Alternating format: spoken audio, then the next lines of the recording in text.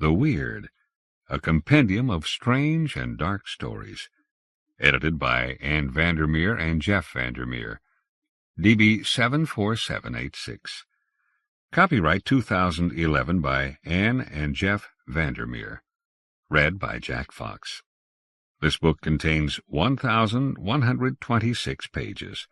Approximate reading time, 78 hours, 20 minutes. This book contains markers allowing direct access to the table of contents, foreword, introduction, stories, afterword, and acknowledgments at Level 1. Library of Congress annotation. Anthology of 110 Tales by H.P. Lovecraft, Ray Bradbury, Shirley Jackson, Stephen King, Neil Gaiman, and others. In Jackson's The Summer People, a couple grow increasingly isolated after deciding to stay in their New England vacation cottage past Labor Day. Some violence and some strong language. 2011. From the book jacket. 110 stories by an all-star cast of literary legends, including Angela Carter, Michael Chabon, Neil Gaiman, William Gibson, Franz Kafka, Stephen King, Kelly Link, George R.R. Martin, Haruki Murakami, and Mervyn Peake. Authors include Daniel Abraham, Robert Aikman, Mikhail Ivaz, Ryonosuke Akutagawa, H.F. Arnold, Clive Barker, Laird Barron, Eric Basso, Charles Beaumont, Michel Bernanos, Olympe Bailly-Kenum, K.J. Bishop, Jerome Bixby, Algernon Blackwood, Robert Bloch, Jorge Luis Borges, Ray Bradbury, Poppy Z. Bright, Octavia E. Butler, Ramsey Campbell, Leonora Carrington, Angela Carter, Michael Chabon, Stepan Chapman, Michael Sisko, Julio Cortázar, F. Marion Crawford, Daphne du Maurier, Steve Duffy, Lord Dunsany, Harlan Ellison, Dennis Etchison, Brian Evanson, Hans Heinz Ewers, Jeffrey Ford, Karen Joy Fowler, Neil Gaiman, William Gibson and John Shirley, Stefan Grabinski, Elizabeth Hand, M. John Harrison, Georg Heym, Margaret Irwin, Shirley Jackson, M.R. James, Robert Barber Johnson, Stephen Graham Jones, Franz Kafka, Caitlin R. Kiernan, Gary Kilworth, Jamaica Kincaid, Stephen King, Kathy Koja, Lena Crone, Alfred Kubin, Mark Laidlaw, Margot Lanigan, Tanith Lee, Fritz Leiber, Bob Lehman, Thomas Ligotti, Kelly Link, H.P. Lovecraft, George R.R. Martin, A. Merritt, Gustav Meyrink, China Mieville, Premendra Mitra, Augusto Monterosa, Michaela Morissette, Haruki Murakami, Reza Negarestani, Joyce Carol Oates, Ben Okri, Craig Paterwer, Mervyn Peake, Jean Ray, Merce Rodoreda, Joanna Russ, Saki, Hagiwara Sakutaro, Mark Samuels, William Sansom, Bruno Schultz, Claude Seignol, Michael Shea, Lucius Shepard, Martin Simpson, Clark Ashton Smith, William Browning Spencer, Margaret St. Clair, Francis Stevens, Rabindranath Tagore, James Tiptree, Jr., Lisa Tuttle, Amos Tutuola, Luigi Ugolini, Stephen Utley, Jeff VanderMeer, Hugh Walpole, Liz Williams, F. Paul Wilson, Gahan Wilson, Donald A. Wollheim, T. M. Wright.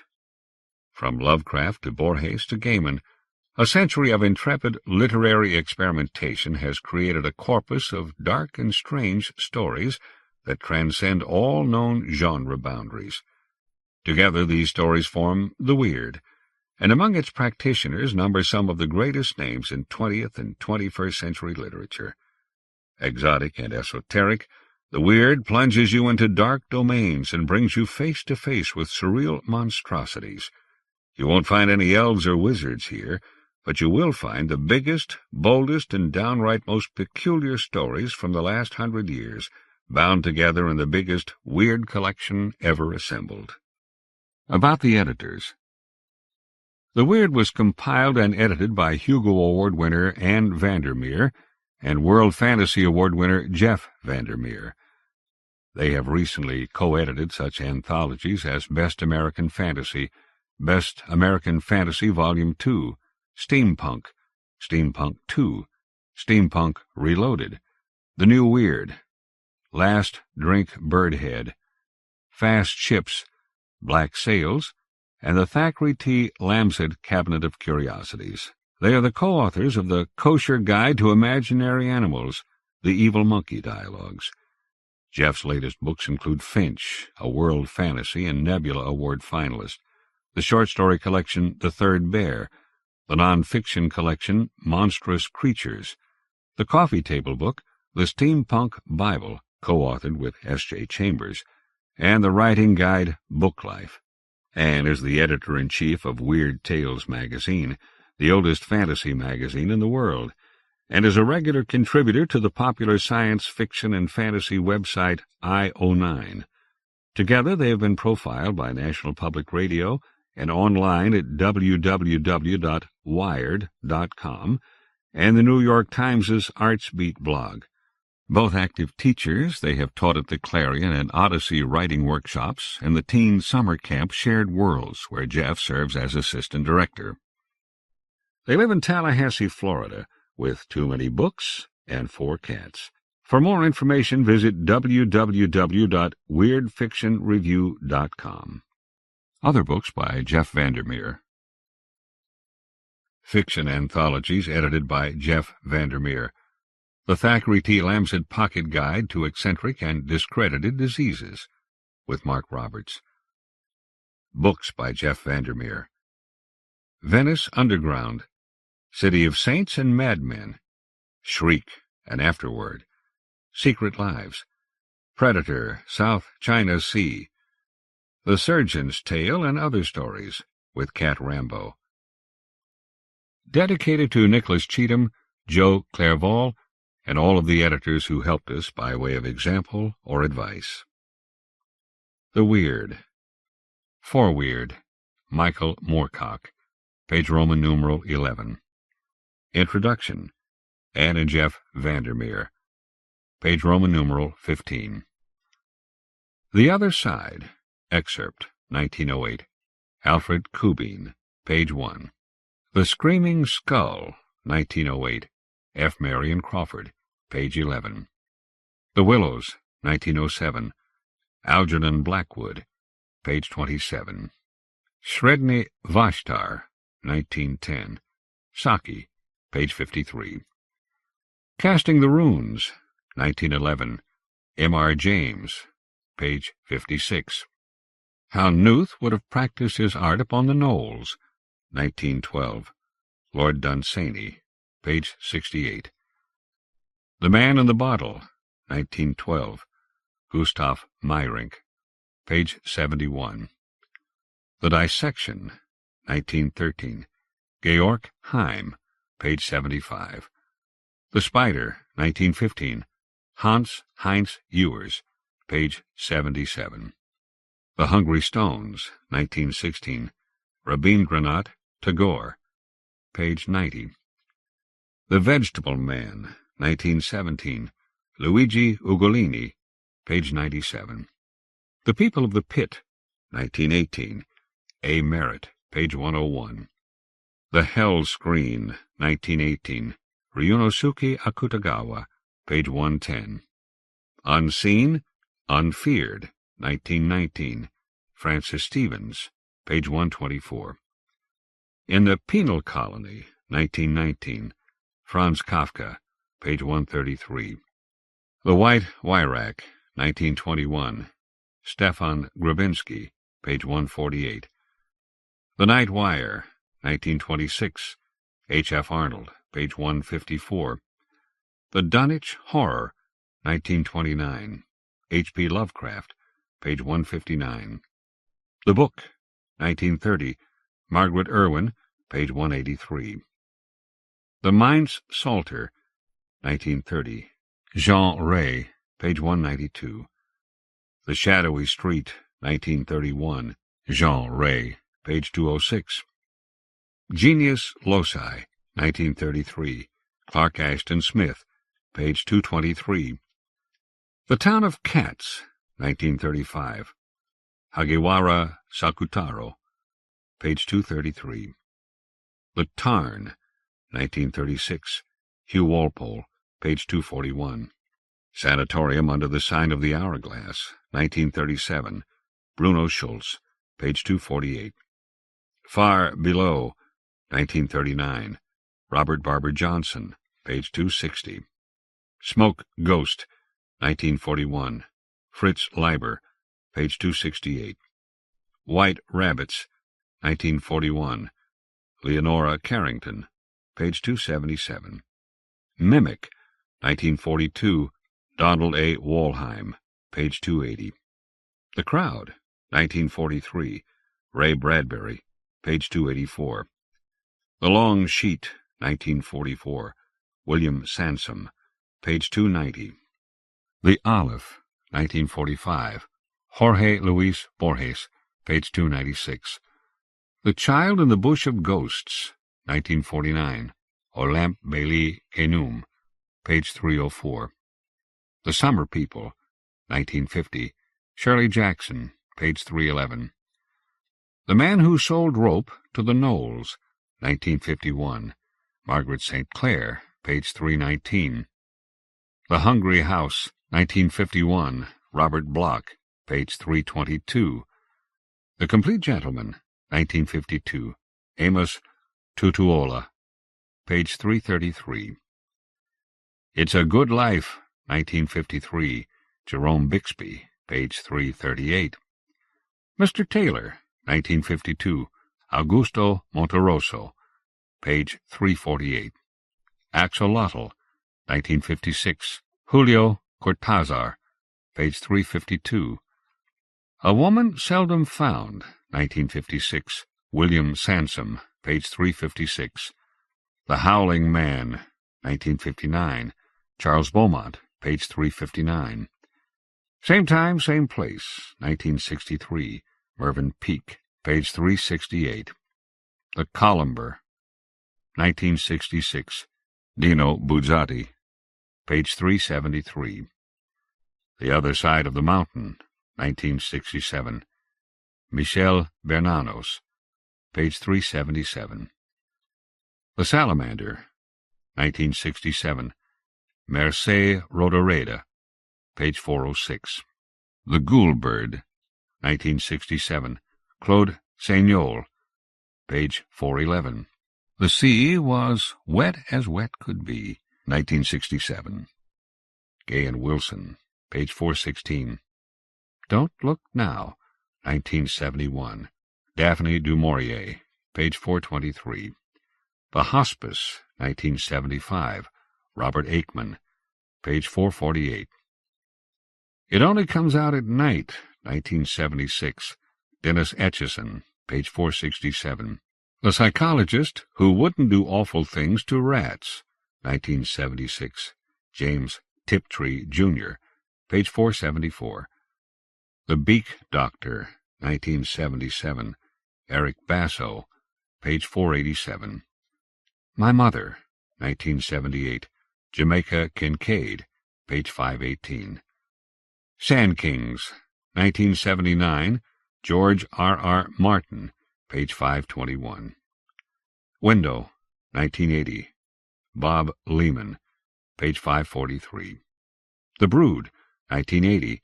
Ramsey Campbell, page 553. The Autopsy, 1980. Michael Shea, page 560.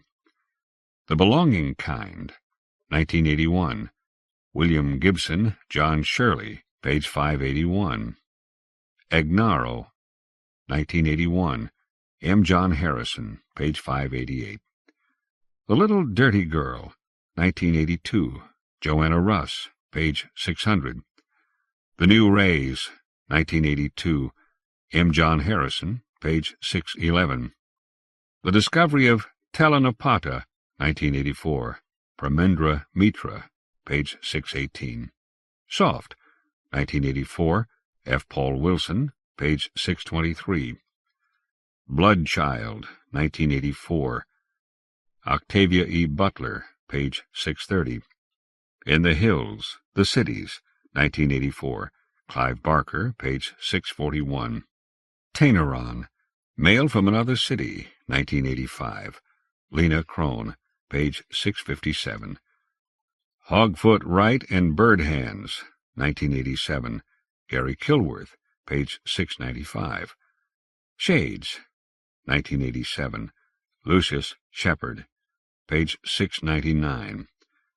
The Function of Dream Sleep, 1988. Harlan Ellison, page 718. Worlds That Flourish, 1988. Ben Okri, page 731. The Boy in the Tree, 1989. Elizabeth Hand, page 739. Family, 1989. Joyce Carol Oates, page 756. His Mouth Will Taste of Wormwood, 1990. Poppy Z. Bright, page 765. The End of the Garden, 1991. Mikhail Ivaz, page 772. The Dark, 1991. Karen Joy Fowler, page 777. Angels in Love, 1991. Kathy Koja, page 787. The Iceman, 1991. Haruki Murakami, page 792. Replacements, 1992. Lisa Tuttle, page 798. The Diane Arbus Suicide Portfolio, 1993.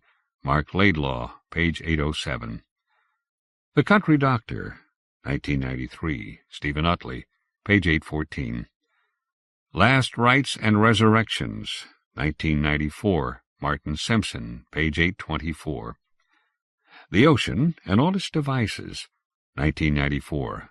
William Browning Spencer, page 830. The Delicate, 1994.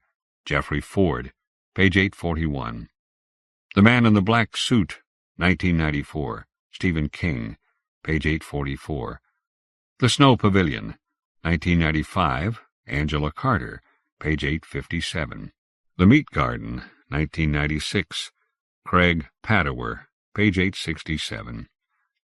The Stiff and the Style, 1997. Stephen Chapman, page 876. Yellow and Red, 1998. Tanith Lee, page 878. The Specialist's Hat, 1998. Kelly Link, page 888. A Redress for Andromeda, 2000. Caitlin R. Kiernan, page 896. The God of Dark Laughter, 2001. Michael Chabon, page 903. Details, 2002. China Mieville, page 914. The Genius of Assassins, 2002. Michael Sisko, page 922. Feeders and Eaters, 2002. Neil Gaiman, page 938. The Cage, 2002. Jeff VanderMeer, page 943. The Beautiful Gelrish, 2003. Jeffrey Ford, page 963. The Town Manager, 2003. Thomas Ligotti, page 968. The Brotherhood of Mutilation, 2003. Brian Evanson, page 975. The White Hands, 2003. Mark Samuels, page 1006. Flat Diane, 2004. Daniel Abraham, page 1016. Singing My Sister Down, 2005. Margot Lanigan, page 1030. The People on the Island, 2005. T.M. Wright, page 1036. The Forest, 2007. Laird Barron, page 1044. The Hide, 2007. Liz Williams, page 1062. Dust Enforcer, 2008. Reza Negarestani, page 1069. The Familiars, 2009, Michaela Morissette, page 1075. The Lion's Den, 2009, Steve Duffy, page 1084. Little Lambs, 2009, Stephen Graham Jones, page 1100. Saving the Gleeful Horse, 2010, K.J. Bishop, page 1106. After Weird, China Mieville, page 1113. Acknowledgements, page 1117. Foreweird, Michael Moorcock. Keep Austin weird, it says on a popular bumper sticker for the city where I spend much of my time. That old Anglo-Saxon word for fate or destiny has taken on a lot of meanings, and should you mention a coincidence to someone, they are likely to respond, weird. That kid next door who prefers to read rather than play is weird. How weird is that? Weird has become one of those useful words which stands in for a certain look or rough telepathy. We all know pretty much what is meant, and if we don't, we ask, what kind of weird? And the answer, as you will find, might be in any one of these stories. Science fiction was once described as the only popular fiction defined by what it is not. Perhaps the weird story can be defined in the same way. In popular terms, it came to mean a supernatural story in something of the Gothic tradition, and we currently have a plethora of bad Gothic shudder tales topping the charts in the media. There, vampires, werewolves, and ghouls produce an effect of the kind which made bosoms heave by the thousand in early Victorian times, before the genre was relegated to the ranks of the shilling shocker or the twopenny blood, still popular with the general public, if not polite society. No doubt the same fate awaits the children of twilight. The blood at the bottom of the literary pond was the 19th century's version of the splatter tale in the 20th and 21st. And what is left after other definitions are exhausted is the weird story. The weird story can contain all the quality of a fine modernist writer like Conrad or Bowen, a great popular novelist like Green, or a master of the numinous like Lansdale, whose finest stories often contain only a slight twist in reality to make them so good. Weird? We're clearly comfortable with a term covering pretty much anything from absurdism to horror, even occasionally social realism. There are no established rules for the weird tale, which is at least part of the attraction if the story an author wants to tell can't readily be told in an established form. Although it might often contain a supernatural element or a suggested supernatural element, it does not have to do so. And I think we can now discard the notion that weird in fiction only concerns itself with the manifestly supernatural and is written by heterosexual boys without girlfriends. I think the downgrading in critical esteem for the weird story happened when the market found something else it could commodify and then aim at a large specialized market to the extent that a certain type of reader will now attack a story precisely because it doesn't fulfill the expectations of category. Both the Star Wars and Friday the 13th franchises have much to answer for. Generally, the real tensions in literary forms come from that which can be readily commodified and branded and that which cannot. Fritz Leiber, one of the best American stylists I knew, told me that he had talked about this with two Weird Tales contributors, Robert Bloch, of Psycho fame, and Henry Kuttner, primarily a science fiction writer. All had begun writing unrationalized fiction, having much in common with surrealism or absurdism, to discover very quickly that literary magazines wanted an approximation of realism and commercial markets needed to know why, forcing you to cook up some sort of rationalization for the events you described, so that you came to see your failure to rationalize as some sort of flaw or laziness in yourself. These days, writing for the supernatural fiction market is one way of meeting commercial interests halfway, but once the ambitious writer has established a reputation, it is common, almost endemic, that they begin dropping the generic elements from their work and hope to take their readership with them without otherwise compromising. Ray Bradbury, published originally in pulps like weird tales or startling stories achieved this, as did J.G. Ballard, also first published in a generic fantasy magazine. Crossword puzzles don't necessarily make good fiction. The reader of the Victorian Gothic, of Lewis and Maturin, demanded that most weird events be grounded in a realistic explanation. Romantic spectres must be the result of villains working explicable, practical clockwork or novel scientific inventions, such as candle-powered magic lanterns. The 1930s reader of weird tales did not mind the ghost being, as it were, real, but there had to be a suggestion of a material motive, say in the minds of lurkers at the threshold.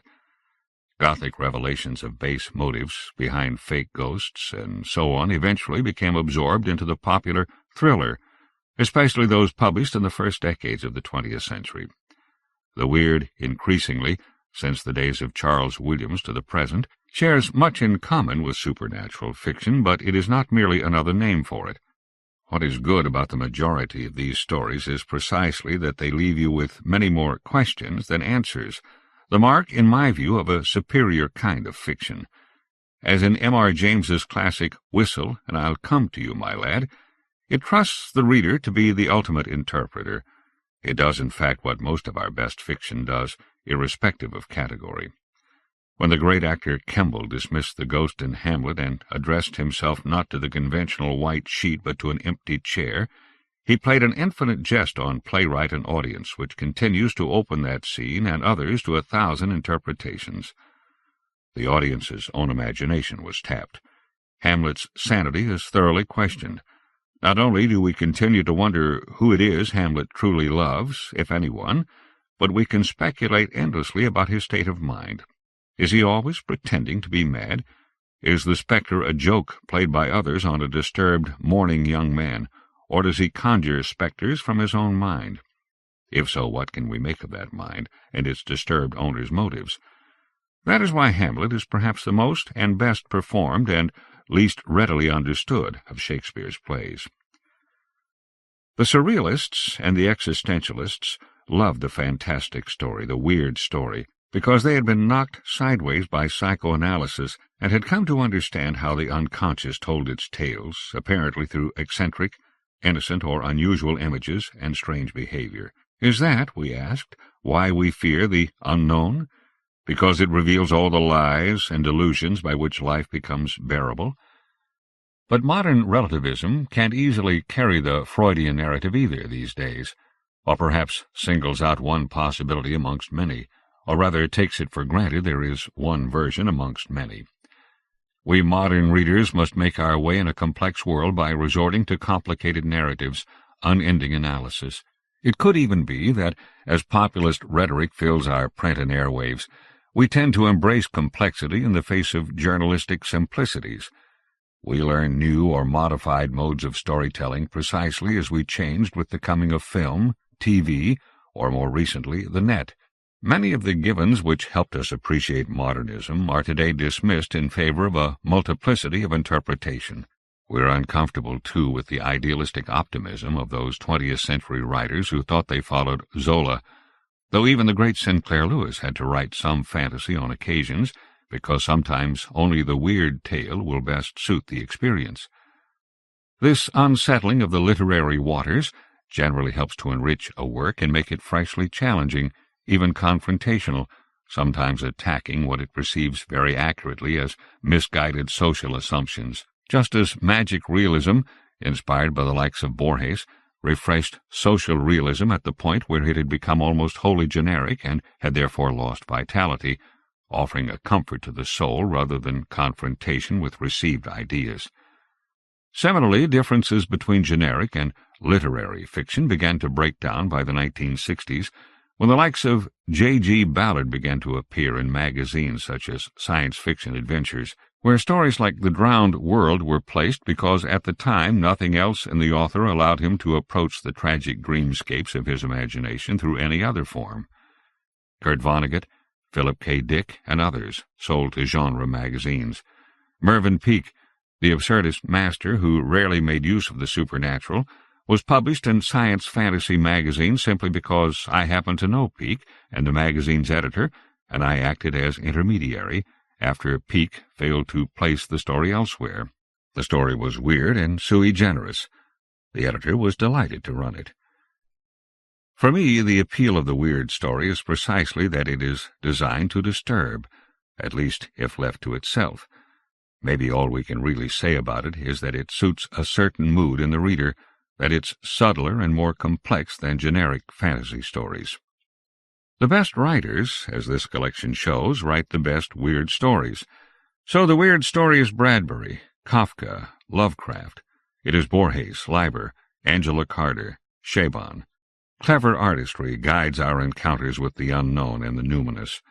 At its best, the weird story commands us with a style both original and engaging, but not necessarily good in the opinion of its day. My own great hero, George Meredith, who wrote a few weird tales and even some pretty good weird poetry — what a shame there wasn't room here for The Woods of Westermain — was hailed towards the end of his lifetime as the greatest British writer since Shakespeare, and today you'd be hard put to find even a second-hand copy of his late masterpiece, The Amazing Marriage. Time and the multiverse are fond of these ironic tricks. That said, the weird story certainly endures. Otranto is still in print, as are Frankenstein and Melmoth. None is especially memorable for its style, but for communicating the novelty with which it struck the writer. Inspiration somehow smacks the reader between the eyes and keeps them reading no matter how gratingly bad the prose might be, even when a story has given birth to a million other stories, so that the basic premise and story are familiar to millions more readers. Our opinions of a writer don't define where they'll end up in the canon, and one decade's canon can be utterly forgotten by another. Half the writers I once championed as undernoticed or marginalized are now regarded as central to any well-read reader's education. Equally, half the people I knew as friends and admired as writers, who were thought central to any contemporary syllabus, are often not even in print, and it is often difficult to understand how or why they went out of fashion and others came in. The public and academia are pretty fickle in picking favorites. What made that weird musical The Wizard of Oz fail to get an Oscar in 1939, but become a perennial favorite to this day, while The Rains Came, which did win the Oscar, is scarcely known now at all? Is the weirdness that made Citizen Kane bad box office in its day the same quality which gave the movie its enduring place among the 10 greatest American films? Certainly a great many of the stories here were originally published rather obscurely, many of them in pulp magazines, yet have rarely been out of print since. When I was young, few of the weird writers I enjoyed were known to the general public, yet now they go into many editions and translations. Even Kafka was somewhat marginalized. When I was young, only a few non-Argentinian Anglophones had read Borges. I had them related to me by a Spanish-speaking Swede while hitchhiking across Europe.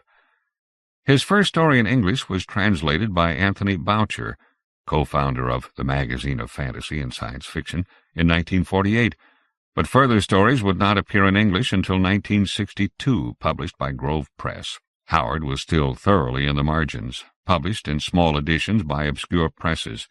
Now he appears as a Penguin modern classic.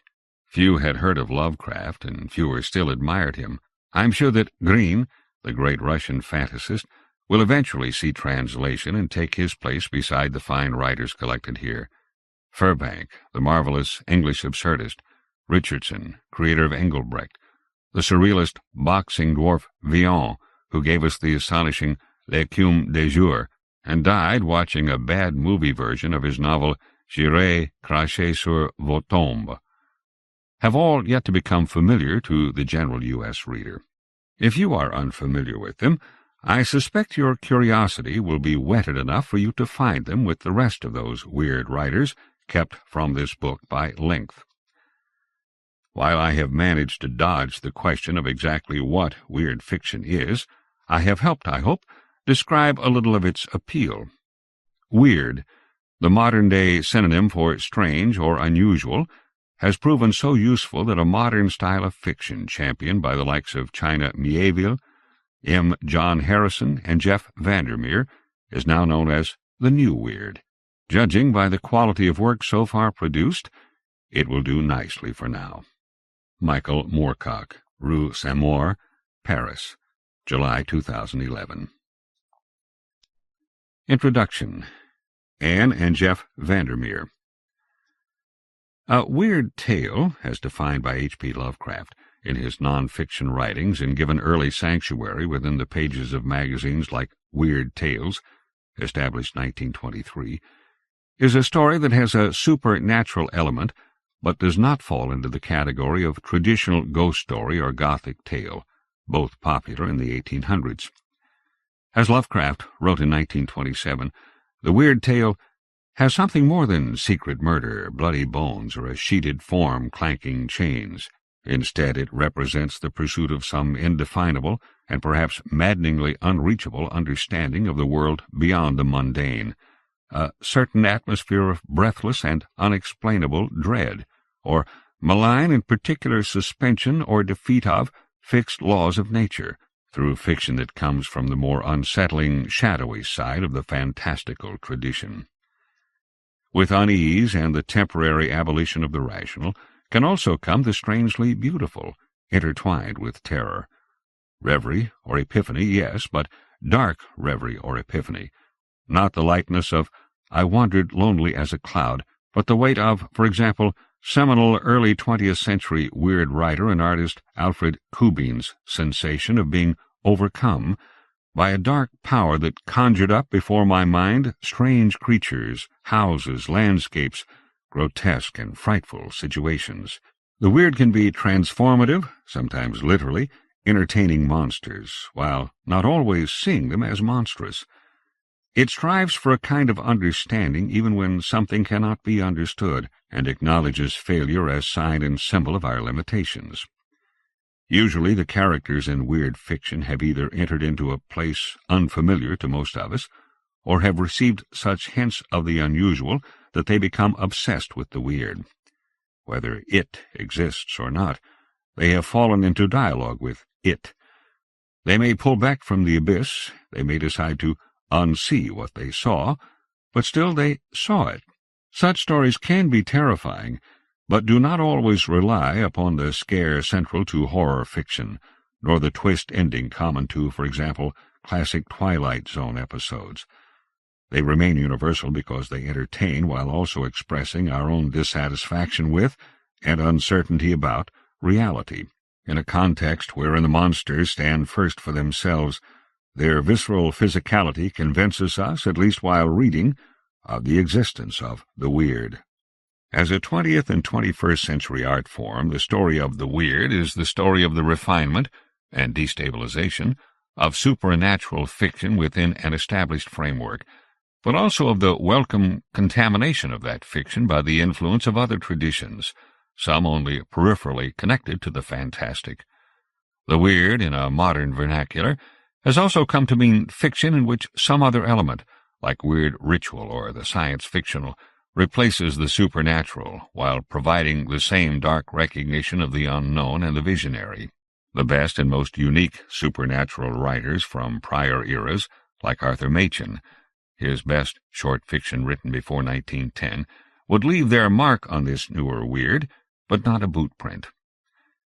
Because the weird often exists in the interstices, because it can occupy different territories simultaneously, an impulse exists among the more rigid taxonomists to find the weird suspect, to argue it should not, cannot be, separated out from other traditions.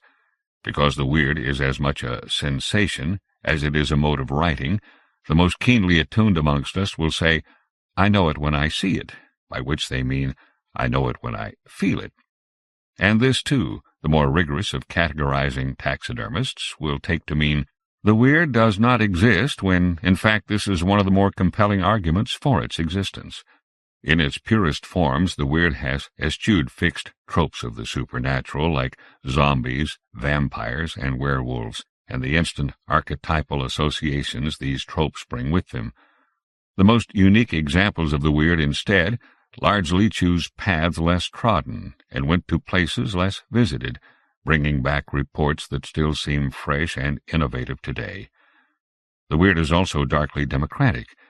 You can be a weird writer like Thomas Ligotti in All That You Do, or like James Tiptree, Jr.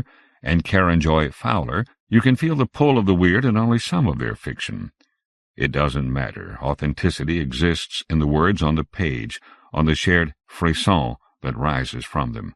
Authenticity in the weird, increasingly throughout the 20th century, also meant stories that, even if just subtextually, engaged the problems of modern life, and more so than past supernatural fiction, at times engaged with the extremes of that life, including the horrors of war.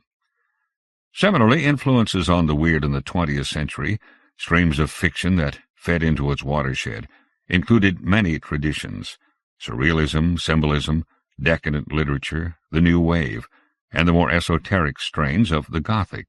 None of these influencers truly defined the weird, but assimilated into the aquifer along with Lovecraftian and Kafkaesque approaches, changed the composition of this form of fiction forever. The early years. The story of the weird is often seen as the story of the rise of the tentacle, a symbol of modern weird. The tentacle and all it represented metastasized in Weird Tales and the Lovecraft Circle, the group of writers surrounding Lovecraft that included Robert E. Howard, Fritz Leiber, Clark Ashton Smith, Howard Wandre, and August Derleth. Although female contributors to Weird Tales were rare, the Southern U.S. writer Mary Elizabeth Councilman had a significant impact, as did Frances Stevens. The pen name of Gertrude Barrows Bennett included herein with Unseen, Unfeared. It is important to remember that although many of these writers would spawn imitators and thus render some of their visionary qualities more ordinary to a modern reader, in their day they and Weird Tales represented a revolution of sorts against old ideas about supernatural fiction. In Europe, the Weird Tales equivalent was Der Orchideengarten, which translates as The Orchid Garden, established 1919. The Lovecraft Circle is represented in the early pages of this volume, but not to the exclusion of all else. Why? Because in other places a similar impulse was arising. At roughly the same time Lovecraft penned tales like The Dunwich Horror and The Call of Cthulhu, Jean Ray, in a Belgian prison, wrote stunning and sophisticated stories like The Shadowy Street and The Mind's Psalter. Japanese poet Hagiwara Sakutaro composed the hallucinogenic strangeness that is The Town of Cats, and Polish writer Bruno Schulz pathologized his childhood in weird stories like Sanatorium at the Sign of the Hourglass. These non-Anglo versions of the weird were not aberrations. In the 1910s, Ryunosuke Akutagawa published the Japanese conte cruel The Hell Screen, and Franz Kafka, still to remain relatively unknown for decades, wrote the classic of weird ritual in The Penal Colony, while in India, Rabindranath Tagore wrote his most supernatural tale, The Hungry Stones, and in Italy, Luigi Ugolini penned The Vegetable Man, a tale of weird transformation. Also near the start of the 20th century, the writers Alfred Kubin, Algernon Blackwood, and F. Marion Crawford, in very different ways, helped usher in the modern era of the weird. Kubin as a representative of symbolist and decadent writers, Blackwood as a forerunner of Lovecraft, and Crawford as the early manifestation of an impulse toward the more commercial weird tale, as later exemplified by, among others, Ray Bradbury, Fritz Leiber, and Robert Bloch. Kubin in particular chose a path that would be echoed and amplified by Kafka, Schulz, and others, and taken up in the modern era by writers like M. John Harrison, Lena Crone, and Michael Sisko. William Hope Hodgson's novel, The House on the Borderland in 1908, had a profound influence on weird science fiction and the classic weird tale, what was too long to include in this volume. These writers came from vastly different backgrounds, but were bound together by some common impulse in their imaginations, some need to make sense of the fearful and fascinating mystery that is life in a particular way. For their efforts, a disproportionate number of them died in poverty and were marginalized as outsider artists or hacks, with the strangest, read the most imaginative, ignored or misunderstood, even within the already cast-out genres of science fiction, fantasy, and horror. Some were shot or sent to death camps during times of war. Too many committed suicide, sometimes driven there by an impulse closely tied to the unique nature of their creativity. A lucky few gained popularity and a wide readership for their efforts. What all of these writers, and the writers who would come after them, shared was some element of the visionary in their writing, some impulse or worldview that catapulted them beyond the everyday. In some it is expressed in their writing as just a glimmer or glint from a deep well. In others it is a great raging fire at the center of their work. In either instance, subtle or bold, the Weird acknowledges that our search for understanding about worlds beyond our own cannot always be found in science or religion, and thus becomes an alternative path for exploration of the numinous. Did these writers believe in the supernatural elements they described? In some cases, the evidence would suggest yes. In the majority, the impulse to entertain, combined with the impulse to remind readers of the strangeness of the world and the limits of our understanding of it. A few simply saw the world so differently that what to them seemed normal strikes readers as deeply weird. In some strands, the weird represents a clear quest not just to understand the inexplicable. It represents a fascination that at times embraces the inexplicable, eschewing the terror of such a search. Many of these stories hold up to repeat readings for this reason. Modern Weird. 3 events created a kind of cut-off point between the early manifestations of 20th century weird and modern weird: Lovecraft's passing in 1937, World War II, and the widespread translation of Kafka into English in the 1940s, which created webs of influence still existing to this day. The 1940s and 1950s were, in a sense, a period of expansion of the weird in the U.S. and UK. The rising popularity of horror and fantasy in major magazines like Playboy provided high-profile markets for the Bradburys, Libers, Beaumonts, and Blocks, who, as Michael Moorcock documents in his Foreweird, attracted a wider audience by consciously wedding the visionary aspects of surreal weird fiction to more traditional storylines, modern subject matter, and a less ornate style. Women writers entering the weird in the U.S. found more opportunities for their work, too, including, on the genre magazine side, Margaret St. Clair, and, on the literary side, Shirley Jackson. In the 1960s, the British New Wave created an opposite and equally useful renovation to that exemplified by Bloch and Bradbury, by mixing the best of science fiction and fantasy with mainstream and experimental influences, some of which also referenced the decadents and surrealists. Out of this period came such giants as Michael Moorcock, whose work only peripherally touched on weird fiction, M. John Harrison, the most significant 20th century critic of the weird tale through his fiction, and J. G. Ballard, whose surreal science fiction often reads like weird fiction. Harlan Ellison, registered trademark, provided a visceral, passionate American counterpart to the London-based Brits, with early tales like I Have No Mouth and I Must Scream, and the later story The Function of Dream Sleep, included in this volume. Outside of the U.S. and U.K., several new manifestations began to put forth fungal tendrils of influence during this time period. The phantasmagorical in the weird was kept alive, although with a thready pulse, through the works of Mircea Rodoreda, Amos Tutuola, and Olympe Bailly-Kenum, whose A Child in the Bush of Ghosts received the blessing of no less than André Breton.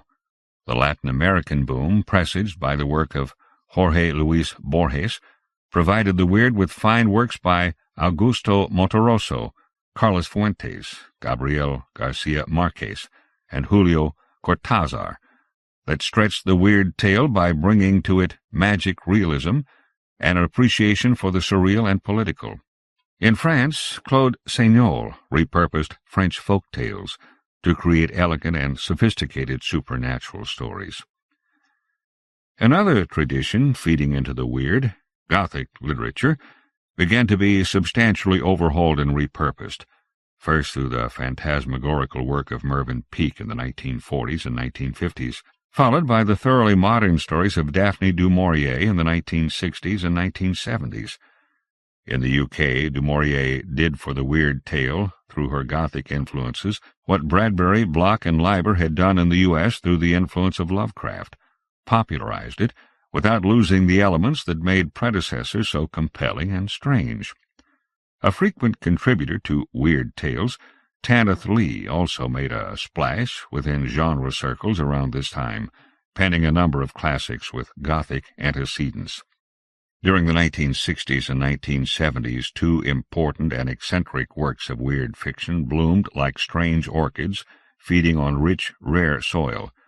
Frenchman Michel Bernanos came out of seemingly nowhere to write the short novel The Other Side of the Mountain, perhaps the finest weird tale of the 1960s. Bernanos managed in just this one cult classic to combine the traditions exemplified by Jean Ray and Algernon Blackwood with his own brand of surreal existentialism. In the 1970s, the utterly original U.S. writer Eric Basso, entering the weird through a kind of avant-garde approach to the Gothic, combined with surrealist and modernist influences, produced one of the most unique of all modern weird tales, the short novel The Beak Doctor. Like a three-dimensional version of Kubin's stylized The Other Side, The Beak Doctor used Joycean technique combined with clinical detail to create a dreamlike phantasmagoria about a strange, sleeping sickness. The rise of female writers outside of genres like Gothic fiction, including the traditional ghost story, starting in the 1970s, also influenced the weird, as it did many other forms of fantastical fiction. Several of these writers wrote weird fiction, even if they did not self-identify as writers of the weird. James Tiptree, Jr., Alice Sheldon, Angela Carter, Jamaica Kincaid, Joanna Russ, Lena Crone, Octavia Butler, Elizabeth Hand, and Joyce Carol Oates all published significant weird tales during this period. Their diversity of approaches, taking in every possible influence, would enrich non-realistic literature for decades to come.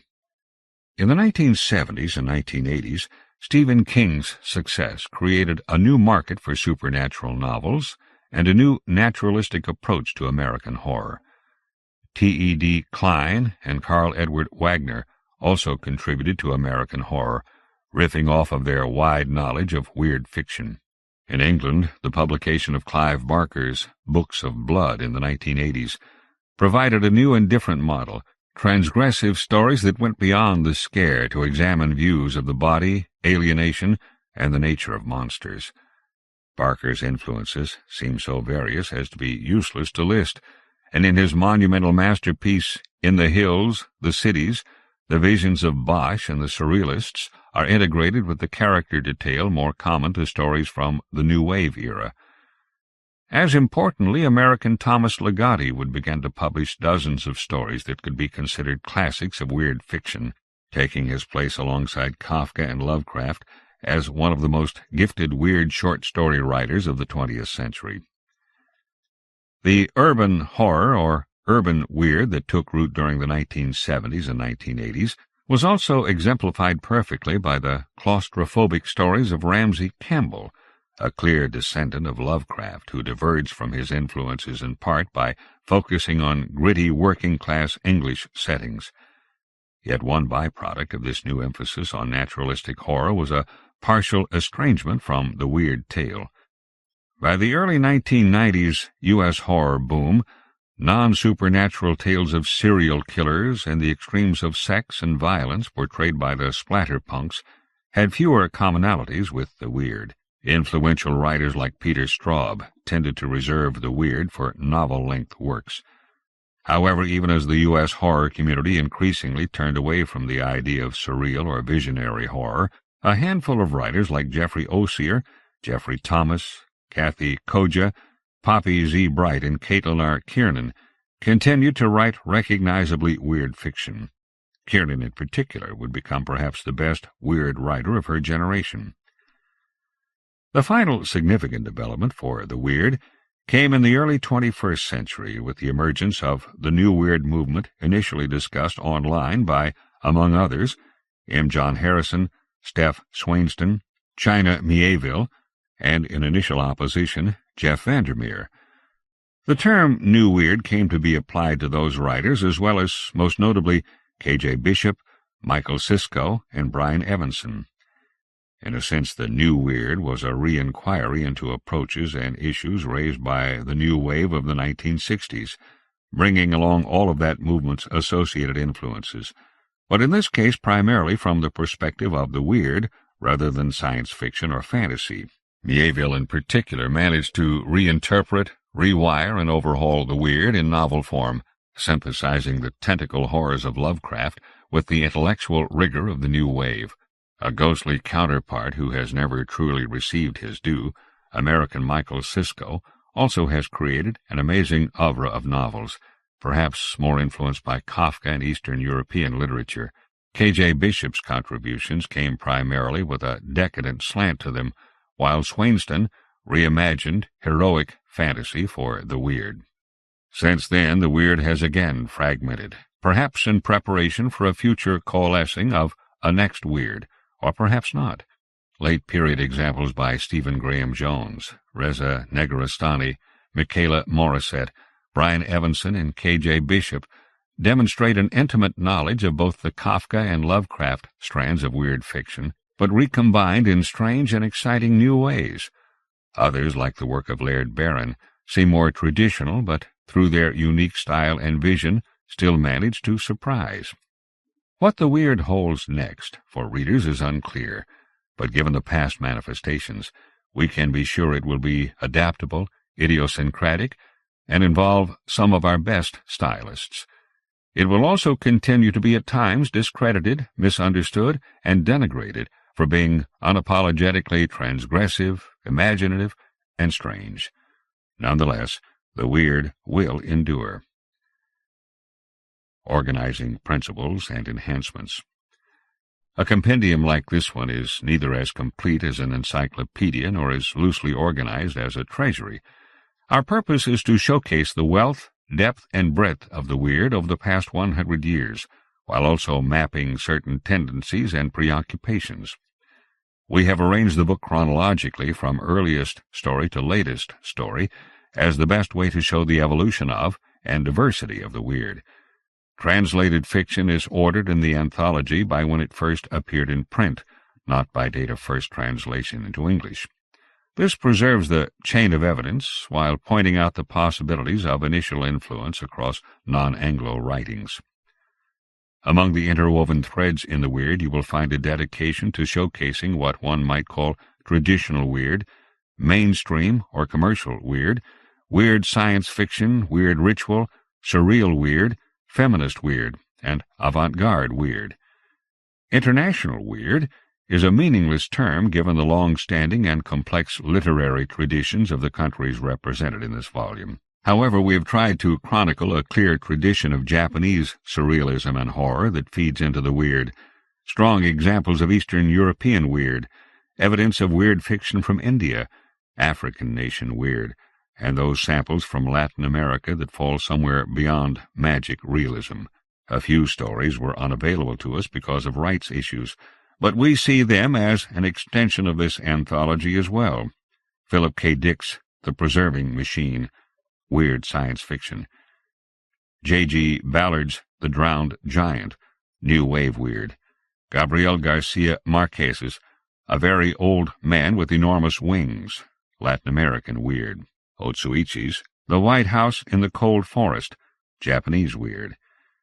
Because this anthology is so vast, over 750,000 words, we were able to include novellas and even short novels, including these important works: Michel Bernano's The Other Side of the Mountain, Eric Basso's The Beak Doctor, Lena Krone's Teneron, and Brian Evanson's The Brotherhood of Mutilation.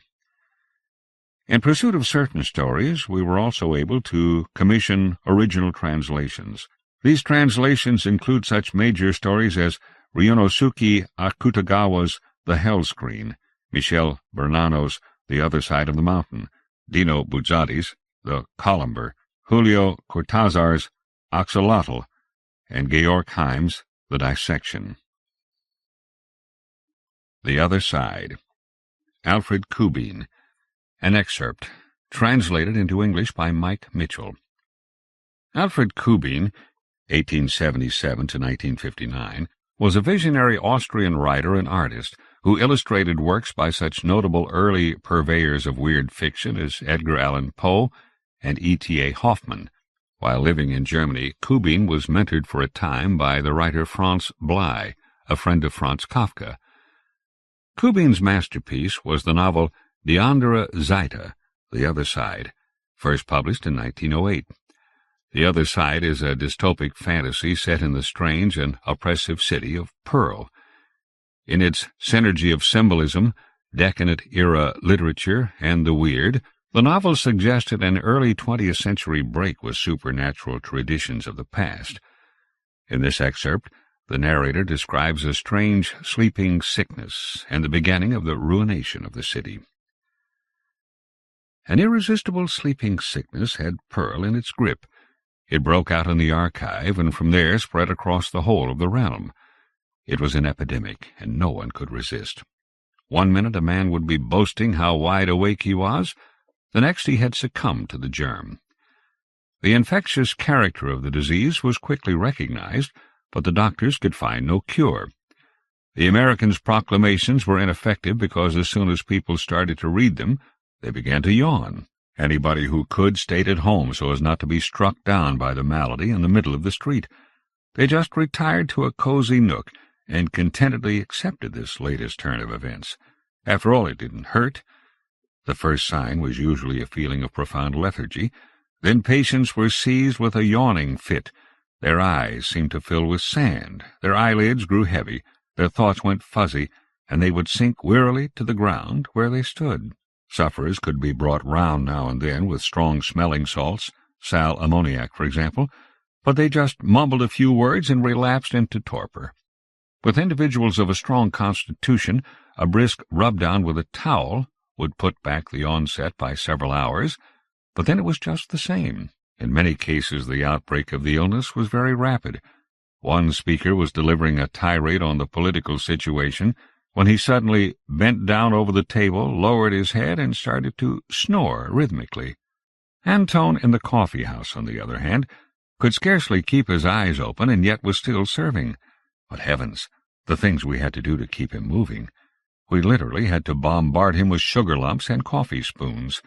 He was exceedingly forgetful, and when he did finally bring the order, the impatient customer had often fallen asleep himself. We had to keep a sharp lookout to make sure the cigars of comatose patrons were properly extinguished. On the parade ground, the military were busy training to prepare them for the threatened revolution. But it was no use, the sergeants bellowing at them. One soldier after another just lay down on the ground. There were strange and amusing incidents. Thieves slept the sleep of the just, their fingers still in someone else's till.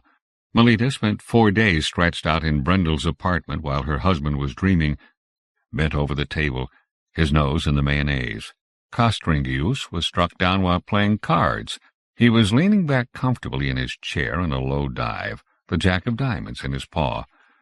I very quickly withdrew to my room, and that was where the illness hit me. I had just turned back the covers and gone over to draw the curtains.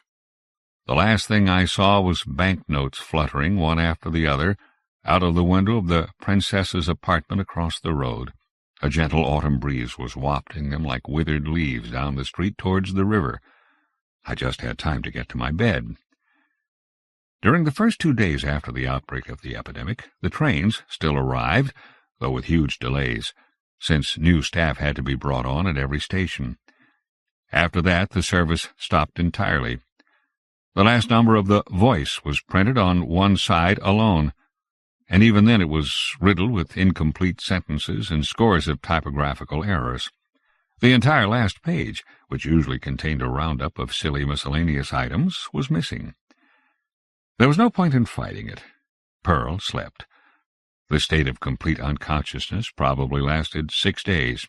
At least that was the time calculated by the barber, who based his estimate on the length of his customer's stubble. During that time there was only one person in the whole of the city who, it was said, did not sleep at all, or only very briefly, the American.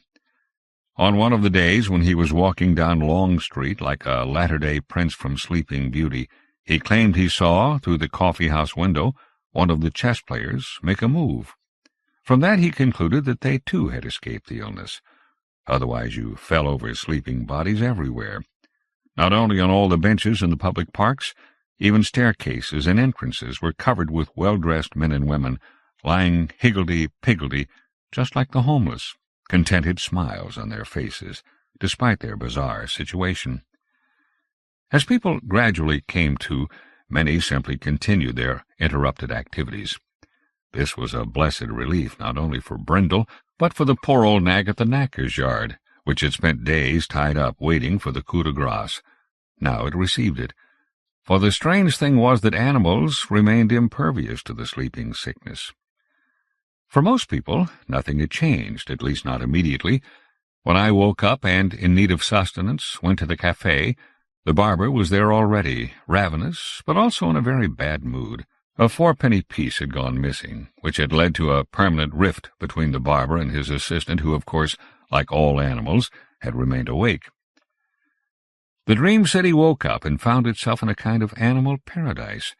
During our long sleep, another world, the animal kingdom, had spread to such an extent that we were in danger of being swept aside.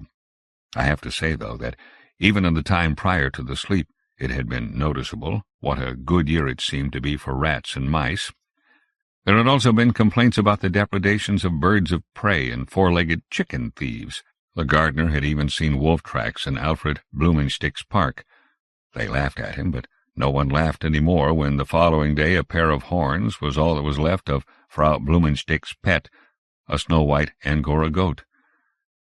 But how can one describe the astonishment of all those who had gone to sleep alone and undisturbed, and woke to find themselves in unwelcome company? There might be a large green parrot sitting at the window, or weasels and squirrels peeking out from under the beds. It was only gradually that we realized what was going on. When they woke up, the butchers had to drive a large pack of jackals away from the slaughterhouse. Attacks by wolves, wild cats, and lynxes increased frighteningly, and even our pets suddenly turned disobedient and vicious. Almost all the cats and dogs left their masters and hunted for their own food. The newspapers that had started to appear again reported a horrifying case. A bear had climbed into the ground-floor apartment of Apollonia 6, a pork butcher's widow, and completely devoured the poor lady while she was fast asleep. Hunters and fishermen came into the town bringing fantastic-sounding reports of gigantic, shambling animals they claimed to have seen, but being regarded as professional exaggerators anyway, no one believed them. Then suddenly peasants and other dreamlanders living in the country started to arrive in droves, thundering up on their massive horses, together with carts jam-packed with women, children, and the more valuable of their household goods. They were very unhappy and demonstrated outside the palace and the archive, complaining that no soldiers had been sent to protect them. Herds of buffaloes, they said, had devastated their farms, and they had only managed to escape the attacks of hordes of large apes by the skin of their teeth. The beasts were fiends and spared neither women nor children. Soon afterwards, the tracks of colossal bipeds were identified in the clay soil of the Tomasovec fields on the edge of the city. That gave cause for concern. The plague of insects was horrendous. Clouds of greedy locusts descended from the hills, and wherever they went, they left not one blade of grass.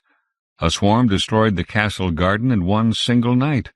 Bugs, earwigs, and lice made our lives a misery. All of these species, from the largest to the smallest, seemed to be in the grip of an elemental procreative urge.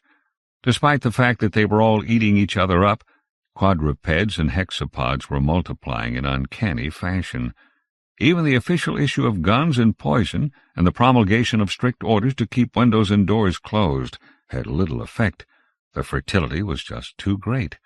Squads of volunteer hunters were organized to support the military and the police. Many buildings had embrasures made in the outside walls to shoot through. One morning the wife of the coffee-house owner woke to find 14 rabbits in her bed. Since her bedroom was only separated from mine by a thin partition, I could hear the baby rabbits squeaking. But the most terrifying of all were the snakes. No house was safe from them. The vile beasts got everywhere, into drawers, wardrobes, coat pockets, water jugs, everywhere. And these insidious reptiles displayed a horrifying fecundity. If you went to your room in the dark, you would tread on the eggs lying around, and they would burst with a squelch. Costringius devised an egg dance, which he performed to perfection. People in the French quarter could scarcely put up with the vermin any longer. However, even during the beastly invasion, most kept their heads. It became the done thing to shoot your stag from your window and invite your friends straight round to share the game pie. From the skylight of the house where I used to live, you could see a long way out over fields and meadows. Now the area had been transformed into a monstrous zoo. Even the river had its share. Crocodiles, which after years of strenuous effort had been banished downstream, reappeared.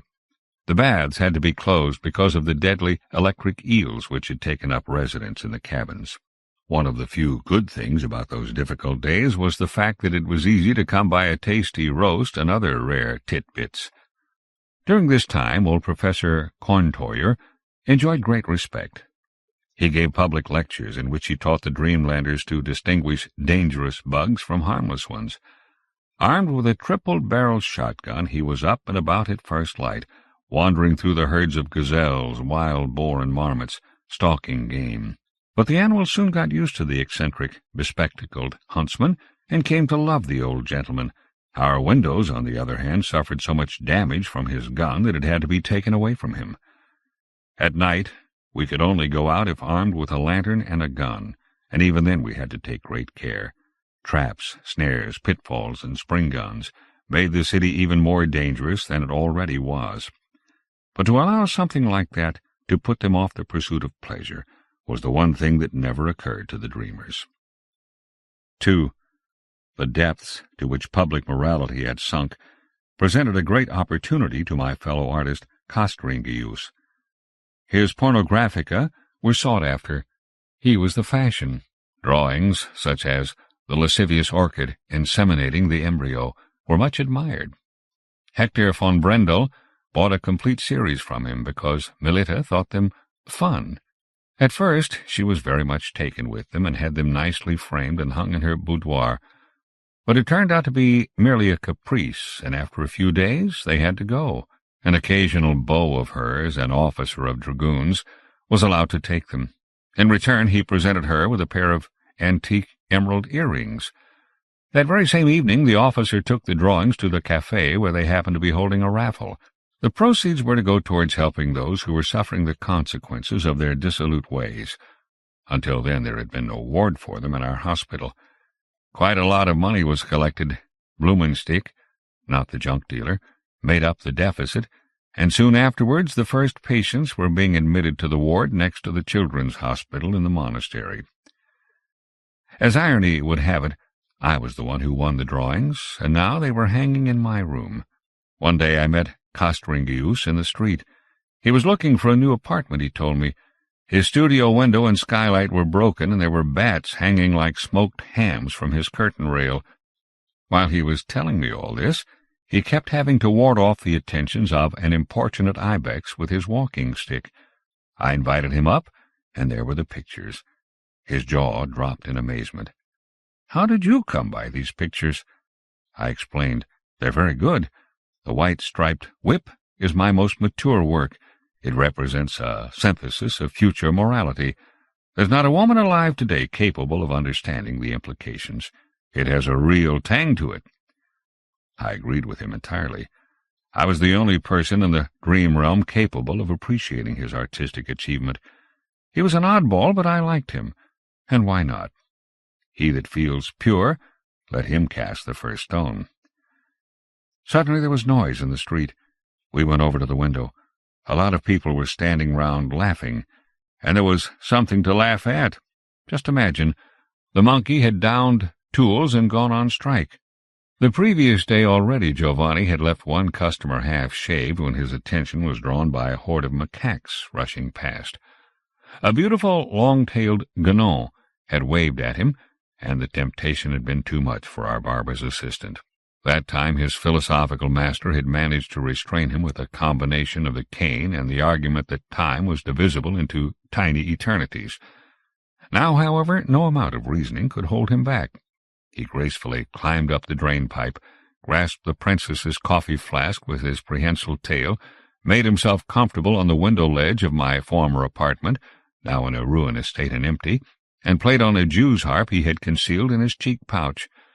The old princess gave a shriek of horror and tried to hit the coffee thief with a broom, but he immediately threw the flask away and grabbed the broom. You should have seen the speed with which the lady disappeared, to reappear on the second floor. We had a perfect view of the duel from my window. Giovanni Battista was having a high old time. First of all, he wrested her main weapon, an old pair of fire-tongs, from her, and let her have the broom back. In the course of this, he almost became a flying monkey. I had left a number of bottles of Indian ink behind, and he used these as missiles. And an excellent shot he was, too. We all cheered him on, while the princess swore like a fishwife. Suddenly he reappeared, wearing the old woman's filthy bonnet, swung out of the window and slid back down the drain-pipe, grimacing grotesquely. At the window upstairs the princess was calling for the police, while at the bottom the barber was waiting with his cane. "You should be ashamed of yourself," he shouted at the monkey.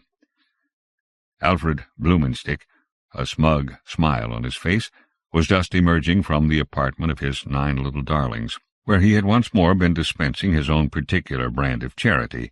His carriage was waiting. With a tremendous leap, the monkey sprang onto the head of the stallion, and off they went. The onlookers went wild and cheered until the vehicle and its bizarre rider had vanished into the distance. That was just one incident, but similar scenes were the order of the day. It was a mystery where all this teeming multitude of animals came from. They were now the true masters of the city, and clearly they knew it. In bed I could hear running and a clatter of hoofs, as if I were in a large metropolis. Camels and wild asses wandered through the streets. It was dangerous to tease them. In contrast to this abundance of animals, plant life disappeared more and more. Everything was nibbled and crushed, and there was no new growth. The avenues of limes along the embankment and out towards the cemetery consisted of nothing more than bare trunks. The earth was steaming, as if it intended to spew out even more creatures. Small holes gave off warm, sickly-smelling fumes. The nights were wreathed in a strange half-light that blurred all the contours. 3. The most uncanny thing was a mysterious process which began with the alarming rise in the number of animals, then continued inexorably at ever-increasing speed until it led to the complete collapse of the dream realm, the crumbling. It affected everything, the buildings of such different materials, the objects that had been brought together over the years, all the things the master had spent his money on, were doomed. Cracks appeared on all the walls at once. Wood rotted, iron rusted, glass went cloudy, cloth fell to pieces. Precious objets d'art succumbed to an irresistible inner decay without any reason being apparent. A sickness of inanimate matter. There was rot and mildew in even the best looked-after houses. There must have been some unknown corrupting agent in the air, for fresh food, milk, meat, later on even eggs, went off in a few hours. Many houses burst and had to be hastily evacuated. And then there were the ants. They turned up in every fissure and fold, in our clothes, our purses, our beds. There were 3 kinds, black, white, and blood-red. The black species, the largest, were found in every crack in the masonry, and everywhere you put your foot out of doors. The much more dangerous white ones transformed timbers into powder. Unquestionably the worst, though, were the red ones, since they chose the human body as their habitat. At first, scratching oneself was still considered indelicate, something one did in private, but what can you do when you have an itch? In the French Quarter everyone had been scratching in public for ages. We soon laughed and followed suit. It was the wife of His Excellency the President who boldly gave the lead on the occasion of a state reception. It had become impossible to get rid of the animal excrement in the streets or the dust in the houses. However desperately we tried, it simply went on increasing. Our clothes disintegrated even while we were brushing and beating them. The only thing I found surprising was how the Dreamlanders managed to retain their good humor. Melita Lampenbogen, for example, was irrepressible. The whole of the officer corps were regulars in her house, right down to the most junior lieutenant. He might still stammer, "It's an honor, ma'am," but she was no longer concerned about the niceties of polite intercourse. Eventually she turned to the lower strata of society. I often observed her ploy of lifting her skirt in the street. People stopped to watch. Dogs ran after her, and they were not to be trifled with now. Once I saw one tear off her dress. She ran away in terror, dropping a crumpled letter. I picked it up and read it later. My own Queen Ant, I am still intoxicated with happiness. In my thoughts I kiss every one of your charms. As ever, you are the mistress of my dream. How did you sleep?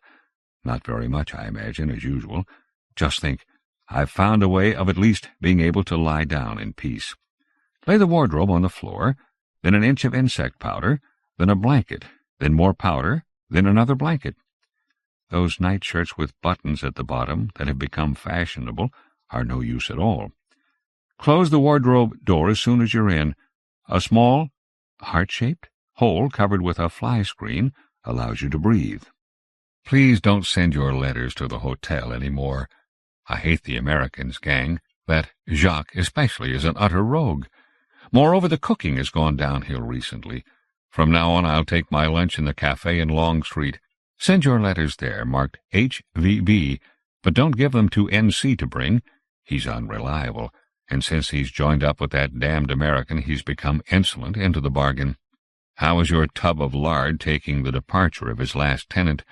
The barber's shutting up shop, and the princess doesn't pay much.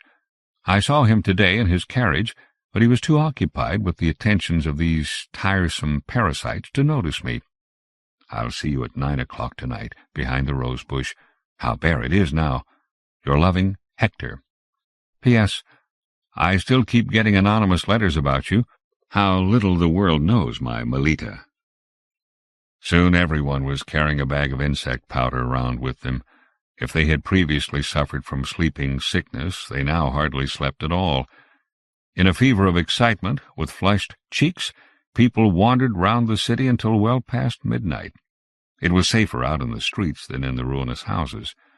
During the past few days, the animals' mating frenzy had reached a climax. Everywhere, in dark corners, in the water, in the air, all sorts of creatures were copulating. From the stables came whinnying, bleating, grunting. One bull, infuriated by the sight of cows brought in for slaughter, had crushed a butcher to pulp against the wall. The American was stirring up hatred and dissension and mocked everything. There were very few left who still believed in the Lord. The clock's spell was forgotten. Only occasionally did someone go into the cell now, and then they didn't stay the prescribed 30 seconds, but came straight out. I knew now that the end of the dream realm was approaching inexorably. One night I heard hissing and deep growling on the roof. With horror I watched a gigantic leopard crunch up a hare. An icy shiver ran down my spine as I heard the bones crack. My room wasn't a cozy den any more. There were 2 gaping fissures in the wall from which, in the evenings, the rear portions of cockroaches stuck out at regular intervals, making them look like a frieze. During the day a pair of robins used my ashtray as a nest. They were harmless, and rewarded me for leaving them undisturbed with their singing. Unfortunately, I was not to enjoy the pleasure for long. One day a kestrel, ignoring me completely, shot in and killed the male robin. On one of the last evenings I found 2 scorpions under the blanket as I was going to bed, and was hunting out any other such vermin, when the weapon I was using, the bootjack, fell apart. I picked up my scissors. They had rusted away. Only then did I notice that my paper was mouldy and my rulers, what was left of my drawing table, the 3-legged chest of drawers, in short, all wooden pieces of furniture, were worm-eaten and rotten.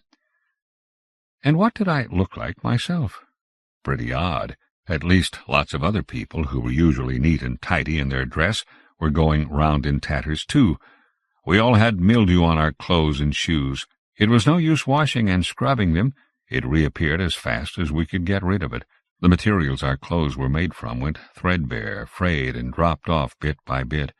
We men managed to carry it off with a certain amount of dignity, but the poor women— better not to talk about it.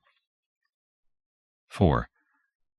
A great change came when the houses were no longer really habitable. It was still all right on the ground floor, but going upstairs demanded courage bordering on recklessness. One day when the waiter brought me a rotten egg, a broken beer bottle containing some murky liquid, and a filthy, greasy cloth, presumably intended as a napkin, my patience gave out, and I called for the landlord, who happened to be at the rear, propping up the ceiling with parts of the billiard table. "What do you call this?" I barked. "There must be a pound of decaying matter on this cutlery. Please remove these disgusting objects and that foul rag at once." He bowed and scraped. "You can't get the staff nowadays," he whined. All right. I waved him away in exasperation, stood up, took my mangy top hat, and left the cafe. The place where I had been sitting had already been taken over by a colony of ants. I only kept going to the cafe out of habit. Conditions there were too revolting to eat or drink anything other than a black coffee. Anton had changed, and not for the better. He never washed his hands, and his smell preceded him from a great distance. You didn't have to go round like that. The barber referred to the crust of filth covering him as primal matter. It was simply nauseating. I was even more surprised, therefore, when I came back one evening and heard soft giggling in the vestibule. I shone my lamp in every corner, expecting to find some animal, and what did I see behind the storeroom door? Anton and Melita, locked in a passionate embrace. She died soon after. She was found in her bedroom, torn to pieces. The door was locked and had to be broken down. There was a gigantic mastiff locked in with her. The rabid beast bristled and threw itself at the men who appeared in the doorway, biting 2 policemen before they managed to shoot it. They died soon afterwards from rabies. In the last days of her life, not much was left of her former beauty. It was in vain that she tried to conceal the ravages of her way of life through excessive make-up and powder. The 2 chess players also suffered agonies. Eventually the old gentlemen, who were completely enthralled to their passion, came to find any movement so complicated they needed hours of deliberation just to lift a finger. Given the amount of vermin around, it was obvious that such slowness would cause serious problems. Much to be praised, therefore, was a young lady who happened to be taking tea in the cafe once, and noticed the torments the 2 were suffering. She simply went over and, quite unembarrassed, started picking the ants and bugs off their coats. After that we all followed her example. Until then we had laughed at the grotesque faces the chess players pulled. But now it became the custom for us regulars to give the 2 gentlemen a quick scratch as we came or left. As you can see, even in those terrible times, not all sympathy for the sufferings of others had vanished. Once again, the American was stirring things up. He prophesied that the deluge of animals would soon dry up, and he turned out to be right insofar as the bigger species gradually withdrew. For the time being, however, the smaller mammals and reptiles remained, though the birds had completely disappeared, apart from hosts of ravens and white-necked vultures. The vultures, massive, heavy birds, perched like bronze statues on the stumps of the trees along the avenues, staring fixedly at the city as if they were waiting for something. Even though his prophecy had only partially come true, it brought the American new support. From now on, his attacks on his mortal enemy, Patera, were even more vicious, if that were possible. I went back to taking a regular evening stroll along the river. The waves had washed up countless shells, corals, snails, fish bones, and scales on the banks. I was surprised how often I found remains of marine fauna. The banks looked as if they were strewn with mystical signs, and I was convinced the blue-eyed tribe would be able to understand this symbolic language. There were definitely mysteries here. The wings of the often magnificent insects, moths and flying beetles, had marks which must be forgotten characters, only I didn't possess the key to them. How great you must be, Patera, I thought.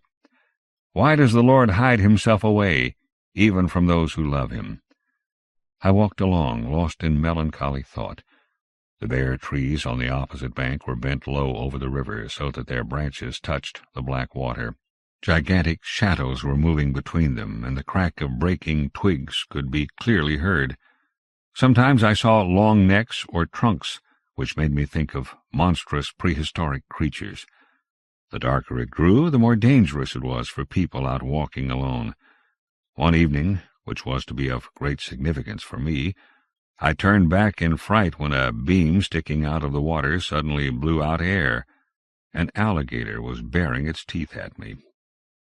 As I made my way home, I thought about another dangerous incident the previous day, which had turned out all right in the end. For a long time rumors had been circulating about a huge tiger, a pregnant female, that was said to be living in the palace. Various people claimed they had seen its blunt muzzle and long back in the window gallery.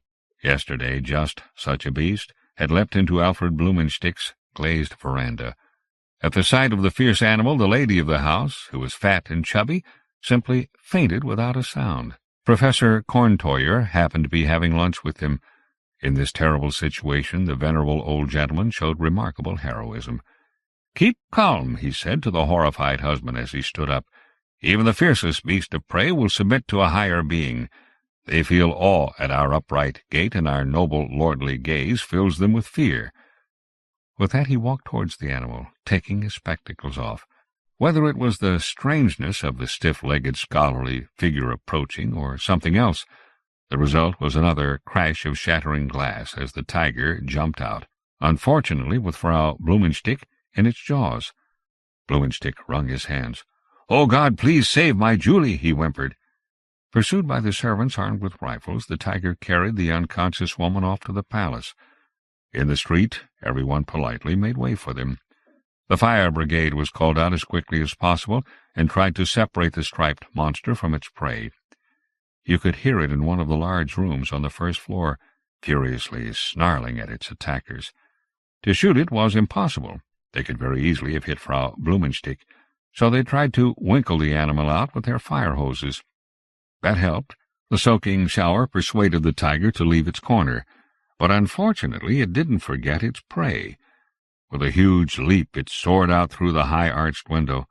The people screamed in horror, but God heard her poor husband's prayer.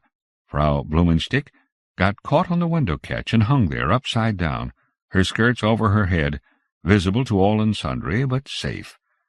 In the general rejoicing, the tiger managed to make its escape.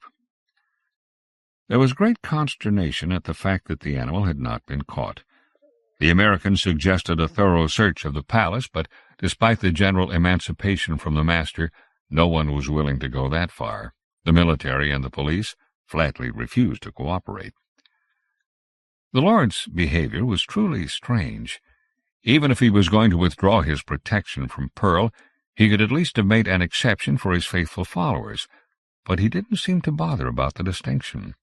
At times now the city was quiet, even though almost the whole of the population of the dream realm was gathered there. "The mansions of the rich for the poor and needy," roared the mob. The rich gave up their houses all the more willingly, as possession had to be wrung from the animals that had made their homes in them. Lampenbogen's country villa had become a porcupine warren, and a well-fed python was sleeping on the sofa in his late-lamented wife's boudoir. These animals had to be exterminated before the people could move in. And anyway, conditions in these palatial dwellings were not as fine as the common folk imagined. The precious objects had clearly lost the will to live. The valuable vases and china were covered in a delicate network of tiny cracks. Magnificent paintings developed black spots, which spread over the whole picture. Engravings became porous and disintegrated. You wouldn't believe how quickly well-looked-after furnishings could turn into a pile of rubbish. For this reason, most of the peasants who had come into the city preferred to camp out in the open spaces and fields close to the city. "Lord, now you show your might through terror alone," I thought, as I made my way up Long Street. It was dark, and there was a rustling and creaking all around. At one point a slate plummeted down from the roof. At another, lumps of mortar fell away from the wall. There was a constant trickle of fine sand from holes in the masonry, which were growing visibly larger, and everywhere we had to clamber over piles of rubble, posts and stakes sticking up out of the ground. Death, weaving its intangible web. On the roof of the coffee-house, quite close to my attic, I could clearly see a black silhouette moving. The leopard. It had doubtless made its lair in the loft of one of the neighboring buildings. It could perhaps have been killed by a rifle bullet, but we were all too cowardly. In my narrow room I fell into the depths of despondency. For a long time I walked up and down, aching in my back and joints. What are we all still living for? We're damned. If I fell ill now, there isn't a soul would bother about me. An all-pervading fear crept over me. I don't want to die. I don't want to die. At a complete loss, I put my head in my hands. The pinnacle of creation! It was my despair speaking.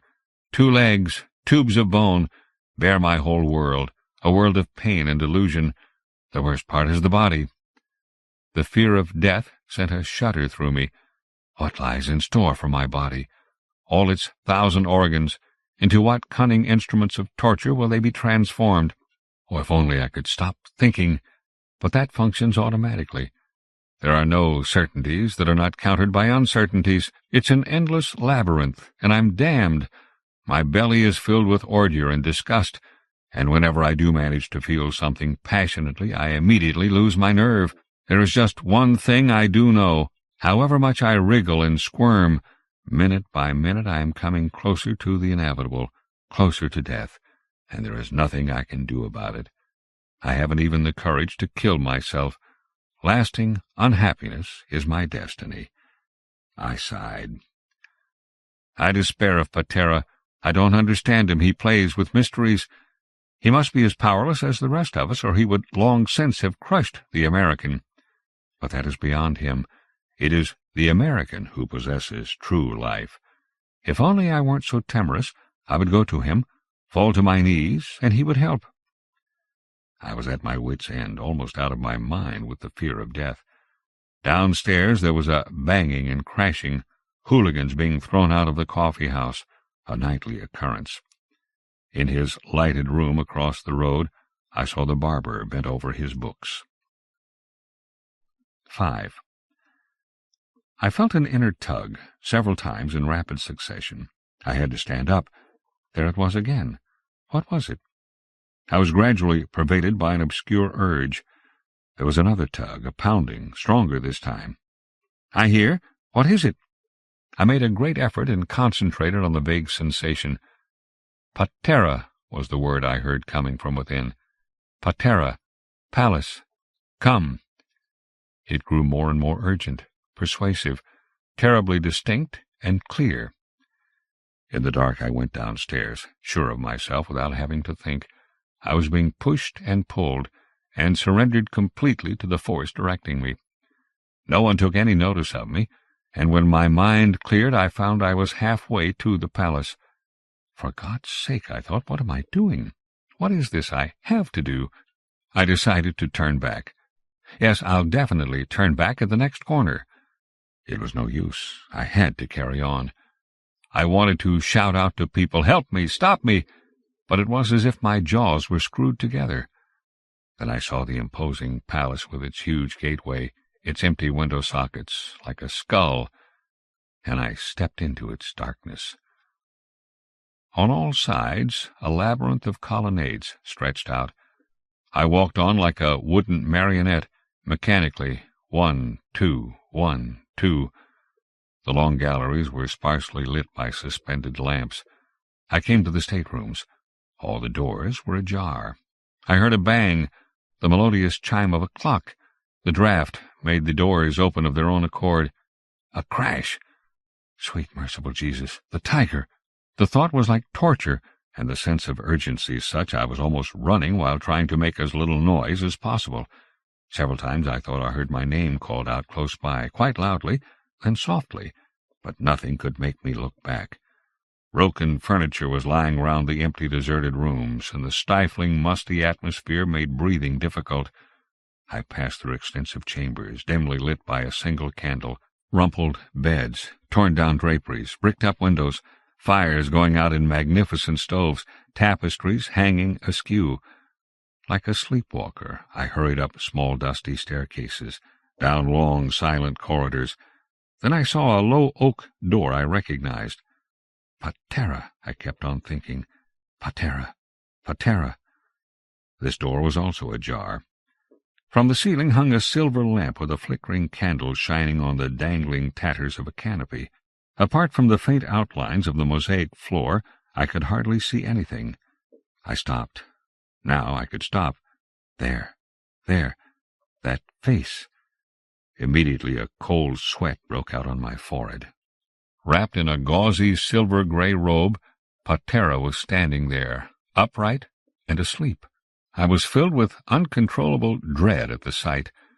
In the deep greenish shadows under his eyes lay suffering beyond that of ordinary mortals. Then I noticed that on one of his large, shapely hands the top section of the thumb was missing. Immediately I recalled the children born in the dream realm. Again there was the whispering I had heard on my first visit. "I called you." It sounded as if it came from a long way away. This time there was no chameleon-like change of expression. His facial muscles rippled, bulged and contracted, but there was no expression in it. His features went slack, only his lips twitched, a horrible sight in the otherwise inert face. And then it started again, very softly, as if muffled by a veil. At first I just heard a whispering, disjointed, meaningless. Then I began to understand. "Can you hear the dead singing, the bright green dead? They disintegrate in their graves, easily, painlessly. If you put your hand into their bodies, all you feel are fragments, and the teeth come out so easily. Where is the life that drove them? Where is the power? Can you hear the dead singing, the bright green dead?" I smelt the sharp odor of Patera's breath, and a sensation of weakness spread through my limbs. Then the Lord seated himself on his high bed and threw off his robe. Sitting there, straight-backed, bare-chested, his flowing locks tumbling to his shoulders, I could not but admire his broad, noble physique. His gleaming white body was like a statue. I drew on my last ounce of strength to ask my question. "Patera, why do you allow all this to happen?" For a long time there was no answer. All at once he cried out in a resounding, metallic bass voice, "I am weary." I started. The next moment I was staring into those expressionless eyes. I was spellbound. His eyes were like two empty mirrors reflecting infinity. The thought crossed my mind that Patera was not alive at all. If the dead could look, that is what their gaze would be like. I felt a command to speak inside me, but I could only stammer. I babbled, and was surprised myself to hear what it sounded like. The question seemed to come from the deepest depths of time. The words must have been spoken billions of years ago, and only now did I utter them. Only now were they heard here. "Patera, why did you not help?" Slowly, lifelessly, the lids closed, and I felt easier. His features were now flooded with an inexpressible gentleness. They had an immeasurable softness, sadness which entranced me. Again came the whisper, clear and distinct. "I did help, and I will help you." It sounded like music. I was overcome with a sweet weariness. I bowed my head, my eyes closed. A spine-chilling laugh, a laugh from hell, tore me out of my reverie. Standing in front of me in the brightly lit room in the palace of Patera was the American. How I managed to get out of the palace I no longer know. I ran and screamed. Men tried to stop me, but I must have broken loose from them, for when I had my body under control again I was huddled up in a coach-house. Inside an overturned carriage I saw a litter of dead pangolins. Snatches of the mocking laughter were still echoing in my ear, but it no longer had any effect on me. My nerves had given way completely. Fate, in whatever shape or form, had lost the power to drag me out of my torpor. Incapable of extended thought, I took strength from the consciousness of my own impotence. I couldn't understand or solve these contradictions, but, after all, what concern were they of mine? All my fear had vanished. The horrific vision which revealed Patera's double nature to me closed off the abyss of my doubts and anxieties. The Screaming Skull. F. Marion Crawford. Francis Marion Crawford, 1854 to 1909, was an Italian-born American writer and historian, noted for his many novels, especially those set in Italy, and for his classic weird and fantastic stories, including The Upper Berth, 1895, For the Blood is the Life, 1905, and the story included herein, the lively and horrific The Screaming Skull, 1908. A posthumous collection of Crawford's tales published in 1911 as Wandering Ghosts in the U.S. and as Uncanny Tales in England was an important transition point between old and new approaches to supernatural fiction. The story contains an outstanding early example of modern monologue, verging on stream of consciousness at times. I have often heard it scream. No, I'm not nervous, I'm not imaginative, and I have never believed in ghosts, unless that thing is one. Whatever it is, it hates me almost as much as it hated Luke Pratt, and it screams at me. If I were you, I would never tell ugly stories about ingenious ways of killing people, for you never can tell but that someone at the table may be tired of his or her nearest and dearest. I've always blamed myself for Mrs. Pratt's death, and I suppose I was responsible for it in a way, though heaven knows I never wished her anything but long life and happiness. If I had not told that story, she might be alive yet. That is why the thing screams at me, I fancy. She was a good little woman, with a sweet temper, all things considered, and a nice, gentle voice. But I remember hearing her shriek once when she thought her little boy was killed by a pistol that went off, though everyone was sure that it was not loaded. It was the same scream, exactly the same, with a sort of rising quaver at the end. Do you know what I mean? Unmistakable. The truth is, I had not realized that the doctor and his wife were not on good terms. They used to bicker a bit now and then when I was here, and I often noticed that little Mrs. Pratt got very red and bit her lip hard to keep her temper, while Luke grew pale and said the most offensive things. He was that sort when he was in the nursery, I remember, and afterward at school. He was my cousin, you know. That is how I came by this house. After he died and his boy Charlie was killed in South Africa, there were no relations left. Yes, it's a pretty little property, just the sort of thing for an old sailor like me who has taken to gardening. One always remembers one's mistakes much more vividly than one's cleverest things, doesn't one? I've often noticed it. I was dining with the Pratts one night when I told them the story that afterwards made so much difference. It was a wet night in November, and the sea was moaning. Hush! If you don't speak, you will hear it now. Do you hear the tide? Gloomy sound, isn't it? Sometimes, about this time of year. Hello! There it is. Don't be frightened, man. It won't eat you. It's only a noise, after all.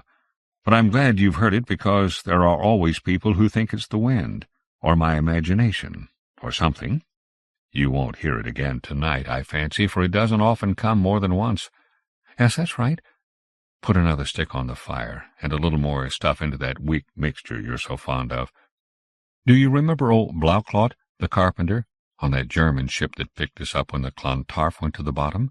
We were hove to in a howling gale one night, as snug as you please, with no land within 500 miles, and the ship coming up and falling off as regularly as clockwork. "Biddy te boer Beebles ashore this night, boys," old Blackwood sang out, as he went off to his quarters with the sailmaker. I often think of that, now that I'm ashore for good and all. Yes, it was on a night like this, when I was at home for a spell, waiting to take the Olympia out on her first trip. It was on the next voyage that she broke the record, you remember, but that dates it. 92 was the year, early in November. The weather was dirty, Pratt was out of temper, and the dinner was bad, very bad indeed, which didn't improve matters, and cold, which made it worse. The poor little lady was very unhappy about it, and insisted on making a Welsh rarebit on the table to counteract the raw turnips and the half-boiled mutton. Pratt must have had a hard day. Perhaps he had lost a patient. At all events, he was in a nasty temper. "My wife is trying to poison me, you see," he said. "She'll succeed some day." I saw that she was hurt, and I made believe to laugh, and said that Mrs. Pratt was much too clever to get rid of her husband in such a simple way. And then I began to tell them about Japanese tricks with spun glass and chopped horsehair and the like. Pratt was a doctor and knew a lot more than I did about such things, but that only put me on my mettle, and I told a story about a woman in Ireland who did for 3 husbands before anyone suspected foul play. Did you never hear that tale? The 4th husband managed to keep awake and caught her, and she was hanged. How did she do it? She drugged them and poured melted lead into their ears through a little horn funnel when they were asleep. No, that's the wind whistling. It's backing up to the southward again. I can tell by the sound. Besides, the other thing doesn't often come more than once in an evening, even at this time of year. When it happened.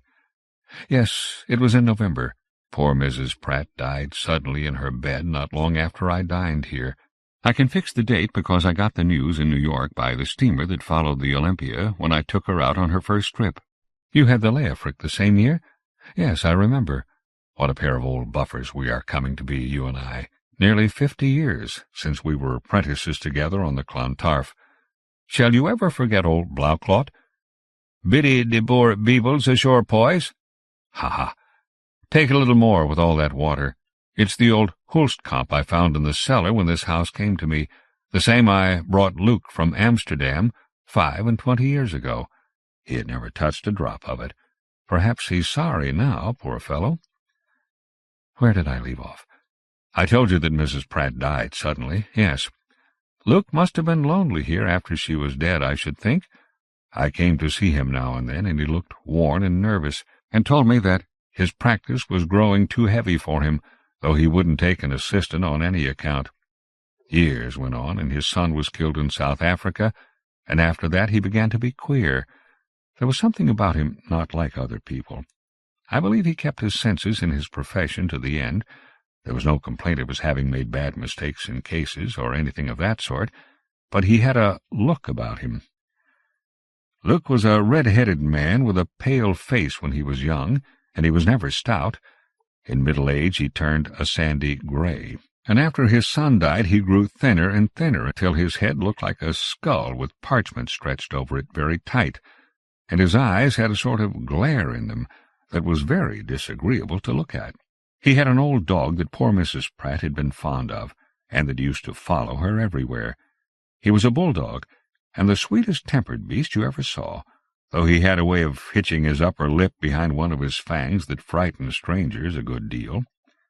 Sometimes of an evening, Pratt and Bumble, that was the dog's name, used to sit and look at each other a long time, thinking about old times, I suppose, when Luke's wife used to sit in that chair you've got. That was always her place, and this was the doctor's, where I'm sitting. Bumble used to climb up by the footstool. He was old and fat by that time, and could not jump much, and his teeth were getting shaky. He would look steadily at Luke, and Luke looked steadily at the dog, his face growing more and more like a skull with 2 little coals for eyes. And after about 5 minutes or so, though it may have been less, old Bumble would suddenly begin to shake all over, and all on a sudden he would set up an awful howl, as if he had been shot, and tumble out of the easy-chair and trot away, and hide himself under the sideboard, and lie there making odd noises. Considering Pratt's looks in those last months, the thing is not surprising, you know. I'm not nervous or imaginative, but I can quite believe he might have sent a sensitive woman into hysterics. His head looked so much like a skull in parchment. At last I came down one day before Christmas, when my ship was in dock and I had 3 weeks off. Bumble was not about, and I said casually that I supposed the old dog was dead. Yes, Pratt answered, and I thought there was something odd in his tone even before he went on, after a little pause. I killed him, he said presently. I could not stand it any longer. I asked what it was that Luke could not stand, though I guessed well enough. He had a way of sitting in her chair and glaring at me, and then howling. Luke shivered a little. He didn't suffer at all, poor old Bumble, he went on in a hurry, as if he thought I might imagine he had been cruel. I put quinine into his drink to make him sleep soundly, and then I chloroformed him gradually, so that he could not have felt suffocated, even if he was dreaming. It's been quieter since then. I wondered what he meant, for the words slipped out as if he could not help saying them. I've understood since. He meant that he did not hear that noise so often after the dog was out of the way. Perhaps he thought at first that it was old Bumble in the yard howling at the moon, though it's not that kind of noise, is it? Besides, I know what it is, if Luke didn't. It's only a noise after all, and a noise never hurt anybody yet. But he was much more imaginative than I am. No doubt there really is something about this place that I don't understand, but when I don't understand a thing I call it a phenomenon, and I don't take it for granted that it's going to kill me as he did. I don't understand everything by long odds, nor do you, nor does any man who has been to sea. We used to talk of tidal waves, for instance, and we could not account for them. Now we account for them by calling them submarine earthquakes, and we branch off into 50 theories, any one of which might make earthquakes quite comprehensible if we only knew what they are. I fell in with one of them once, and the inkstand flew straight up from the table against the ceiling of my cabin. The same thing happened to Captain Lecky. I dare say you've read about it in his Wrinkles. Very good. If that sort of thing took place ashore, in this room, for instance, a nervous person would talk about spirits and levitation and 50 things that mean nothing, instead of just quietly setting it down as a phenomenon that has not been explained yet. My view of that voice, you see. Besides, what is there to prove that Luke killed his wife? I would not even suggest such a thing to anyone but you. After all, there was nothing but the coincidence that poor little Mrs. Pratt died suddenly in her bed a few days after I told that story at dinner. She was not the only woman who ever died like that. Luke got the doctor over from the next parish, and they agreed that she had died of something the matter with her heart. Why not? It's common enough. Of course, there was the ladle. I never told anybody about that, and it made me start when I found it in the cupboard in the bedroom. It was new, too, a little tinned iron ladle that had not been in the fire more than once or twice, and there was some lead in it that had been melted and stuck to the bottom of the bowl, all gray with hardened dross on it. But that proves nothing. A country doctor is generally a handy man who does everything for himself, and Luke may have had a dozen reasons for melting a little lead in a ladle. He was fond of sea-fishing, for instance, and he may have cast a sinker for a night line. Perhaps it was a weight for the hall clock or something like that. All the same, when I found it, I had a rather queer sensation, because it looked so much like the thing I had described when I told them the story. Do you understand? It affected me unpleasantly, and I threw it away. It's at the bottom of the sea, a mile from the spit, and it will be jolly well rusted beyond recognizing if it's ever washed up by the tide. You see, Luke must have bought it in the village years ago, for the man sells just such ladles still. I suppose they are used in cooking. In any case, there was no reason why an inquisitive housemaid should find such a thing lying about, with lead in it, and wonder what it was, and perhaps talk to the maid who heard me tell the story at dinner, for that girl married the plumber's son in the village and may remember the whole thing. You understand me, don't you? Now that Luke Pratt is dead and gone and lies buried beside his wife, with an honest man's tombstone at his head, I should not care to stir up anything that could hurt his memory. They are both dead, and their son, too. There was trouble enough about Luke's death as it was. How? He was found dead on the beach one morning, and there was a coroner's inquest.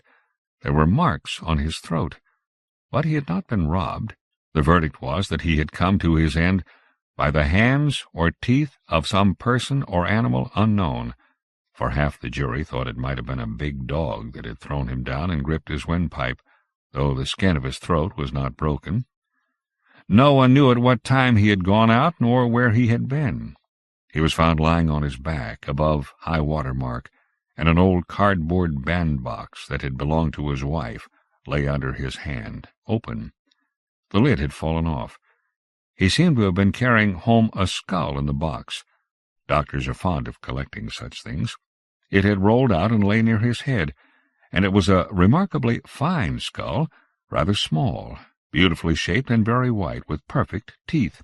That is to say, the upper jaw was perfect, but there was no lower one at all when I first saw it. Yes, I found it here when I came. You see, it was very white and polished, like a thing meant to be kept under a glass case, and the people did not know where it came from, nor what to do with it. So they put it back into the bandbox and set it on the shelf of the cupboard in the best bedroom, and of course they showed it to me when I took possession. I was taken down to the beach, too, to be shown the place where Luke was found, and the old fisherman explained just how he was lying, and the skull beside him. The only point he could not explain was why the skull had rolled up the sloping sand toward Luke's head, instead of rolling downhill to his feet.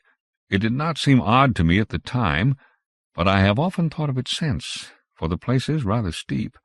I'll take you there tomorrow, if you likes. I made a sort of cairn of stones there afterward. When he fell down, or was thrown down, whichever happened, the bandbox struck the sand, and the lid came off, and the thing came out and ought to have rolled down. But it didn't. It was close to his head, almost touching it, and turned with the face toward it. I say it didn't strike me as odd when the man told me, but I could not help thinking about it afterward, again and again, till I saw a picture of it all when I closed my eyes. And then I began to ask myself why the plaguey thing had rolled up instead of down, and why it had stopped near Luke's head instead of anywhere else, a yard away, for instance. You naturally want to know what conclusion I reached, don't you? None that at all explained the rolling at all events, but I got something else into my head after a time that made me feel downright uncomfortable. Oh, I don't mean as to anything supernatural. There may be ghosts, or there may not be. If there are, I'm not inclined to believe that they can hurt living people except by frightening them, and for my part I would rather face any shape of ghost than a fog in the channel when it's crowded. No, what bothered me was just a foolish idea, that's all, and I cannot tell how it began, nor what made it grow, till it turned into a certainty. I was thinking about Luke and his poor wife one evening over my pipe and a dull book, when it occurred to me that the skull might possibly be hers, and I have never got rid of the thought since. You'll tell me there's no sense in it, no doubt, that Mrs. Pratt was buried like a Christian and is lying in the churchyard where they put her, and that it's perfectly monstrous to suppose her husband kept her skull in her old bandbox in his bedroom. All the same, in the face of reason and common sense and probability, I'm convinced that he did. Doctors do all sorts of queer things that would make men like you and me feel creepy, and those are just the things that don't seem probable, nor logical, nor sensible to us. Then, don't you see, if it really was her skull, poor woman, the only way of accounting for his having it is that he really killed her, and did it in that way, as the woman killed her husbands in the story, and that he was afraid there might be an examination some day which would betray him. You see, I told that too, and I believe it had really happened some 50 or 60 years ago. They dug up the 3 skulls, you know, and there was a small lump of lead rattling about in each one. That was what hanged the woman. Luke remembered that, I'm sure. I don't want to know what he did when he thought of it. My taste never ran in the direction of horrors, and I don't fancy you care for them either, do you? No, if you did, you might supply what is wanting to the story. It must have been rather grim, eh? I wish I did not see the whole thing so distinctly, just as everything must have happened. He took it the night before she was buried, I'm sure, after the coffin had been shut, and when the servant girl was asleep.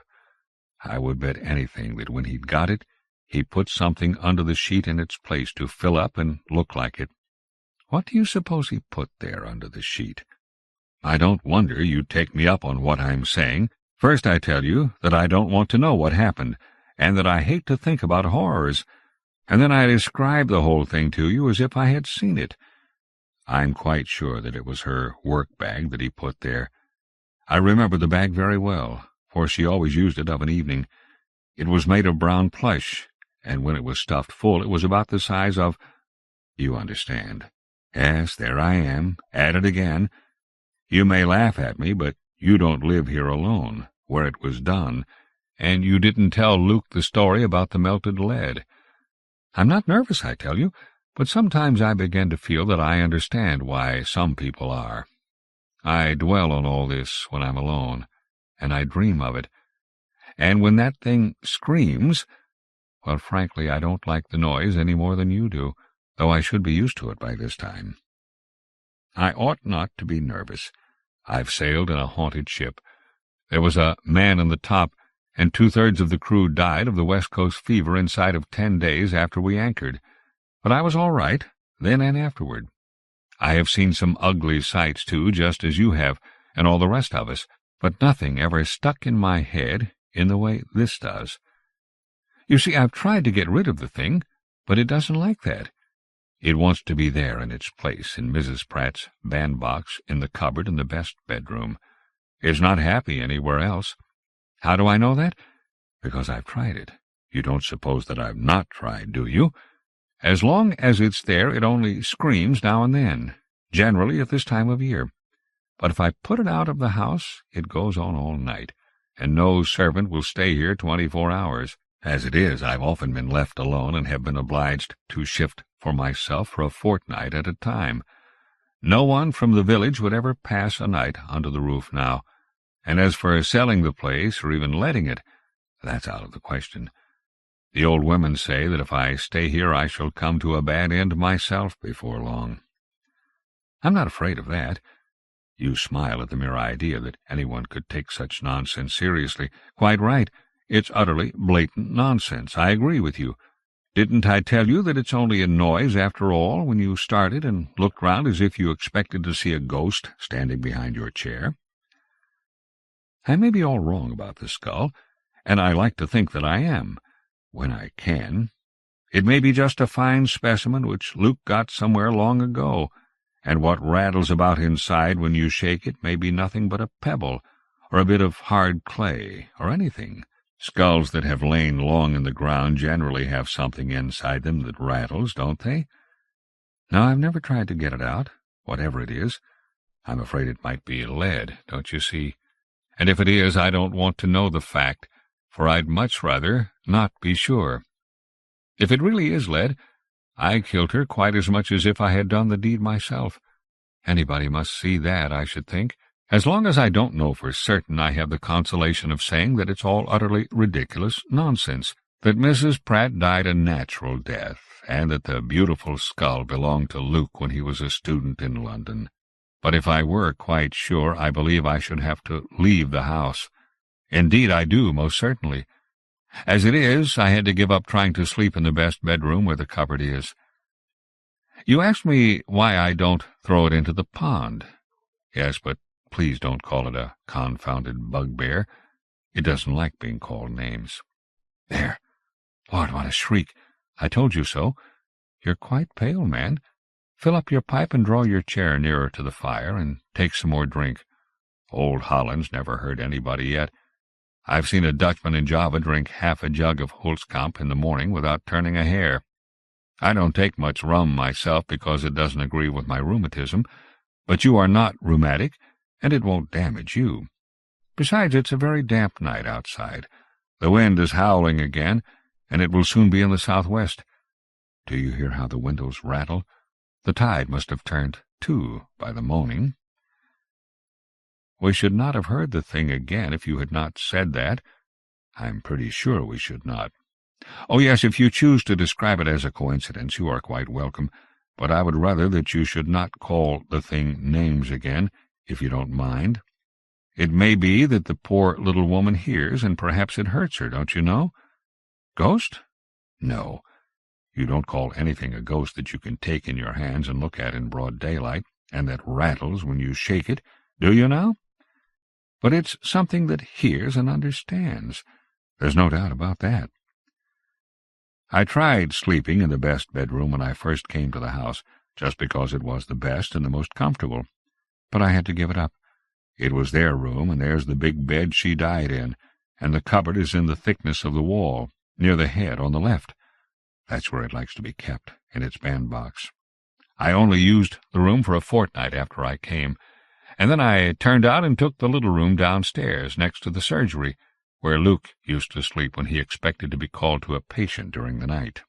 I was always a good sleeper ashore. 8 hours is my dose, 11 to 7 when I'm alone, 12 to 8 when I have a friend with me. but I could not sleep after 3 o'clock in the morning in that room, 1/4 to be accurate.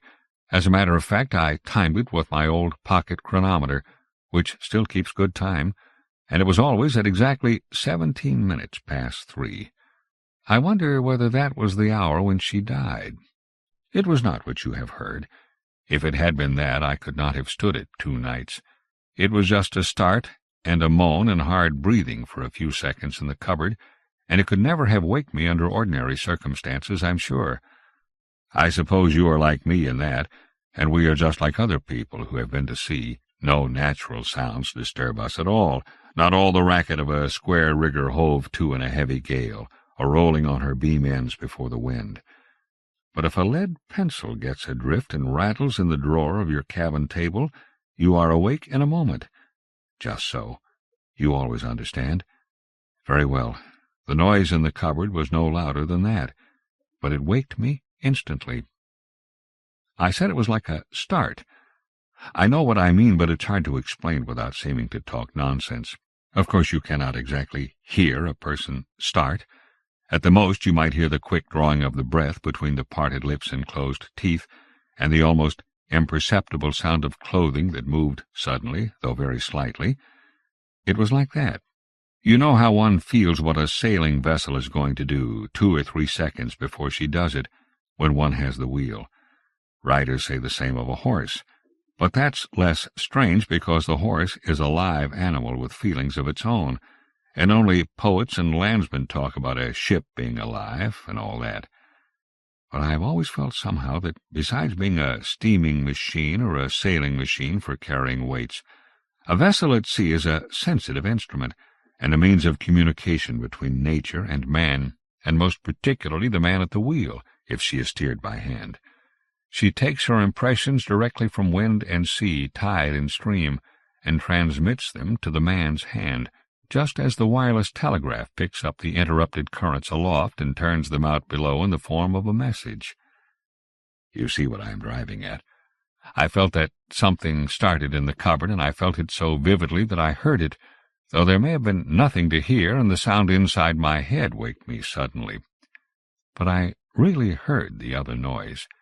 It was as if it were muffled inside a box, as far away as if it came through a long-distance telephone. And yet I knew that it was inside the cupboard near the head of my bed. My hair did not bristle and my blood did not run cold that time. I simply resented being waked up by something that had no business to make a noise, any more than a pencil should rattle in the drawer of my cabin table on board ship. For I did not understand. I just supposed that the cupboard had some communication with the outside air, and that the wind had got in and was moaning through it with a sort of very faint screech. I struck a light and looked at my watch, and it was 17 minutes past 3. Then I turned over and went to sleep on my right ear. That's my good one. I'm pretty deaf with the other, for I struck the water with it when I was a lad in diving from the foretopsail yard. Silly thing to do it was, but the result is very convenient when I want to go to sleep when there's a noise. That was the first night, and the same thing happened again and several times afterward, but not regularly, though it was always at the same time, to a second. Perhaps I was sometimes sleeping on my good ear and sometimes not.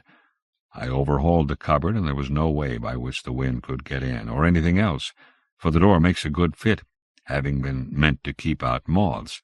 I suppose Mrs. Pratt must have kept her winter things in it, for it still smells of camphor and turpentine. After about a fortnight, I had had enough of the noises. So far I had said to myself that it would be silly to yield to it and take the skull out of the room. Things always look differently by daylight, don't they? But the voice grew louder. I suppose one may call it a voice, and it got inside my deaf ear, too, one night. I realized that when I was wide awake, for my good ear was jammed down on the pillow, and I ought not to have heard a foghorn in that position. But I heard that, and it made me lose my temper, unless it scared me, for sometimes the two are not far apart. I struck a light and got up, and I opened the cupboard, grabbed the bandbox, and threw it out of the window as far as I could. Then my hair stood on end. The thing screamed in the air like a shell from a 12-inch gun. It fell on the other side of the road. The night was very dark, and I could not see it fall, but I know it fell beyond the road. The window is just over the front door. It's 15 yards to the fence, more or less, and the road is 10 yards wide. There's a quickset hedge beyond, along the glebe that belongs to the vicarage. I did not sleep much more that night. It was not more than half an hour after I had thrown the bandbox out when I heard a shriek outside, like what we've had tonight, but worse, more despairing, I should call it. And it may have been my imagination, but I could have sworn that the screams came nearer and nearer each time. I lit a pipe and walked up and down for a bit, and then took a book and sat up reading, but I'll be hanged if I can remember what I read, nor even what the book was, for every now and then a shriek came up that would have made a dead man turn in his coffin. A little before dawn someone knocked at the front door.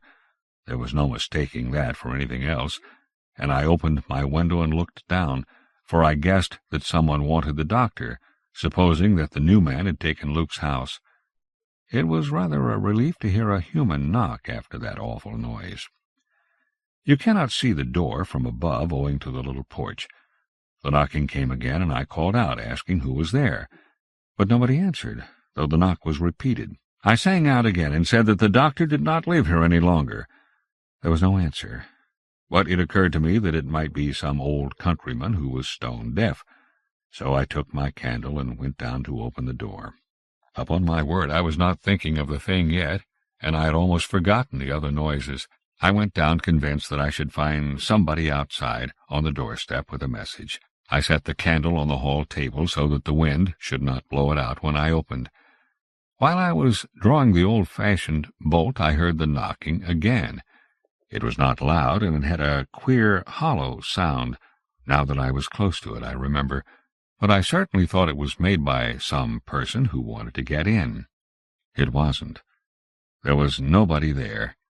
But as I opened the door inward, standing a little on one side so as to see out at once, something rolled across the threshold and stopped against my foot. I drew back as I felt it, for I knew what it was before I looked down. I cannot tell you how I knew, and it seemed unreasonable, for I am still quite sure that I had thrown it across the road. It's a French window that opens wide, and I got a good swing when I flung it out.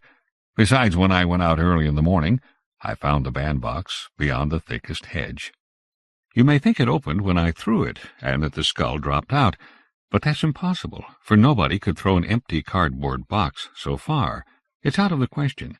You might as well try to fling a ball of paper 25 yards, or a blown bird's egg. To go back, I shut and bolted the hall door, picked the thing up carefully, and put it on the table beside the candle. I did that mechanically, as one instinctively does the right thing in danger without thinking at all, unless one does the opposite. It may seem odd, but I believe my first thought had been that somebody might come and find me there on the threshold while it was resting against my foot, lying a little on its side, and turning one hollow eye up at my face, as if it meant to accuse me. And the light and shadow from the candle played in the hollows of the eyes as it stood on the table, so that they seemed to open and shut at me. Then the candle went out quite unexpectedly, though the door was fastened, and there was not the least draught, and I used up at least half a dozen matches before it would burn again. I sat down rather suddenly, without quite knowing why. Probably I had been badly frightened, and perhaps you will admit there was no great shame in being scared. The thing had come home, and it wanted to go upstairs, back to its cupboard. I sat still and stared at it for a bit, till I began to feel very cold. Then I took it and carried it up and set it in its place, and I remember that I spoke to it and promised that it should have its bandbox again in the morning. You want to know whether I stayed in the room till daybreak? Yes, but I kept a light burning and sat up smoking and reading, most likely out of fright. Plain, undeniable fear, and you need not call it cowardice either, for that's not the same thing. I could not have stayed alone with that thing in the cupboard. I should have been scared to death, though I'm not more timid than other people. Confound it all, man, it had crossed the road alone, and had got up the doorstep and had knocked to be let in. When the dawn came, I put on my boots and went out to find the bandbox. I had to go a good way round, by the gate near the high road, and I found the box open and hanging on the other side of the hedge. It had caught on the twigs by the string, and the lid had fallen off and was lying on the ground below it. That shows that it did not open till it was well over, and if it had not opened as soon as it left my hand, what was inside it must have gone beyond the road too. That's all. I took the box upstairs to the cupboard and put the skull back and locked it up. When the girl brought me my breakfast, she said she was sorry, but that she must go, and she did not care if she lost her month's wages. I looked at her, and her face was a sort of greenish, yellowish white. I pretended to be surprised and asked what was the matter, but that was of no use, for she just turned on me and wanted to know whether I meant to stay in a haunted house, and how long I expected to live if I did. For though she noticed I was sometimes a little hard of hearing, she did not believe that even I could sleep through those screams again. And if I could, why had I been moving about the house and opening and shutting the front door between 3 and 4 in the morning? There was no answering that, since she had heard me, so off she went, and I was left to myself. I went down to the village during the morning and found a woman who was willing to come and do the little work there is and cook my dinner, on condition that she might go home every night. As for me, I moved downstairs that day, and I have never tried to sleep in the best bedroom since. After a little while I got a brace of middle-aged Scotch servants from London, and things were quiet enough for a long time. I began by telling them that the house was in a very exposed position, and that the wind whistled round it a good deal in the autumn and winter, which had given it a bad name in the village, the Cornish people being inclined to superstition and telling ghost stories. The two hard-faced, sandy-haired sisters almost smiled, and they answered with great contempt that they had no great opinion of any southern bogey whatever, having been in service in 2 English haunted houses, where they had never seen so much as the boy in grey, whom they reckoned no very particular rarity in Forfarshire. They stayed with me several months, and while they were in the house we had peace and quiet. One of them is here again now, but she went away with her sister within the year. This one, she was the cook, married the sexton who works in my garden. That's the way of it. It's a small village, and he has not much to do, and he knows enough about flowers to help me nicely, besides doing most of the hard work. For though I'm fond of exercise, I'm getting a little stiff in the hinges. He's a sober, silent sort of fellow who minds his own business, and he was a widower when I came here. Traherne is his name, James Traherne. The Scotch sisters would not admit that there was anything wrong about the house, but when November came they gave me warning that they were going, on the ground that the chapel was such a long walk from here, being in the next parish, and that they could not possibly go to our church. But the younger one came back in the spring, and as soon as the banns could be published, she was married to James Traherne by the vicar, and she seems to have had no scruples about hearing him preach since then. I'm quite satisfied if she is. The couple live in a small cottage that looks over the churchyard. I suppose you are wondering what all this has to do with what I was talking about. I'm alone so much that when an old friend comes to see me, I sometimes go on talking just for the sake of hearing my own voice. But in this case, there is really a connection of ideas. It was James Traherne who buried poor Mrs. Pratt and her husband after her in the same grave, and it's not far from the back of his cottage. That's the connection in my mind, you see. It's plain enough. He knows something. I'm quite sure that he does, by his manner, though he's such a reticent beggar. Yes, I'm alone in the house at night now, for Mrs. Traherne does everything herself, and when I have a friend, the sexton's niece comes in to wait on the table. He takes his wife home every evening in winter, but in summer, when there's light, she goes by herself. She's not a nervous woman, but she's less sure than she used to be that there are no bogies in England worth a Scotch woman's notice. Isn't it amusing, the idea that Scotland has a monopoly of the supernatural?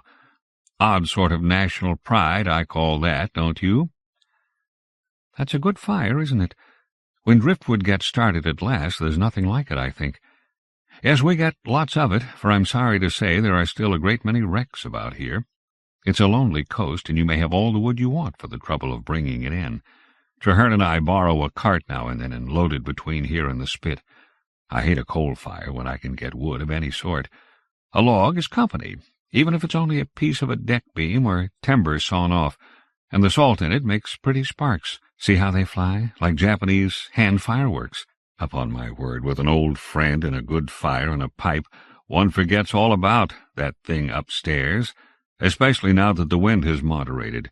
It's only a lull, though, and it will blow a gale before morning." "You think you would like to see the skull? I've no objection.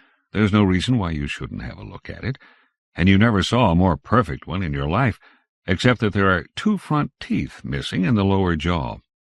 Oh, yes, I had not told you about the jaw yet. Traherne found it in the garden last spring when he was digging a pit for a new asparagus bed. You know, we make asparagus beds 6 or 8 feet deep here. Yes, I had forgotten to tell you that. He was digging straight down, just as he digs a grave. If you want a good asparagus bed made, I advise you to get a sexton to make it for you. Those fellows have a wonderful knack at that sort of digging." Traherne had got down about 3 feet when he cut into a mass of white lime in the side of the trench. He had noticed that the earth was a little looser there, though he says it had not been disturbed for a number of years. I suppose he thought that even old lime might not be good for asparagus, so he broke it out and threw it up. It was pretty hard, he says, in biggish lumps, and out of sheer force of habit he cracked the lumps with his spade as they lay outside the pit beside him. The jawbone of a skull dropped out of one of the pieces. He thinks he must have knocked out the 2 front teeth in breaking up the lime, but he did not see them anywhere. He's a very experienced man in such things, as you may imagine, and he said at once that the jaw had probably belonged to a young woman, and that the teeth had been complete when she died. He brought it to me and asked me if I wanted to keep it. If I did not, he said he would drop it into the next grave he made in the churchyard, as he supposed it was a Christian jaw, and ought to have decent burial, wherever the rest of the body might be.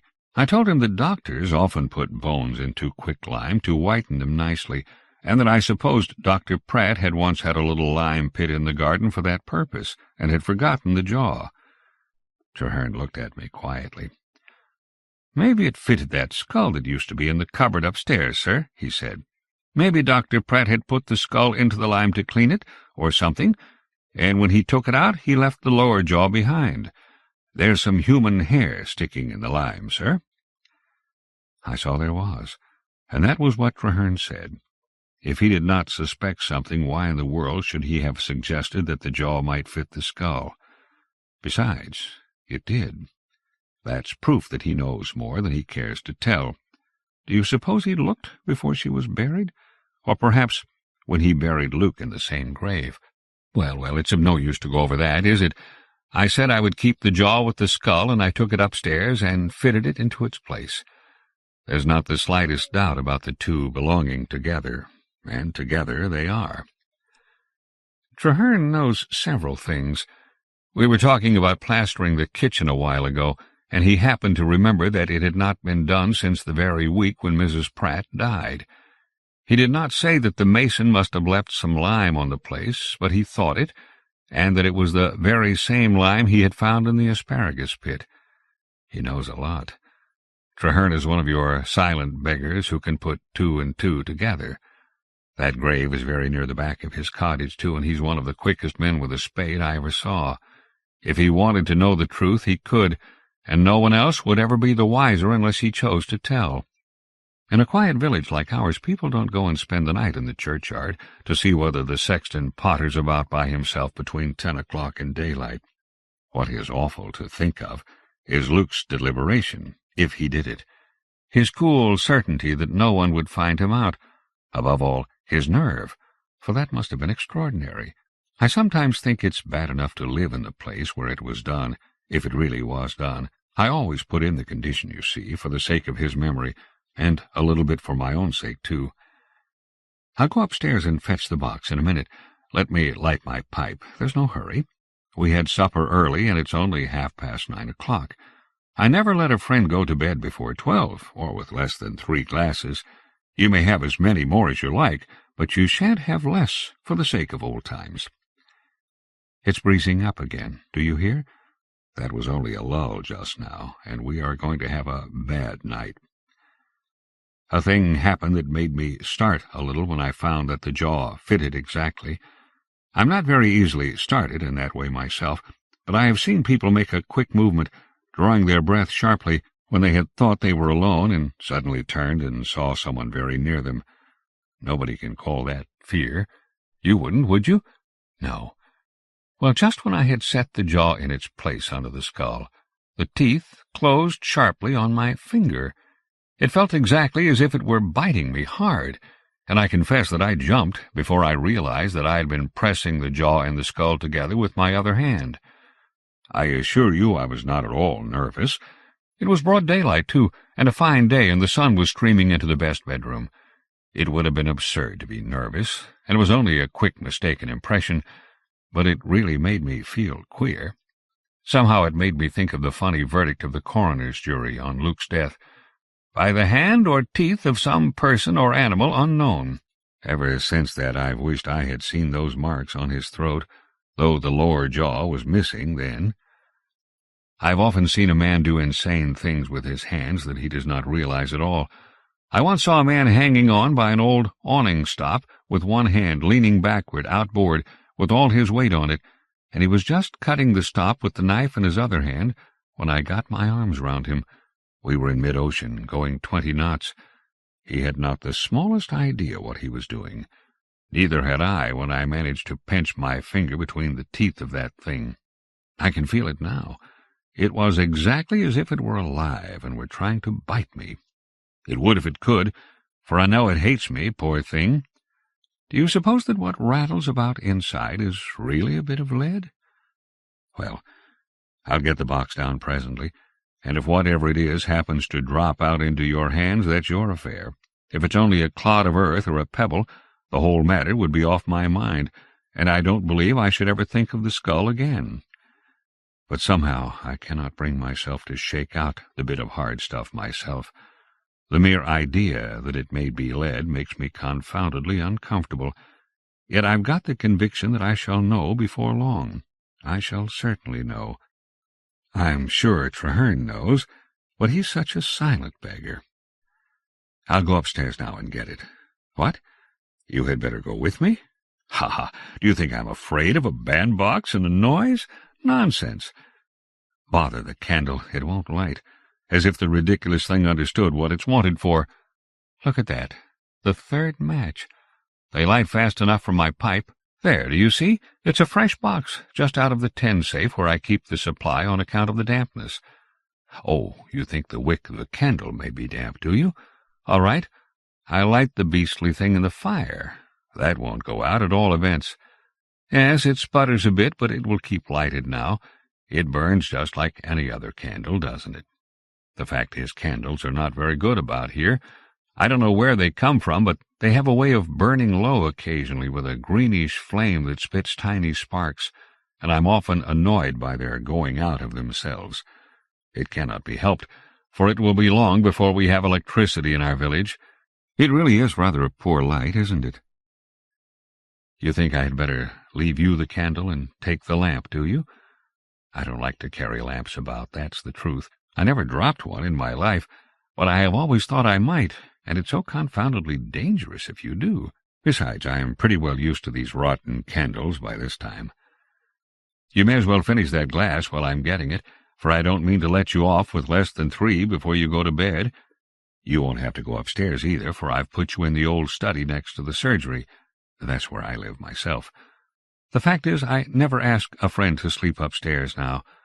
The last man who did was Crackenthorpe, and he said he was kept awake all night. You remember old Crack, don't you? He stuck to the service, and they've just made him an admiral. Yes, I'm off now, unless the candle goes out. I couldn't help asking if you remembered Crackenthorpe. If anyone had told us that the skinny little idiot he used to be was to turn out the most successful of the lot of us, we should have laughed at the idea, shouldn't we? You and I did not do badly, it's true. But I'm really going now. I don't mean to let you think that I've been putting it off by talking, as if there were anything to be afraid of. If I were scared, I should tell you so quite frankly, and get you to go upstairs with me. Here's the box. I brought it down very carefully, so as not to disturb it, poor thing. You see, if it were shaken, the jaw might get separated from it again, and I'm sure it wouldn't like that. Yes, the candle went out as I was coming downstairs, but that was the draught from the leaky window on the landing. Did you hear anything? Yes, There was another scream. Am I pale, do you say? That's nothing. My heart is a little queer sometimes, and I went upstairs too fast. In fact, that's one reason why I really prefer to live altogether on the ground floor. Wherever that shriek came from, it was not from the skull, for I had the box in my hand when I heard the noise, and here it is now. So we have proved definitely that the screams are produced by something else. I've no doubt I shall find out some day what makes them. Some crevice in the wall, of course, or a crack in a chimney, or a chink in the frame of a window. That's the way all ghost stories end in real life. Do you know, I'm jolly glad I thought of going up and bringing it down for you to see, for that last shriek settles the question. To think that I should have been so weak as to fancy that the poor skull could really cry out like a living thing. Now I'll open the box, and we'll take it out and look at it under the bright light. It's rather awful to think that the poor lady used to sit there in your chair evening after evening, in just the same light, isn't it? But then, I've made up my mind that it's all rubbish from beginning to end, and that it's just an old skull that Luke had when he was a student, and perhaps he put it into the lime merely to whiten it and could not find the jaw. I made a seal on the string, you see, after I had put the jaw in its place, and I wrote on the cover. There's the old white label on it still, from the milliner's, addressed to Mrs. Pratt when the hat was sent to her, and, as there was room, I wrote on the edge, "A skull, once the property of the late Luke Pratt, M.D." I don't quite know why I wrote that, unless it was with the idea of explaining how the thing happened to be in my possession. I cannot help wondering sometimes what sort of hat it was that came in the bandbox. What color was it, do you think?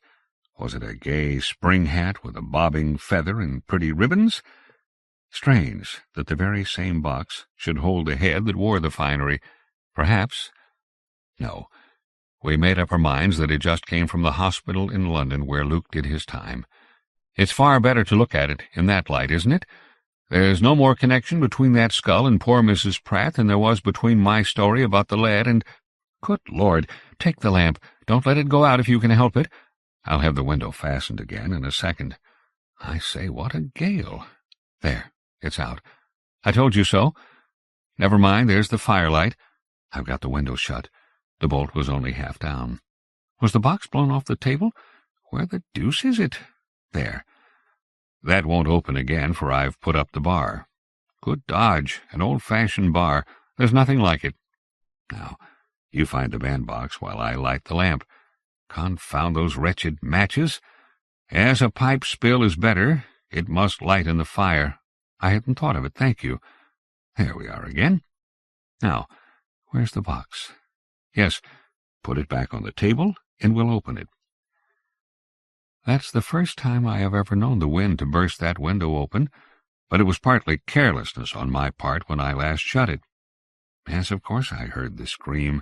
It seemed to go all round the house before it broke in at the window. That proves that it's always been the wind and nothing else, doesn't it?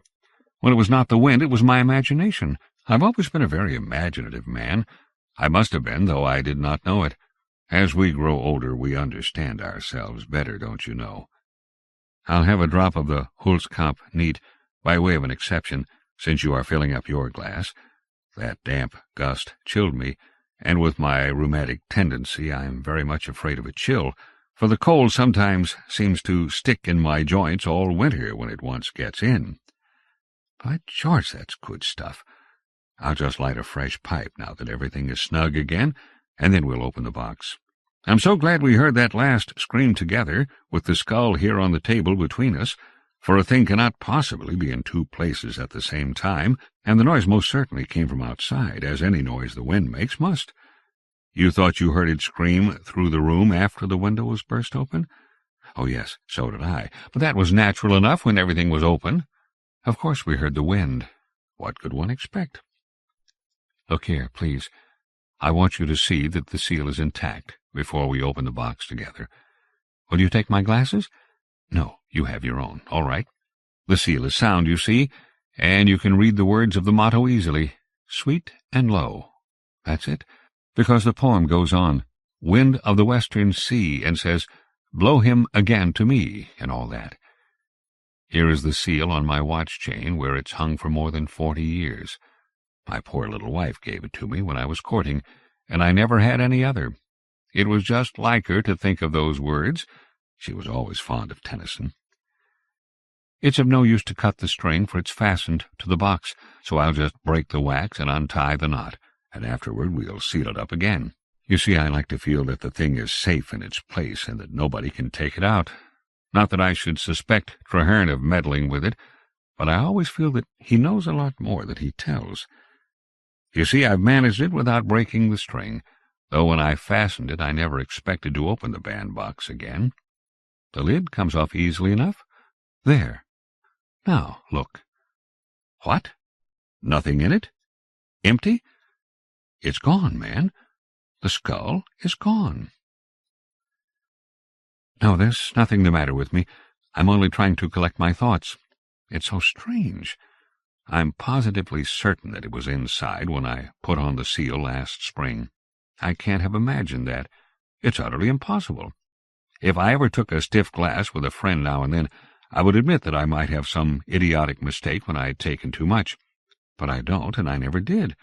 A pint of ale at supper, and half a go of rum at bedtime was the most I ever took in my good days. I believe it's always we sober fellows who get rheumatism and gout. Yet there was my seal, and there is the empty bandbox. That's plain enough. I say I don't half like this. It's not right. There's something wrong about it, in my opinion. You needn't talk to me about supernatural manifestations, for I don't believe in them, not a little bit. Somebody must have tampered with the seal and stolen the skull. Sometimes when I go out to work in the garden in summer, I leave my watch and chain on the table. Traherne must have taken the seal then and used it, for he would be quite sure that I should not come in for at least an hour. If it was not Traherne— oh, don't talk to me about the possibility that the thing has got out by itself. If it has, it must be somewhere about the house, in some out-of-the-way corner, waiting. We may come upon it anywhere, waiting for us, don't you know? Just waiting in the dark. Then it will scream at me. It will shriek at me in the dark, for it hates me, I tell you. The bandbox is quite empty. We are not dreaming, either of us. There, I turn it upside down. What's that? Something fell out as I turned it over. It's on the floor. It's near your feet. I know it is, and we must find it. Help me to find it, man. Have you got it? For God's sake, give it to me, quickly. Lead. I knew it when I heard it fall. I knew it couldn't be anything else by the little thud it made on the hearth-rug. So it was lead, after all, and Luke did it. I feel a little bit shaken up. Not exactly nervous, you know, but badly shaken up. That's the fact. Anybody would, I should think. After all, you cannot say that it's fear of the thing, for I went up and brought it down. At least I believed I was bringing it down, and that's the same thing. And by George, rather than give in to such silly nonsense, I'll take the box upstairs again and put it back in its place. It's not that. It's the certainty that the poor little woman came to her end in that way, by my fault, because I told the story. That's what is so dreadful. Somehow I had always hoped that I should never be quite sure of it, but there is no doubting it now. Look at that. Look at it. That little lump of lead with no particular shape. Think of what it did, man. Doesn't it make you shiver? He gave her something to make her sleep, of course, but there must have been one moment of awful agony. Think of having boiling lead poured into your brain. Think of it. She was dead before she could scream. But only think of— oh, there it is again. It's just outside. I know it's just outside. I can't keep it out of my head. Oh! Oh! You thought I had fainted? No, I wish I had, for it would have stopped sooner. It's all very well to say that it's only a noise, and that a noise never hurt anybody. You're as white as a shroud yourself. There's only one thing to be done if we hope to close an eye tonight. We must find it and put it back into its bandbox and shut it up in the cupboard where it likes to be. I don't know how it got out, but it wants to get in again. That's why it screams so awfully tonight. It was never so bad as this, never since I first heard it. Bury it? Yes. If we can find it, we'll bury it, if it takes us all night. We'll bury it 6 feet deep and ram down the earth over it, so that it shall never get out again, and if it screams we shall hardly hear it, so deep down. Quick, we'll get the lantern and look for it. It cannot be far away. I'm sure it's just outside. It was coming in when I shut the window, I know it." "Yes, you're quite right. I'm losing my senses, and I must get hold of myself. Don't speak to me for a minute or two. I'll sit quite still and keep my eyes shut and repeat something I know. That's the best way. Add together the altitude, the latitude, and the polar distance, divide by 2 and subtract the altitude from the half-sum. Then add the logarithm of the secant of the latitude, the cosecant of the polar distance, the cosine of the half-sum, and the sine of the half-sum, minus the altitude. There. Don't say that I'm out of my senses, for any memory is all right, isn't it? Of course you may say that it's mechanical, and that we never forget the things we learned when we were boys and have used almost every day for a lifetime. But that's the very point. When a man is going crazy, it's the mechanical part of his mind that gets out of order and won't work right. He remembers things that never happened, or he sees things that aren't real, or he hears noises when there is perfect silence. That's not what is the matter with either of us, is it? Come, we'll get the lantern and go round the house. It's not raining, only blowing like old boots, as we used to say. The lantern is in the cupboard under the stairs in the hall, and I always keep it trimmed in case of a wreck."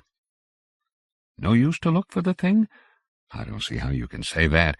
It was nonsense to talk of burying it, of course, for it doesn't want to be buried.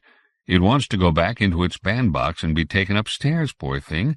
Traherne took it out, I know, and made the seal over again. Perhaps he took it to the churchyard, and he may have meant well. I dare say he thought it would not scream any more if it were quietly laid in consecrated ground, near where it belongs. But it has come home. Yes, that's it. He's not half a bad fellow, Traherne, and rather religiously inclined, I think. Does not that sound natural and reasonable and well-meant? He supposed it screamed because it was not decently buried, with the rest. But he was wrong.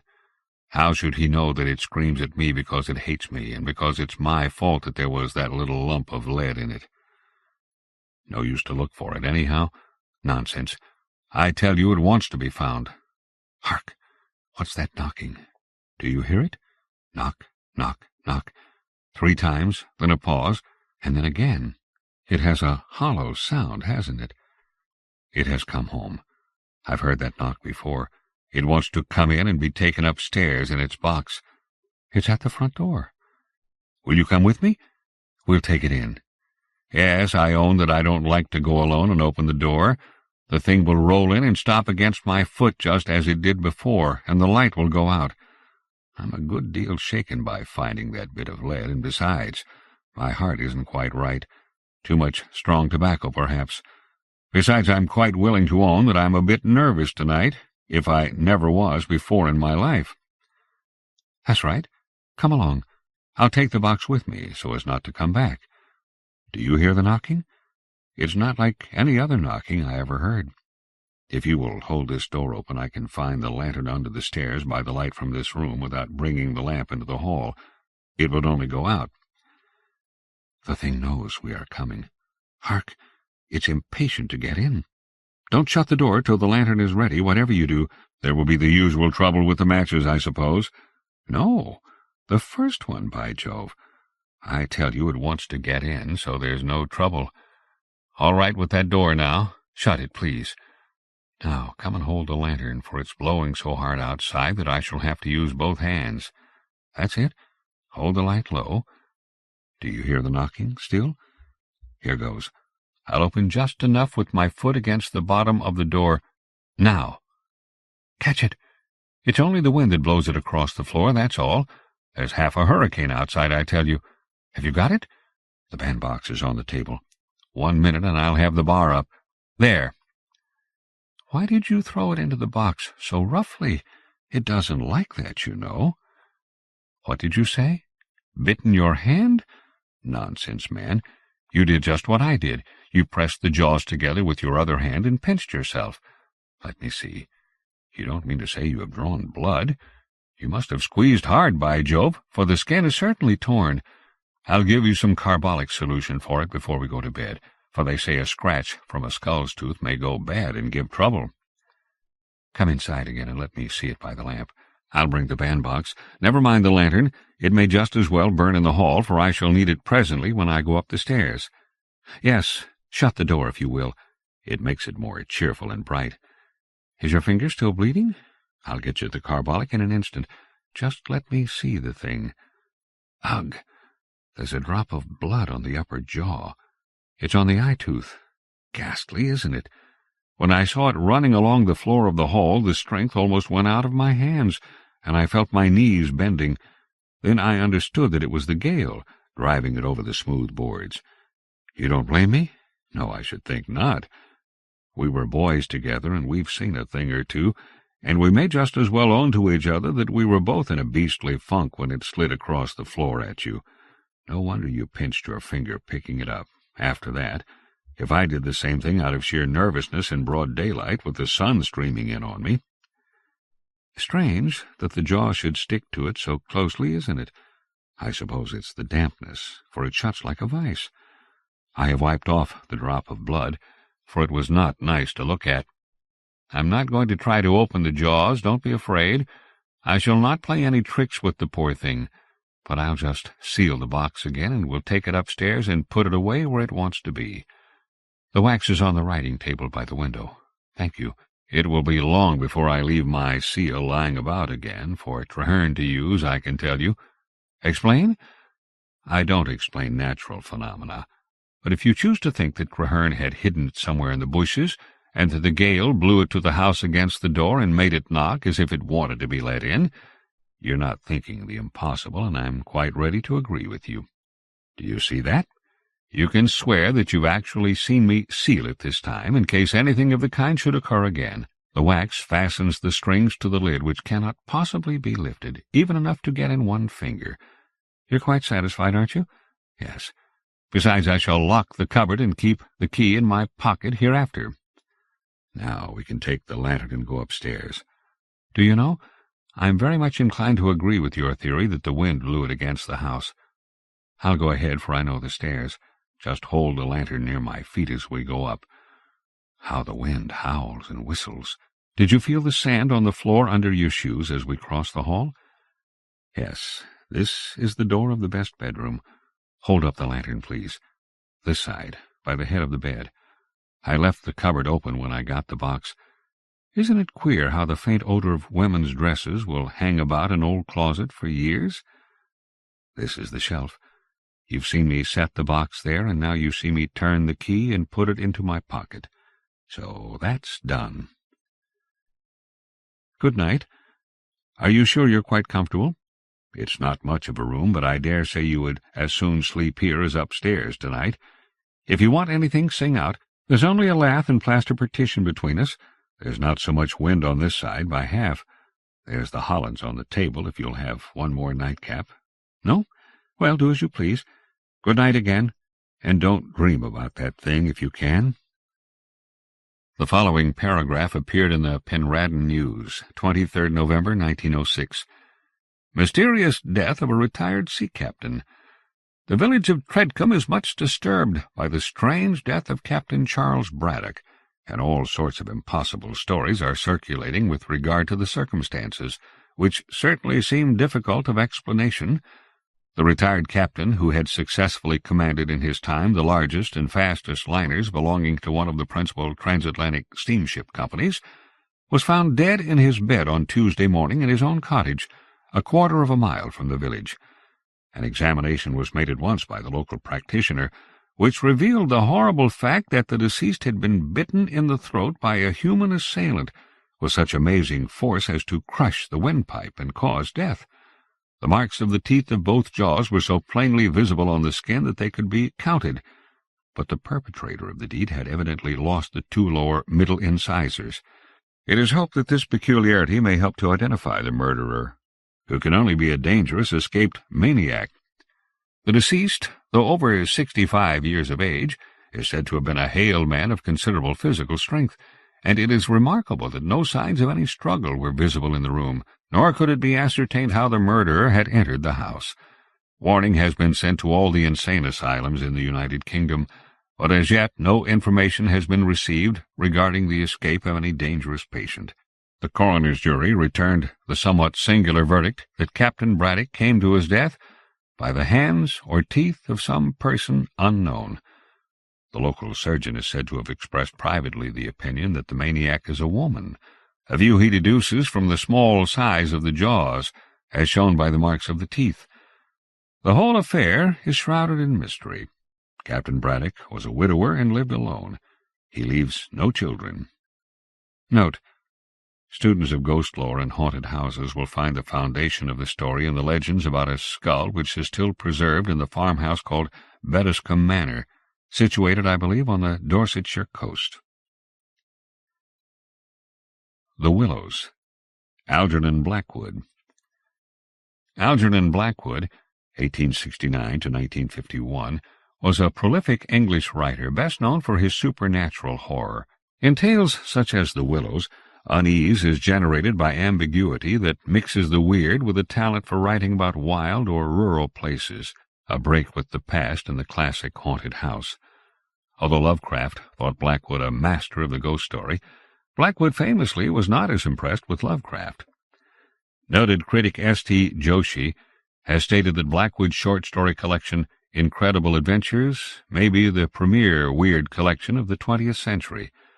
Along with Alfred Kubin and F. Marion Crawford, among others, Blackwood helped usher in the modern era of weird fiction. After leaving Vienna, and long before you come to Budapest, the Danube enters a region of singular loneliness and desolation, where its waters spread away on all sides, regardless of a main channel, and the country becomes a swamp for miles upon miles, covered by a vast sea of low willow bushes. On the big maps, this deserted area is painted in a fluffy blue, growing fainter in color as it leaves the banks, and across it may be seen in large straggling letters the word Sumpfa, meaning marshes. In high flood, this great acreage of sand, shingle beds, and willow-grown islands is almost topped by the water. But in normal seasons, the bushes bend and rustle in the free winds, showing their silver leaves to the sunshine in an ever-moving plain of bewildering beauty. These willows never attain to the dignity of trees. They have no rigid trunks. They remain humble bushes, with rounded tops and soft outline, swaying on slender stems that answer to the least pressure of the wind. Supple as grasses, and so continually shifting that they somehow give the impression that the entire plain is moving and alive. For the wind sends waves rising and falling over the whole surface, waves of leaves instead of waves of water. Green swells like the sea, too, until the branches turn and lift, and then silvery white as their underside turns to the sun. Happy to slip beyond the control of the stern banks, the Danube here wanders about at will among the intricate network of channels intersecting the islands everywhere with broad avenues down which the waters pour with a shouting sound, making whirlpools, eddies, and foaming rapids, tearing at the sandy banks, carrying away masses of shore and willow clumps, and forming new islands innumerably which shift daily in size and shape, and possess at best an impermanent life, since the flood time obliterates their very existence. Properly speaking, this fascinating part of the river's life begins soon after leaving Pressburg, and we, in our Canadian canoe, with gypsy tent and frying pan on board, reached it on the crest of a rising flood about mid-July. That very same morning, when the sky was reddening before sunrise, we had slipped swiftly through still sleeping Vienna, leaving it a couple of hours later a mere patch of smoke against the blue hills of the Wienerwald on the horizon. We had breakfasted below Fischerament, under a grove of birch trees roaring in the wind, and had then swept on the tearing current past Orth, Heinberg, Petronell, the old Roman Carnuntum of Marcus Aurelius, and so under the frowning heights of Telsen on a spur of the Carpathians, where the march steals in quietly from the left, and the frontier is crossed between Austria and Hungary. Racing along at 12 kilometers an hour soon took us well into Hungary, and the muddy waters, sure sign of flood, sent us aground on many a shingle bed, and twisted us like a cork in many a sudden belching whirlpool before the towers of Pressburg, Hungarian Pozsony, showed against the sky. And then the canoe, leaping like a spirited horse, flew at top speed under the grey walls, negotiated safely the sunken chain of the Fliegende Brücke ferry, turned the corner sharply to the left, and plunged on yellow foam into the wilderness of islands, sandbanks, and swampland below, the land of the Willows. The change came suddenly, as when a series of bioscope pictures snaps down on the streets of a town and shifts without warning into the scenery of lake and forest. We entered the land of desolation on wings, and in less than half an hour there was neither boat nor fishing hut nor red roof, nor any single sign of human habitation and civilization within sight. The sense of remoteness from the world of humankind, the utter isolation, the fascination of this singular world of willows, winds, and waters, instantly laid its spell upon us both, so that we allowed laughingly to one another that we ought by right to have held some special kind of passport to admit us, and that we had, somewhat audaciously, come without asking leave into a separate little kingdom of wonder and magic, a kingdom that was reserved for the use of others who had a right to it, with everywhere unwritten warnings to trespassers for those who had the imagination to discover them. Though still early in the afternoon, the ceaseless buffetings of a most tempestuous wind made us feel weary, and we at once began casting about for a suitable camping ground for the night. But the bewildering character of the islands made landing difficult. The swirling flood carried us inshore and then swept us out again. The willow branches tore our hands as we seized them to stop the canoe, and we pulled many a yard of sandy bank into the water before at length we shot with a great sideways blow from the wind into a backwater and managed to beach the bows in a cloud of spray.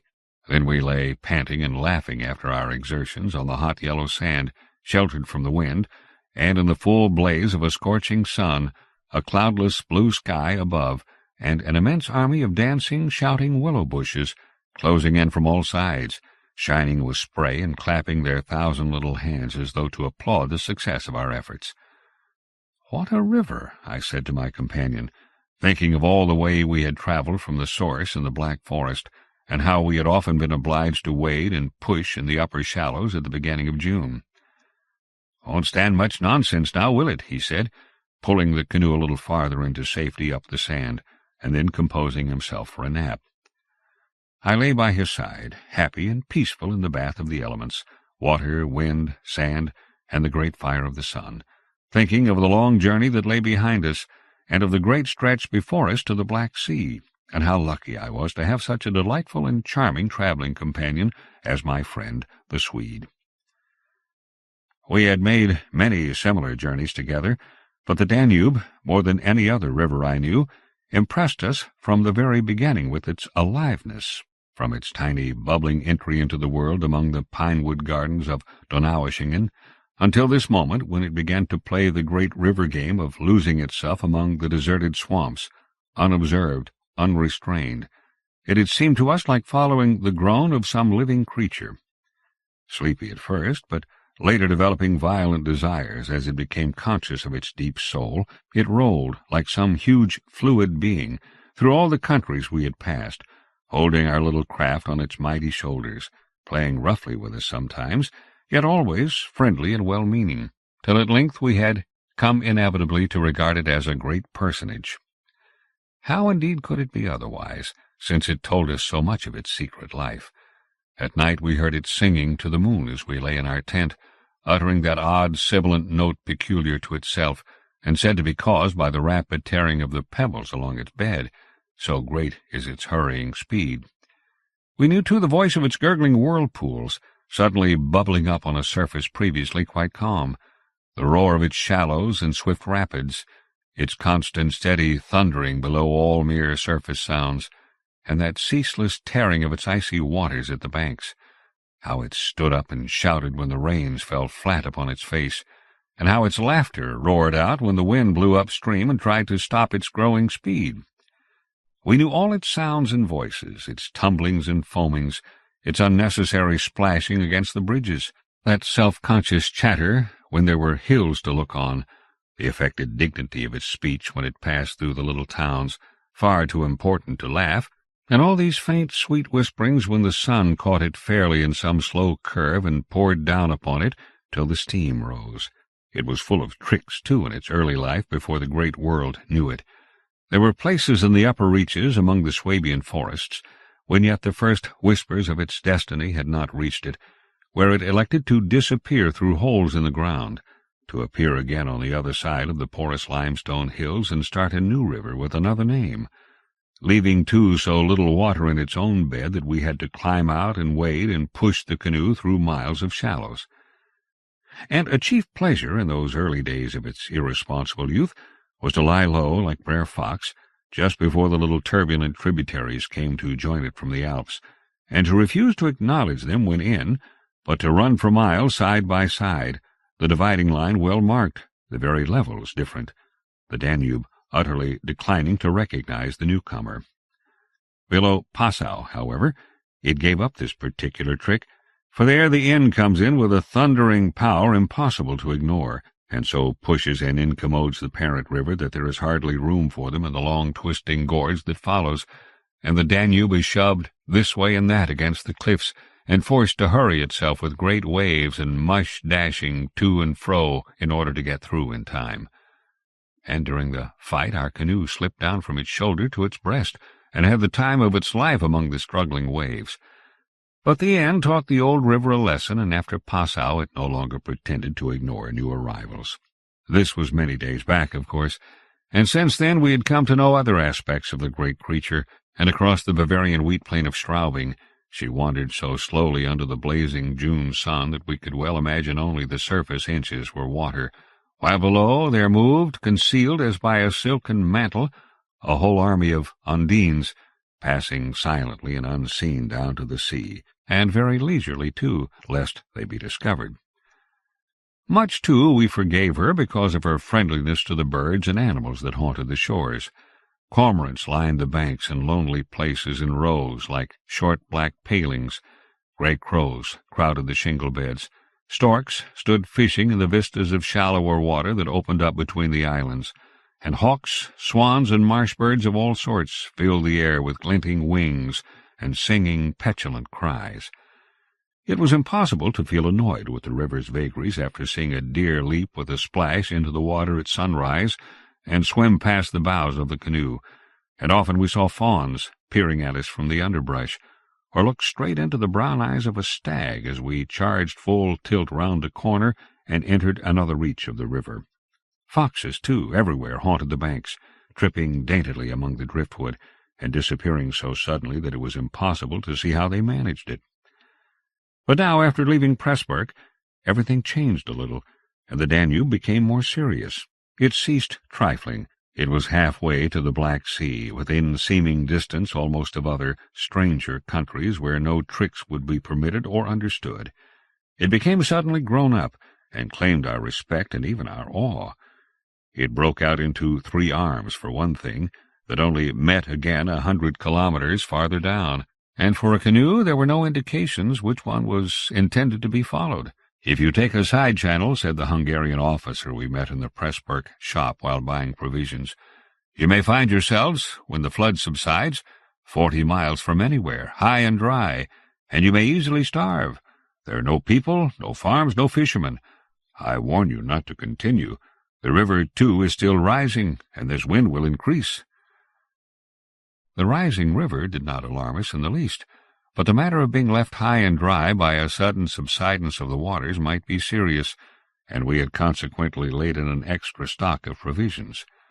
For the rest, the officer's prophecy held true, and the wind, blowing down a perfectly clear sky, increased steadily till it reached the dignity of a westerly gale.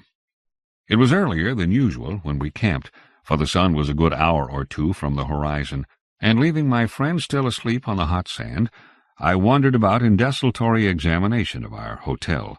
The island, I found, was less than an acre in extent, a mere sandy bank standing some 2 or 3 feet above the level of the river.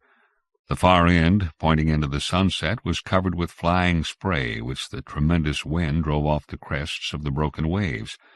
It was triangular in shape, with the apex upstream. I stood there for several minutes, watching the impetuous crimson flood bearing down with a shouting roar, dashing in waves against the bank as though to sweep it bodily away, and then swirling by in 2 foaming streams on either side.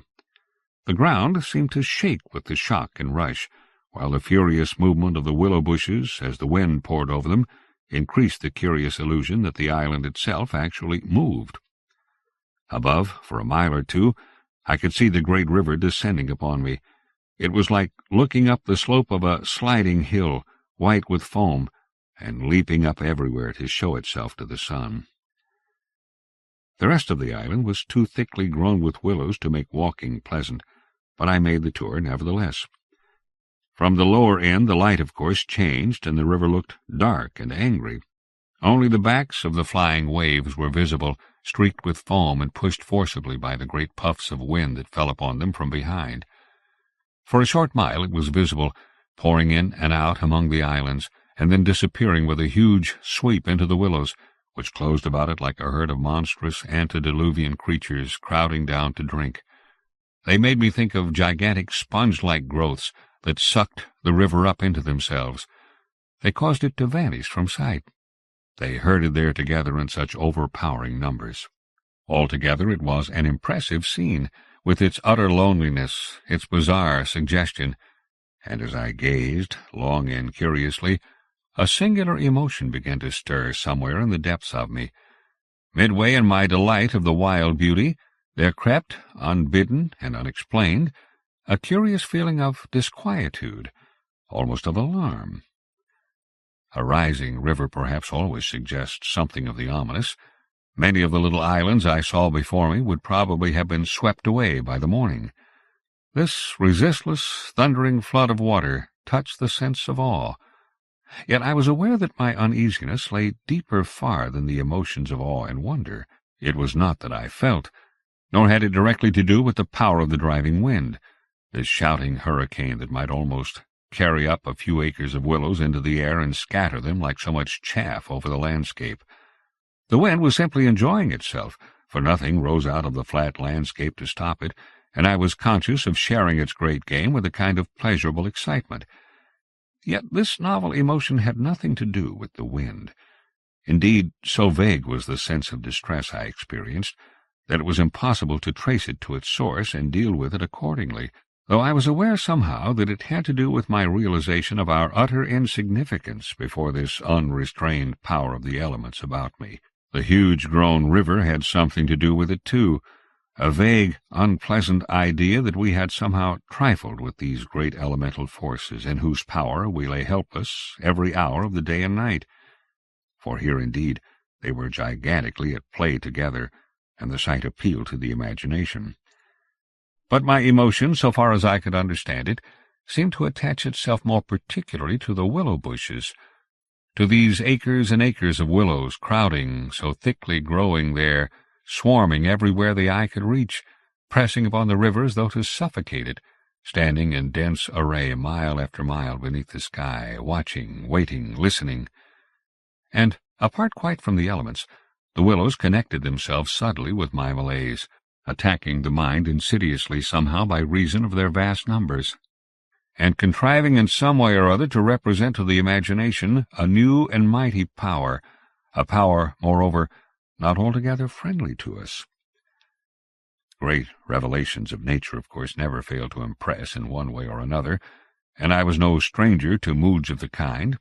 Mountains overawe and oceans terrify, while the mystery of great forests exercises a spell peculiarly its own. But all these, at one point or another, somewhere link on intimately with human life and human experience. They stir comprehensible, even if alarming, emotions. They tend on the whole to exalt. With this multitude of willows, however, it was something far different, I felt. Some essence emanated from them that besieged the heart. A sense of awe awakened, true, but of awe touched somewhere by a vague terror. Their serried ranks, growing everywhere darker about me as the shadows deepened, moving furiously yet softly in the wind, woke in me the curious and unwelcome suggestion that we had trespassed here upon the borders of an alien world, a world where we were intruders, a world where we were not wanted or invited to remain, where we ran grave risks, perhaps. The feeling, however, though it refused to yield its meaning entirely to analysis, did not at the time trouble me by passing into menace.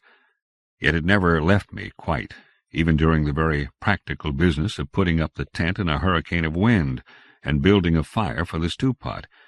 It remained, just enough to bother and perplex, and to rob a most delightful camping-ground of a good portion of its charm. To my companion, however, I said nothing, for he was a man I considered devoid of imagination. In the first place, I could never have explained to him what I meant, and in the second he would have laughed stupidly at me if I had. There was a slight depression in the center of the island, and here we pitched the tent. The surrounding willows broke the wind a bit. "A poor camp," observed the imperturbable Swede when at last the tent stood upright. "No stones and precious little firewood. I'm for moving on early tomorrow, eh? This sand won't hold anything."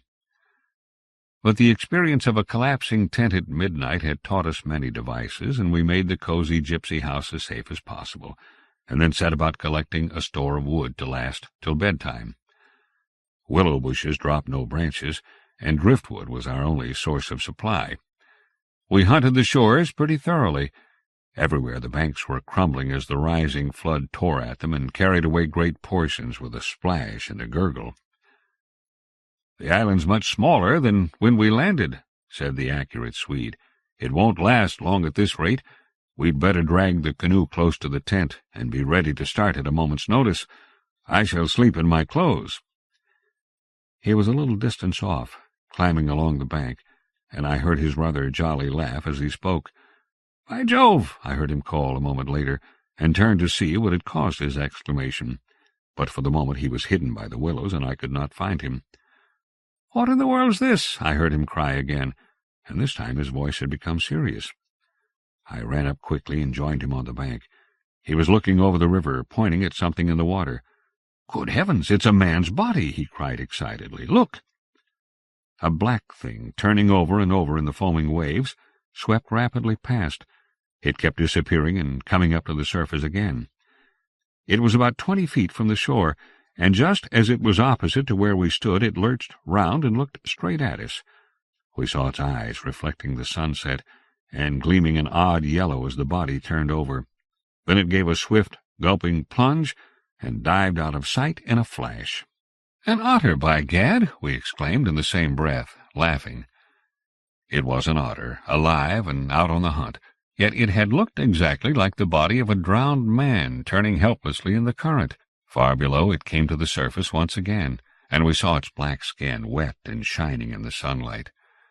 Then, too, just as we turned back, our arms full of driftwood, another thing happened to recall us to the river bank. This time it really was a man, and what was more, a man in a boat.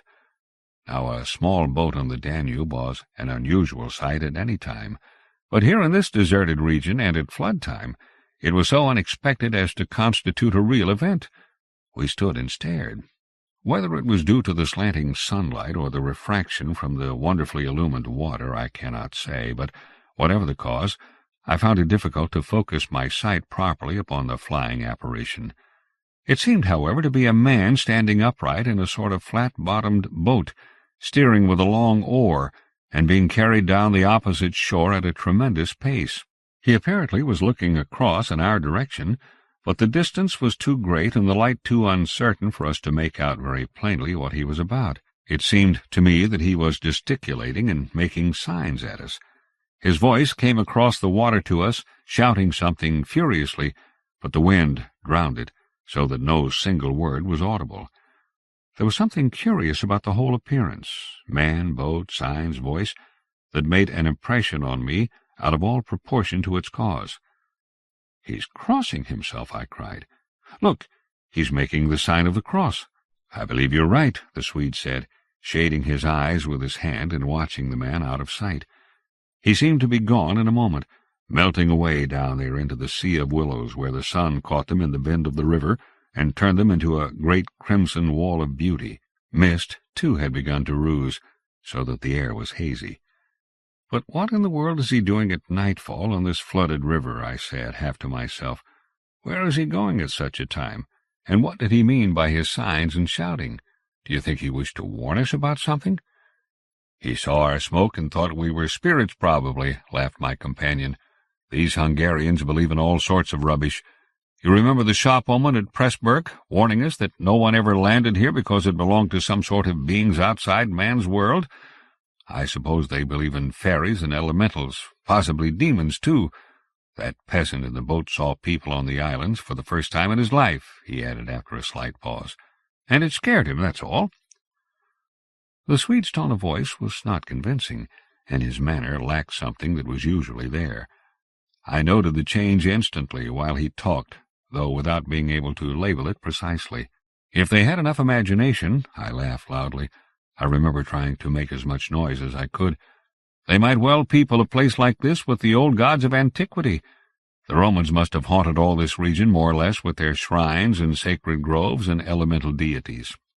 The subject dropped, and we returned to our stew-pot, for my friend was not given to imaginative conversation as a rule. Moreover, just then I remember feeling distinctly glad that he was not imaginative. His stolid, practical nature suddenly seemed to me welcome and comforting. It was an admirable temperament, I felt. He could steer down rapids like a red Indian, shoot dangerous bridges and whirlpools better than any white man I ever saw in a canoe. He was a grand fellow for an adventurous trip, a tower of strength when untoward things happened. I looked at his strong face and light curly hair as he staggered along under his pile of driftwood, twice the size of mine, and I experienced a feeling of relief. Yes, I was distinctly glad just then that the Swede was what he was, and that he never made remarks that suggested more than they said. "The river's still rising, though," he added, as if following out some thoughts of his own, and dropping his load with a gasp. "This island will be under water in 2 days if it goes on." "I wish the wind would go down," I said. "I don't care a fig for the river." The flood indeed had no terrors for us. We could get off at 10 minutes' notice, and the more water the better we liked it. It meant an increasing current and the obliteration of the treacherous shingle beds that so often threatened to tear the bottom out of our canoe. Contrary to our expectations, the wind did not go down with the sun. It seemed to increase with the darkness, howling overhead and shaking the willows round us like straws. Curious sounds accompanied it sometimes, like the explosion of heavy guns, and it fell upon the water in the island in great flat blows of immense power. It made me think of the sounds a planet must make, could we only hear it, driving along through space. But the sky kept wholly clear of clouds, and soon after supper the full moon rose up in the east and covered the river and the plain of shouting willows with a light like the day. We lay on the sandy patch beside the fire, smoking, listening to the noises of the night round us, and talking happily of the journey we had already made, and of our plans ahead. The map lay spread in the door of the tent, but the high wind made it hard to study, and presently we lowered the curtain and extinguished the lantern.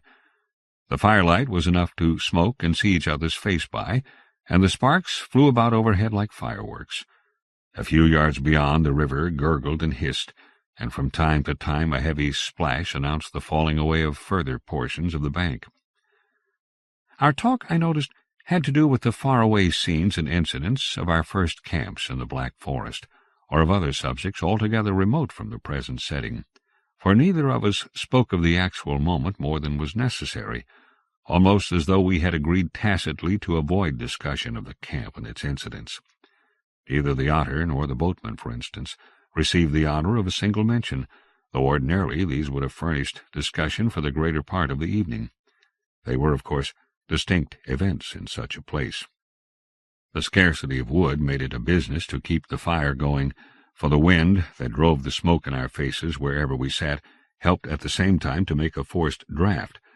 We took it in turn to make some foraging expeditions into the darkness, and the quantity the Swede brought back always made me feel that he took an absurdly long time finding it, for the fact was I did not care much about being left alone, and yet it always seemed to be my turn to grub about among the bushes or scramble along the slippery banks in the moonlight.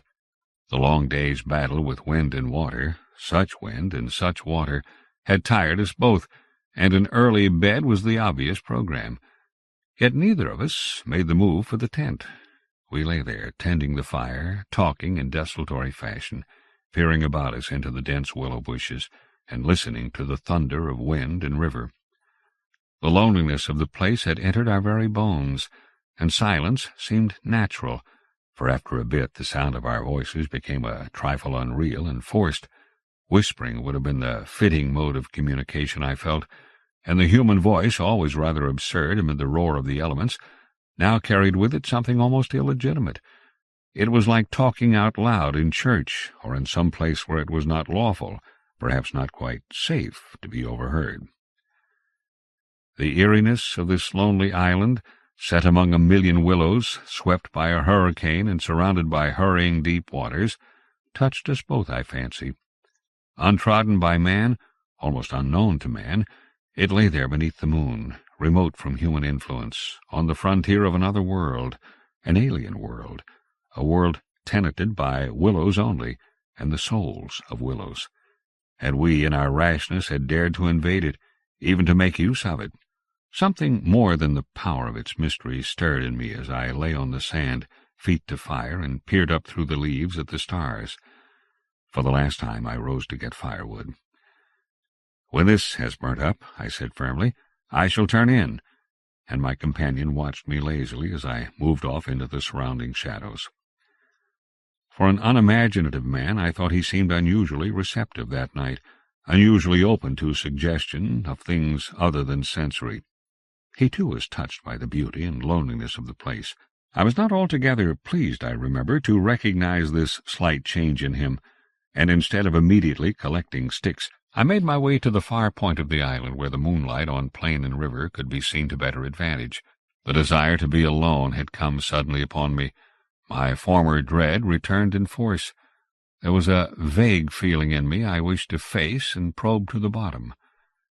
When I reached the point of sand jutting out among the waves, the spell of the place descended upon me with a positive shock. No mere scenery could have produced such an effect. There was something more here, something to alarm. I gazed across the waste of wild waters. I watched the whispering willows.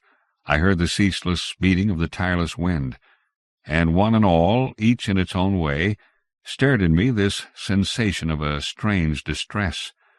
But the willows especially. Forever they went on chattering and talking among themselves, laughing a little, shrilly crying out, sometimes sighing.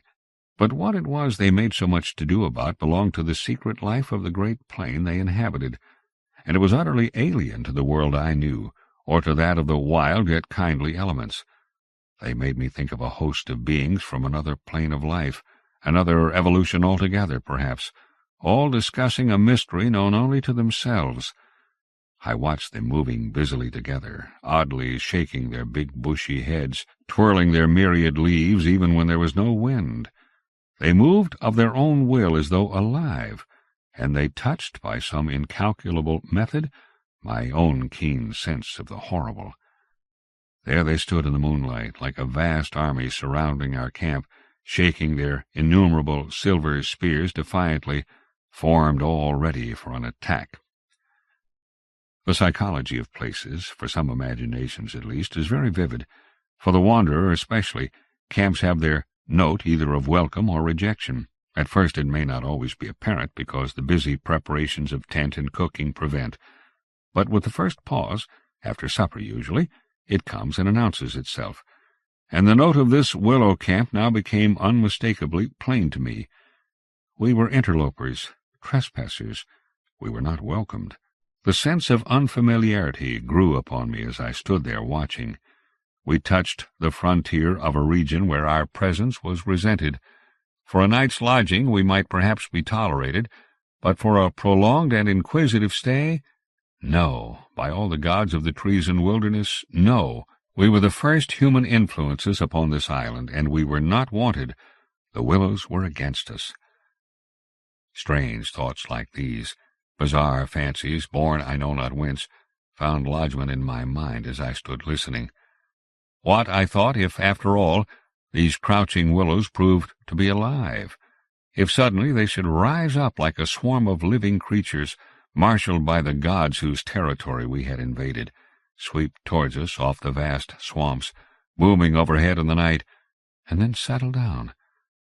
As I looked, it was so easy to imagine they actually moved, crept nearer, retreated a little, huddled together in masses, hostile, waiting for the great wind that should finally start them a-running.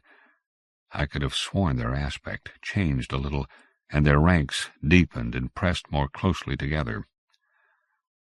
The melancholy shrill cry of a night-bird sounded overhead, and suddenly I nearly lost my balance as the piece of bank I stood upon fell with a great splash into the river, undermined by the flood. I stepped back just in time, and went on hunting for firewood again, half laughing at the odd fancies that crowded so thickly into my mind and cast their spell upon me. I recalled the Swede's remark about moving on next day, and I was just thinking that I fully agreed with him, when I turned with a start and saw the subject of my thoughts standing immediately in front of me. He was quite close. The roar of the elements had covered his approach. "You've been gone so long," he shouted above the wind. "I thought something must have happened to you." But there was that in his tone, and a certain look in his face as well, that conveyed to me more than his usual words, and in a flash I understood the real reason for his coming. It was because the spell of the place had entered his soul too, and he did not like being alone. "River still rising," he cried, pointing to the flood in the moonlight, "and the wind's simply awful." He always said the same things, but it was the cry for companionship that gave the real importance to his words. "Lucky," I cried back. "Our tent's in the hollow. I think it'll hold all right." I added something about the difficulty of finding wood in order to explain my absence, but the wind caught my words and flung them across the river, so that he did not hear, but just looked at me through the branches, nodding his head. "Lucky if we get away without disaster," he shouted, or words to that effect, and I remember feeling half angry with him for putting the thought into words, for it was exactly what I felt myself. There was disaster impending somewhere, and the sense of presentiment lay unpleasantly upon me.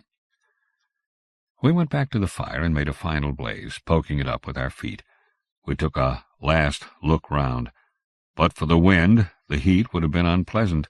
I put this thought into words, and I remember my friend's reply struck me oddly, that he would rather have the heat, the ordinary July weather, than this diabolical wind. Everything was snug for the night, the canoe lying turned over beside the tent with both yellow paddles beneath her, the provision sack hanging from a willow stem, and the washed-up dishes removed to a safe distance from the fire, all ready for the morning meal. We smothered the embers of the fire with sand and then turned in. The flap of the tent door was up, and I saw the branches and the stars in the white moonlight. The shaking willows and the heavy buffetings of the wind against our taut little house were the last things I remembered, as sleep came down and covered all with its soft and delicious forgetfulness. 2. Suddenly I found myself lying awake, peering from my sandy mattress through the door of the tent. I looked at my watch pinned against the canvas and saw by the bright moonlight that it was past 12 o'clock, the threshold of a new day, and I had therefore slept a couple of hours. The Swede was asleep still beside me. The wind howled as before. Something plucked at my heart and made me feel afraid. There was a sense of disturbance in my immediate neighborhood. I sat up quickly and looked out. The trees were swaying violently to and fro as the gusts smote them, but our little bit of green canvas lay snugly safe in the hollow, for the wind passed over it without meeting enough resistance to make it vicious. The feeling of disquietude did not pass, however, and I crawled quietly out of the tent to see if our belongings were safe. I moved carefully so as not to waken my companion. A curious excitement was on me. I was halfway out, kneeling on all fours, when my eye first took in that the tops of the bushes opposite, with their moving tracery of leaves, made shapes against the sky. I sat back on my haunches and stared. It was incredible, surely, but there opposite and slightly above me were shapes of some indeterminate sort among the willows, and as the branches swayed in the wind they seemed to group themselves about these shapes, forming a series of monstrous outlines that shifted rapidly beneath the moon. Close, about 50 feet in front of me, I saw these things. My first instinct was to waken my companion that he too might see them, but something made me hesitate, the sudden realization probably that I should not welcome corroboration. And meanwhile I crouched there, staring in amazement with smarting eyes. I was wide awake. I remember saying to myself that I was not dreaming. They first became properly visible these huge figures just within the tops of the bushes, immense, bronze-colored, moving, and wholly independent of the swaying of the branches. I saw them plainly, and noted, now I came to examine them more calmly, that they were very much larger than human, and indeed that something in their appearance proclaimed them to be not human at all. Certainly they were not merely the moving tracery of the branches against the moonlight. They shifted independently. They rose upwards in a continuous stream from earth to sky, vanishing utterly as soon as they reached the dark of the sky.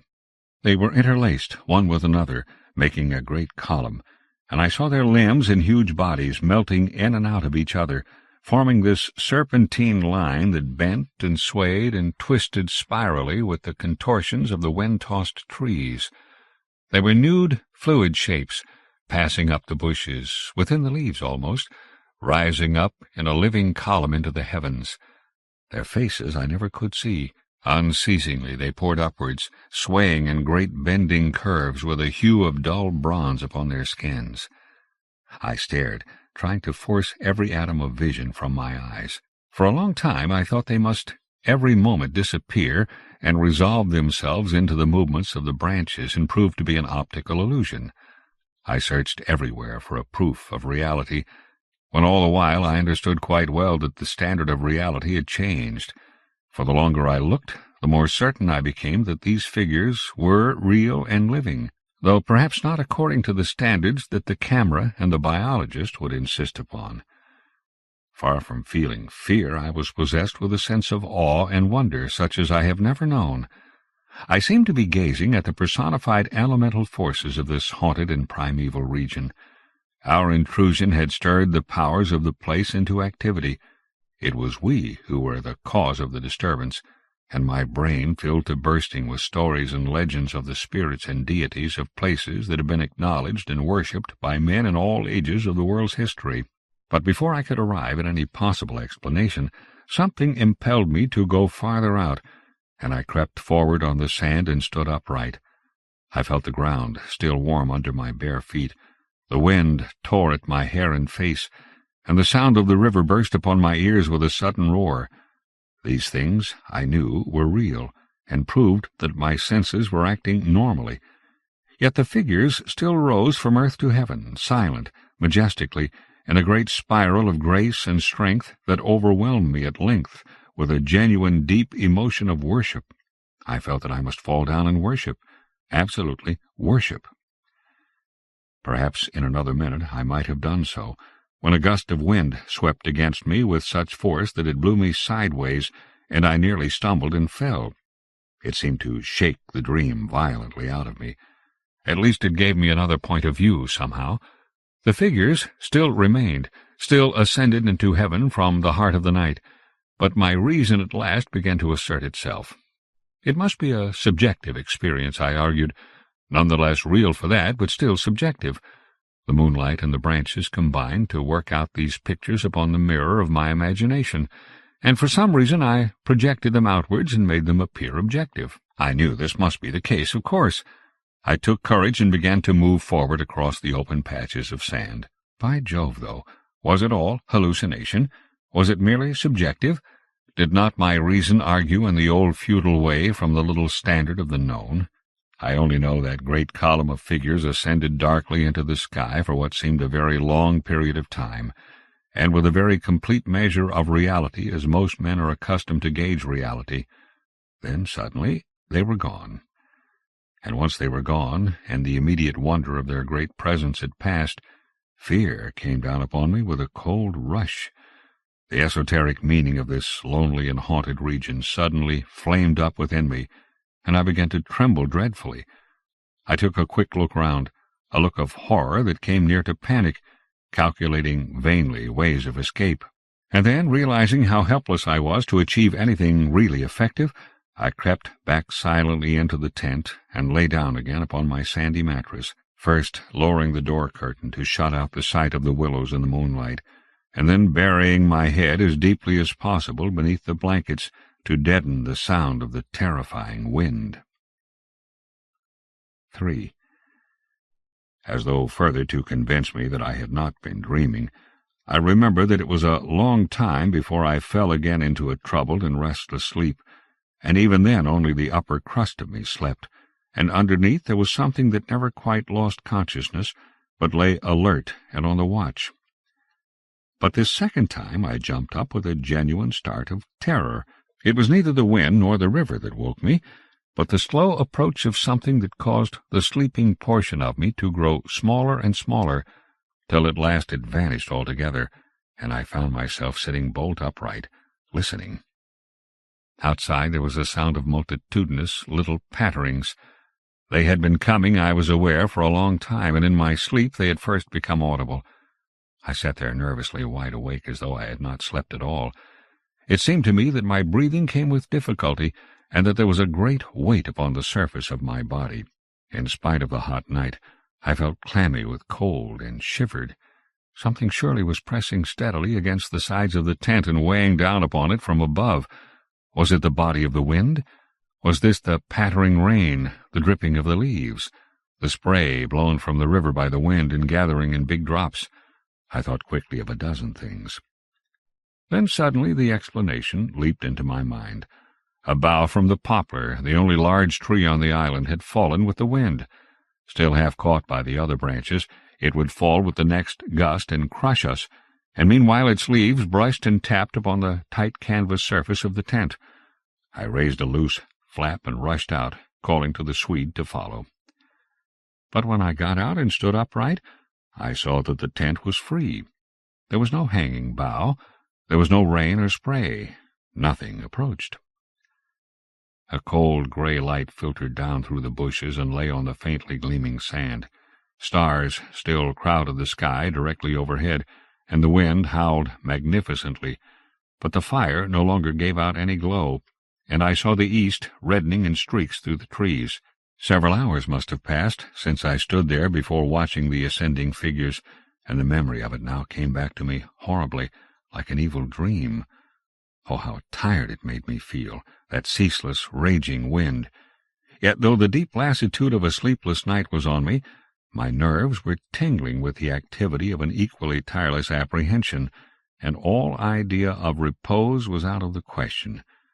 The river, I saw, had risen further. Its thunder filled the air, and a fine spray made itself felt through my thin sleeping shirt. Yet nowhere did I discover the slightest evidence of anything to cause alarm. This deep, prolonged disturbance in my heart remained wholly unaccounted for. My companion had not stirred when I called him, and there was no need to waken him now. I looked about me carefully, noting everything: the turned-over canoe, the yellow paddles, 2 of them, I'm certain, the provision sack and the extra lantern hanging together from the tree, and crowding everywhere about me, enveloping all, the willows, those endless, shaking willows. A bird uttered its morning cry, and a string of ducks passed with whirring flight overhead in the twilight. The sand whirled, dry and stinging, about my bare feet in the wind. I walked round the tent, and then went out a little way into the bush, so that I could see across the river to the farther landscape, and the same profound yet indefinable emotion of distress seized upon me again, as I saw the interminable sea of bushes stretching to the horizon, looking ghostly and unreal in the wan light of dawn. I walked softly here and there, still puzzling over that odd sound of infinite pattering, and of that pressure upon the tent that had wakened me. It must have been the wind, I reflected, the wind bearing upon the loose hot sand, driving the dry particles smartly against the taut canvas, the wind dropping heavily upon our fragile roof. Yet all the time my nervousness and malaise increased appreciably. I crossed over to the farther shore and noted how the coastline had altered in the night, and what masses of sand the river had torn away. I dipped my hands and feet into the cool current and bathed my forehead. Already there was a glow of sunrise in the sky, and the exquisite freshness of coming day. On my way back I passed purposely beneath the very bushes where I had seen the column of figures rising into the air, and midway among the clumps I suddenly found myself overtaken by a sense of vast terror. From the shadows a large figure went swiftly by. Someone passed me, as sure as ever man did. It was a great staggering blow from the wind that helped me forward again, and once out in the more open space the sense of terror diminished strangely.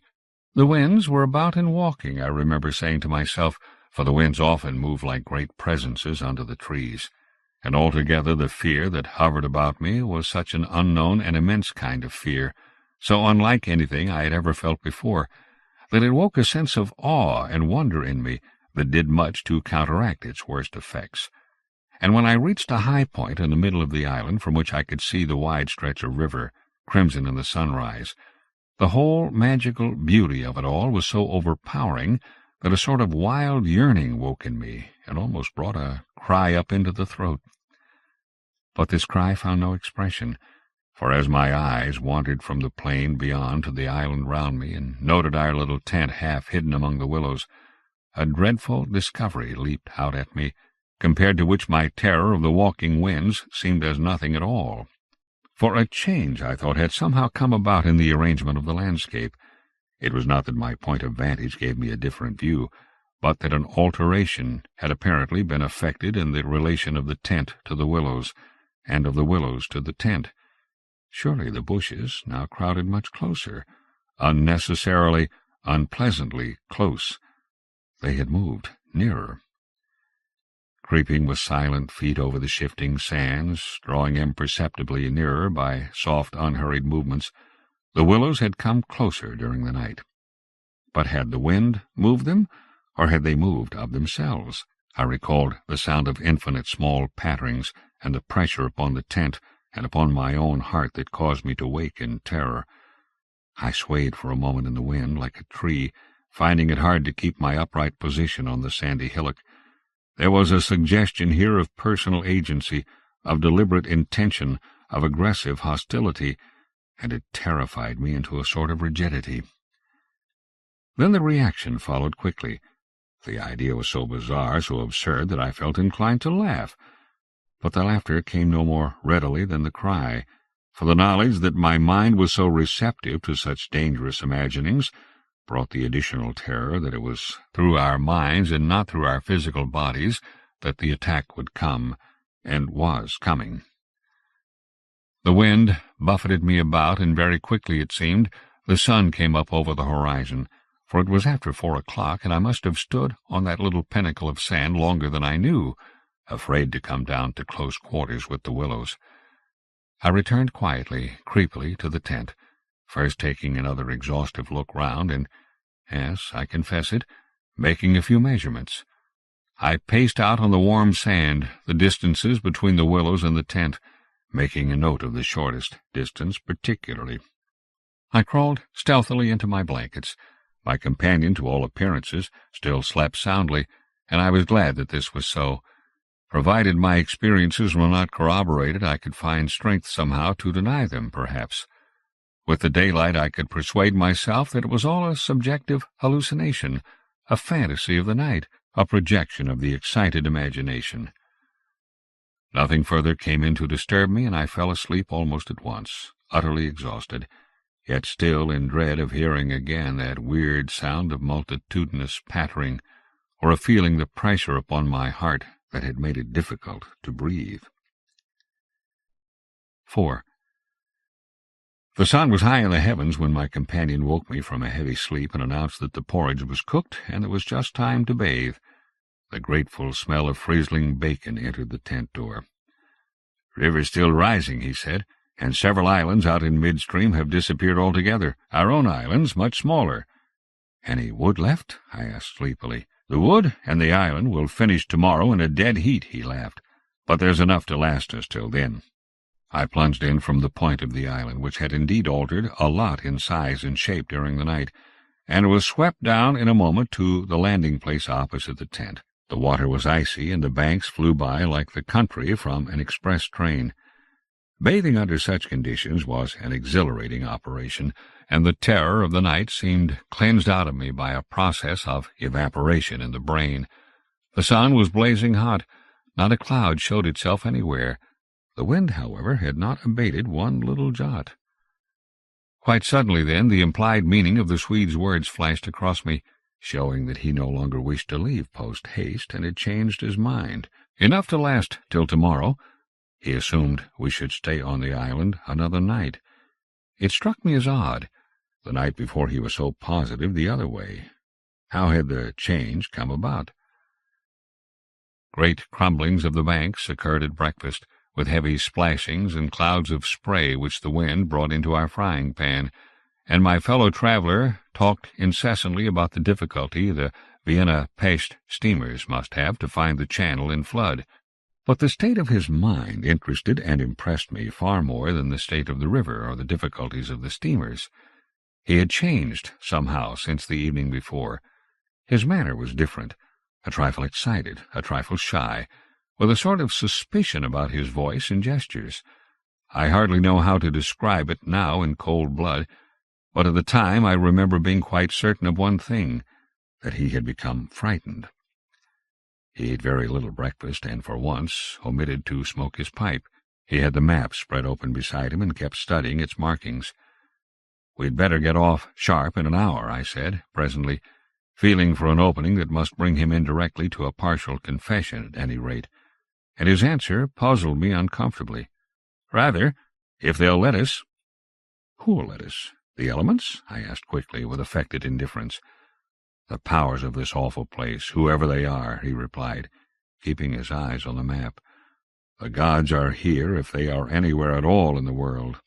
"The elements are always the true immortals," I replied, laughing as naturally as I could manage, yet knowing quite well that my face reflected my true feelings, when he looked up gravely at me and spoke across the smoke. "We shall be fortunate if we get away without further disaster." This was exactly what I had dreaded, and I screwed myself up to the point of the direct question. It was like agreeing to allow the dentist to extract the tooth. It had to come anyhow in the long run, and the rest was all pretense. "Further disaster? Why, what's happened?" "For one thing, the steering paddle's gone," he said quietly.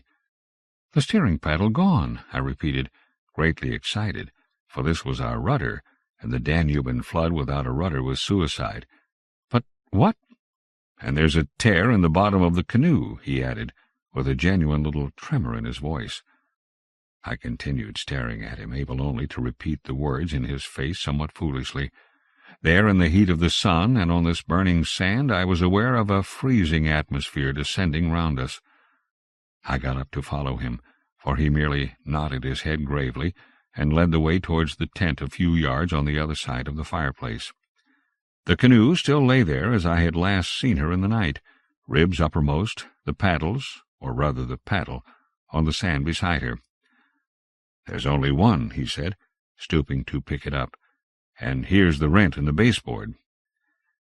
It was on the tip of my tongue to tell him that I had clearly noticed 2 paddles a few hours before, but a second impulse made me think better of it, and I said nothing. I approached to see. There was a long, finely made tear in the bottom of the canoe where a little slither of wood had been neatly taken out. It looked as if the tooth of a sharp rock or snag had eaten down her length, and investigation showed that the hole went through. Had we launched out in her without observing it, we must inevitably have foundered. At first the water would have made the wood swell so as to close the hole, but once out in midstream the water must have poured in, and the canoe, never more than 2 inches above the surface, would have filled and sunk very rapidly. "There, you see an attempt to prepare a victim for the sacrifice," I heard him saying, more to himself than to me. "2 victims, rather," he added, as he bent over and ran his fingers along the slit. I began to whistle, a thing I always do unconsciously when utterly nonplussed, and purposely paid no attention to his words. I was determined to consider them foolish. "It wasn't there last night," he said presently, straightening up from his examination and looking anywhere but at me. "We must have scratched her in landing, of course," I stopped whistling to say. "The stones are very sharp." I stopped abruptly, for at that moment he turned round and met my eye squarely. I knew just as well as he did how impossible my explanation was. There were no stones to begin with. "And then there's this to explain, too," he added quietly, handing me the paddle and pointing to the blade. A new and curious emotion spread freezingly over me as I took and examined it. The blade was scraped down all over, beautifully scraped, as though someone had sandpapered it with care, making it so thin that the first vigorous stroke must have snapped it off at the elbow. "One of us walked in his sleep and did this thing," I said feebly. Or it has been filed by the constant stream of sand particles blown against it by the wind, perhaps." "Ah," said the Swede, turning away, laughing a little. "You can explain everything." "The same wind that caught the steering paddle and flung it so near the bank that it fell in with the next lump that crumbled," I called out after him, absolutely determined to find an explanation for everything he showed me. "I see," he shouted back, turning his head to look at me before disappearing among the willow bushes. Once alone with these perplexing evidences of personal agency, I think my first thoughts took the form of, one of us must have done this thing, and it certainly was not I. But my second thought decided how impossible it was to suppose, under all the circumstances, that either of us had done it, that my companion, the trusted friend of a dozen similar expeditions, could have knowingly had a hand in it, was a suggestion not to be entertained for a moment.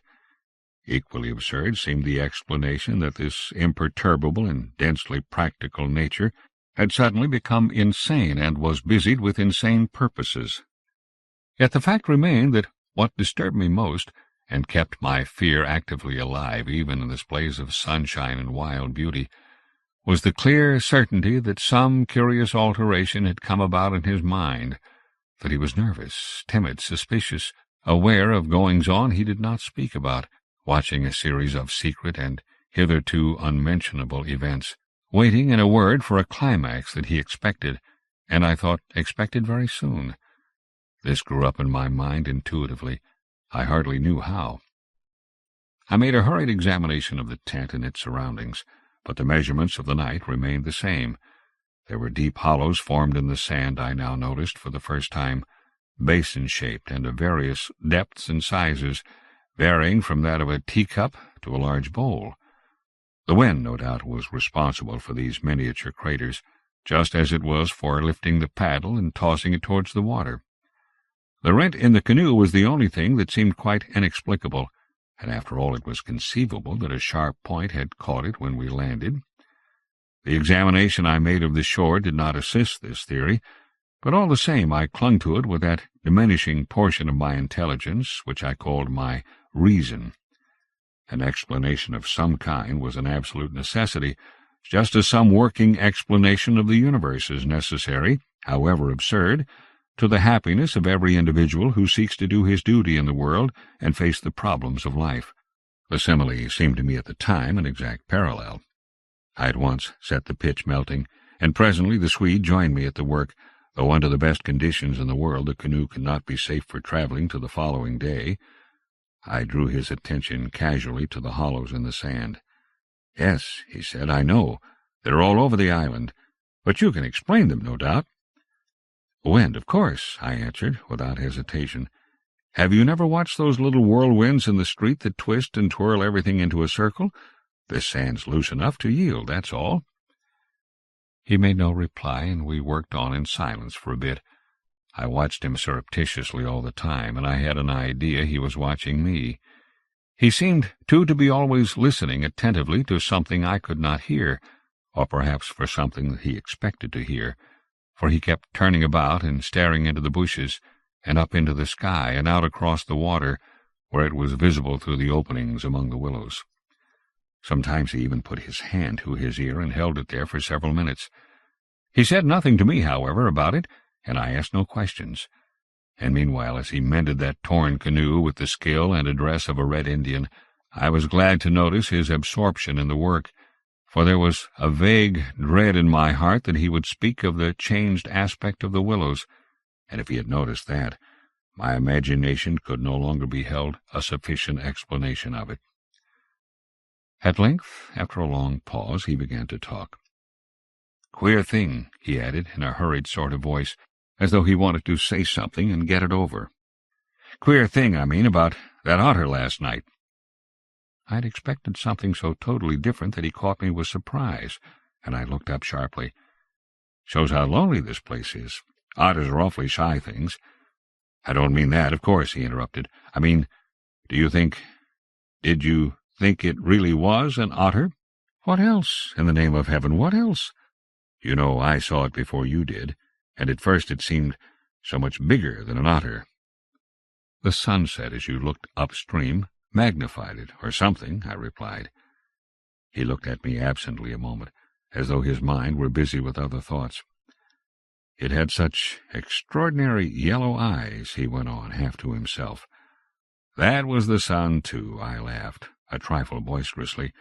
"I suppose you'll wonder next if that fellow in the boat—" I suddenly decided not to finish the sentence. He was in the act again of listening, turning his head to the wind, and something in the expression of his face made me halt. The subject dropped, and we went on with our caulking. Apparently he had not noticed my unfinished sentence. 5 minutes later, however, he looked at me across the canoe, the smoking pitch in his hand, his face exceedingly grave. "I did rather wonder, if you want to know," he said slowly, "what that thing in the boat was. I remember thinking at the time it was not a man. The whole business seemed to rise quite suddenly out of the water." I laughed again boisterously in his face, but this time there was impatience and a strain of anger, too, in my feeling. "Look here now," I cried. "This place is quite queer enough without going out of our way to imagine things. That boat was an ordinary boat, and the man in it was an ordinary man, and they were both going downstream as fast as they could lick, and that otter was an otter, so don't let's play the fool about it." He looked steadily at me with the same grave expression. He was not in the least annoyed. I took courage from his silence. "And for heaven's sake," I went on, "don't keep pretending you hear things, because it only gives me the jumps, and there's nothing to hear but the river and this cursed old thundering wind." "You fool," he answered in a low, shocked voice. "You utter fool.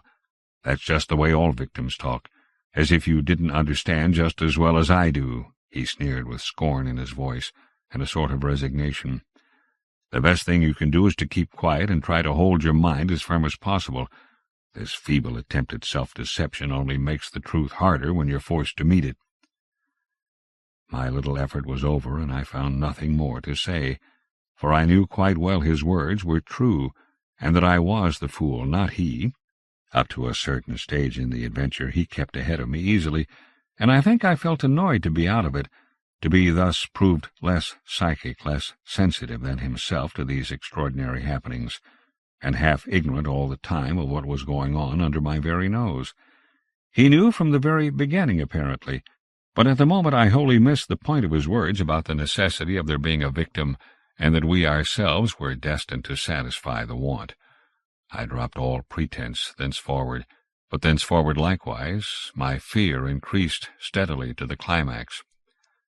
"But you're quite right about one thing," he added, before the subject passed, "and that is that we're wiser not to talk about it, or even to think about it, because what one thinks finds expression in words, and what one says happens." That afternoon, while the canoe dried and hardened, we spent trying to fish, testing the leak, collecting wood, and watching the enormous flood of rising water. Masses of driftwood swept near our shores sometimes, and we fished for them with long willow branches. The island grew perceptibly smaller as the banks were torn away with great gulps and splashes. The weather kept brilliantly fine till about 4 o'clock, and then for the first time for 3 days the wind showed signs of abating. Clouds began to gather in the southwest, spreading thence slowly over the sky. This lessening of the wind came as a great relief, for the incessant roaring, banging, and thundering had irritated our nerves. Yet the silence that came about 5 o'clock with its sudden cessation was in a manner quite as oppressive. The booming of the river had everything in its own way then. It filled the air with deep murmurs, more musical than the wind noises, but infinitely more monotonous. The wind held many notes, rising, falling, always beating out some sort of great elemental tune, whereas the river's song lay between 3 notes at most, dull pedal notes that held a lugubrious quality foreign to the wind, and somehow seemed to me, in my then nervous state, to sound wonderfully well the music of doom. It was extraordinary, too, how the withdrawal suddenly of bright sunlight took everything out of the landscape that made for cheerfulness, and since this particular landscape had already managed to convey the suggestion of something sinister, the change, of course, was all the more unwelcome and noticeable. For me, I know, the darkening outlook became distinctly more alarming, and I found myself more than once calculating how soon after sunset the full moon would get up in the east, and whether the gathering clouds would greatly interfere with her lighting of the little island. With this general hush of the wind, though it still indulged in occasional brief gusts, the rivers seemed to me to grow blacker, the willows to stand more densely together. The latter, too, kept up a sort of independent movement of their own, rustling among themselves when no wind stirred, and shaking oddly from the roots upwards. When common objects in this way become charged with the suggestion of horror, they stimulate the imagination far more than things of unusual appearance, and these bushes, crowding huddled about us, assumed for me in the darkness a bizarre grotesquerie of appearance that lent to them somehow the aspect of purposeful and living creatures. Their very ordinariness, I felt, masked what was malignant and hostile to us. The forces of the region drew nearer with the coming of night. They were focusing upon our island, and more particularly upon ourselves. For thus, somehow, in the terms of the imagination, did my really indescribable sensations in this extraordinary place present themselves. I had slept a good deal in the early afternoon, and had thus recovered somewhat from the exhaustion of a disturbed night, but this only served apparently to render me more susceptible than before to the obsessing spell of the haunting. I fought against it, laughing at my feelings as absurd and childish, with very obvious psychological explanations. Yet in spite of every effort, they gained in strength upon me, so that I dreaded the night as a child lost in a forest must dread the approach of darkness. The canoe we had carefully covered with a waterproof sheet during the day, and the one remaining paddle had been securely tied by the Swede to the base of a tree, lest the wind should rob us of that too. From 5 o'clock onwards I busied myself with the stew-pot in preparations for dinner, it being my turn to cook that night. We had potatoes, onions, bits of bacon fat to add flavor, and a general thick residue from former stews at the bottom of the pot. With black bread broken up into it, the result was most excellent, and it was followed by a stew of plums with sugar and a brew of strong tea with dried milk. A good pile of wood lay close at hand, and the absence of wind made my duties easy. My companion sat lazily watching me, dividing his attentions between cleaning his pipe and giving useless advice, an admitted privilege of the off-duty man. He had been very quiet all the afternoon, engaged in recalking the canoe, strengthening the tent ropes, and fishing for driftwood, while I slept. No more talk about undesirable things had passed between us, and I think his only remarks had to do with the gradual destruction of the island, which he declared was not fully a third smaller than when we first landed. The pot had just begun to bubble when I heard his voice calling to me from the bank, where he had wandered away without my noticing. I ran up. "Come and listen," he said, "and see what you make of it." He held his hand cup-wise to his ear, as so often before. "Now, do you hear anything?" he asked, watching me curiously. We stood there, listening attentively together. At first I heard only the deep note of the water and the hissings rising from its turbulent surface. The willows, for once, were motionless and silent. Then a sound began to reach my ears faintly, a peculiar sound, something like the humming of a distant gong. It seemed to come across to us in the darkness from the waste of swamps and willows opposite. It was repeated at regular intervals, but it was certainly neither the sound of a bell nor the hooting of a distant steamer. I can liken it to nothing so much as to the sound of an immense gong, suspended far up in the sky, repeating incessantly its muffled, metallic note, soft and musical, as it was repeatedly struck. My heart quickened as I listened. "I've heard it all day," said my companion. "While you slept this afternoon, it came all round the island. I hunted it down, but could never get near enough to see, to localize it correctly. Sometimes it was overhead, and sometimes it seemed under the water. Once or twice, too, I could have sworn it was not outside at all, but within myself. You know, the way a sound in the fourth dimension is supposed to come." I was too much puzzled to pay much attention to his words. I listened carefully, striving to associate it with any known familiar sound I could think of, but without success. It changed in the direction, too, coming nearer, and then sinking utterly away into remote distance. I cannot say that it was ominous in quality, because to me it seemed distinctly musical, yet I must admit it set going a distressing feeling that made me wish I had never heard it. "The wind blowing in those sand funnels," I said, determined to find an explanation. "Or the bushes rubbing together after the storm, perhaps." "It comes off the whole swamp," my friend answered. "It comes from everywhere at once." He ignored my explanations. "It comes from the willow bushes, somehow." "But now the wind has dropped," I objected. "The willows can hardly make a noise by themselves, can they?" His answer frightened me, first because I had dreaded it, and secondly, because I knew intuitively it was true. "It is because the wind has dropped we now hear it. It was drowned before. It is the cry, I believe, of the—" I dashed back to my fire, warned by the sound of bubbling that the stew was in danger, but determined at the same time to escape further conversation. I was resolute, if possible, to avoid the exchanging of views. I dreaded, too, that he would begin about the gods, or the elemental forces, or something else disquieting, and I wanted to keep myself well in hand for what might happen later. There was another night to be faced before we escaped from this distressing place, and there was no knowing yet what it might bring forth. "Come and cut up bread for the pot," I called to him, vigorously stirring the appetizing mixture. That stew-pot held sanity for us both, and the thought made me laugh. He came over slowly and took the provision sack from the tree, fumbling in its mysterious depths, and then emptying the entire contents upon the ground sheet at his feet. "Hurry up," I cried. "It's boiling." The Swede burst out into a roar of laughter that startled me. It was forced laughter, not artificial exactly, but mirthless. "There's nothing here," he shouted, holding his sides. "Bread, I mean." "It's gone. There is no bread. They've taken it." I dropped the long spoon and ran up. Everything the sack had contained lay upon the ground sheet, but there was no loaf. The whole dead weight of my growing fear fell upon me and shook me. Then I burst out laughing too. It was the only thing to do, and the sound of my laughter also made me understand his. The strain of psychical pressure caused it, this explosion of unnatural laughter in both of us. It was an effort of repressed forces to seek relief. It was a temporary safety valve, and with both of us it ceased quite suddenly.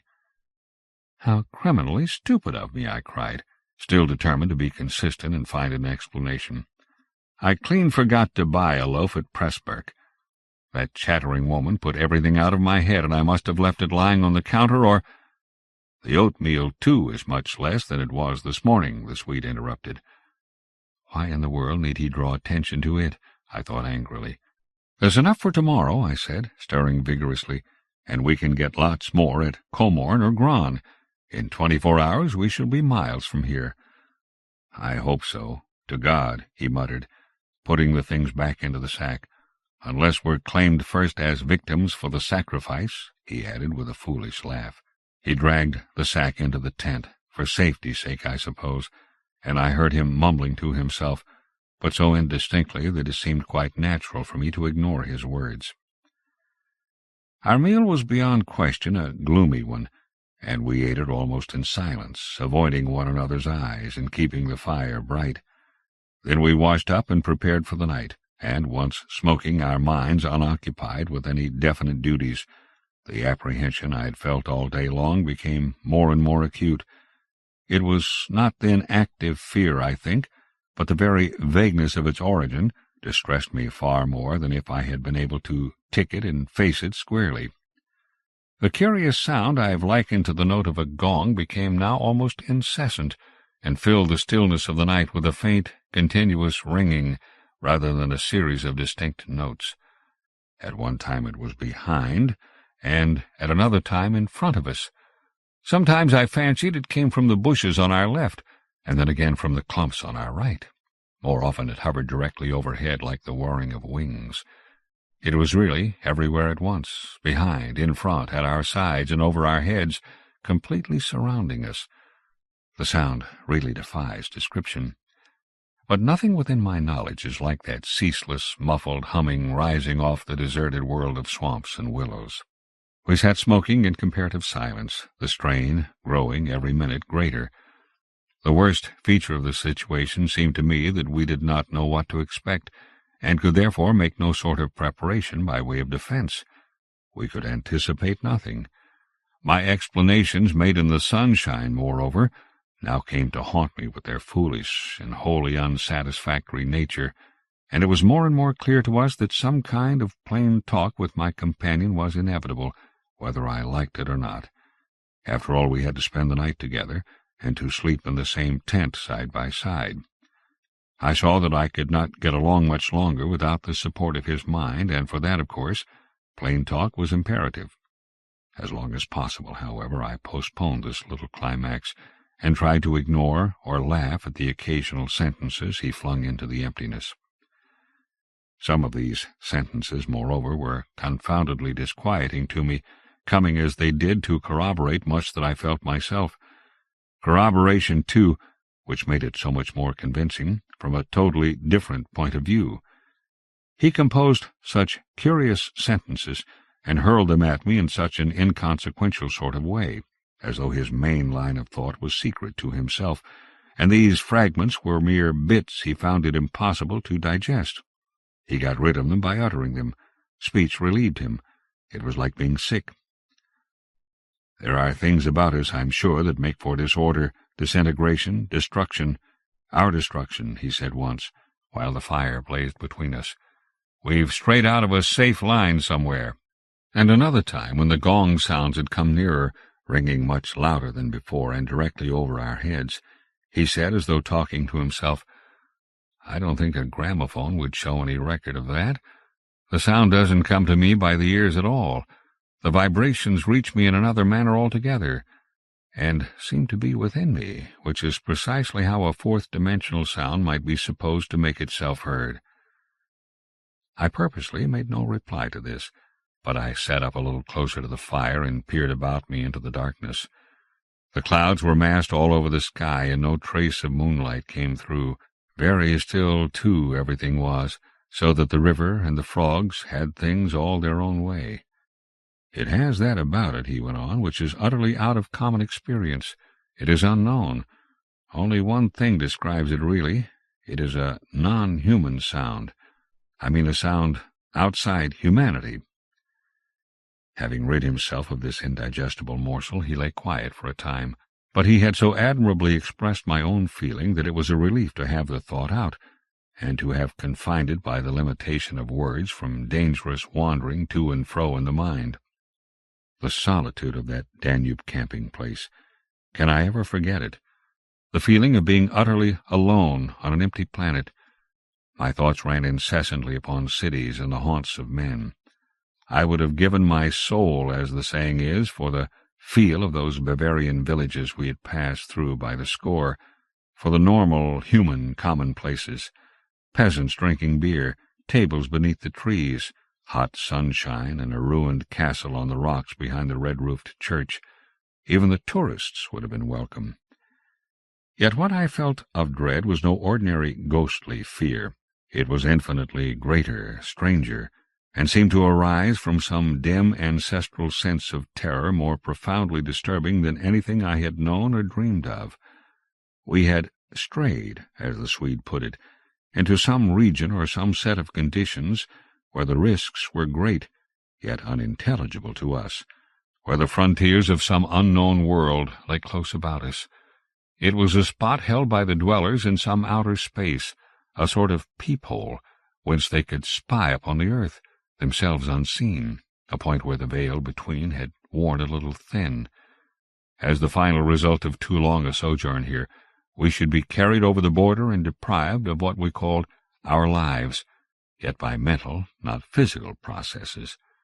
In that sense, as he said, we should be the victims of our adventure, a sacrifice.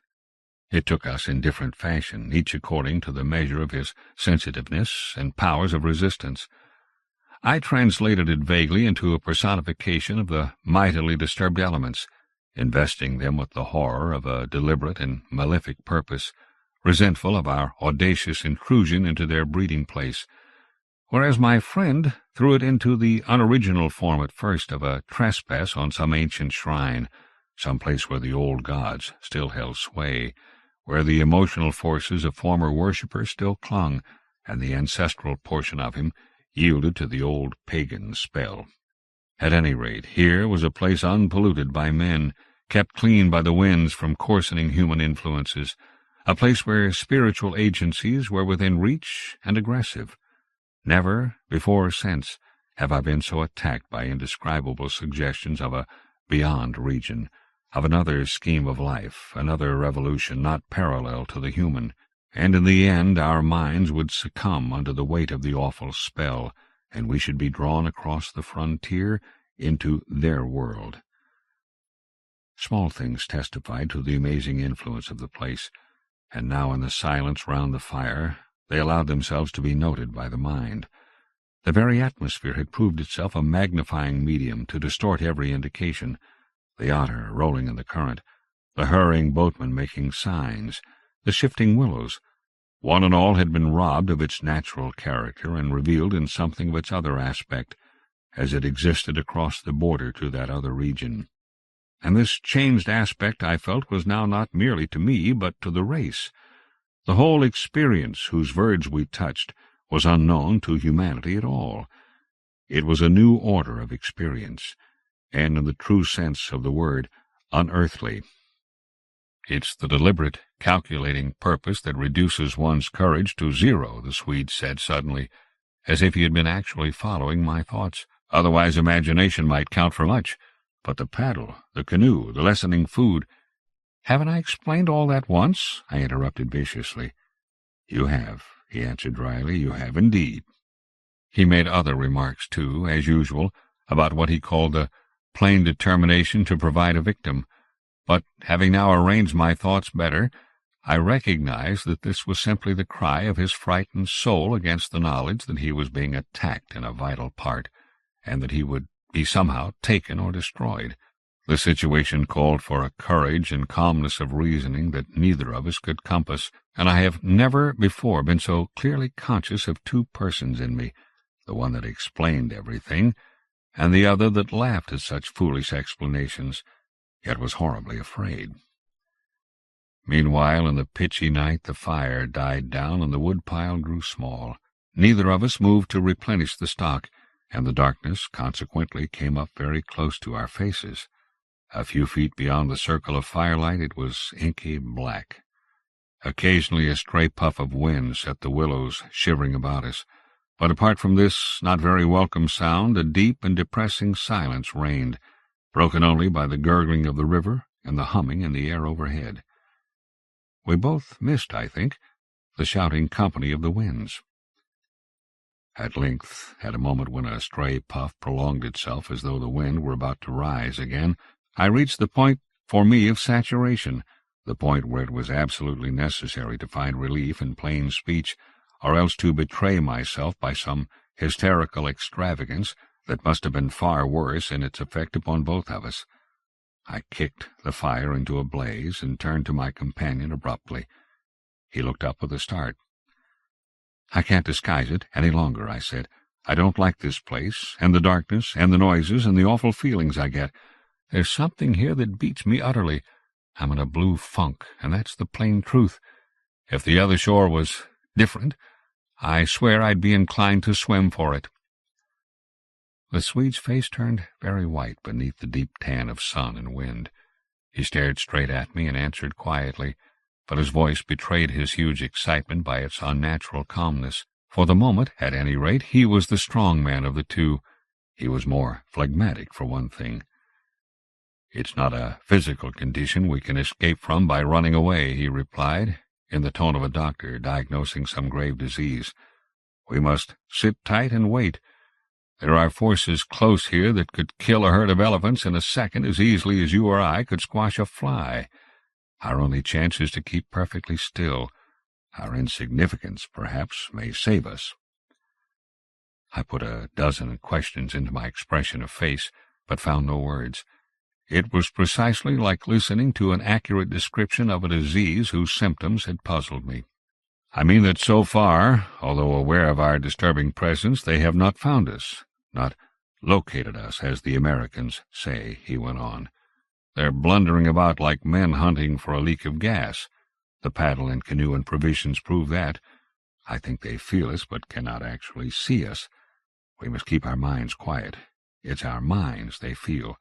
We must control our thoughts, or it's all up with us. Death, you mean? I stammered, icy with the horror of his suggestion. Worse, by far, he said. Death, according to one's belief, means either annihilation or release from the limitations of the senses, but it involves no change of character. You don't suddenly alter just because the body's gone. But this means a radical alteration, a complete change, a horrible loss of oneself by substitution, far worse than death, and not even annihilation. We happen to have camped in a spot where their region touches ours, where the veil between has worn thin. Horrors! He was using my very own phrase, my actual words, so that they are aware of our being in their neighborhood. But who are aware? I asked. I forgot the shaking of the willows and the windless calm, the humming overhead, everything except that I was waiting for an answer that I dreaded more than I can possibly explain. He lowered his voice at once to reply, leaning forward a little over the fire, an indefinable change in his face that made me avoid his eyes and look down upon the ground. All my life, he said, I've been strangely, vividly conscious of another region, not far removed from our own world in one sense, yet wholly different in kind, where great things go on unceasingly, where immense and terrible personalities hurry by, intent on vast purposes compared to which earthly affairs, the rise and fall of nations, the destinies of empires, the fate of armies and continents, are all as dust in the balance. Vast purposes, I mean, that deal directly with the soul, and not indirectly with more expressions of the soul. I suggest just now, I began, seeking to stop him, feeling as though I was face to face with a madman, but he instantly overbore me with his torrent that had to come. You think, he said, it is the spirit of the elements, and I thought perhaps it was the old gods. But I tell you now it is neither. These would be comprehensible entities, for they have relations with men, depending upon them for worship or sacrifice, whereas these beings who are now about us have absolutely nothing to do with mankind, and it is mere chance that their space happens just at this spot to touch our own. The mere conception, which his words somehow made so convincing, as I listened to them there in the dark stillness of that lonely island, set me shaking a little all over. I found it impossible to control my movements. "And what do you propose?" I began again. "A sacrifice, a victim, might save us by distracting them until we could get away," he went on, "just as the wolves stop to devour the dogs and give the sleigh another start. But I see no chance of any other victim now." I stared blankly at him. The gleam in his eye was dreadful. Presently he continued, "It's the Willows, of course. The Willows mask the others, but the others are feeling about for us. If we let our minds betray our fear, we're lost utterly."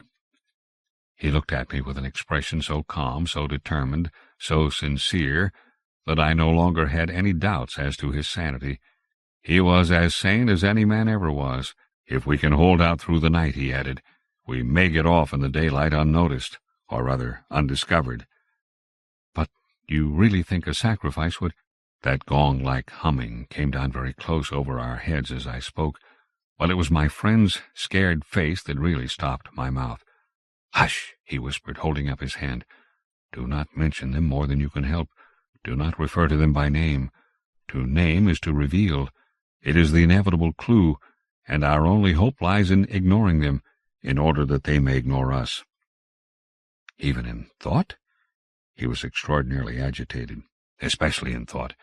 Our thoughts make spirals in their world. We must keep them out of our minds at all costs, if possible." I raked the fire together to prevent the darkness having everything its own way. I never longed for the sun as I longed for it then in the awful blackness of that summer night. "Were you awake all last night?" he went on suddenly. "I slept badly a little after dawn," I replied evasively, trying to follow his instructions, which I knew instinctively were true. "But the wind, of course—" "I know, but the wind won't account for all the noises." "Then you heard it too?" "The multiplying countless little footsteps I heard," he said, adding after a moment's hesitation, "and that other sound." "You mean above the tent, and the pressing down upon us of something tremendous, gigantic?" He nodded significantly. "It was like the beginning of a sort of inner suffocation?" I said. "Partly, yes. It seemed to me that the weight of the atmosphere had been altered, had increased enormously, so that we should have been crushed. And that," I went on, determined to have it all out, pointing upwards where the gong-like note hummed ceaselessly, rising and falling like wind. "What do you make of that?" "It's their sound," he whispered gravely. "It's the sound of their world, the humming in their region. The division here is so thin that it leaks through somehow. But if you listen carefully, you'll find it's not above so much as around us. It's in the willows. It's the willows themselves humming, because here the willows have been made symbols of the forces that are against us." I could not follow exactly what he meant by this, yet the thought and idea in my mind were beyond question the thought and idea in his. I realized what he realized, only with less power of analysis than his. It was on the tip of my tongue to tell him at last about my hallucination of the ascending figures in the moving bushes, when he suddenly thrust his face again close into mine across the firelight, and began to speak in a very earnest whisper. He amazed me by his calmness and pluck, his apparent control of the situation. This man I had for years deemed unimaginative, stolid. "Now listen," he said. "The only thing for us to do is to go on as though nothing had happened, follow our usual habits, go to bed and so forth, pretend we feel nothing and notice nothing. It is a question wholly of the mind, and the less we think about them, the better our chance of escape. Above all, don't think, for what you think happens." "All right," I managed to reply, simply breathless with his words and the strangeness of it all. "All right, I'll try. But tell me one more thing first. Tell me what you make of those hollows in the ground all about us, those sand funnels." "No," he cried, forgetting to whisper in his excitement. "I dare not, simply dare not put the thought into words. If you have not guessed, I am glad. Don't try to. They have put it into my mind. Try your hardest to prevent their putting it into yours." He sank his voice again to a whisper before he finished, and I did not press him to explain. There was already just about as much horror in me as I could hold. The conversation came to an end, and we smoked our pipes busily in silence. Then something happened, something unimportant apparently, as the way is when the nerves are in a very great state of tension, and this small thing for a brief space gave me an entirely different point of view. I chanced to look down at my sand shoe, the sort we used for the canoe, and something to do with the hole at the toe suddenly recalled to me the London shop where I had bought them, the difficulty the man had in fitting me, and other details of the uninteresting but practical operation. At once, in its train, followed a wholesome view of the modern sceptical world I was accustomed to move in at home.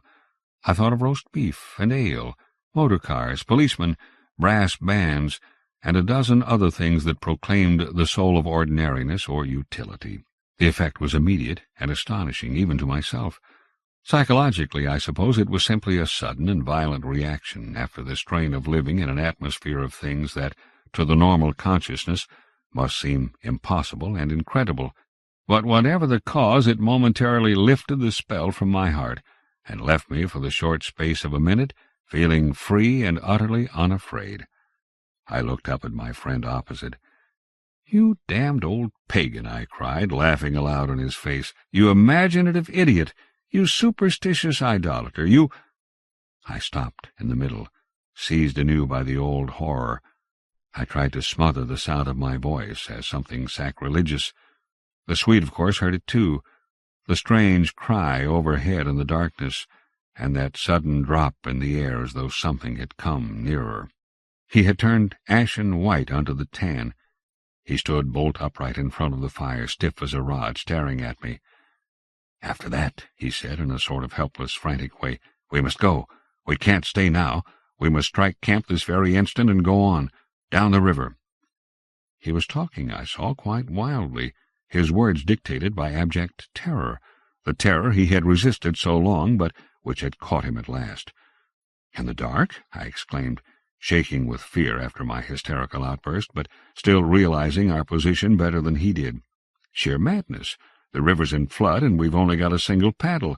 Besides, we only go deeper into their country. There's nothing ahead for 50 miles but willows, willows, willows." He sat down again in a state of semi-collapse.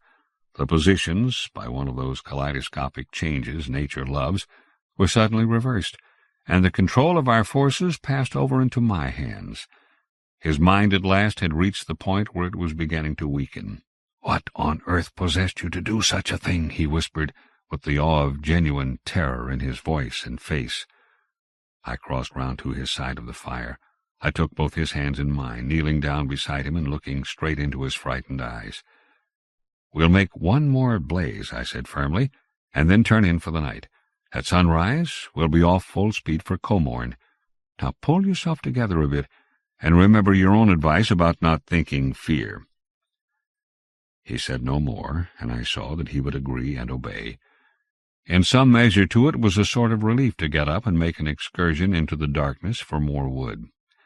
We kept close together, almost touching, groping among the bushes and along the bank.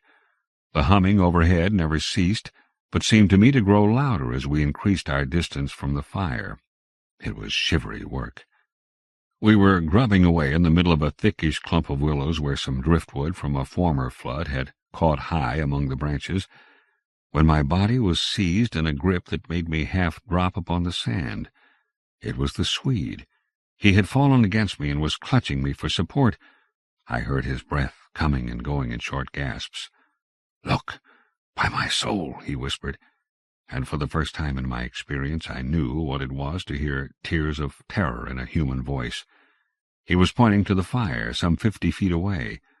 I followed the direction of his finger, and I swear my heart missed a beat. There, in front of the dim glow, something was moving. I saw it through a veil that hung before my eyes like the gauze drop curtain used at the back of a theater, hazily a little. It was neither a human figure nor an animal. To me it gave the strange impression of being as large as several animals grouped together, like horses, 2 or 3, moving slowly. The Swede, too, got a similar result, though expressing it differently, for he thought it was shaped and sized like a clump of willow bushes, rounded at the top and moving all over upon its surface. "Coiling upon itself like smoke," he said afterwards. "I watched it settle downwards through the bushes," he sobbed at me. "Look, by God, it's coming this way. Oh, oh!" He gave a kind of whistling cry. "They've found us!" I gave one terrified glance, which just enabled me to see that the shadowy form was swinging towards us through the bushes, and then I collapsed backwards with a crash into the branches. These failed, of course, to support my weight, so that with the Swede on top of me, we fell in a struggling heap upon the sand. I really hardly knew what was happening. I was conscious only of a sort of enveloping sensation of icy fear that plucked the nerves out of their fleshly covering, twisted them this way and that, and replaced them quivering. My eyes were tightly shut. Something in my throat choked me, a feeling that my consciousness was expanding, extending out into space, swiftly gave way to another feeling that I was losing it altogether and about to die. An acute spasm of pain passed through me, and I was aware that the Swede had hold of me in such a way that he hurt me abominably. It was the way he caught at me in falling. But it was the pain, he declared afterwards, that saved me. It caused me to forget them and think of something else at the very instant when they were about to find me. It concealed my mind from them at the moment of discovery, yet just in time to evade their terrible seizing of me. He himself, he says, actually swooned at the same moment, and that was what saved him. I only know that at a later date, how long or short is impossible to say, I found myself scrambling up out of the slippery network of willow branches, and saw my companion standing in front of me, holding out a hand to assist me. I stared at him in a dazed way, rubbing the arm he had twisted for me. Nothing came to me to say, somehow. I lost consciousness for a moment or two, I heard him say. That's what saved me. It made me stop thinking about them. You nearly broke my arm in two, I said, uttering my only connected thought of the moment. A numbness came over me. That's what saved you, he replied. Between us, we managed to set them off on a false tack somewhere. The humming has ceased. It's gone, for the moment at any rate.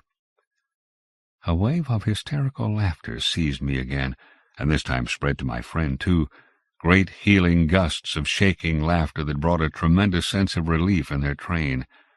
We made our way back to the fire and put the wood on so that it blazed at once. Then we saw that the tent had fallen over and lay in a tangled heap upon the ground. We picked it up, and during the process tripped more than once and caught our feet in sand. "It's those sand funnels," exclaimed the Swede, when the tent was up again and the firelight lit up the ground for several yards about us. "And look at the size of them."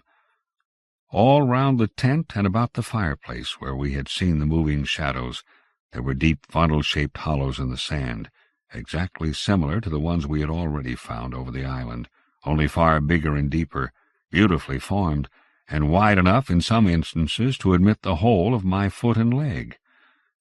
Neither of us said a word. We both knew that sleep was the safest thing we could do, and to bed we went accordingly without further delay, having first thrown sand on the fire and taken the provision sack and the paddle inside the tent with us. The canoe, too, we propped in such a way at the end of the tent that our feet touched it, and the least motion would disturb and wake us. In case of emergency, too, we again went to bed in our clothes, ready for a sudden start. 5.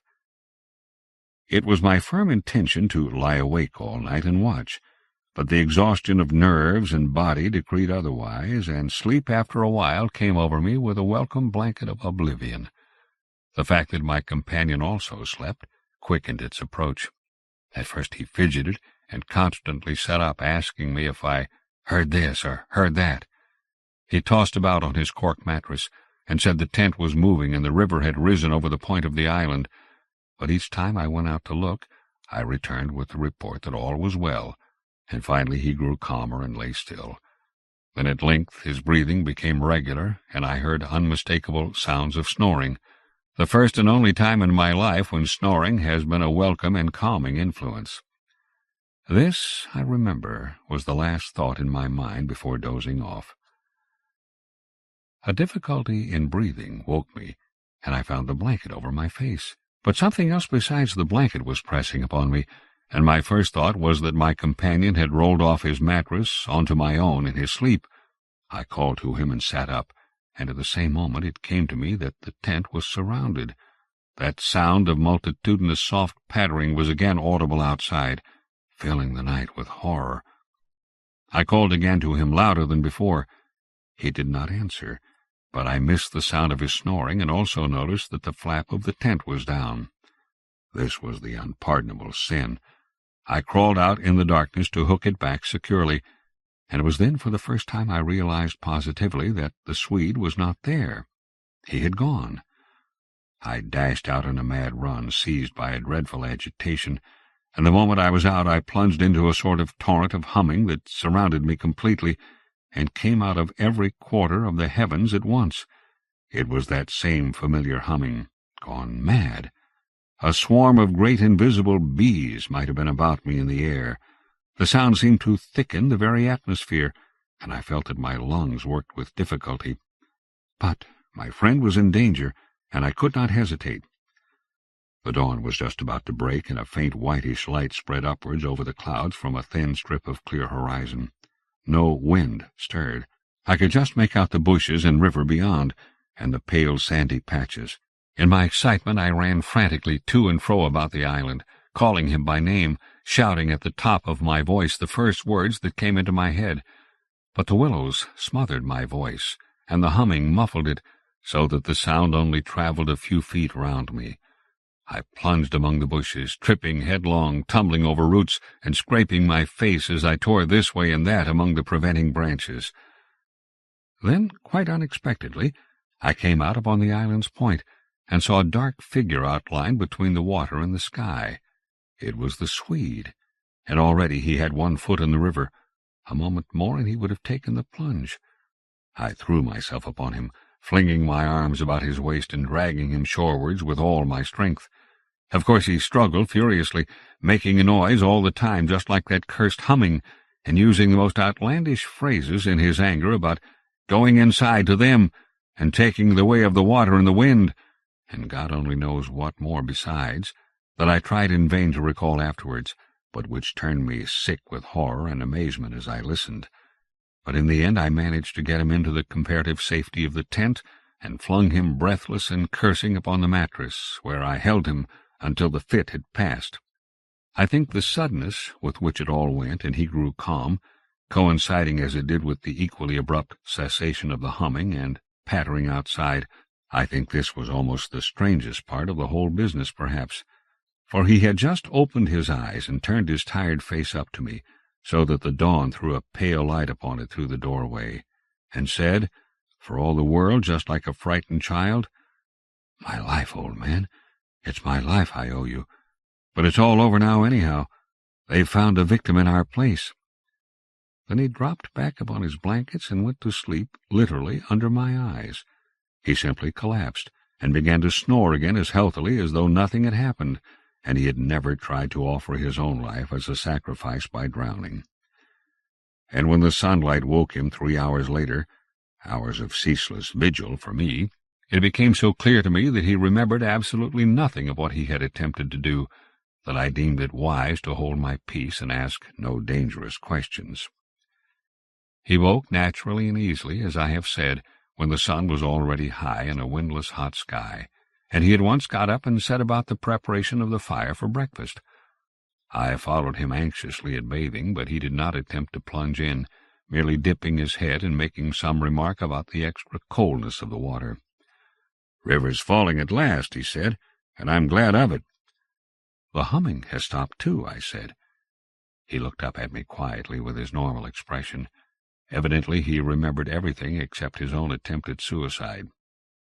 "Everything has stopped," he said, "because—" He hesitated, but I knew some reference to that remark he had made just before he fainted was in his mind, and I was determined to know it. "Because they've found another victim?" I said, forcing a little laugh. "Exactly," he answered, "exactly. I feel as positive of it as though—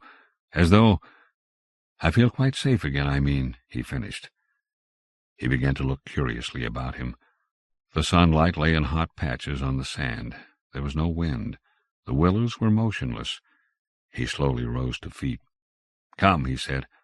"I think if we look, we shall find it."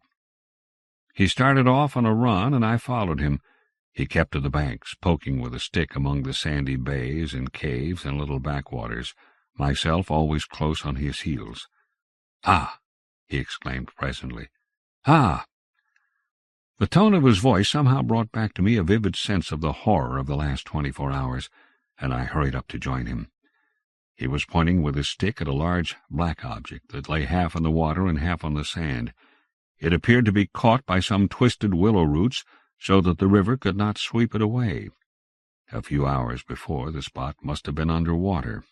"See," he said quietly, "the victim that made our escape possible." And when I peered across his shoulder, I saw that his stick rested on the body of a man. He turned it over. It was the corpse of a peasant, and the face was hidden in the sand. Clearly the man had been drowned but a few hours before, and his body must have been swept down upon our island somewhere about the hour of the dawn, at the very time the fit had passed. "We must give it a decent burial, you know." "I suppose so," I replied. I shuddered a little in spite of myself, for there was something about the appearance of that poor drowned man that turned me cold. The Swede glanced up sharply at me, an undecipherable expression on his face, and began clambering down the bank. I followed him more leisurely. The current, I noticed, had torn away much of the clothing from the body, so that the neck and part of the chest lay bare. Halfway down the bank my companion suddenly stopped, and held up his hand in warning. but either my foot slipped or I had gained too much momentum to bring myself quickly to a halt, for I bumped into him and sent him forward with a sort of leap to save himself. We tumbled together onto the hard sand so that our feet splashed into the water, and before anything could be done, we had collided a little heavily against the corpse. The Swede uttered a sharp cry, and I sprang back as if I had been shot. At the moment we touched the body, there rose from its surface the loud sound of humming, the sound of several hummings, which passed with a vast commotion as of winged things in the air about us, and disappeared upwards into the sky, growing fainter and fainter till they finally ceased in the distance. It was exactly as though we had disturbed some living yet invisible creatures at work. My companion clutched me, and I think I clutched him, but before either of us had time properly to recover from the unexpected shock, we saw that a movement of the current was turning the corpse round, so that it became released from the grip of the willow roots. A moment later it had turned completely over, the dead face uppermost, staring at the sky. It lay on the edge of the main stream. In another moment it would be swept away.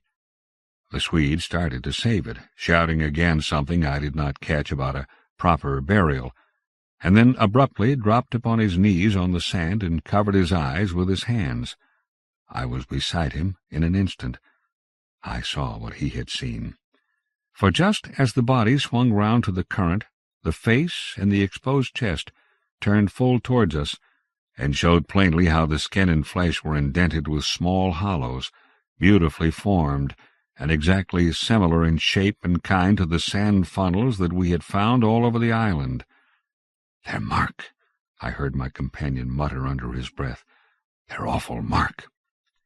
And when I turned my eyes again from his ghastly face to the river, the current had done its work, and the body had been swept away into midstream, and was already beyond our reach and almost out of sight, turning over and over on the waves, like an otter.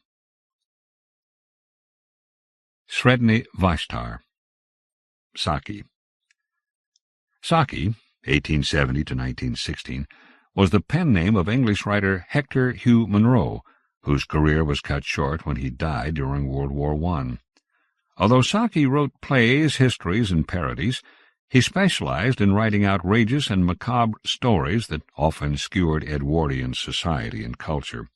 Considered a master of the short form, Saki is often compared to O. Henry and Dorothy Parker, although he is much more refined than O. Henry. His prose style is nuanced and exquisite, with his cleverness masking surprising depth at times. Sredni Vashtar, with its hint of the weird peeking through, is one of Saki's more subtle and enigmatic tales. Conradin was 10 years old, and the doctor had pronounced his professional opinion that the boy would not live another 5 years.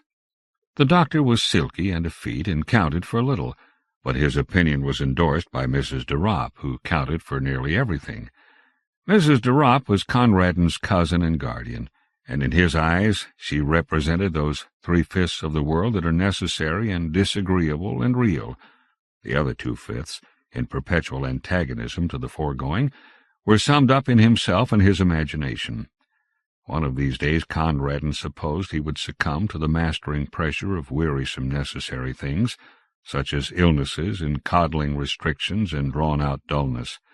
Without his imagination, which was rampant under the spur of loneliness, he would have succumbed long ago. Mrs. de Ropp would never, in her honestest moments, have confessed to herself that she disliked Conradin, though she might have been dimly aware that thwarting him for his good was a duty which she did not find particularly irksome.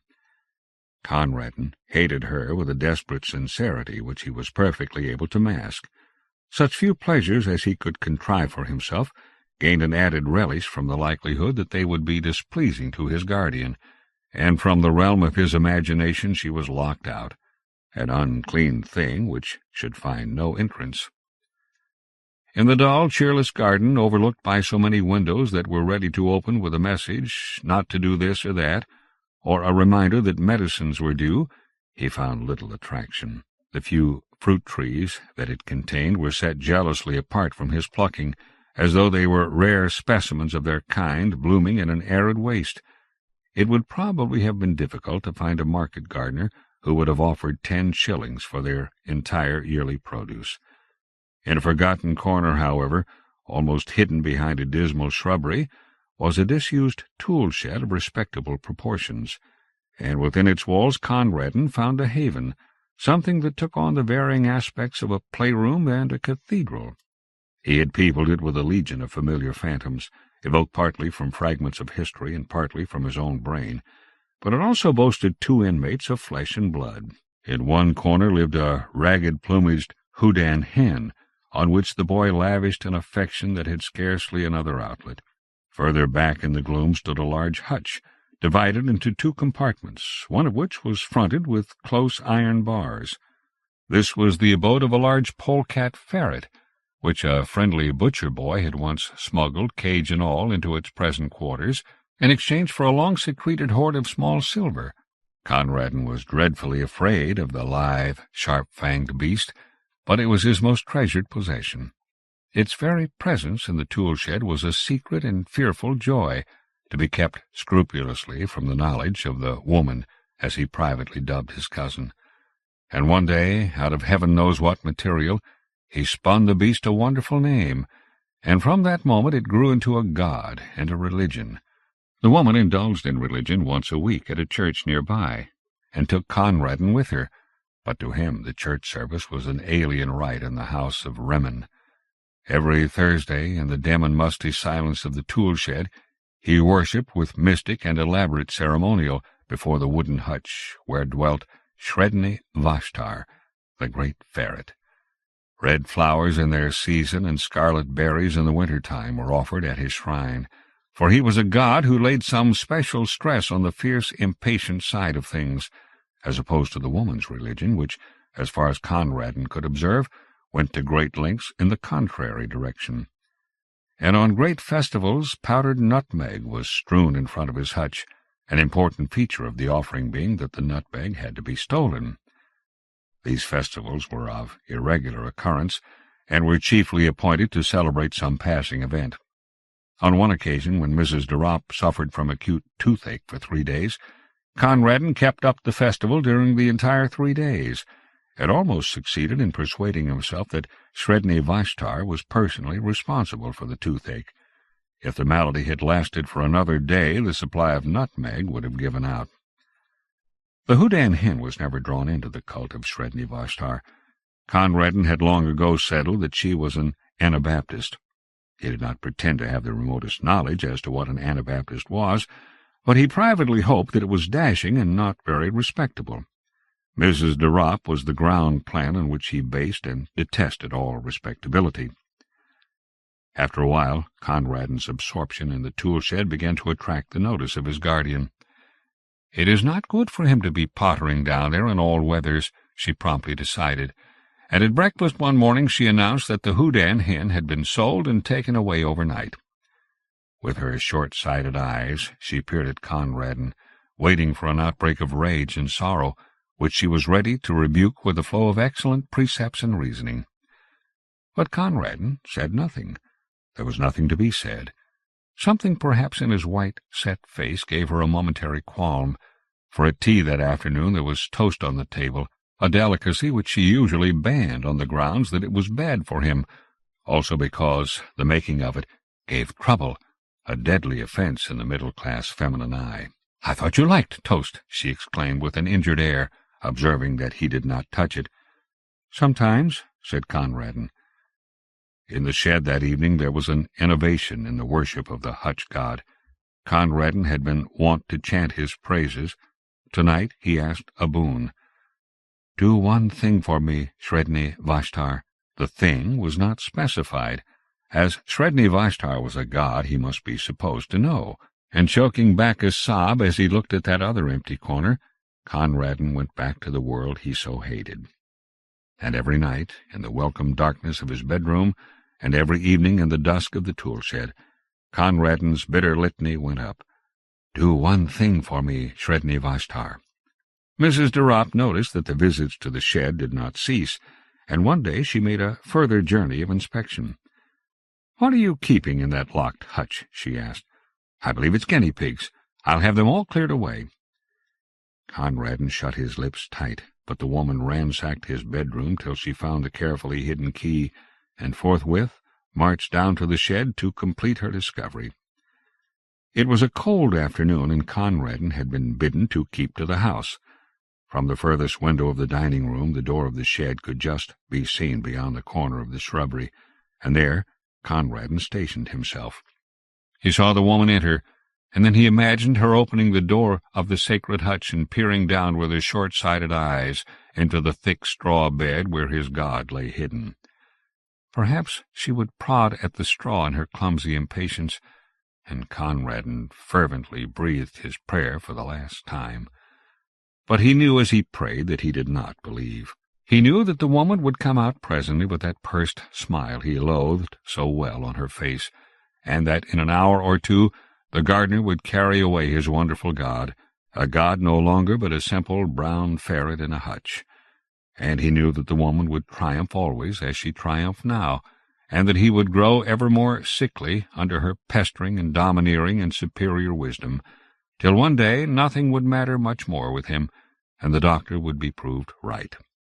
And in the sting and misery of his defeat, he began to chant loudly and defiantly the hymn of his threatened idol. Sredni Vashtar went forth. His thoughts were red thoughts, and his teeth were white. His enemies called for peace, but he brought them death. Sredni Vashtar, the beautiful. And then of a sudden he stopped his chanting and drew closer to the window-pane. The door of the shed still stood ajar as it had been left, and the minutes were slipping by. They were long minutes, but they slipped by nevertheless. He watched the starlings running and flying in little parties across the lawn. He counted them over and over again, with one eye always on that swinging door.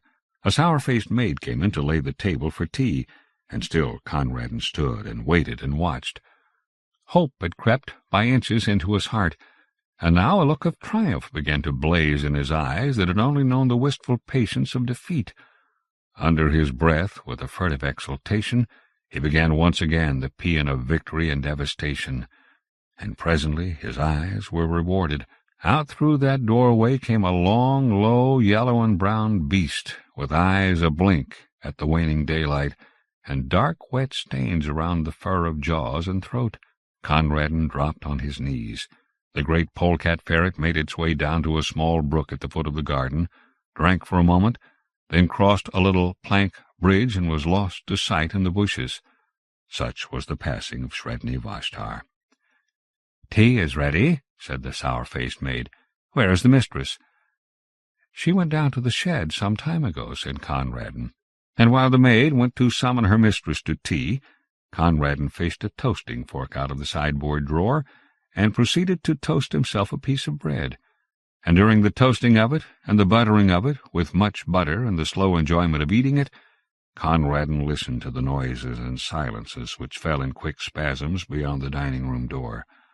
The loud, foolish screaming of the maid, the answering chorus of wondering ejaculations from the kitchen region, the scuttering footsteps and hurried embassies for outside help, and then, after a lull, the scared sobbings and the shuffling tread of those who bore a heavy burden into the house. "Whoever will break it to the poor child? I couldn't for the life of me," exclaimed a shrill voice. And while they debated the matter among themselves, Conradin made himself another piece of toast. Casting the Runes. M.R. James.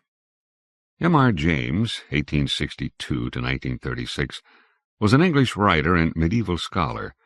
His ghost stories have come to be widely regarded as among the finest in English literature. By ignoring the formal Gothic trappings used by previous writers of supernatural fiction, James helped to update the weird tale. Casting the Runes, 1911, is his most famous tale, situating the weird in a contemporary context while still acknowledging the writer's own historical interests. It is genuinely unsettling, even today. The story has been adapted for radio, film, and stage several times. James's influence is reflected in the work of both H.P. Lovecraft and Clark Ashton Smith, as well as Ramsey Campbell and Tanith Lee. April 15th, 1900. Dear Sir, I am requested by the Council of the Association to return to you the draft of a paper on the truth of alchemy, which you have been good enough to offer to read at our forthcoming meeting, and to inform you that the Council do not see their way to including it in the program. I am, yours faithfully, blank, Secretary. April 18th. Dear Sir, I am sorry to say that my engagements do not permit of my affording you an interview on the subject of your proposed paper, nor do our laws allow of your discussing the matter with a committee of our Council, as you suggest. Please allow me to assure you that the fullest consideration was given to the draft which you submitted, and that it was not declined without having been referred to the judgment of a most competent authority. No personal question, it can hardly be necessary for me to add, can have had the slightest influence on the decision of the Council. Believe me, ut supra. April 20th. The Secretary of the Association begs respectfully to inform Mr. Carswell that it is impossible for him to communicate the name of any person or persons to whom the draft of Mr. Carswell's paper may have been submitted, and further desires to intimate that he cannot undertake to reply to any further letters on this subject. "And who is Mr. Carswell?" inquired the Secretary's wife. She had called at his office and, perhaps unwarrantably, had picked up the last of these 3 letters, which the typist had just brought in. "Why, my dear, just at present Mr. Carswell is a very angry man, but I don't know much about him otherwise, except that he is a person of wealth. His address is Lufford Abbey, Warwickshire, and he's an alchemist, apparently, and wants to tell us all about it. And that's about all, except that I don't want to meet him for the next week or 2. Now, if you're ready to leave this place, I am." "What have you been doing to make him angry?" asked Mrs. Secretary. "The usual thing, my dear, the usual thing. He sent in a draft of a paper he wanted to read at the next meeting, and we referred it to Edward Dunning, almost the only man in England who knows about these things, and he said it was perfectly hopeless, so we declined it. So Carswell has been pelting me with letters ever since. The last thing he wanted was the name of the man we referred his nonsense to. You saw my answer to that. But don't you say anything about it, for goodness sake." "I should think not, indeed. Did I ever do such a thing? I do hope, though, he won't get to know that it was poor Mr. Dunning." "Poor Mr. Dunning? I don't know why you call him that. He's a very happy man, is Dunning. Lots of hobbies, and a comfortable home, and all his time to himself." "I only meant I should be sorry for him if this man got hold of his name, and came and bothered him." "Oh, yes, I dare say he would be poor Mr. Dunning then." The Secretary and his wife were lunching out, and the friends to whose house they were bound were Warwickshire people. So Mrs. Secretary had already settled in her own mind that she would question them judiciously about Mr. Carswell. But she was saved the trouble of leading up to the subject, for the hostess said to the host, before many minutes had passed, "I saw the Abbot of Lufford this morning." The host whistled. "Did you? What in the world brings him up to town?" "Goodness knows. He was coming out of the British Museum gate as I drove past."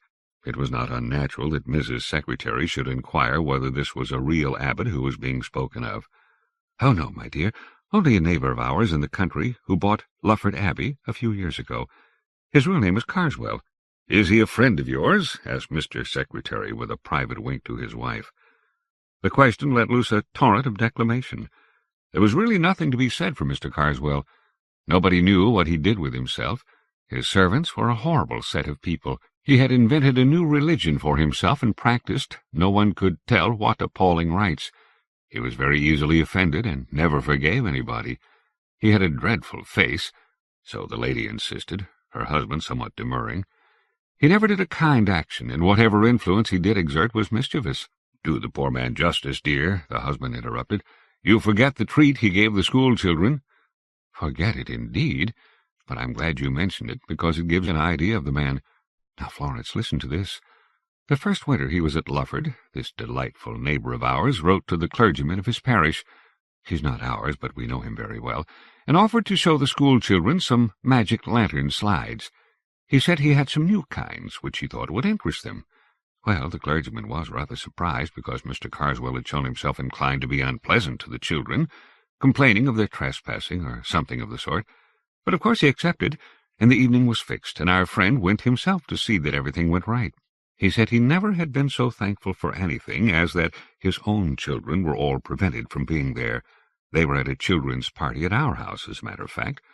Because this Mr. Carswell had evidently set out with the intention of frightening these poor village children out of their wits, and I do believe, if he had been allowed to go on, he would actually have done so. He began with some comparatively mild things. Red Riding Hood was one, and even then, Mr. Farrer said, the wolf was so dreadful that several of the smaller children had to be taken out. And he said Mr. Carswell began the story by producing a noise like a wolf howling in the distance, which was the most gruesome thing he had ever heard. All the slides he showed, Mr. Farrer said, were most clever. They were absolutely realistic, and where he had got them or how he worked them he could not imagine. Well, the show went on, and the stories kept on becoming a little more terrifying each time, and the children were mesmerized into complete silence. At last he produced a series which represented a little boy passing through his own park, Lufford, I mean, in the evening. Every child in the room could recognize the place from the pictures, and this poor boy was followed, and at last pursued and overtaken, and either torn to pieces or somehow made away with, by a horrible hopping creature in white, which you saw first dodging about among the trees, and gradually it appeared more and more plainly. Mr. Farrer said it gave him one of the worst nightmares he ever remembered, and what it must have meant to the children doesn't bear thinking of. Of course this was too much, and he spoke very sharply indeed to Mr. Carswell, and said it couldn't go on. All he said was, "Oh, you think it's time to bring our little show to an end and send them home to their beds? Very well." And then, if you please, he switched on another slide which showed a great mass of snakes, centipedes, and disgusting creatures with wings, and somehow or other he made it seem as if they were climbing out of the picture and getting in amongst the audience, and this was accompanied by a sort of dry, rustling noise, which sent the children nearly mad, and of course they stampeded. A good many of them were rather hurt in getting out of the room, and I don't suppose one of them closed an eye that night. There was the most dreadful trouble in the village afterwards. Of course the mothers threw a good part of the blame on poor Mr. Farrer, and if they could have got past the gates, I believe the fathers would have broken every window in the abbey. Well, now, that's Mr. Carswell. That's the Abbot of Lufford, my dear, and you can imagine how we covet his society. Yes, I think he has all the possibilities of a distinguished criminal, has Carswell, said the host. I should be sorry for anyone who got into his bad books. Is he the man, or am I mixing him up with someone else? Asked the secretary, who for some minutes had been wearing the frown of the man who was trying to recollect something. Is he the man who brought out A History of Witchcraft some time back, 10 years or more? That's the man. Do you remember the reviews of it? Certainly I do, and what's equally to the point, I knew the author of the most incisive of the lot. So did you. You must remember John Harrington. He was at John's in our time. Oh, very well indeed, though I don't think I saw or heard anything of him between the time I went down and the day I read the account of the inquest on him. Inquest? Said one of the ladies. What has happened to him? Why, what happened was that he fell out of a tree and broke his neck. But the puzzle was, what could have induced him to get up there? It was a mysterious business, I must say. Here was this man, not an athletic fellow, was he, and with no eccentric twist about him that was ever noticed, walking home along a country road late in the evening, no tramps about, well known and liked in the place, and he suddenly begins to run like mad, loses his hat and stick, and finally shins up a tree, quite a difficult tree, growing in the hedgerow. A dead branch gives way, and he comes down with it and breaks his neck, and there he's found next morning with the most dreadful face of fear on him that could be imagined. It was pretty evident, of course, that he had been chased by something, and people talked of savage dogs and beasts escaped out of menageries, but there was nothing to be made of that. That was in '89, and I believe his brother Henry, whom I remember as well at Cambridge, but you probably don't, has been trying to get on the track of an explanation ever since. He, of course, insists there was malice in it, but I don't know. It's difficult to see how it could have come in. After a time the talk reverted to The History of Witchcraft. "Did you ever look into it?" asked the host. "Yes, I did," said the secretary. "I went so far as to read it." "Was it as bad as it was made out to be?" "Oh, in point of style and form, quite hopeless. It deserved all the pulverizing it got. But besides that, it was an evil book. The man believed every word of what he was saying, and I'm very much mistaken if he hadn't tried the greater part of his receipts." Well, I only remember Harrington's review of it, and I must say if I'd been the author it would have quenched my literary ambition for good. I should never have held up my head again. It hasn't had that effect in the present case. But come, it's 3:30. I must be off." On the way home, the secretary's wife said, "I do hope that horrible man won't find out that Mr. Dunning had anything to do with the rejection of his paper." "I don't think there's much chance of that," said the secretary. "Dunning won't mention it himself, for these matters are confidential, and none of us will for the same reason. Carswell won't know his name, for Dunning hasn't published anything on the same subject yet. The only danger is that Carswell might find out if he was to ask the British Museum people who was in the habit of consulting alchemical manuscripts. I can't very well tell them not to mention Dunning, can I? It would set them talking at once. Let's hope it won't occur to him." However, Mr. Carswell was an astute man. This much is in the way of prologue. On an evening rather later in the same week, Mr. Edward Dunning was returning from the British Museum, where he had been engaged in research, to the comfortable house in a suburb where he lived alone, tended by 2 excellent women who had been long with him. There is nothing to be added by way of description of him to what we have heard already. Let us follow him as he takes his sober course homewards. A train took him to within a mile or 2 of his house, and an electric tram a stage farther. The line ended at a point some 300 yards from his front door. He had had enough of reading when he got into the car, and indeed the light was not such as to allow him to do more than study the advertisements on the panes of glass that faced him as he sat. As was not unnatural, the advertisements in this particular line of cars were objects of his frequent contemplation, and with the possible exception of the brilliant and convincing dialogue between Mr. Lamplugh and an eminent K.C. on the subject of pyretic saline, none of them afforded much scope to his imagination. I am wrong. There was one at the corner of the car farthest from him which did not seem familiar. It was in blue letters on a yellow ground, and all that he could read of it was a name, John Harrington, and something like a date. It could be of no interest to him to know more, but for all that, as the car emptied, he was just curious enough to move along the seat until he could read it well. He felt to a slight extent repaid for his trouble. The advertisement was not of the usual type. It ran thus: "In memory of John Harrington, F.S.A., of the Laurels, Ashbrook, died September 18th, 1889. 3 months were allowed." The car stopped. Mr. Dunning, still contemplating the blue letters on the yellow ground, had to be stimulated to rise by a word from the conductor. "I beg your pardon," he said. "I was looking at that advertisement. It's a very odd one, isn't it?" The conductor read it slowly. "Well, my word," he said. "I never see that one before. Well, that is a cure, ain't it? Someone been up to their jokes here, I should think." He got out a duster and applied it, not without saliva, to the pane and then to the outside. "No," he said, returning, "that ain't no transfer. Seems to me as if it was reg'lar in the glass. What I mean in the substance, as you may say. Don't you think so, sir?" Mr. Dunning examined it and rubbed it with his glove and agreed. "Who looks after these advertisements and gives leave for them to be put up? I wish you would inquire. I will just take a note of the words." At this moment there came a call from the driver. "Look alive, George. Time's up." All right, all right. There's something else what's up at this end. You come and look at this here glass." "What's going with the glass?" said the driver, approaching. "Well, and who's Harrington? What's it all about?" "I was just asking who was responsible for putting the advertisements up in your cars, and saying it would be as well to make some inquiry about this one." "Well, sir, that's all done at the company's office, that work is. It's our Mr. Thames, I believe, looks into that.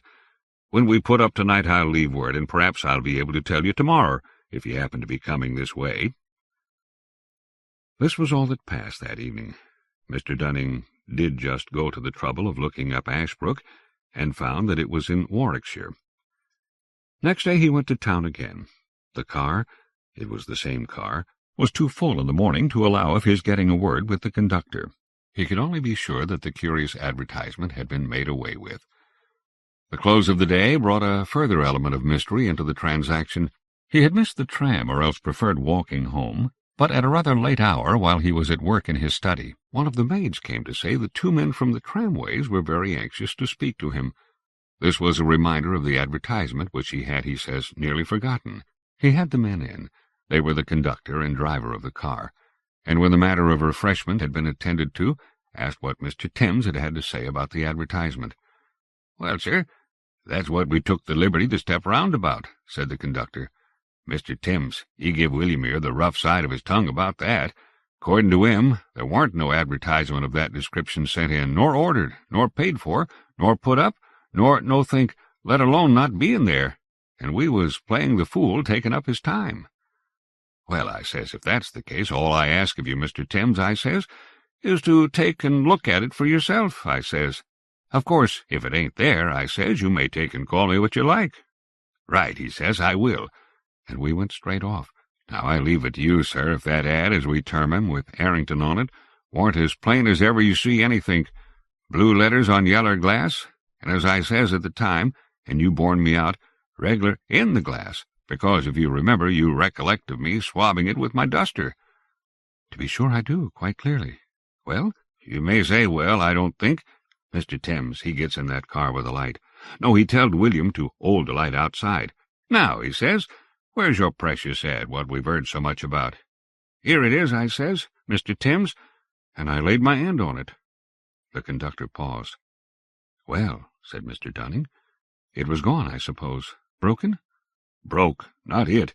There warn't, if you'll believe me, no more trace of them letters. Blue letters they was, on that piece of glass, than— Well, it's no good me talking. I never see such a thing. I leave it to William here if— But there, as I says, where's the benefit in me going on about it?" "And what did Mr. Thames say?" "Why, he did what I give him leave to, called us pretty much anythink he liked, and I don't know as I blame him so much neither. But what we thought, William and me did, was as we seen you take down a bit of a note about that, well, that lettering." "I certainly did that, and I have it now. Did you wish me to speak to Mr. Thames myself and show it to him? Was that what you came about?" "There, didn't I say as much?" said William. "Deal with a gent if you can get on the track of one, that's my word. Now, perhaps, George, you'll allow as I ain't took you very far wrong tonight." "Very well, William, very well. No need for you to go on as if you'd add to Frog's March me year. I come quiet, didn't I? All the same for that, we hadn't ought to take up your time this way, sir. But if it so happened you could find time to step round to the company office in the morning and tell Mr. Thames what you seen for yourself, we should lay under a very high obligation to you for the trouble. You see, it ain't being called— Well, one thing and another as we mind, but if they got it into their head at the office, as we seen things as warn't there, why, one thing leads to another, and where we should be 12 months hence, well, you can understand what I mean." Amid further elucidations of the proposition, George, conducted by William, left the room. The incredulity of Mr. Thames, who had a nodding acquaintance with Mr. Dunning, was greatly modified on the following day by what the latter could tell and show him, and any bad mark that might have been attached to the names of William and George was not suffered to remain on the company's books. But explanation there was none. Mr. Dunning's interest in the matter was kept alive by an incident of the following afternoon. He was walking from his club to the train, and he noticed some way ahead a man with a handful of leaflets, such as are distributed to passers-by by agents of enterprising firms. This agent had not chosen a very crowded street for his operations. In fact, Mr. Dunning did not see him get rid of a single leaflet before he himself reached the spot. One was thrust into his hand as he passed. The hand that gave it touched his, and he experienced a sort of little shock as it did so. It seemed unnaturally rough and hot. He looked in passing at the giver, but the impression he got was so unclear that, however much he tried to reckon it up subsequently, nothing would come. He was walking quickly, and as he went on glanced at the paper. It was a blue one. The name of Harrington, in large capital letters, caught his eye. He stopped, startled, and felt for his glasses. The next instant the leaflet was twitched out of his hand by a man who hurried past and was irrecoverably gone. He ran back a few paces, but where was the passer-by, and where the distributor? It was in a somewhat pensive frame of mind that Mr. Dunning passed on the following day into the select manuscript room of the British Museum, and filled up tickets for Harley 3586 and some other volumes. After a few minutes they were brought to him, and he was settling the one he wanted first upon the desk, when he thought he heard his own name whispered behind him. He turned round hastily, and in doing so brushed his little portfolio of loose papers onto the floor. He saw no one he recognized except one of the staff in charge of the room, who nodded to him, and he proceeded to pick up his papers. He thought he had them all, and was turning to begin work, when a stout gentleman at the table behind him, who was just rising to leave and had collected his own belongings, touched him on the shoulder, saying, "May I give you this? I think it should be yours," and handed him a missing quire. "It is mine, thank you," said Mr. Dunning. In another moment the man had left the room. Upon finishing his work for the afternoon, Mr. Dunning had some conversation with the assistant in charge, and took occasion to ask who the stout gentleman was. "Oh, he's a man named Carswell," said the assistant. "He was asking me a week ago who were the great authorities on alchemy, and of course I told him you were the only one in the country. I'll see if I can catch him. He'd like to meet you, I'm sure." "For heaven's sake, don't dream of it," said Mr. Dunning. "I'm particularly anxious to avoid him." "Oh, very well," said the assistant. "He doesn't come here often. I dare say you won't meet him." More than once, on the way home that day, Mr. Dunning confessed to himself that he did not look forward with his usual cheerfulness to a solitary evening. It seemed to him that something ill-defined and impalpable had stepped in between him and his fellow men, had taken him in charge, as it were. He wanted to sit close up to his neighbors in the train and in the tram, but as luck would have it, both train and car were markedly empty. The conductor, George, was thoughtful, and appeared to be absorbed in calculations as to the number of passengers. On arriving at his house, he found Dr. Watson, his medical man, on his doorstep. "I've had to upset your household arrangements, I'm sorry to say, Dunning. Both your servants hors de combat. In fact, I've had to send them to the nursing home." "Good heavens, what's the matter?" "It's something like ptomaine poisoning, I should think. You've not suffered yourself, I can see, or you wouldn't be walking about. I think they'll pull through all right." "Dear, dear, have you any idea what brought it on?" "Well, they tell me they bought some shellfish from a hawker at their dinner-time. It's odd. I've made inquiries, but I can't find that any hawker has been to other houses in the street. I couldn't send word to you. They won't be back for a bit yet. You come and dine with me tonight, anyhow, and we can make arrangements for going on. 8 o'clock. Don't be too anxious." The solitary evening was thus obviated, at the expense of some distress and inconvenience, it is true. Mr. Dunning spent the time pleasantly enough with the doctor, a rather recent settler, and returned to his lonely home at about 11:30. The night he passed is not one on which he looks back with any satisfaction. He was in bed, and the light was out. He was wondering if the charwoman would come early enough to get him hot water next morning, when he heard the unmistakable sound of his study door opening. No step followed it on the passage floor, but the sound must mean mischief, for he knew that he had shut the door that evening after putting his papers away in his desk. It was rather shame than courage that induced him to slip out into the passage and lean over the banister in his nightgown, listening. No light was visible. No further sound came. Only a gust of warm or even hot air played for an instant round his shins. He went back and decided to lock himself into his room. There was more unpleasantness, however. Either an economical suburban company had decided that their light would not be required in the small hours, and had stopped working, or else something was wrong with the meter. The effect was, in any case, that the electric light was off. The obvious course was to find a match, and also to consult his watch. He might as well know how many hours of discomfort awaited him, so he put his hand into the well-known nook under the pillow, only it did not get so far. What he touched was, according to his account, a mouth, with teeth, and with hair about it, and he declares not the mouth of a human being. I do not think it is any use to guess what he said or did, but he was in a spare room with the door locked and his ear to it before he was clearly conscious again, and there he spent the rest of a most miserable night, looking every moment for some fumbling at the door. But nothing came. The venturing back to his own room in the morning was attended with many listenings and quiverings. The door stood open, fortunately, and the blinds were up. The servants had been out of the house before the hour of drawing them down. There was, to be short, no trace of an inhabitant. The watch, too, was in its usual place. Nothing was disturbed. Only the wardrobe door had swung open, in accordance with its confirmed habit. A ring at the back door now announced The charwoman, who had been ordered the night before, and nerved Mr. Dunning, after letting her in, to continue his search in other parts of the house. It was equally fruitless. The day thus begun went on dismally enough. He dared not go to the museum. In spite of what the assistant had said, Carswell might turn up there, and Dunning felt he could not cope with a probably hostile stranger. His own house was odious. He hated sponging on the doctor. He spent some little time in a call at the nursing home, where he was slightly cheered by a good report of his housekeeper and maid.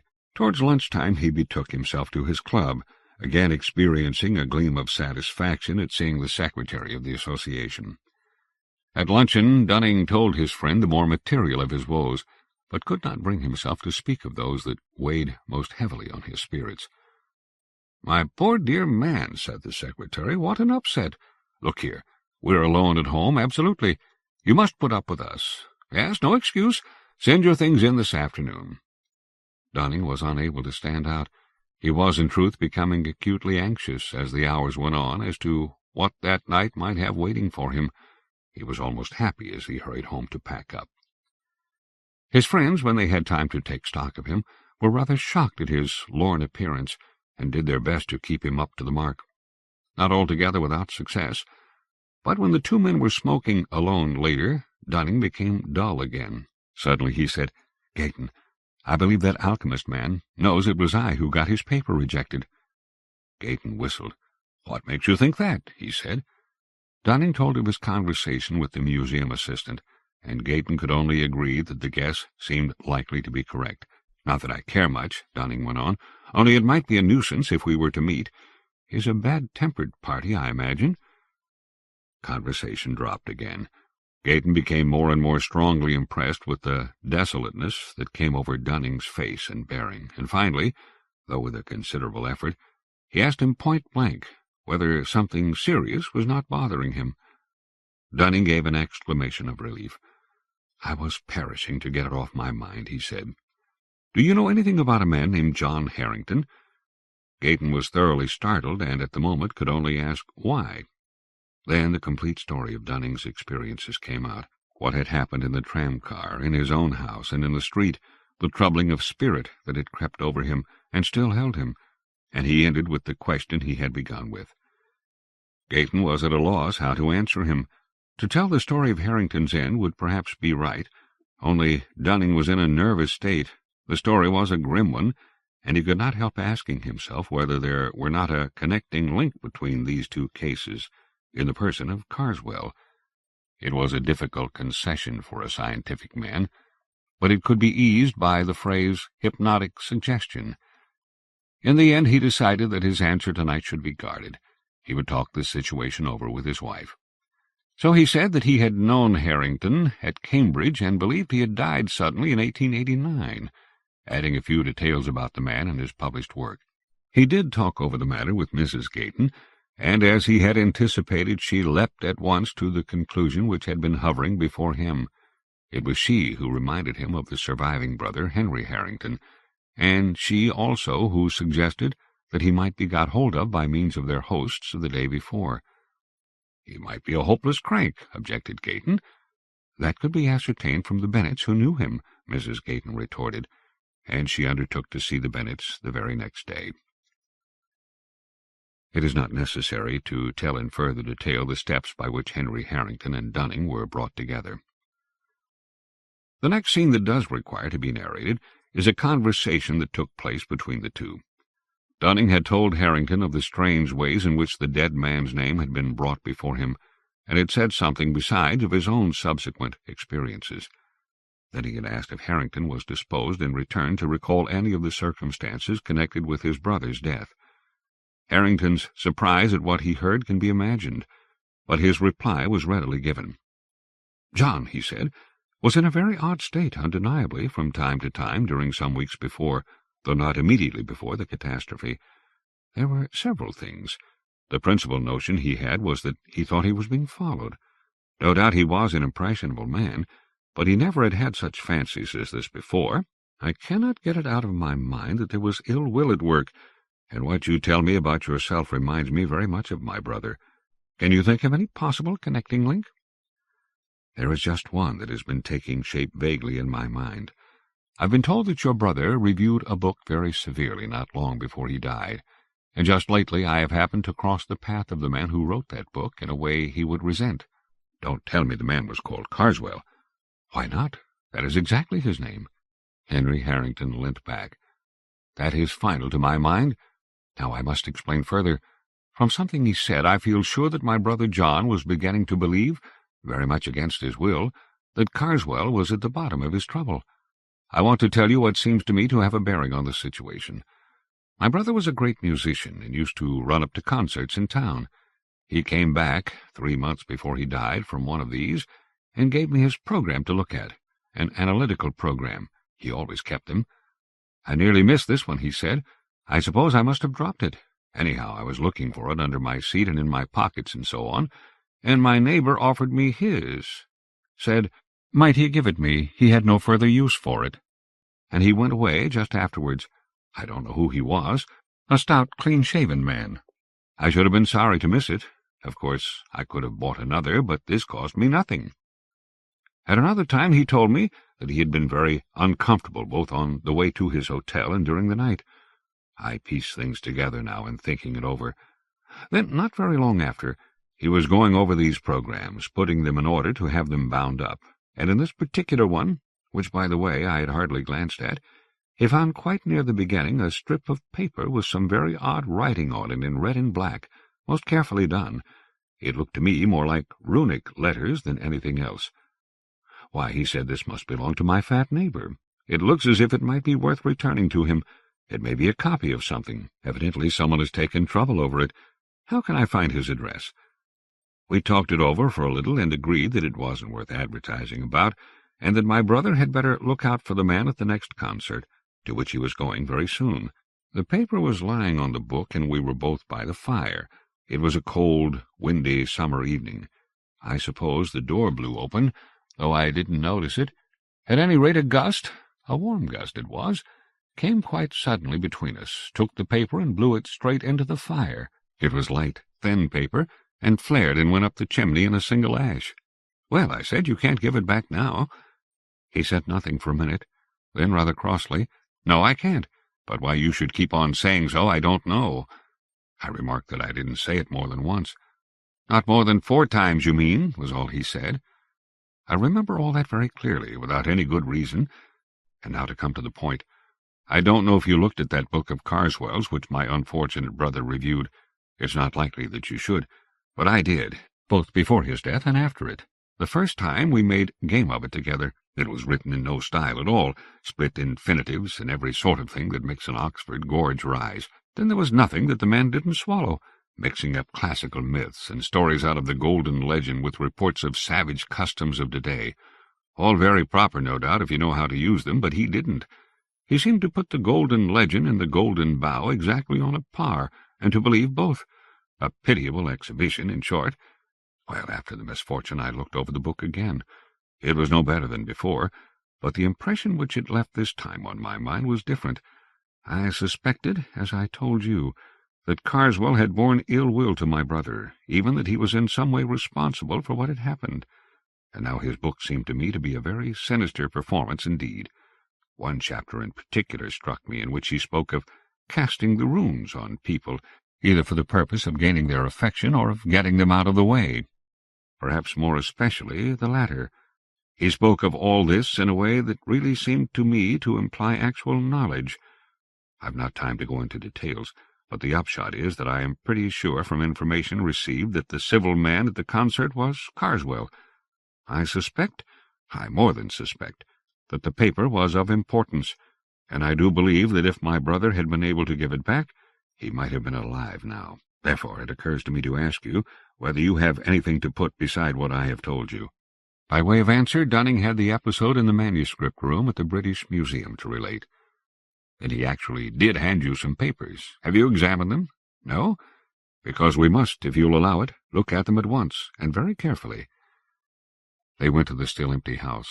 Empty, for the 2 servants were not yet able to return to work. Dunning's portfolio of papers was gathering dust on the writing table. In it were the quires of small-sized scribbling paper which he used for his transcripts. and from one of these, as he took it up, there slipped and fluttered out into the room with uncanny quickness a strip of thin, light paper. The window was open, but Harrington slammed it to, just in time to intercept the paper, which he caught. "I thought so," he said. "It might be the identical thing that was given to my brother. You'll have to look out, Dunning. This may mean something quite serious for you." A long consultation took place. The paper was narrowly examined. As Harrington had said, the characters on it were more like runes than anything else, but not decipherable by either man, and both hesitated to copy them for fear, as they confessed, of perpetuating whatever evil purpose they might conceal. So it has remained impossible, if I may anticipate a little, to ascertain what was conveyed in this curious message or commission. Both Dunning and Harrington are firmly convinced that it had the effect of bringing its possessors into very undesirable company. That it must be returned to the source whence it came, they were agreed, and further that the only safe and certain way was that of personal service, and here contrivance would be necessary, for Dunning was known by sight to Carswell. He must, for one thing, alter his appearance by shaving his beard, but then might not the blow fall first? Harrington thought they could time it. He knew the date of the concert at which the black spot had been put on his brother. It was June 18th. The death had followed on September 18th. Dunning reminded him that 3 months had been mentioned on the inscription on the car window. "Perhaps," he added, with a cheerless laugh, "mine may be a bill at 3 months, too. I believe I can fix it by my diary. Yes, April 23rd was the day at the museum. That brings us to July 23rd. Now, you know, it becomes extremely important to me to know anything you will tell me about the progress of your brother's trouble, if it is possible for you to speak of it." "Of course. Well, the sense of being watched whenever he was alone was the most distressing thing to him. After a time I took to sleeping in his room, and he was the better for that. Still, he talked a great deal in his sleep." "What about?" "Is it wise to dwell on that, or at least before things are straightened out? I think not. But I can tell you this. 2 things came for him by post during those weeks, both with a London postmark, and addressed in a commercial hand. One was a woodcut of Buick's, roughly torn out of the page.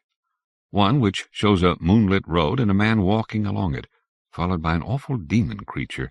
Under it were written the lines out of The Ancient Mariner, which I suppose the cut illustrates, about one who, having once looked round, walks on and turns no more his head, because he knows a frightful fiend doth close behind him tread.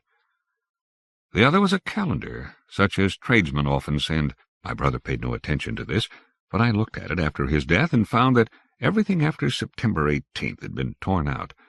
You may be surprised at his having gone out alone the evening he was killed, but the fact is that during the last 10 days or so of his life he had been quite free from the sense of being followed or watched. The end of the consultation was this. Harrington, who knew a neighbor of Carswell's, thought he saw a way of keeping a watch on his movements. It would be Dunning's part to be in readiness to try to cross Carswell's path at any moment, to keep the papers safe and in a place of ready access. They parted. The next weeks were no doubt a severe strain upon Dunning's nerves. The intangible barrier which had seemed to rise about him on the day when he received the paper gradually developed into a brooding blackness that cut him off from the means of escape to which one might have thought he might resort. No one was at hand who was likely to suggest them to him, and he seemed robbed of all initiative. He waited with inexpressible anxiety as May, June, and early July passed on for a mandate from Harrington. But all this time Carswell remained immovable at Lufford. At last, in less than a week before the date he had come to look upon as the end of his earthly activities, came a telegram. "Leaves Victoria by boat train Thursday night. Do not miss. I come to you tonight. Harrington." He arrived accordingly, and they concocted plans. The train left Victoria at 9, and its last stop before Dover was Croydon West. Harrington would mark down Carswell at Victoria, and look out for Dunning at Croydon, calling to him if need were by a name agreed upon. Dunning, disguised as far as might be, was to have no label or initials on any hand luggage, and must at all costs have the paper with him. Dunning's suspense as he waited on the Croydon platform I need not attempt to describe. His sense of danger during the last days had only been sharpened by the fact that the cloud about him had perceptibly been lighter. But relief was an ominous symptom, and if Carswell eluded him now, hope was gone. and there were so many chances of that. The rumor of the journey might be itself a device.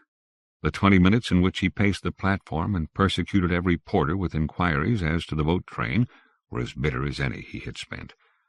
Still, the train came, and Harrington was at the window. It was important, of course, that there should be no recognition, so Dunning got in at the farther end of the corridor carriage, and only gradually made his way to the compartment where Harrington and Carswell were. He was pleased on the whole to see that the train was far from full. Carswell was on the alert, but gave no sign of recognition. Dunning took the seat not immediately facing him, and attempted, vainly at first, then with increasing command of his faculties, to reckon the possibilities of making the desired transfer. Opposite to Carswell and next to Dunning was a heap of Carswell's coats on the seat. It would be of no use to slip the paper into these. He would not be safe, or would not feel so, unless in some way it could be proffered by him and accepted by the other. There was a handbag, open, and with papers in it. Could he manage to conceal this, so that perhaps Carswell might leave the carriage without it, and then find and give it to him? This was the plan that suggested itself. If he could only have counselled with Harrington, but that could not be. The minutes went on. More than once Carswell rose and went out into the corridor. The second time Dunning was on the point of attempting to make the bag fall off the seat, but he caught Harrington's eye and read in it a warning. Carswell from the corridor was watching, probably to see if the two men recognized each other. He returned, but was evidently restless, and when he rose the third time, hope dawned, for something did slip off his seat and fall with hardly a sound to the floor. Carswell went out once more and passed out of range of the corridor window. Dunning picked up what had fallen and saw that the key was in his hands in the form of one of Cook's ticket cases with tickets in it. These cases have a pocket in the cover, and within very few seconds the paper of which we have heard was in the pocket of this one. To make the operation more secure, Harrington stood in the doorway of the compartment and fiddled with the blind. It was done, and done at the right time, for the train was now slowing down towards Dover. In a moment more, Carswell re-entered the compartment. As he did so, Dunning, managing he knew not how to suppress the tremble in his voice, handed him the ticket case, saying, "May I give you this, sir? I believe it is yours." After a brief glance at the ticket inside, Carswell uttered the hoped-for response. "Yes, it is. Much obliged to you, sir." And he placed it in his breast pocket. Even in the few moments that remained, moments of tense anxiety, for they knew not to what a premature finding of the paper might lead, both men noticed that the carriage seemed to darken about them and to grow warmer, that Carswell was fidgety and oppressed, that he drew the heap of loose coats near to him and cast it back as if it repelled him, and that he then sat upright and glanced anxiously at both. They, with sickening anxiety, busied themselves in collecting their belongings. But they both thought that Carswell was on the point of speaking when the train stopped at Dover town. It was natural that in the short space between town and pier they should both go into the corridor. At the pier they got out, but so empty was the train that they were forced to linger on the platform until Carswell should have passed ahead of them with his porter on the way to the boat, and only then was it safe for them to exchange a pressure of the hand and a word of concentrated congratulation. The effect upon Dunning was to make him almost faint. Harrington made him lean up against the wall, while he himself went forward a few yards within sight of the gangway to the boat, at which Carswell had now arrived. The man at the head of it examined his ticket, and, laden with coats, he passed down into the boat. Suddenly the official called after him, "You, sir, beg pardon, did the other gentleman show his ticket?" "What the devil do you mean by the other gentleman?" Carswell's snarling voice called back from the deck. The man bent over and looked at him. "The devil? Well, I don't know, I'm sure," Harrington heard him say to himself, and then aloud, "My mistake, sir, must have been your rugs. Ask your pardon." And then to a subordinate near him, "Had he got a dog with him, or what? Funny thing, I could have swore he wasn't alone. Well, whatever it was, they'll have to see to it aboard. She's off now. Another week, and we shall be getting the holiday customers." In 5 minutes more there was nothing but the lessening lights of the boat, the long line of the Dover lamps, the night breeze, and the moon. Long and long the two sat in their room at the Lord Warden. In spite of the removal of their greatest anxiety, they were oppressed with a doubt, not of the lightest. Had they been justified in sending a man to his death, as they believed they had, Ought they not to warn him at least? No, said Harrington. If he is the murderer, I think him. We have done no more than is just. Still, if you think it better. But how and where can you warn him? He was booked to Abbeville only, said Dunning. I saw that. If I wired to the hotels there in Joanne's guide, examine your ticket case, Dunning, I should feel happier. This is the 21st. He will have a day, but I am afraid he has gone into the dark. So telegrams were left at the hotel office. It is not clear whether these reached their destination, or whether, if they did, they were understood. All that is known is that on the afternoon of the 23rd, an English traveller, examining the front of St. Wolfram's Church at Abbeville, then under extensive repair, was struck on the head and instantly killed by a stone falling from the scaffold erected round the northwestern tower, there being, as was clearly proved, no workman on the scaffold at that moment, and the traveller's papers identified him as Mr. Carswell. Only one detail shall be added. At Carswell's sale, a set of Buick, sold with all faults, was acquired by Harrington. The page with the woodcut of the traveller and the demon was, as he had expected, mutilated. Also, after a judicious interval, Harrington repeated to Dunning something of what he had heard his brother say in his sleep, but it was not long before Dunning stopped him. How Nuth would have practised his art upon the Gnoles. Lord Dunsany. Lord Dunsany, 1878 to 1957, was a prolific Anglo-Irish writer and dramatist, known for fantastical fiction, some of it dark. His real name was Edward John Morton Drax Plunkett, 18th Baron of Dunsany. Born to one of the oldest titles in the Irish peerage, Dunsany lived much of his life at perhaps Ireland's longest inhabited home, Dunsany Castle, near Tara, worked with W.B. Yeats, and was chess and pistol-shooting champion of Ireland. How Nuth would have practised his art upon the Gnoles, 1912, is a compressed marvel of weird storytelling. Many decades later, the writer Margaret St. Clair would use Dunsany's tale as inspiration for her own, equally original, The Man Who Sold Rope to the Gnoles, also included in these pages. Despite the advertisements of rival firms, it is probable that every tradesman knows that nobody in business at the present time has a position equal to that of Mr. Nuth. To those outside the magic circle of business, his name is scarcely known. He does not need to advertise. He is consummate. He is superior even to modern competition, and whatever claims they boast, his rivals know it. His terms are moderate, so much cash down when the goods are delivered, so much in blackmail afterwards. He consults your convenience. His skill may be counted upon. I have seen a shadow on a windy night move more noisily than Nuth, for Nuth is a burglar by trade. Men have been known to stay in country houses and to send a dealer afterwards to bargain for a piece of tapestry that they saw there, some article of furniture, some picture. This is bad taste, but those whose culture is more elegant invariably send Nuth a night or two after their visit. He has a way with tapestry. You would scarcely notice that the edges had been cut, and often when I see some huge new house full of old furniture and portraits from other ages, I say to myself, these mouldering chairs, these full-length ancestors in carved mahogany, are the produce of the incomparable Nuth.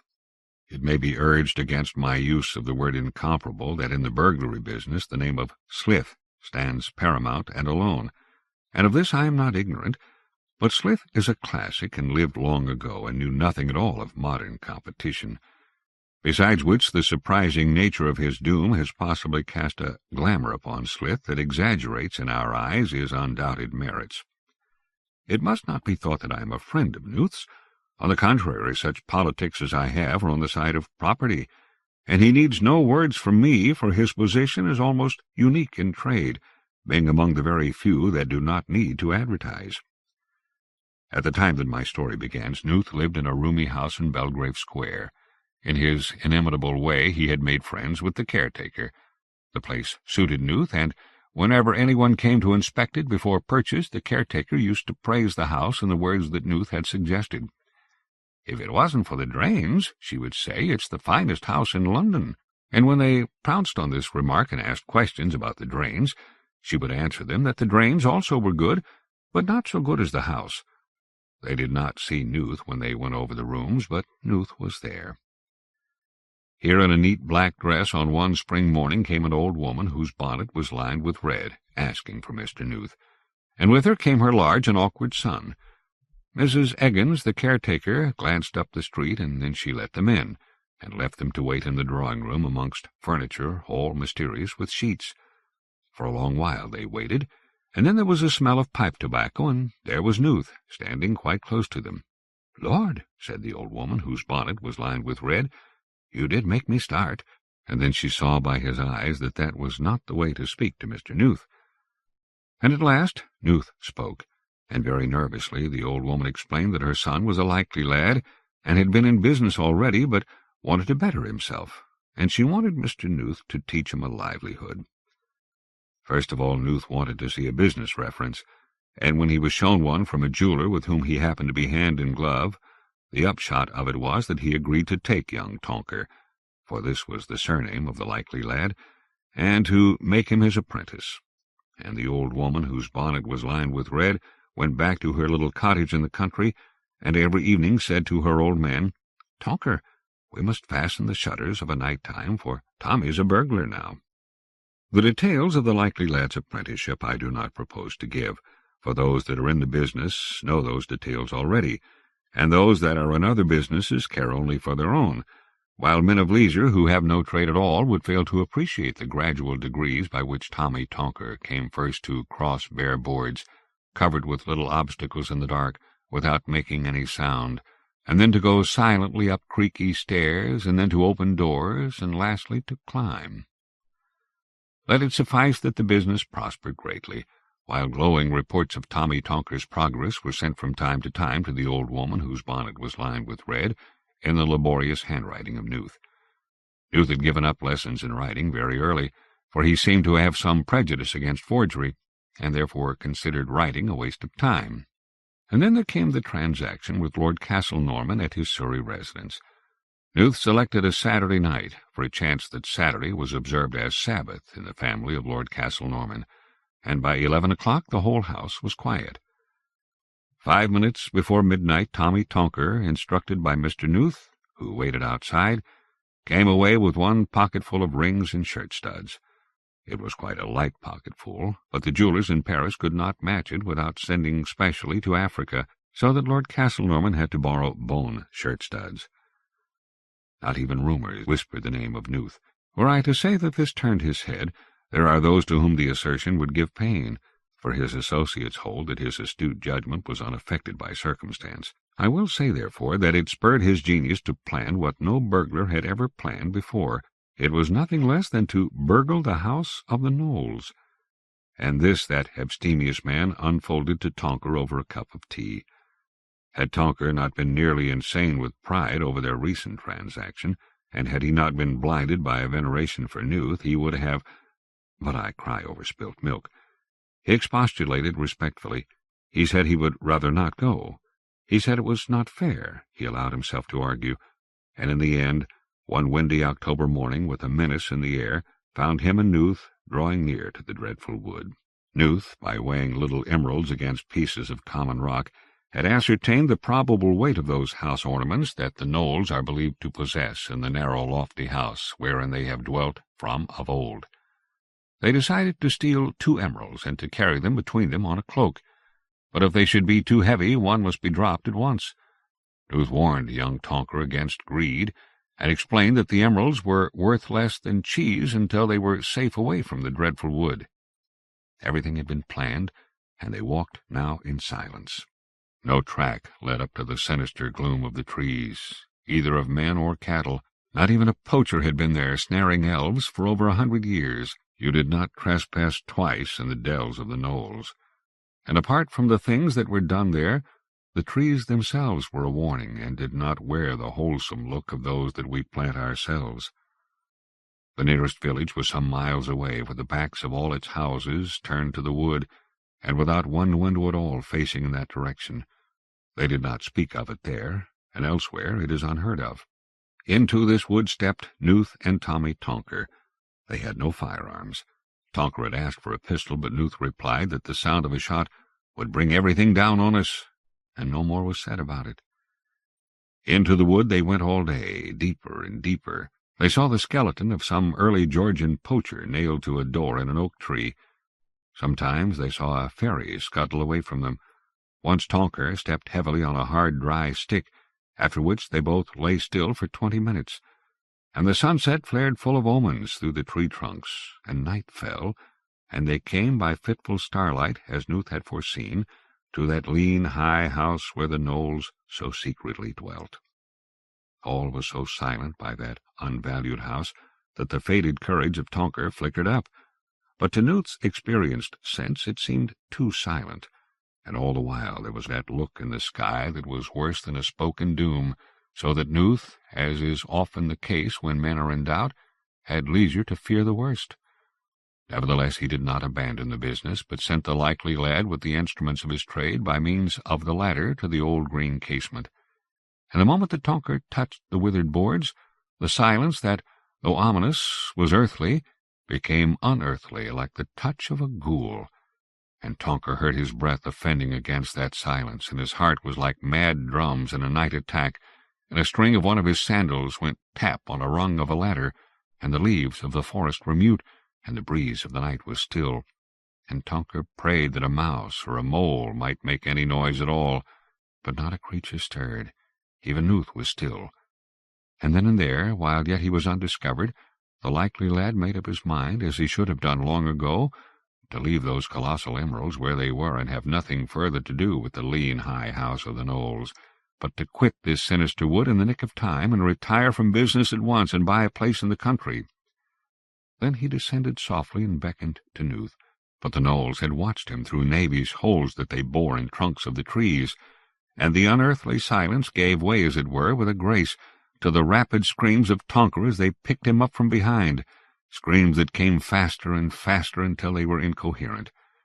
And where they took him it is not good to ask, and what they did with him I shall not say.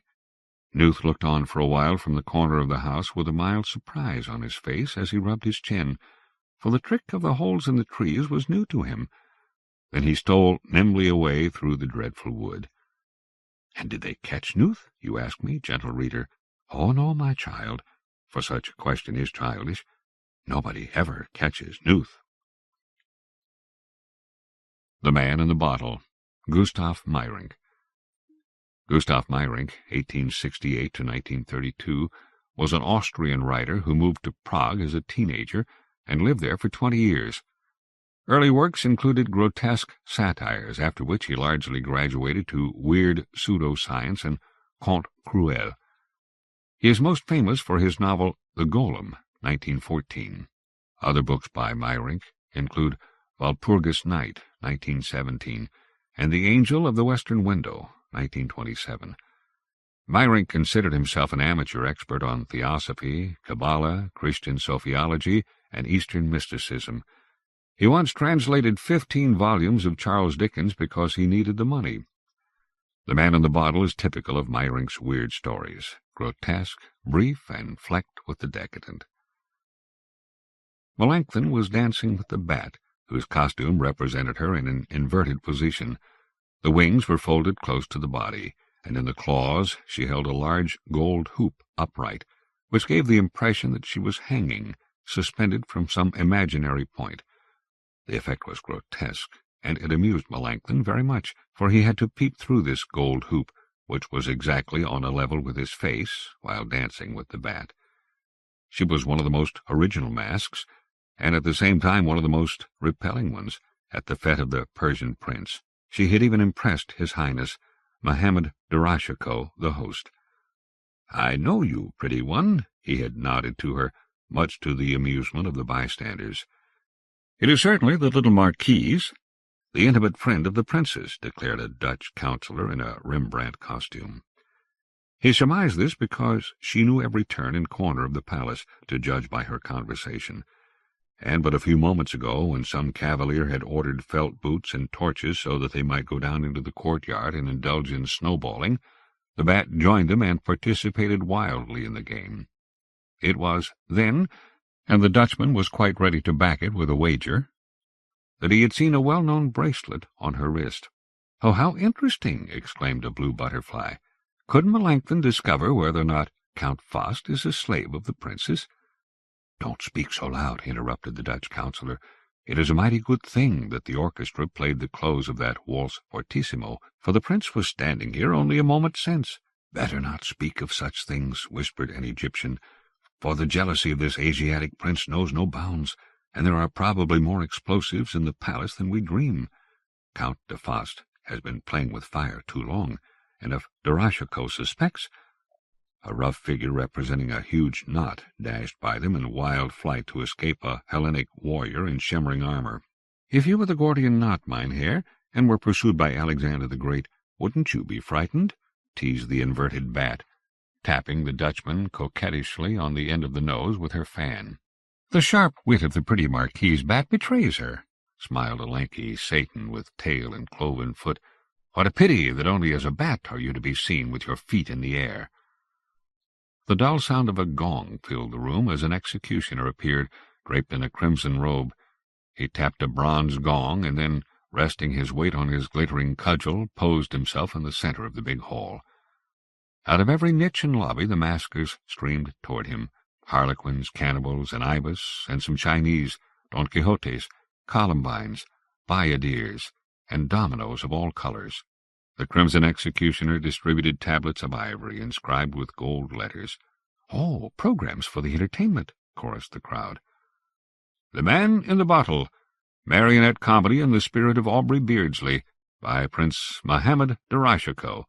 Characters: The Man in the Bottle, Miguel, Count de Faust. The Man on the Bottle, Prince Mohammed Doroshenko. The Lady in the Sedan Chair. Vampires, marionettes, hunchbacks, apes, musicians. Scene of action, a tiger's maw." "What? The prince is the author of this marionette play?" "Probably a scene out of the 1001 Nights. But who will play the part of the lady in the sedan chair?" "Oh, there is a great surprise in store for us," twittered a seductive incroyable, leaning on the arm of an abbé.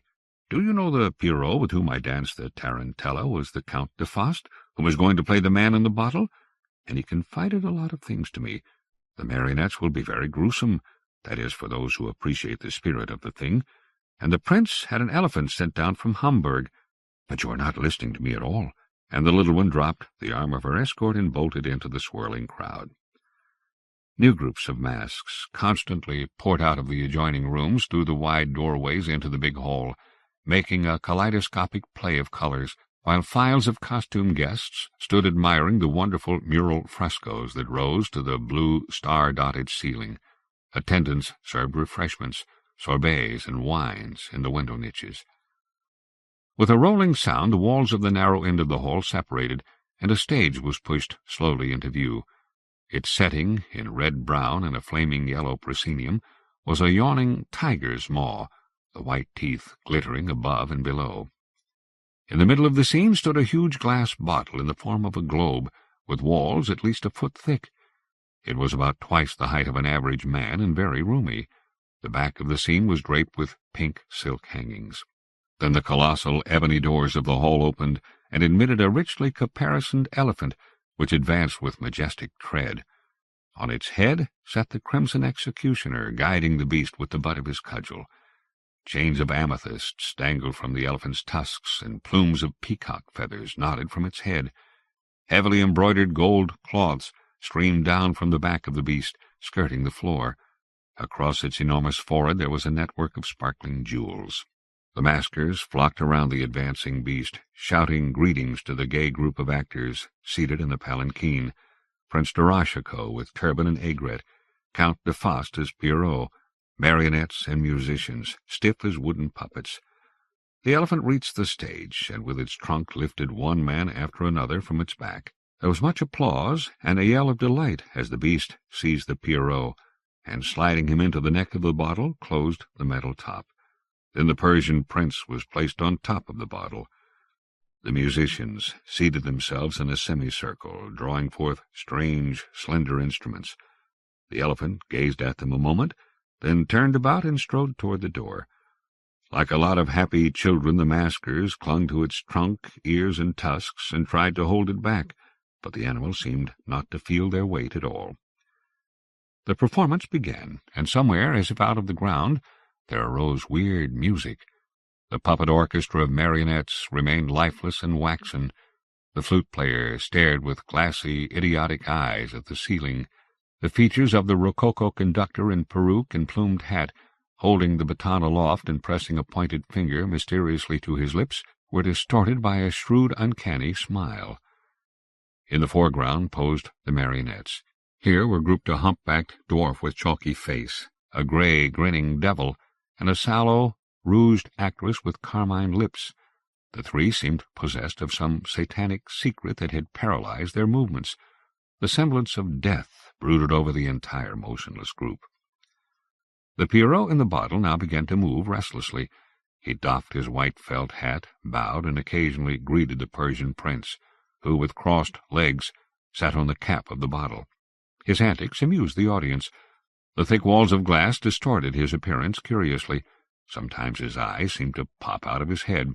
Then again they disappeared, and one saw only forehead and chin. Sometimes he was fat and bloated, then again slender, with long legs like a spider's. In the midst of a motionless pause, the red silk hangings of the background parted, and a closed sedan chair was carried on by two Moors, who placed it near the bottle. A ray of pale light from above now illuminated the scene. The spectators had formed themselves into two camps. The one was speechless under the spell of this vampiric, enigmatic marionette play that seemed to exhale an atmosphere of poisoned merriment. The other group, not sensitive enough to appreciate such a scene, laughed immoderately at the comical capering of the man in the bottle. He had given up his merry dancing and was trying by every possible means to impart some information or other to the prince sitting on the cap. He pounded the walls of the bottle as though he would smash them, and to all appearances he was screaming at the top of his voice, although not the slightest sound penetrated the thick glass. The Persian prince acknowledged the movements of the Pierrot with a smile, pointing with his finger at the sedan chair. The curiosity of the audience reached its climax when it saw that the Pierrot had pressed his face against the glass and was staring at something in the window of the sedan chair. Then, suddenly, like one gone mad, he beat his face with his hands, sank on his knees, and tore his hair. Then he sprang furiously up and raced around the bottle at such speed that the audience saw only a fluttering cloth in his wake. The secret of the lady in the sedan chair puzzled the audience considerably. They could only see that a white face was pressed against the window of the chair and was staring over at the bottle. Shadows cut off all further view. Laughter and applause rose to a tumult. Pierrot had crouched on the bottom of the bottle, his fingers clutching his throat. Then he opened his mouth wide and pointed in wild frenzy to his chest, and then to the one sitting above. He folded his hands in supplication as though he were begging something from the audience. "He wants something to drink. Such a large bottle and no wine in it. I say, you marionettes, give him a drink," cried one of the maskers. Everybody laughed and applauded. Then the Pierrot jumped up once more, tore his garments from his chest, and staggered about until he measured his length on the bottom of the bottle. "Bravo! Bravo, Pierrot! Wonderfully acted! Da capo! Da capo!" yelled the maskers. When the man in the bottle did not stir again and made no effort to repeat his scene, the applause gradually subsided, and the attention of the spectators was drawn to the marionettes. They still remained motionless in the poses they had assumed, but in their means there was now a sense of expectancy that had not been there before. It seemed as if they were waiting for a cue. The humpbacked dwarf with the chalked face turned his eyes carefully and gazed at the Prince Doroshenko. The Persian did not stir. Finally, two figures advanced from the background, and one of the Moors haltingly approached the sedan chair and opened the door. And then something very remarkable occurred. The body of a woman fell stiffly out on the stage. There was a moment of deathly silence, and then 1,000 voices arose. "What has happened?" Marionettes, apes, musicians, all leaped forward. Maskers climbed up on the stage. The princess, wife of Doroshenko, lay there strapped to a steel frame. Where the ropes had cut into her flesh were blue bruises, and in her mouth there was a silk gag. A nameless horror took possession of the audience. "Pierrot!" a voice suddenly shrilled. "Pierrot! Like a dagger, indescribable fear penetrated every heart. "Where is the prince?" During the tumult, the Persian had disappeared. Melanchthon stood on the shoulders of Mephisto, but he could not lift the cap of the bottle, and the air valve was screwed tightly shut. "Break the walls of the bottle, quick!" The Dutch councillor tore the cudgel from the hand of the crimson executioner, and with a leap landed on the stage. A gruesome sound arose like the tolling of a cracked bell. Like streaks of white lightning, the cracks leaped across the surface of the glass. Finally, the bottle was splintered into bits, and within lay, suffocated, the corpse of the Count de Faast, his fingers clawing his breast. The bright hall seemed to darken. Silently, and with invisible pinions, the gigantic ebon birds of terror streaked through the hall of the fete. The Dissection. Georg Heym. Translated into English by Jo Clerval. Georg Heym, 1887 to 1912, was a German poet and playwright who also wrote one novel. Heym believed in the idea of the demon city, which symbolized his repudiation of romanticism in the midst of the rise of industrialism and repressive systems. Still, he lived a wild and passionate life, accompanied by depression and restlessness. In 1910 he dreamed of a death by drowning, and 2 years later fell through the ice while skating. The Dissection, 1913, is more prose poem than story in its luminous reverie. This new translation by Jo Clerval corrects errors in prior versions, including the use of the autopsy as the title. Master of the Weird Thomas Ligotti has called it one of his favorite tales.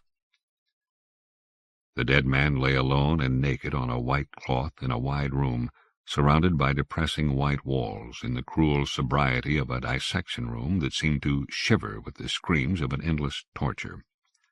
The light of noon bathed him, and awakened the dead spots on his forehead, conjuring up a bright green from his naked belly, bloating his body like a big sack of water. His body resembled the iridescent calyx of some gigantic flower, a mysterious plant from Indian primeval forests that someone had shyly laid at the altar of death. Splendid reds and blues sprouted down his limbs, and in the heat the large wound under his navel slowly split open like a red furrow, releasing a foul stench. The doctors entered, friendly men in frayed white coats and gold-rimmed pince-nez. They stepped up to the dead man and observed him with interest, as if in a scientific meeting. From their white cabinets they took out dissecting instruments, white crates full of hammers, saws with sharp teeth, files, hideous sets of tweezers, tiny knives with large needles like vultures' crooked beaks, forever screaming for flesh. They began their revolting work. They resembled hideous torturers, blood flowing on their hands as they dug ever more deeply into the frigid corpse and pulled out its innards like white cooks gutting a goose. Around their arms coiled the intestines, green-yellow snakes, and feces dripped on their coats, a warm, putrid fluid. They punctured the bladder, the cold urine in it glistening like yellow wine. They poured it in large bowls, and it reeked of pungent, acrid ammonia. But the dead man slept. He patiently let them tug at him and pull his hair. He slept, and while the thumping of hammers resounded on his skull, a dream, a remainder of love, awoke in him, like a torch shining in his personal night. Outside the large window stretched a wide sky filled with small white clouds that swam like small white gods in the light of that silent afternoon, and swallows darted high across the blue, feathers quivering in the warm sun of July. The dead man's black blood streamed across the blue putrefaction on his forehead. In the heat it evaporated into an awful cloud, and the decay of death crept over him with its dappled claws. His skin began to flake apart. His belly turned white like that of an eel under the greedy fingers of the doctors, who plunged their arms up to the elbows in the wet flesh. The decay pulled apart the mouth of the dead man. He seemed to smile. He dreamed of beatific stars, of a fragrant summer evening. His rotting lips trembled as though under a brief kiss. "How I love you! I have loved you so much! Should I say how I love you?"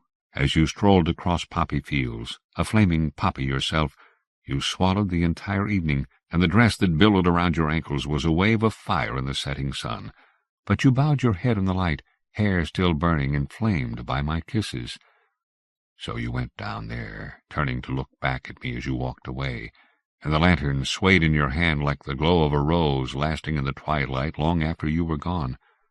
I'll see you again tomorrow, here under the window of the chapel, here, where the light of the candles falls about you, making your hair a golden forest, and daffodils nestle around your ankles, tender, like tender kisses. I will see you again every evening in the hour of dawn. We will never part. How I love you! Should I tell you how I love you?" And the dead man quivered in happiness on his white death table, while the iron chisels in the hands of the doctors broke up the bones of his temple. The Spider, Hans Heinz Ewers, translated into English by Walter F. Cohn. Hans Heinz Ewers, 1871–1943, was a German writer, especially of horror, also known for his acting and poetry. A novel trilogy detailing the exploits of the character of Frank Baun included perhaps his best-known work, Alraune. Much of his work has a decadent feel to it, and Ewers did not shy away from violence and sex in his fiction. After an early dalliance with the Nazi Party, Ewers left because of disagreements with their positions on Jews and homosexuality. The Nazis banned his works, seized his assets, and left Ewers in poverty. Even though the Nazis destroyed his life, Ewers's early association with them has left him underappreciated by modern critics of the weird. The Spider, 1915, is his best-known work. When Richard Bracquemont, medical student, decided to move into room number 7 of the little Hotel Stevens at 6 Rue Alfred Stevens, 3 people had already hanged themselves from the window sash of the room on 3 successive Fridays. The first was a Swiss traveling salesman. His body was not discovered until Saturday evening, but the physician established the fact that death must have come between 5 and 6 o'clock on Friday afternoon. The body hung suspended from a strong hook which had been driven into the window sash, and which ordinarily served for hanging clothes. The window was closed, and the dead man had used the curtain cord as a rope. Since the window was rather low, his legs dragged on the ground almost to his knees. The suicide must consequently have exercised considerable willpower in carrying out his intention. It was further established that he was married and the father of 4 children, that he unquestionably had an adequate and steady income, and that he was of a cheerful disposition and well contented in life. Neither a will nor anything in writing that might give a clue to the cause of this suicide was found, nor had he ever intimated leanings towards suicide to any of his friends or acquaintances. The second case was not very different. The actor Karl Kraus, who was employed at the nearby Cirque Medrano as a lightning bicycle artiste, engaged room number 7 2 days after the first suicide. When he failed to appear at the performance the following Friday evening, the manager of the theater sent an usher to the little hotel. The usher found the actor hanged from the window sash in the unlocked room, in identically the same circumstances that had attended the suicide of the Swiss traveling salesman. The second suicide seemed no less puzzling than the first. The actor was popular, drew a very large salary, was only 25 years old, and seemed to enjoy life to the utmost. Again, nothing was left in writing, nor were there any other clues that might help solve the mystery. The actor was survived only by an aged mother to whom he used to send 300 marks for her support promptly on the 1st of each month. For Madame Dubonnet, who owned the cheap little hotel, and whose clientele was made up almost exclusively of the actors of the nearby vaudevilles of Montmartre, this second suicide had very distressing consequences. Already several of her guests had moved out, and other regular customers had failed to come back. She appealed to the Commissioner of the 9th Ward, whom she knew well, and he promised to do everything in his power to help her. So he not only pushed his investigation of reasons for the suicides with considerable zeal, but he also placed at her disposal a police officer who took up residence in the mysterious room. It was the policeman Charles-Marie Chaumier who had volunteered his services in solving the mystery. And old Maroussin, who had been a marine infantryman for 11 years, this sergeant had guarded many a lonely post in Tonkin and Annam single-handed, and had greeted many an uninvited deputation of river pirates, sneaking like cats through the jungle darkness with a refreshing shot from his rifle. Consequently, he felt himself well heeled to meet the ghosts of which the Rue Stevens gossiped. He moved into the room on Sunday evening and went contentedly to sleep after doing high justice to the food and drink Madame Dubonnet set before him. Every morning and evening, Chaumier paid a brief visit to the police station to make his reports. During the first few days, his reports confined themselves to the statement that he had not noticed even the slightest thing out of the ordinary. On Wednesday evening, however, he announced that he believed he had found a clue. When pressed for details, he begged to be allowed to say nothing for the present. He said he was not certain that the thing he thought he had discovered necessarily had any bearing on the two suicides, and he was afraid of being ridiculed in case it should all turn out to be a mistake. On Thursday evening he seemed to be even more uncertain, although somewhat graver, but again he had nothing to report. On Friday morning he seemed quite excited. Half seriously and half in jest, he ventured the statement that the window of the room certainly had a remarkable power of attraction. Nevertheless, he still clung to the theory that the fact had nothing whatever to do with the suicides, and that he would only be laughed at if he told more. That evening he failed to come to the police station. They found him hanged from the hook on the window sash. Even in this case, the circumstances, down to the minutest detail, were again the same as they had been in the other cases. The legs dragged on the floor, and the curtain cord had been used as a rope. The window was closed, and the door had not been locked. Death had evidently come at about 6 o'clock in the afternoon. The dead man's mouth was wide open, and his tongue hung out. As a consequence of this third suicide in room number 7, all the guests left the Hotel Stevens that same day, with the exception of the German high school teacher in room number 16, who took advantage of this opportunity to have his rent reduced 1/3. It was small consolation for Madame Dubonnet to have Mary Garden, the famous star of the Opéra Comique, drive by in her Renault a few days later and stop to buy the red curtain cord for a price she beat down to 200 francs. Of course, she had two reasons for buying it. In the first place, it would bring luck, and in the second, well, it would get into the newspapers. If these things had happened in summer, say in July or August, Madame Dubonnet might have got 3 times as much for her curtain cord. At that time of the year the newspapers would certainly have filled their columns with the case for weeks. But at an uneasy time of the year, with elections, disorders in the Balkans, a bank failure in New York, a visit of the English king and queen, well, where could the newspapers find room for a mere murder case? The result was that the affair in the Rue Alfred Stevens got less attention than it deserved, and such notices of it as appeared in the newspapers were concise and brief, and confined themselves practically to repetitions of the police reports, without exaggerations. These reports furnished the only basis for what little knowledge of the affair the medical student Richard Bracquemont had. He knew nothing of one other little detail that seemed so inconsequential that neither the commissioner nor any of the other witnesses had mentioned it to the reporters. Only afterwards, after the adventure the medical student had in the room, was this detail remembered. It was this. When the police took the body of Sergeant Charles Maria Chaumier down from the window sash, a large black spider crawled out of the mouth of the dead man. The porter flicked it away with his finger, crying, "Ugh! Another such ugly beast." In the course of the subsequent autopsy, that is, the one held later for Bracquemont, the porter told that when they had taken down the corpse of the Swiss traveling salesman, a similar spider had been seen crawling on his shoulder. But of this Richard Bracquemont knew nothing. He did not take up his lodging in the room until 2 weeks after the last suicide, on a Sunday. What he experienced there he entered very conscientiously in a diary.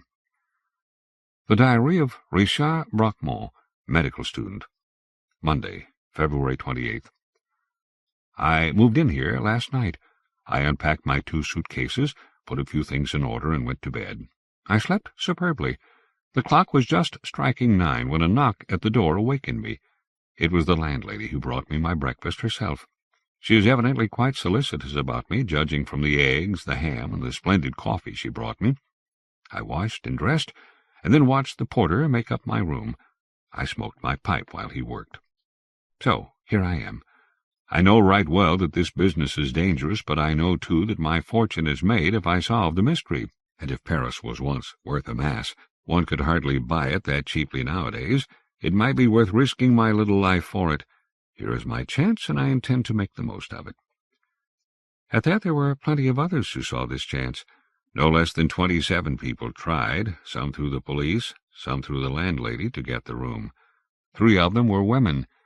So there were enough rivals, probably all poor devils like myself. But I got it. Why? Oh, I was probably the only one who could offer a solution to the police.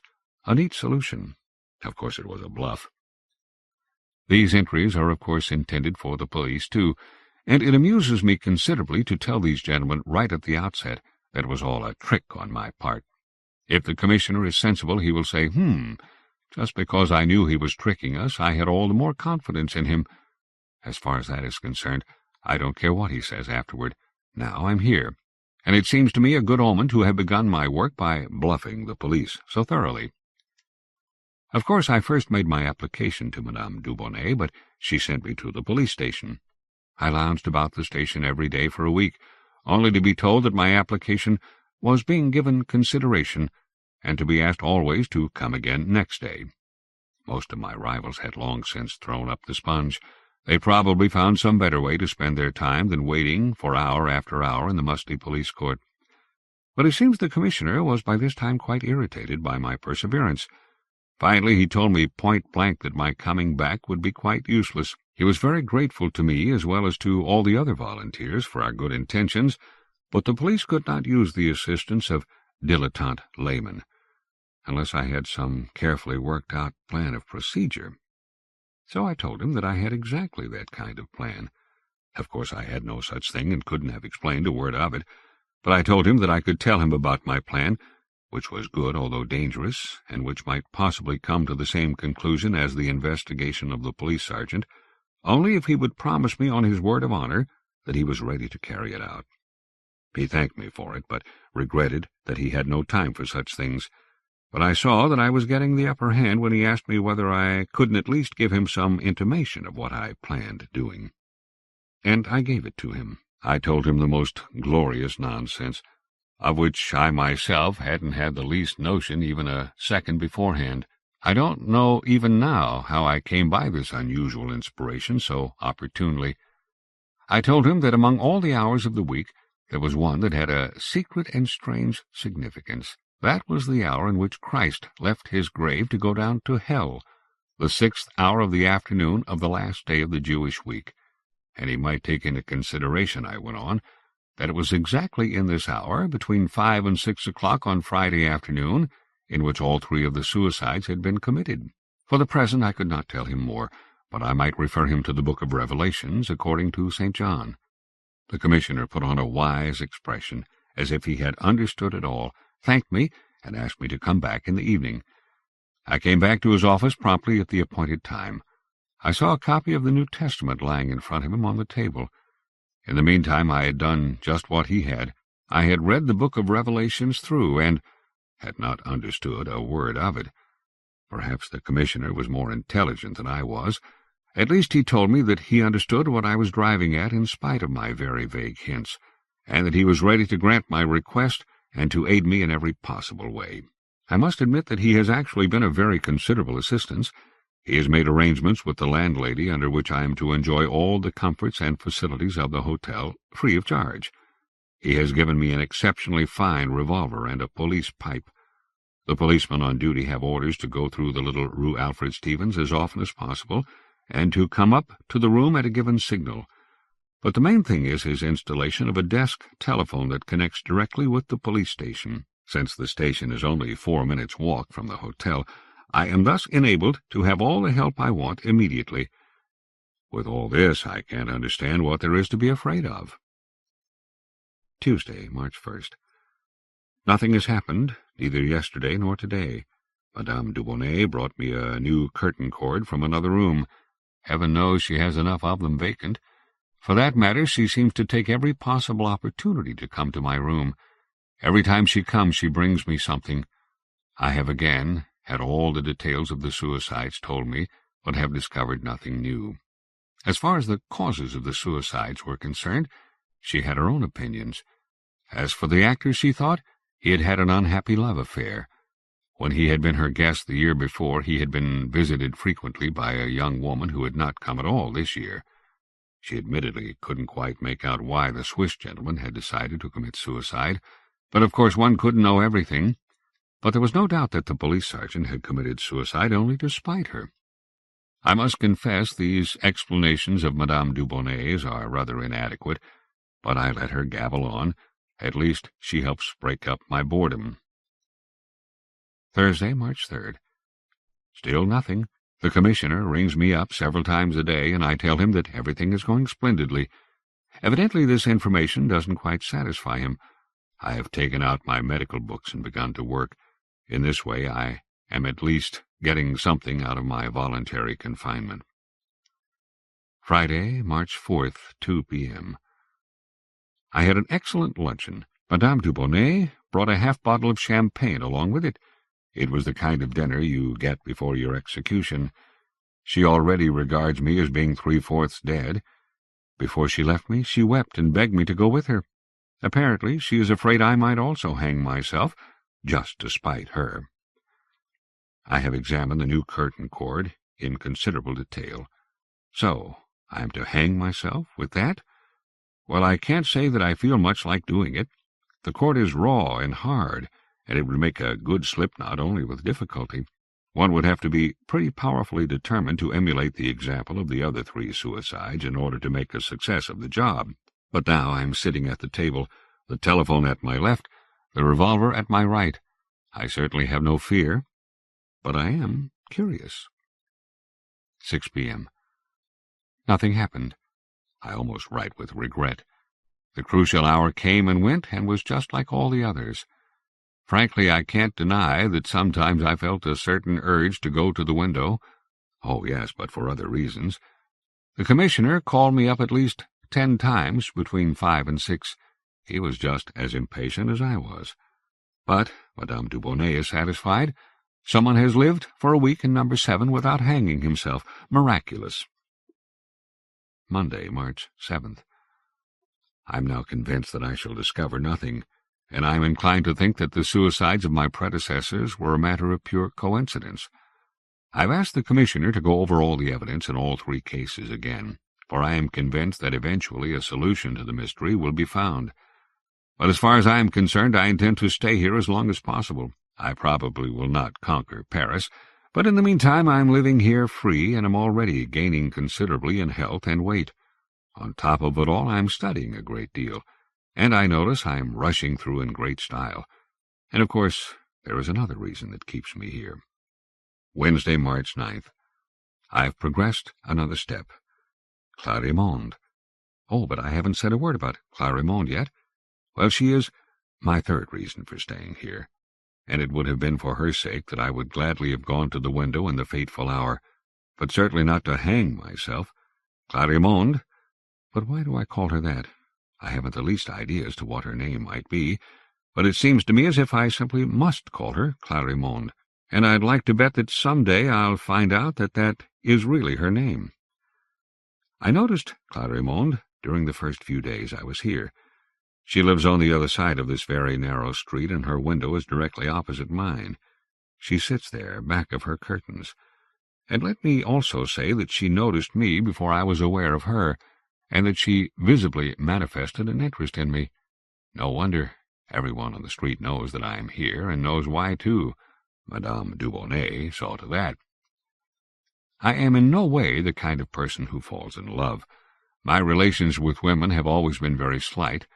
When one comes to Paris from Verdun to study medicine and hardly has enough money to have a decent meal once every 3 days, one has other things besides love to worry about. I haven't much experience, and I probably began this affair pretty stupidly. Anyhow, it's quite satisfactory as it stands. At first it never occurred to me to establish communications with my strange neighbor. I simply decided that since I was here to make observations, and I probably had nothing real to investigate anyhow, I might as well observe my neighbor while I was at it. After all, one can't pore over one's books all day long, so I have come to the conclusion that, judging from appearances, Clarimonde lives all alone in her little apartment. She has 3 windows, but she sits only at the one directly opposite mine. She sits there and spins at a little old-fashioned distaff. I once saw such a distaff at my grandmother's, but even my grandmother never used it. It was merely an heirloom left her by some great-aunt or other. I didn't know that they were still in use. For that matter, Clarimonde's distaff is a very tiny, fine thing, white, and apparently made of ivory. The threads she spins must be infinitely fine. She sits behind her curtains all day long and works incessantly, stopping only when it gets dark. Of course it gets dark very early these foggy days. In this narrow street the loveliest twilight comes about 5 o'clock. I have never seen a light in her room. How does she look? Well, I really don't know. She wears her black hair in wavy curls and is rather pale. Her nose is small and narrow, and her nostrils quiver. Her lips are pale, too, and it seems as if her little teeth might be pointed, like those of a beast of prey. Her eyelids throw long shadows, but when she opens them her large dark eyes are full of light. Yet I seem to sense rather than know all this. It is difficult to identify anything clearly back of those curtains. One thing further. She always wears a black, closely buttoned dress with large purple dots, and she always wears long black gloves, probably to protect her hands while working. It looks strange to see her narrow black fingers quickly taking and drawing the threads, seemingly almost through each other, really almost like the wriggling of an insect's legs. Our relations with each other? Oh, they are really quite superficial, and yet it seems as if they were truly much deeper. It began by her looking over to my window and my looking over to hers. She noticed me and I her. And then I evidently must have pleased her, because one day when I looked at her, she smiled. And of course I did too. That went on for several days, and we smiled at each other more and more. Then I decided almost every hour that I would greet her. I don't know exactly what it is that keeps me from carrying out my decision. I have finally done it this afternoon, and Clarimonde returned the greeting. Of course the greeting was ever so slight, but nevertheless I distinctly saw her nod. Thursday, March 10th. Last night I sat up late over my books. I can't truthfully say that I studied a great deal. I spent my time building air castles and dreaming about Clarimonde. I slept very lightly, but very late into the morning. When I stepped up to the window, Clarimonde was sitting at hers. I greeted her, and she nodded. She smiled and looked at me for a long time. I wanted to work, but couldn't seem to find the necessary peace of mind. I sat at the window and stared at her.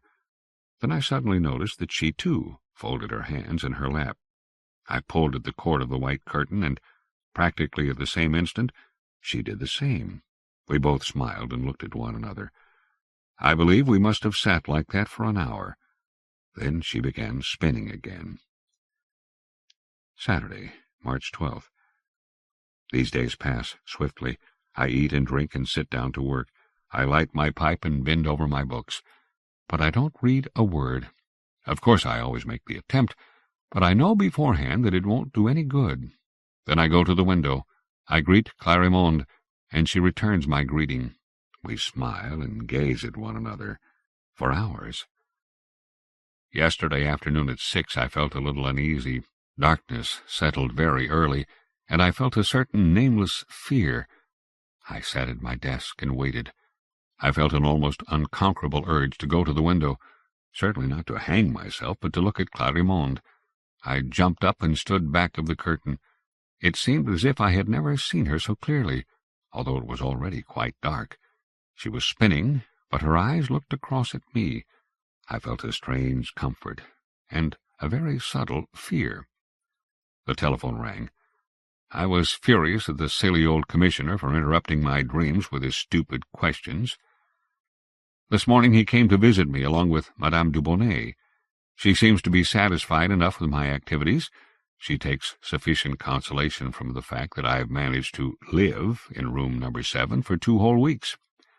But the commissioner wants results besides. I confided to him that I had made some secret observations, and that I was tracking down a very strange clue. The old fool believed all I told him. In any event, I can still stay here for weeks, and that's all I care about. Not on account of Madame Dubonnet's cooking and cellar. God, how soon one becomes indifferent to that when one always has enough to eat. Only because of the window, which she hates and fears, and which I love so dearly, this window that reveals Clarimonde to me. When I light the lamp, I no longer see her. I have strained my eyes trying to see whether she goes out, but I have never seen her set foot on the street. I have a comfortable easy chair and a green lampshade whose glow warmly suffuses me. The commissioner has sent me a large package of tobacco. I have never smoked such good tobacco. And yet I cannot do any work. I read 2 or 3 pages, and when I have finished I realize that I haven't understood a word of their contents. My eyes grasp the significance of the letters, but my brain refuses to supply the connotations. Queer. Just as if my brain bore the legend, "No admittance," just as if it refused to admit any thought other than the one, Clarimonde. Finally I push my books aside, lean far back in my chair, and dream. Sunday, March 13th. This morning I witnessed a little tragedy. I was walking up and down in the corridor while the porter made up my room. In front of the little court window there is a spider web hanging, with a fat garden spider sitting in the middle of it. Madame Dubonnet refuses to let it be swept away. Spiders bring luck, and heaven knows she has had enough bad luck in her house. Presently I saw another much smaller male spider cautiously running around the edge of the web. Tentatively he ventured down one of the precarious threads towards the middle, but the moment the female moved, he hastily withdrew. He ran around to another end of the web and tried again to approach her. Finally, the powerful female spider in the center of the web seemed to look upon his suit with favor and stopped moving. The male spider pulled at one of the threads of the web, first lightly, then so vigorously that the whole web quivered. But the object of his attention remained immovable. Then he approached her very quickly but carefully. The female spider received him quietly and let him embrace her delicately, while she retained the utmost passivity. Motionless, the two of them hung for several minutes in the center of the large web. Then I saw how the male spider slowly freed himself, one leg after another. It seemed as if he wanted to retreat quietly, leaving his companion alone in her dream of love. Suddenly he let her go entirely and ran out of the web as fast as he could. But at the same instant the female seemed to awaken to a wild rush of activity, and she chased rapidly after him. The weak male spider let himself down by a thread, but the female followed him immediately. Both of them fell to the window-sill, and, gathering all his energies, the male spider tried to run away. But it was too late. The female spider seized him in her powerful grip, carried him back up into the net, and set him down squarely in the middle of it. And this same place that had just been a bed for passionate desire now became the scene of something quite different. The lover kicked in vain, stretched his weak legs out again and again, and tried to disentangle himself from this wild embrace. But the female would not let him go. In a few minutes she had spun him in so completely that he could not move a single member. Then she thrust her sharp pincers into his body and sucked out the young blood of her lover in deep draughts. I even saw how she finally let go of the pitiful, unrecognizable little lump, legs, skin, and threads, and threw it contemptuously out of the net. So that's what love is like among these creatures. Well, I can be glad I'm not a young spider. Monday, March 14th. I no longer so much as glance at my books. Only at the window do I pass all my days, and I keep on sitting there even after it gets dark. Then she is no longer there, but I close my eyes and see her anyhow. Well, this diary has become quite different than I thought it would be. It tells about Madame Dubonnet and the commissioner, about spiders, and about Clarimonde, but not a word about the discovery I had hoped to make. Well, is it my fault? Tuesday, March 15th. Clarimonde and I have discovered a strange new game, and we play it all day long. I greet her, and immediately she returns the greeting. Then I drum with my fingers on my window-pane. She has hardly had time to see it before she begins drumming on hers. I wink at her, and she winks at me. I move my lips as if I were talking to her, and she follows suit. Then I brush the hair back from my temples, and immediately her hand is at the side of her forehead. Truly child's play, and we both laugh at it. That is, she really doesn't laugh. It's only a quiet, passive smile she has, just as I suppose mine must be. For that matter, all this isn't nearly as senseless as it must seem. It isn't imitation at all. I think we would both tire of that very quickly. There must be a certain telepathy or thought transference involved in it, for Clarimonde repeats my motions in the smallest conceivable fraction of a second. She hardly has time to see what I am doing before she does the same thing. Sometimes it even seems to me that her action is simultaneous with mine. That is what entices me, always doing something new and unpremeditated, and it's astounding to see her doing the same thing at the same time. Sometimes I try to catch her. I make a great many motions in quick succession, and then repeat them again, and then I do them a third time. Finally I repeat them for the fourth time, but change their order, introduce some new motion, or leave out one of the old ones. It's like children playing follow the leader. It's really remarkable that Clarimonde never makes a single mistake, although I sometimes change the motion so rapidly that she hardly has time to memorize each one. That is how I spend my days, but I never feel for a second that I'm squandering my time on something nonsensical. On the contrary, it seems as if nothing I had ever done were more important. Wednesday, March 16th. Isn't it queer that I have never thought seriously about putting my relations with Clarimonde on a more sensible basis than that of these hour-consuming games? I thought about it last night. I could simply take my hat and coat and go down 2 flights of stairs, 5 steps across the street, and then up 2 other flights of stairs. On her door there was a little coat of arms engraved with her name, Clarimonde. Clarimonde what? I don't know what, but the name Clarimonde is certainly there. Then I could knock, and then— That far I can imagine everything perfectly, down to the last move I might make. But for the life of me I can't picture what would happen after that.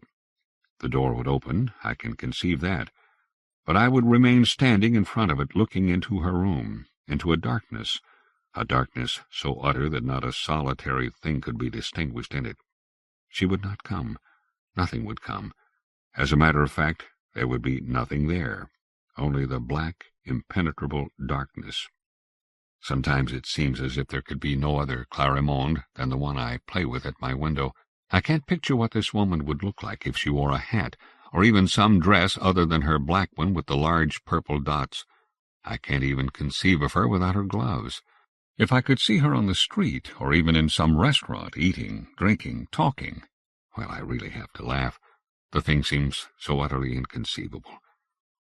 Sometimes I ask myself whether I love her.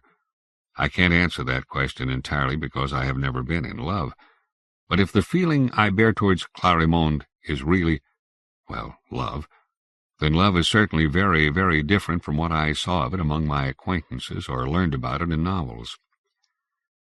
It is becoming quite difficult to define my emotions. In fact, it is becoming difficult even to think about anything at all that has no bearing on Clarimonde, or rather on our game, for there is truly no denying it. It's really the game that preoccupies me, nothing else, and that's the thing I understand least of all. Clarimonde.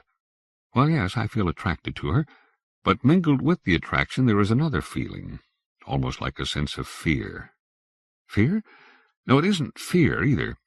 It is more of a temerity, a certain inarticulate alarm or apprehension before something I cannot define. And it is just this apprehension that has some strange compulsion, something curiously passionate that keeps me at a distance from her, and at the same time draws me constantly nearer to her. It is as if I were going around her in a wide circle, came a little nearer at one place, withdrew again, went on, approached her again at another point, and again retreated rapidly, until finally, of that I am absolutely certain, I must go to her. Clarimonde is sitting at her window and spinning. Threads. Long, thin, infinitely fine threads. She seems to be making some fabric. I don't know just what it is to be, and I can't understand how she can make the network without tangling or tearing the delicate fabric. There are wonderful patterns in her work, patterns full of fabulous monsters and curious grotesques. For that matter, but what am I writing? The fact of the matter is that I can't even see what it is she is spinning. The threads are much too fine, and yet I can't help feeling that her work must be exactly as I see it when I close my eyes. Exactly. A huge network peopled with many creatures, fabulous monsters and curious, grotesque. Thursday, March 17th. I find myself in a strange state of agitation. I no longer talk to anyone. I hardly even say good morning to Madame Dubonnet or the porter. I hardly take time to eat. I only want to sit at the window and play with her. It's an exacting game. Truly it is. And I have a premonition that tomorrow something must happen. Friday, March 18th. Yes, something must happen today, I tell myself. Oh, yes, I talk aloud just to hear my own voice, that it is just for that I am here. But the worst of it is that I am afraid, and this fear that what has happened to my predecessors in this room may also happen to me is curiously mingled with my other fear, the fear of Clarimonde. I can hardly keep them apart. I'm afraid. I would like to scream. 6 p.m. Let me put down a few words quickly and then get into my hat and coat. By the time 5 o'clock came, my strength was gone. Oh, I know now for certain that it must have something to do with this 6th hour of the next to the last day of the week. Now I can no longer laugh at the fraud with which I duped the commissioner. I sat on my chair and stayed there only by exerting my willpower to the utmost. But this thing drew me, almost pulled me to the window. I had to play with Clarimonde, and then again there rose that terrible fear of the window. I saw them hanging there, the Swiss traveling salesman, a large fellow with a thick neck and a grey stubble beard, and the lanky acrobat and the stocky, powerful police sergeant. I saw all three of them, one after another, and then all three together, hanging from the same hook with open mouths and with tongues lolling far out. And then I saw myself among them. Oh, this fear! I felt I was as much afraid of the window sash and the terrible hook as I was of Clarimonde. May she forgive me for it, but that's the truth. In my ignominious fear I always confused her image with that of the three who hanged there, dangling their legs heavily on the floor. But the truth is that I never felt for an instant any desire or inclination to hang myself. I wasn't even afraid I would do it. No, I was afraid only of the window itself, and of Clarimonde, and of something terrible, something uncertain and unpredictable that was now to come. I had the pathetic, irresistible longing to get up and go to the window, and I had to do it. Then the telephone rang. I grabbed the receiver, and before I could hear a word, I myself cried into the mouthpiece, "Come at once!" It was just as if my unearthly yell had instantly chased all the shadows into the farthest cracks of the floor. I became composed immediately. I wiped the sweat from my forehead and drank a glass of water. Then I considered what I ought to tell the commissioner when he came. Finally I went to the window, greeted Clarimonde, and smiled. And Clarimonde greeted me and smiled. 5 minutes later the commissioner was here. I told him that I had finally struck the root of the whole affair. If he would only refrain from questioning me today, I would certainly be able to make some remarkable disclosures in the very near future. The queer part of it was that while I was lying to him, I was at the same time fully convinced in my own mind that I was telling the truth, and I still feel that that is the truth, against my better judgment. He probably noticed the unusual condition of my temper, especially when I apologized for screaming into the telephone and tried to explain, and failed to find any plausible reason for my agitation. He suggested very amiably that I need not take undue consideration of him. He was always at my service. That was his duty. He would rather make a dozen useless trips over here than let me wait for him once when I really needed him. Then he invited me to go out with him tonight, suggesting that might help distract me. It wasn't a good thing to be alone all the time. I have accepted his invitation, although I think it will be difficult to go out. I don't like to leave this room. Saturday, March 19th. We went to the Gaieté Rouchard, to the Cigale, and to the Lune Rousse. The commissioner was right. It was a good thing for me to go out and breathe another atmosphere. At first I felt rather uncomfortable, as if I were doing something wrong, as if I were a deserter running away from our flag. But by and by that feeling died. We drank a good deal, laughed, and joked. When I went to the window this morning, I seemed to read a reproach in Clarimonde's look. But perhaps I only imagined it. How could she know that I had gone out last night? For that matter, it seemed to last for only a moment. Then she smiled again. We played all day long. Sunday, March 20th. Today I can only repeat, we played all day long. Monday, March 21st. We played all day long. Tuesday, March 22nd. Yes, and today we did the same.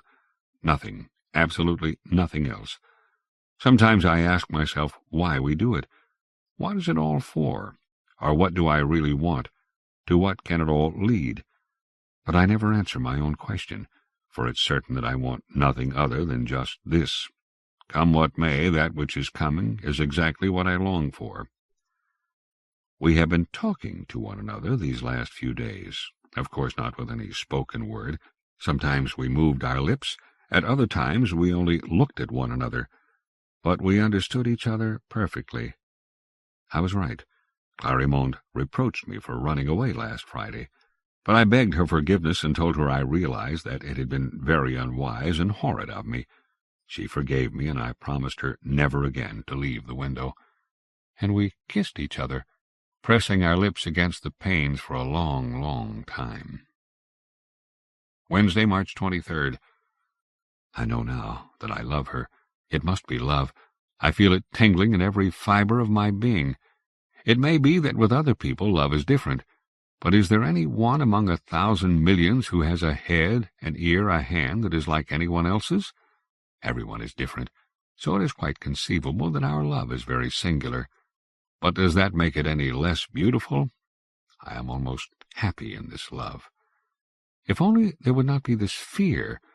Sometimes it falls asleep, then I forget it, but only for a few minutes. Then it wakes up again and will not let me go. It seems to me like a poor little mouse fighting against a huge and beautiful snake, trying to free itself from its overpowering embrace. Just wait, you poor foolish little fear. Soon our love will devour you. Thursday, March 24th. I have made a discovery. I don't play with Clarimonde. She plays with me. It happened like this. Last night, as usual, I thought about our game. I wrote down 5 intricate movements with which I wanted to surprise her today. I gave every motion a number. I practiced them so as to be able to execute them as quickly as possible, first in order, and then backwards. Then only the even numbers, and then the odd, and then only the first and last parts of each of the 5 motions. It was very laborious, but it gave me great satisfaction because it brought me nearer to Clarimonde, even though I could not see her. I practiced in this way for hours, and finally they went like clockwork. This morning I went to the window. We greeted each other, and the game began. Forward, backward. It was incredible to see how quickly she understood me, and how instantaneously she repeated all the things I did. Then there was a knock at my door. It was the porter bringing me my boots. I took them. But when I was going back to the window, my glance fell on the sheet of paper on which I had recorded the order of the movements, and I saw that I had not executed a single one of these movements. I almost reeled. I grabbed the back of the easy-chair and let myself down into it. I couldn't believe it. I read the sheet again and again, but it was true. Of all the motions I had made at the window, not a single one was mine. And again I was aware of a door opening somewhere far away. Her door. I was standing before it and looking in. Nothing, only an empty darkness. Then I knew that if I went out I would be saved, and I realized that now I could go. Nevertheless, I did not go. That was because I was distinctly aware of one feeling, that I held the secret of the mystery, held it tightly in both hands. Paris. I was going to conquer Paris. For a moment Paris was stronger than Clarimonde. Oh, I've dropped all thought of it now. Now I am aware only of my love, and in the midst of it this quiet, passionate fear. But in that instant I felt suddenly strong. I read through the details of my first movement once more, and impressed it firmly in my memory.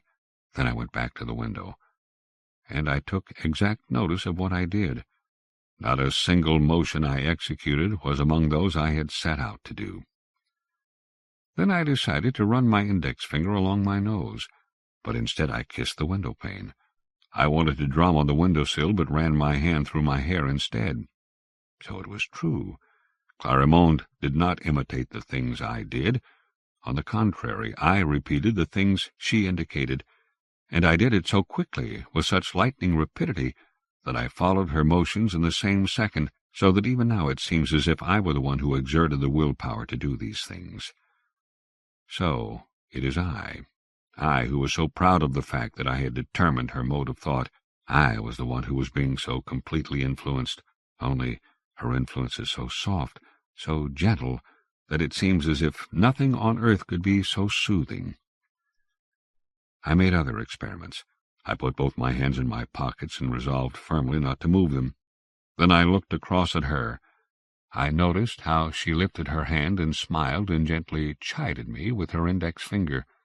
I refused to budge. I felt my right hand wanting to take itself out of my pocket, but I dug my fingers deep into the pocket lining. Then, slowly, after several minutes, my fingers relaxed. My hand came out of the pocket, and I lifted my arm. And I chided her with my index finger and smiled. It seemed as if it were really not I who was doing all this, but some stranger whom I watched from a distance. No, that wasn't the way of it. I was the one who did it, and some stranger was watching me.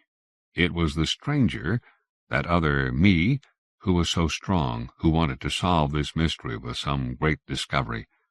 But that was no longer I. What do I care about the discovery? I am only here to do her bidding, the bidding of my Clarimonde, whom I love with such tender fear. Friday, March 25th. I have cut the telephone wire.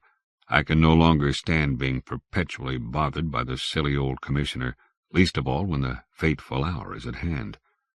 God, why am I writing all this? Not a word of it is true. It seems as if someone else were guiding my pen. But I do. I want to set down here what actually happens. It is costing me a tremendous effort, but I want to do it, if only for the last time to do what I really want to do. I cut the telephone wire. Oh, because I had to. There, I finally got it out. Because I had to. We stood at the window this morning and played.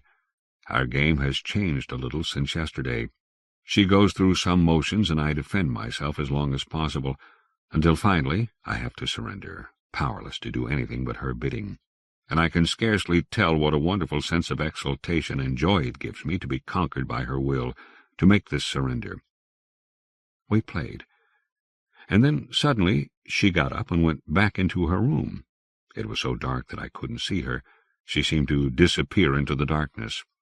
But she came back very shortly, carrying in her hands a desk telephone just like mine.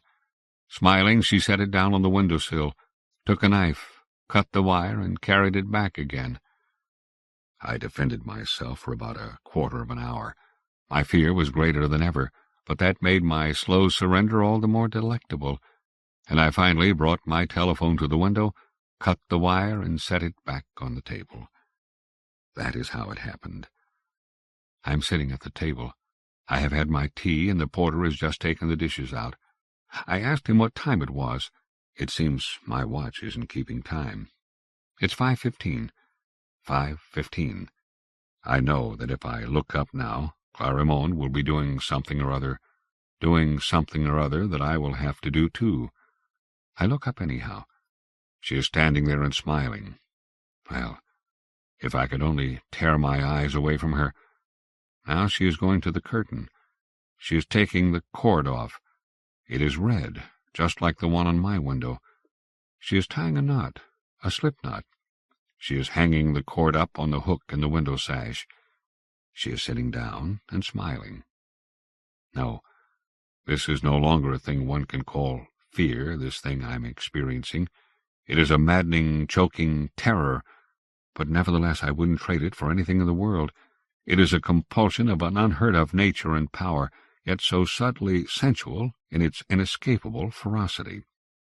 Of course, I could rush up to the window and do exactly what she wants me to do, but I am waiting, struggling and defending myself.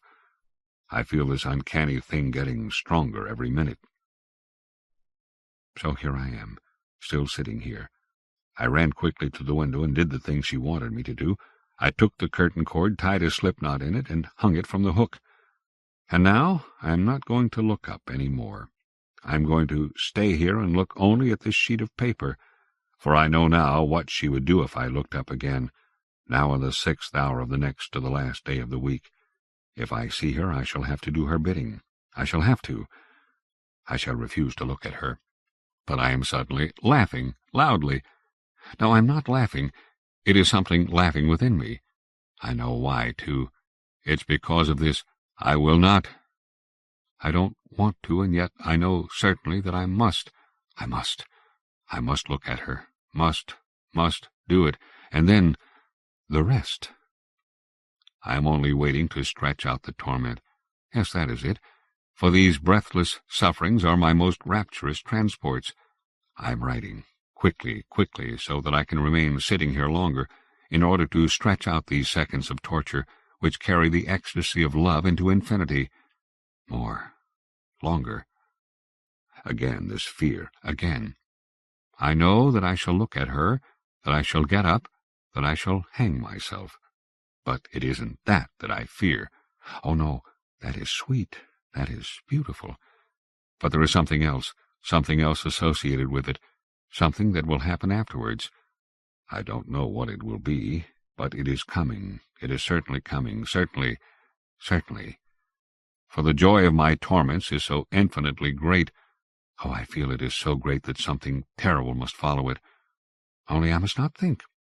Let me write something, anything, no matter what, only quickly, without thinking. My name, Richard Bracquemont, Richard Bracquemont, Richard...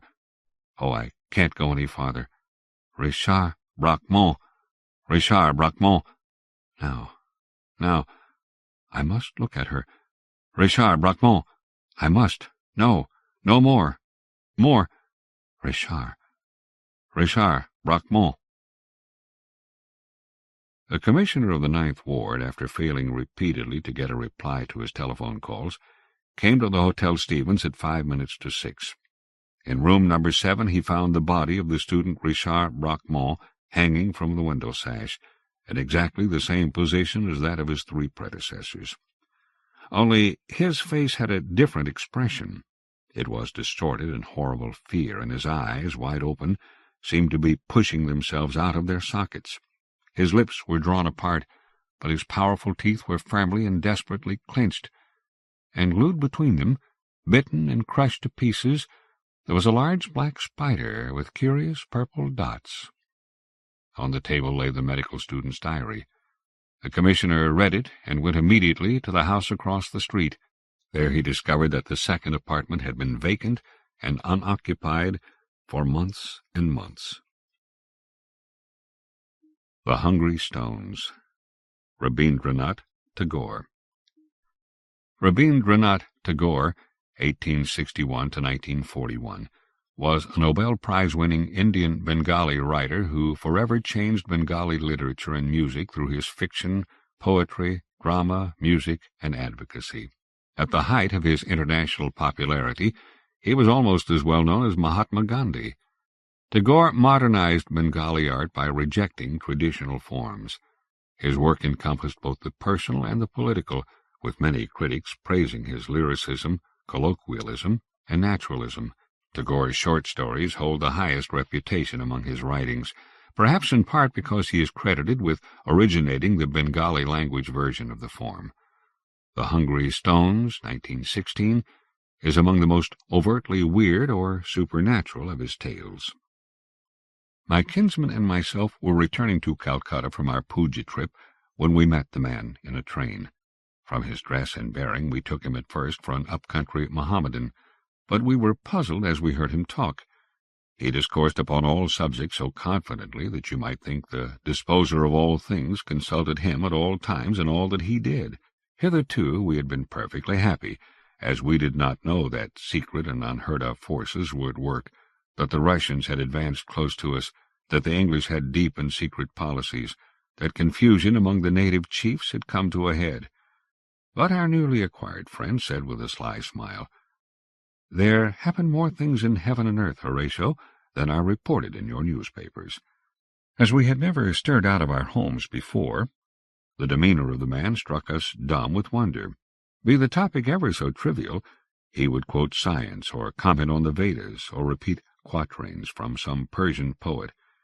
And as we had no pretense to a knowledge of science or the Vedas or Persian, our admiration for him went on increasing, and my kinsman, a theosophist, was firmly convinced that our fellow passenger must have been supernaturally inspired by some strange magnetism or occult power, by an astral body or something of that kind.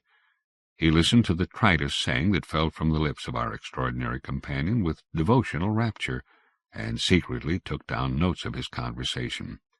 I fancy that the extraordinary man saw this and was a little pleased with it. When the train reached the junction, we assembled in the waiting-room for the connection. It was then 10 p.m., and as the train, we heard, was likely to be very late, owing to something wrong in the lines, I spread my bed on the table and was about to lie down for a comfortable doze, when the extraordinary person deliberately set about spinning the following yarn. Of course, I could get no sleep that night. When, owing to a disagreement about some questions of administrative policy, I threw up my post at Junagadh and entered the service of the Nizam of Hyderabad, they appointed me at once, as a strong young man, collector of cotton duties at Berwick. Berwick is a lovely place.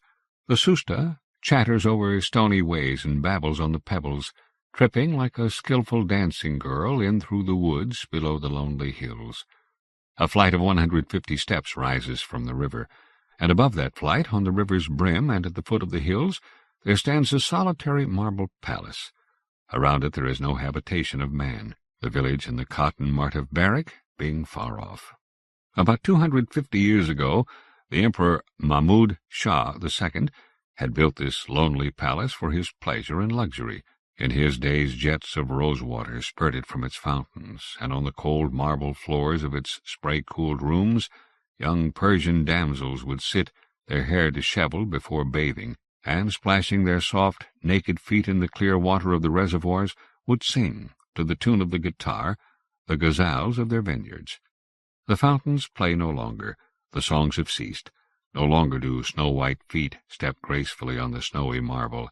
It is but the vast and solitary quarters of cess-collectors like us, men oppressed with solitude and deprived of the society of women. Now, Karim Khan, the old clerk of my office, warned me repeatedly not to take up my abode there. "Pass the day there, if you like," said he, "but never stay the night." I passed it off with a light laugh. The servants said that they would work till dark and go away at night. I gave my ready assent. The house had such a bad name that even thieves would not venture near it after dark. At first the solitude of the deserted palace weighed upon me like a nightmare. I would stay out and work hard as long as possible, then return home at night, jaded and tired, go to bed and fall asleep. Before a week had passed, the place began to exert a weird fascination upon me. It is difficult to describe or to induce people to believe, but I felt as if the whole house was like a living organism, slowly and imperceptibly digesting me by the action of some stupefying gastric juice. Perhaps the process had begun as soon as I set my foot in the house, but I distinctly remember the day on which I first was conscious of it. It was the beginning of summer, and the market being dull, I had no work to do.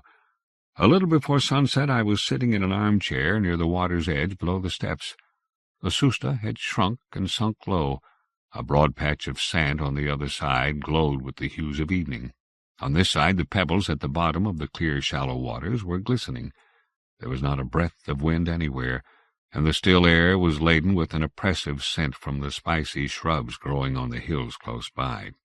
As the sun sank behind the hilltops, a long dark curtain fell upon the stage of day, and the intervening hills cut short the time in which light and shade mingle at sunset. I thought of going out for a ride, and was about to get up, when I heard a footfall on the steps behind. I looked back, but there was no one. As I sat down again, thinking it to be an illusion, I heard many footfalls, as if a large number of persons were rushing down the steps. A strange thrill of delight, slightly tinged with fear, passed through my frame, and though there was not a figure before my eyes, methought I saw a bevy of joyous maidens coming down the steps to bathe in the Susta in that summer evening. Not a sound was in the valley, in the river, or in the palace, to break the silence, but I distinctly heard the maidens' gay and mirthful laugh, like the gurgle of a spring gushing forth in 100 cascades, as they ran past me in quick, playful pursuit of each other towards the river, without noticing me at all. As they were invisible to me, so I was, as it were, invisible to them. The river was perfectly calm, but I felt that its still, shallow, and clear waters were stirred suddenly by the splash of many an arm jingling with bracelets, that the girls laughed and dashed and spattered water at one another, that the feet of the fair swimmers tossed the tiny waves up in showers of pearl. I felt a thrill at my heart.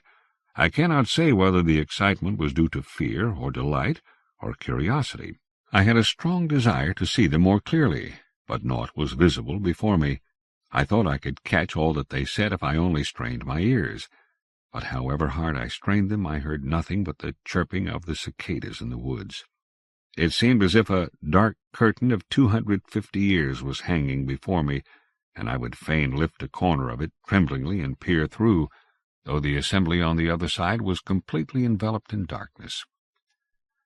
The oppressive closeness of the evening was broken by a sudden gust of wind, and the still surface of the Susta rippled and curled like the hair of a nymph, and from the woods, wrapped in the evening gloom, there came forth a simultaneous murmur, as though they were awakening from a black dream.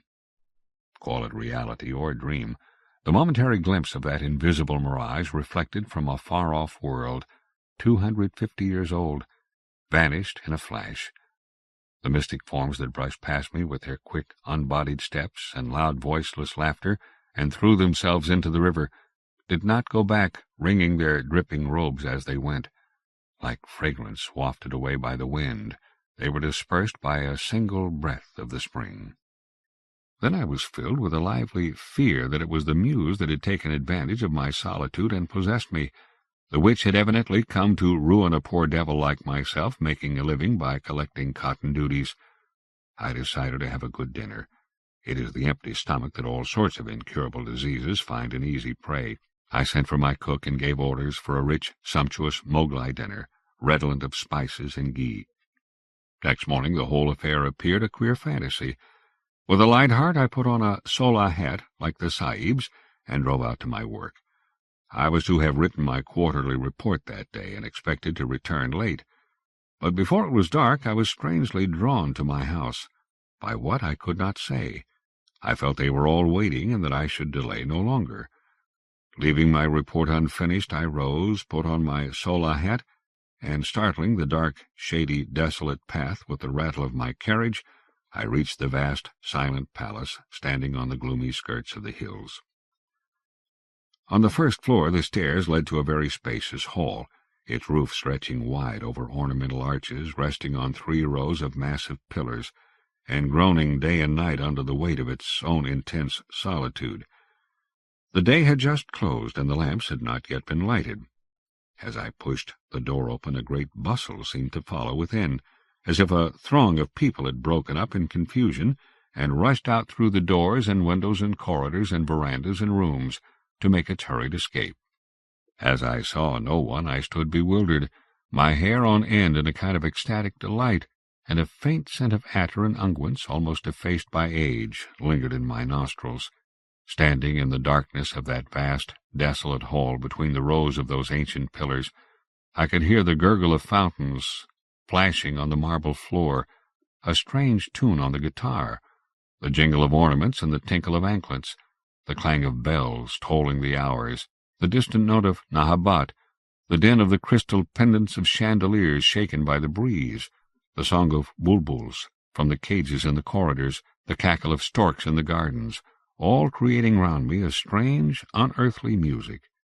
Then I came under such a spell that this intangible, inaccessible, unearthly vision appeared to be the only reality in the world, and all else a mere dream. That I, that is to say, Srijut so-and-so, the eldest son of so-and-so of blessed memory, should be drawing a monthly salary of 450 rupees by the discharge of my duties as collector of cotton duties, and driving in my dog-cart to my office every day in a short coat and sola hat, appeared to me to be such an astonishingly ludicrous illusion that I burst into a horse laugh as I stood in the gloom of that vast, silent hall. At that moment my servant entered with a lighted kerosene lamp in his hand. I do not know whether he thought me mad, but it came back to me at once that I was in very deed Srijut so-and-so, son of so-and-so of blessed memory, and that, while our poets, great and small, alone could say whether inside or outside the earth there was a region where unseen fountains perpetually played, and fairy guitars, struck by invisible fingers, sent forth an eternal harmony, this at any rate was certain, that I collected duties at the cotton market at Barrack, and earned thereby 450 rupees per mensem as my salary. I laughed in great glee at my curious illusion, as I sat over the newspaper at my camp table, lighted by the kerosene lamp. After I had finished my paper and eaten my Mughlai dinner, I put out the lamp and lay down on my bed in a small side room. Through the open window a radiant star, high above the Avali hills, skirted by the darkness of their woods, was gazing intently from millions and millions of miles away in the sky at Mr. Collector lying on a humble camp bedstead. I wondered and felt amused at the idea, and do not know when I fell asleep or how long I slept, but I suddenly awoke with a start, though I heard no sound and saw no intruder, only the steady bright star on the hilltop had set, and the dim light of the new moon was stealthily entering the room through the open window, as if ashamed of its intrusion. I saw nobody, but felt as if someone was gently pushing me. As I awoke she said not a word, but beckoned me with her 5 fingers bedecked with rings to follow her cautiously. I got up noiselessly, and, though not a soul save myself was there in the countless apartments of that deserted palace, with its slumbering sounds and waking echoes, I feared at every step lest anyone should wake up. Most of the rooms of the palace were always kept closed, and I had never entered them. I followed breathless, and with silent steps my invisible guide. I cannot now say where, what endless, dark and narrow passages, what long corridors, what silent and solemn audience chambers and close secret cells I crossed. Though I could not see my fair guide, her form was not invisible to my mind's eye. An Arab girl, her arms hard and smooth as marble, visible through her loose sleeves, a thin veil falling on her face from the fringe of her cap, and a curved dagger at her waist. Methought that one of the 1,001 Arabian Nights had been wafted to me from the world of romance, and that at the dead of night I was wending my way through the dark, narrow alleys of slumbering Baghdad to a trysting place fraught with peril. At last my fair guide stopped abruptly before a deep blue screen, and seemed to point to something below. There was nothing there, but a sudden dread froze the blood in my heart. Methought I saw there on the floor, at the foot of the screen, a terrible negro eunuch, dressed in rich brocade, sitting and dozing with outstretched legs, with a naked sword on his lap. My fair guide lightly tripped over his legs and held up a fringe of the screen. I could catch a glimpse of a part of the room spread with a Persian carpet. Someone was sitting inside on a bed. I could not see her, but only caught a glimpse of 2 exquisite feet in gold-embroidered slippers, hanging out from loose saffron-colored pajamas, and placed idly on the orange-colored velvet carpet. On one side there was a bluish crystal tray on which a few apples, pears, oranges, and bunches of grapes in plenty, 2 small cups, and a gold-tinted decanter were evidently awaiting the guest. A fragrant, intoxicating vapor issuing from a strange sort of incense that burned within almost overpowered my senses. As with trembling heart I made an attempt to step across the outstretched legs of the eunuch, he woke up suddenly with a start, and the sword fell from his lap with a sharp clang on the marble floor.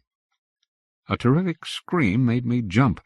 and I saw I was sitting on that camp bedstead of mine, sweating heavily, and the crescent moon looked pale in the morning light like a weary, sleepless patient at dawn, and our crazy Meher Ali was crying out, as is his daily custom, "Stand back! Stand back!" while he went along the lonely road. Such was the abrupt close of one of my Arabian nights, but there were yet 1,000 nights left.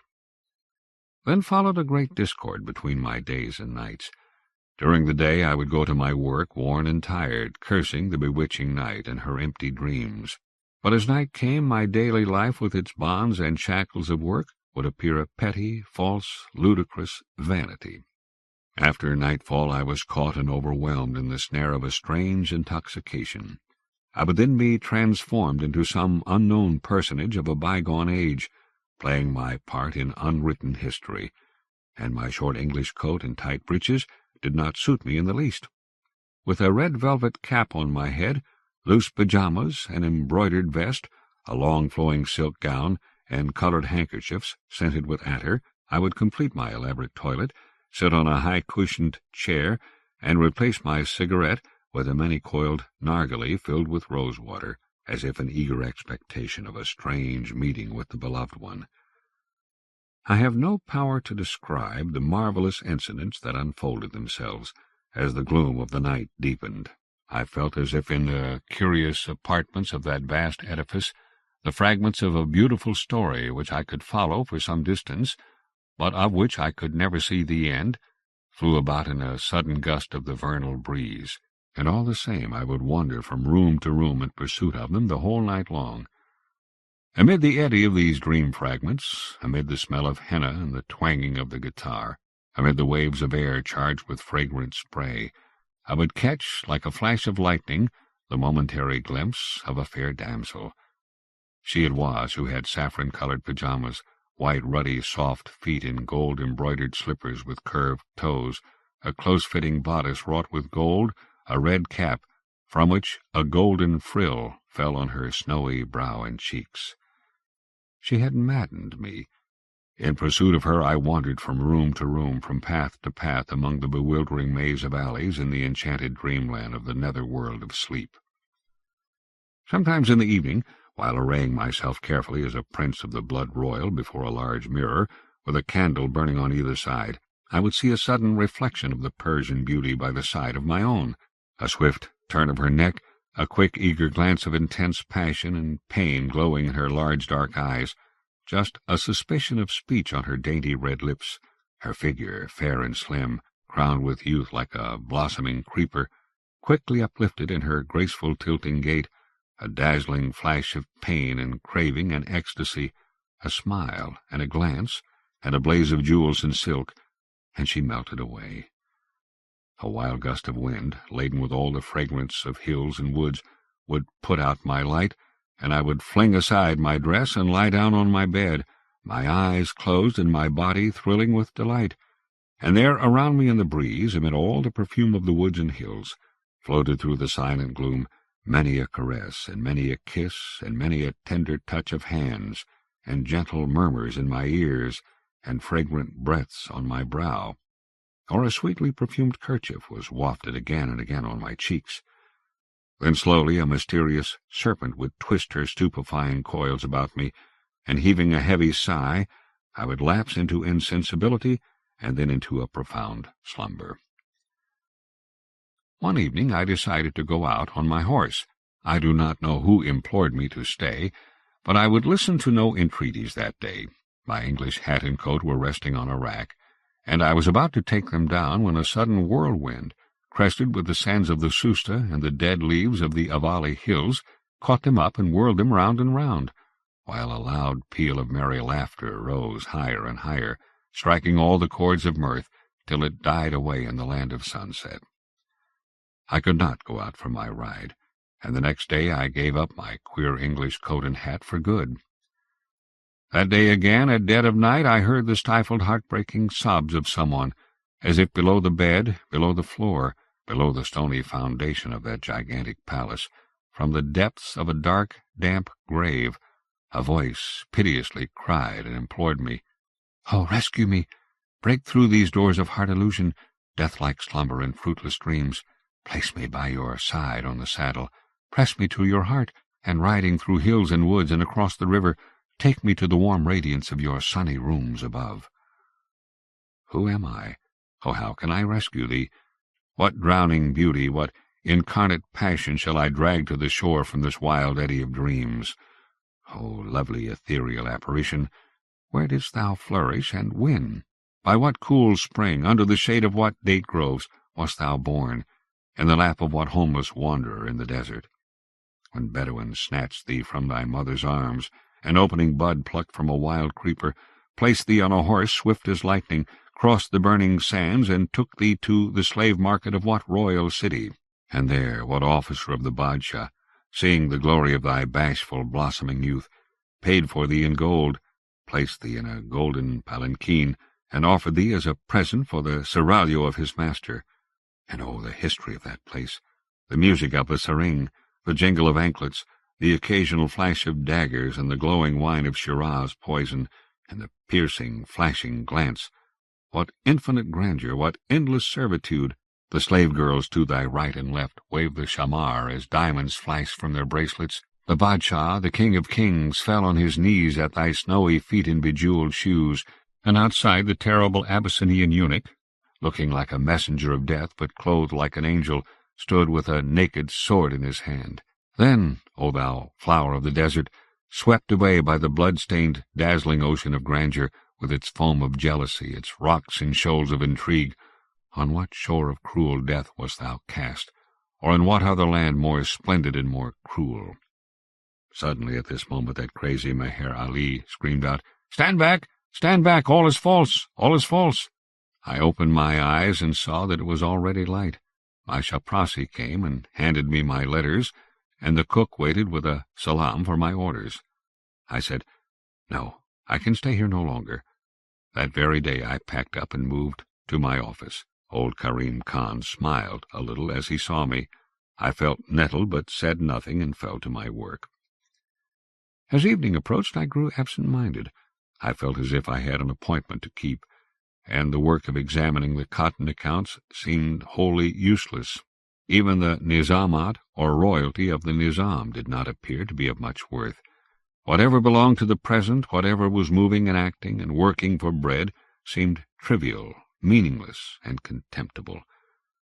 I threw my pen down, closed my ledgers, got into my dog-cart, and drove away. I noticed that it stopped of itself at the gate of the marble palace just at the hour of twilight. With quick steps I climbed the stairs and entered the room. A heavy silence was reigning within. The dark rooms were looking sullen, as if they had taken offence. My heart was full of contrition, but there was no one to whom I could lay it bare, or of whom I could ask forgiveness. I wandered about the dark rooms with a vacant mind.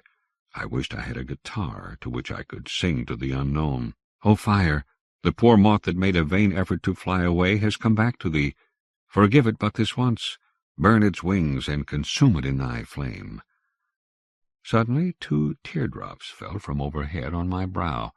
Dark masses of clouds overcast the top of the Avali hills that day. The gloomy, sooty waters of the Susta were waiting in terrible suspense and in an ominous calm. Suddenly land, water, and sky shivered, and a wild tempest blast rushed howling through the distant pathless woods, showing its lightning teeth like a raving maniac who had broken his chains. The desolate halls of the palace banged their doors and moaned in the bitterness of anguish. The servants were all in the office, and there was no one to light the lamps. The night was cloudy and moonless. In the dense gloom within I could distinctly feel that a woman was lying on her face on the carpet below the bed, clasping and tearing her long dishevelled hair with desperate fingers. Blood was trickling down her fair brows, and she was now laughing a hard, harsh, mirthless laugh, now bursting into violent ringing sobs, now rending her bodice and striking at her bare bosom as the wind roared in through the open window, and the rain poured in torrents and soaked her through and through. All night there was no cessation of the storm or of the passionate cry. I wandered from room to room in the dark with unavailing sorrow. Whom could I console when no one was by? Whose was this intense agony of sorrow? Whence arose this inconsolable grief? And the madman cried out, "Stand back! Stand back! All is false! All is false!" I saw that the day had dawned, and Meher Ali was going round and round the palace with his usual cry in that dreadful weather. Suddenly it came to me that perhaps he also had once lived in that house, and that, though he had gone mad, he came there every day and went round and round, fascinated by the weird spell cast by the marble demon. Despite the storm and rain, I ran to him and asked, "Ho, Meher Ali, what is false?" The man answered nothing, but pushing me aside went round and round with his frantic cry, like a bird flying fascinated about the jaws of a snake, and made a desperate effort to warn himself by repeating, "Stand back! Stand back! All is false! All is false!" I ran like a madman through the pelting rain to my office and asked Karim Khan, "Tell me the meaning of all this." What I gathered from that old man was this: that at one time countless unrequited passions and unsatisfied longings and lurid flames of wild blazing pleasure raged within that palace, and that the curse of all the heartaches and blasted hopes had made its every stone thirsty and hungry, eager to swallow up like a famished ogress any living man who might chance to approach. Not one of those who lived there for 3 consecutive nights could escape these cruel jaws, save Meher Ali, who had escaped at the cost of his reason. I asked, "Is there no means whatever of my release?" The old man said, "There is only one means, and that is very difficult. I will tell you what it is, but first you must hear the history of a young Persian girl who once lived in that pleasure dome. A stranger, or a more bitterly heart-rending tragedy, was never enacted on this earth." Just at this moment the coolies announced that the train was coming. "So soon?" We hurriedly packed up our luggage as the train steamed in. An English gentleman, apparently just aroused from slumber, was looking out of a first-class carriage, endeavoring to read the name of the station. As soon as he caught sight of our fellow passenger, he cried, "Hello!" and took him into his own compartment. As we got into a second-class carriage, we had no chance of finding out who the man was, nor what was the end of his story. I said, "The man evidently took us for fools and imposed upon us out of fun. The story is pure fabrication from start to finish." The discussion that followed ended in a lifelong rupture between my theosophist kinsman and myself. The Vegetable Man, Luigi Ugolini, translated into English by Brendan and Anna Connell. Luigi Ugolini, 1891 to 1980, was an Italian writer who garnered an international reputation for his short stories. Early on, Ugolini wrote articles and tales for newspapers. Later, he dedicated himself almost exclusively to fiction for young people, which included works of historical biography and a sequel to Pinocchio. He also worked as an illustrator, most notably on a number of Jules Verne novels. A compelling tale of weird transformation, The Vegetable Man was originally published in 1917 in an Italian publication whose title translates as The Illustrated Journal of Travel and Adventure over Land and Sea. Brendan and Anna Connell's skillful translation of the story is the first in the English language. The following is the story told to me by the Green Man. It is only natural, sir, that you are surprised by the color of my face. That color is why, for months now, I have not exposed myself to people's eyes, because it is not a story I could tell to everyone who saw me. But with you it is a different matter. You have seen me. You are my neighbor. You have inquired after my health, and what is more important, you are an intelligent and balanced man. So I will keep no secrets from you, and please, believe what you are about to hear, even if it seems rather strange and improbable. My name is Dr. Benito Olivares. I was born in Santos, Brazil, and received a degree in natural sciences. Let this suffice for an introduction. Later I will tell you the reason why I left my native country and am here in Italy. But it is not my private adventures that would interest you, even if I wished to recount them. You asked about my health, so I will tell you without hesitation about the origin of my illness. I told you that I am Brazilian, and I imagine that you already know the reputation of my country, a vast region, larger than Europe, almost half of it as yet unexplored. What do we know about the impenetrable Amazon, or about the mysterious Mato Grosso? Our ignorance about this wonderfully fertile and seductive land ignited in me the desire to discover its mysteries. With the ardor of a young pioneer and the zeal of a scientist, science being a matter of faith and martyrdom, I penetrated the virgin forests, discovering the remote sources of some of our magnificent rivers, measuring myself against death in that poisonous climate, risking the horrible bites of the deadly snakes that live in the mysterious jungle shadows. I wrung countless secrets out of that vegetable environment that knows no bounds, that rises to the highest glory of free and lush flora, seeming almost to declare its domination over the fertile land, as if jealously guarding its most beautiful and hidden mysteries, wanting to revenge itself on any intruder. 2 years passed in this manner, and I found myself lost in the solitude of the Amazon basin near the boundaries of Mato Grosso, traveling in the middle of flora that was at once magnificent and imbued with almost supernatural charms. My poor style of speech, sir, can give but a very shabby idea of that inexpressible spectacle, that triumph of plant life and sunshine, of the wonderful contrast of cold shadows and dazzling color, of the silent and titanic struggle made of indestructible embraces and horrendous tangles. But a silent and insidious weapon rules the mute combat of the vegetable kingdom, the liana. It is the octopus of the forest, the paralyzing tentacle, the noose that cuts off the circulation of the sap and produces vegetable suffocation and gangrene. You could see the Sipo matador, the killer liana, encircling the magnificent trunks of rubber trees or rosewood with its treacherous and slow embrace. Gradually its arms tighten into small rings that only an axe can break, and then they rise up from the tips, like fluid fingers becoming solid as they ascend, until finally a real plant sheath surrounds and suffocates the peaceful giants of the forest, preventing the sap from circulating, denying it breath and life. So one day, while admiring one of these battles of nature, and I must tell you, becoming entangled in a large bush of liana, a plant I had never seen before suddenly caught my eye, absorbing all my attention. Can you imagine? A new plant! What delight, what triumph, what delirium it is for a botanist to make such a discovery!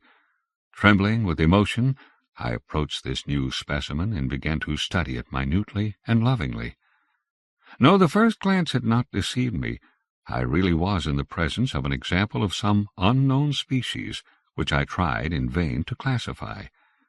Great God, that plant seemed to have been created deliberately to upset all of my botanical science. It was, in fact, a living contradiction. As soon as I tried to give it the particular characteristic of a species, another detail diametrically opposite jumped out, and then another, until my mind became lost in that futile work of classification. In the end I came to the conclusion that that admirable plant was in itself an order, family, species, and variety. It was, in short, the progenitor of an order the descendants of which were unknown to me. My wonder and happiness knew no limits. What I can tell you regarding the outward appearance of this unique specimen is the following. It was a shrub as tall as a normal man, with palmate leaves that were thick and fleshy. Its branches had a reddish meat color to them that almost filled me with a feeling of disgust. They seemed like human limbs without skin. Thin white hair made of resistant filaments, similar to the stamen of the maize cob, fell over the entire plant from its top.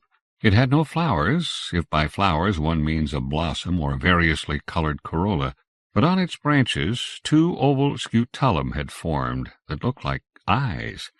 Yes, 2 eyes, neither more nor less. See for yourself, sir, for here in this glass case is a specimen.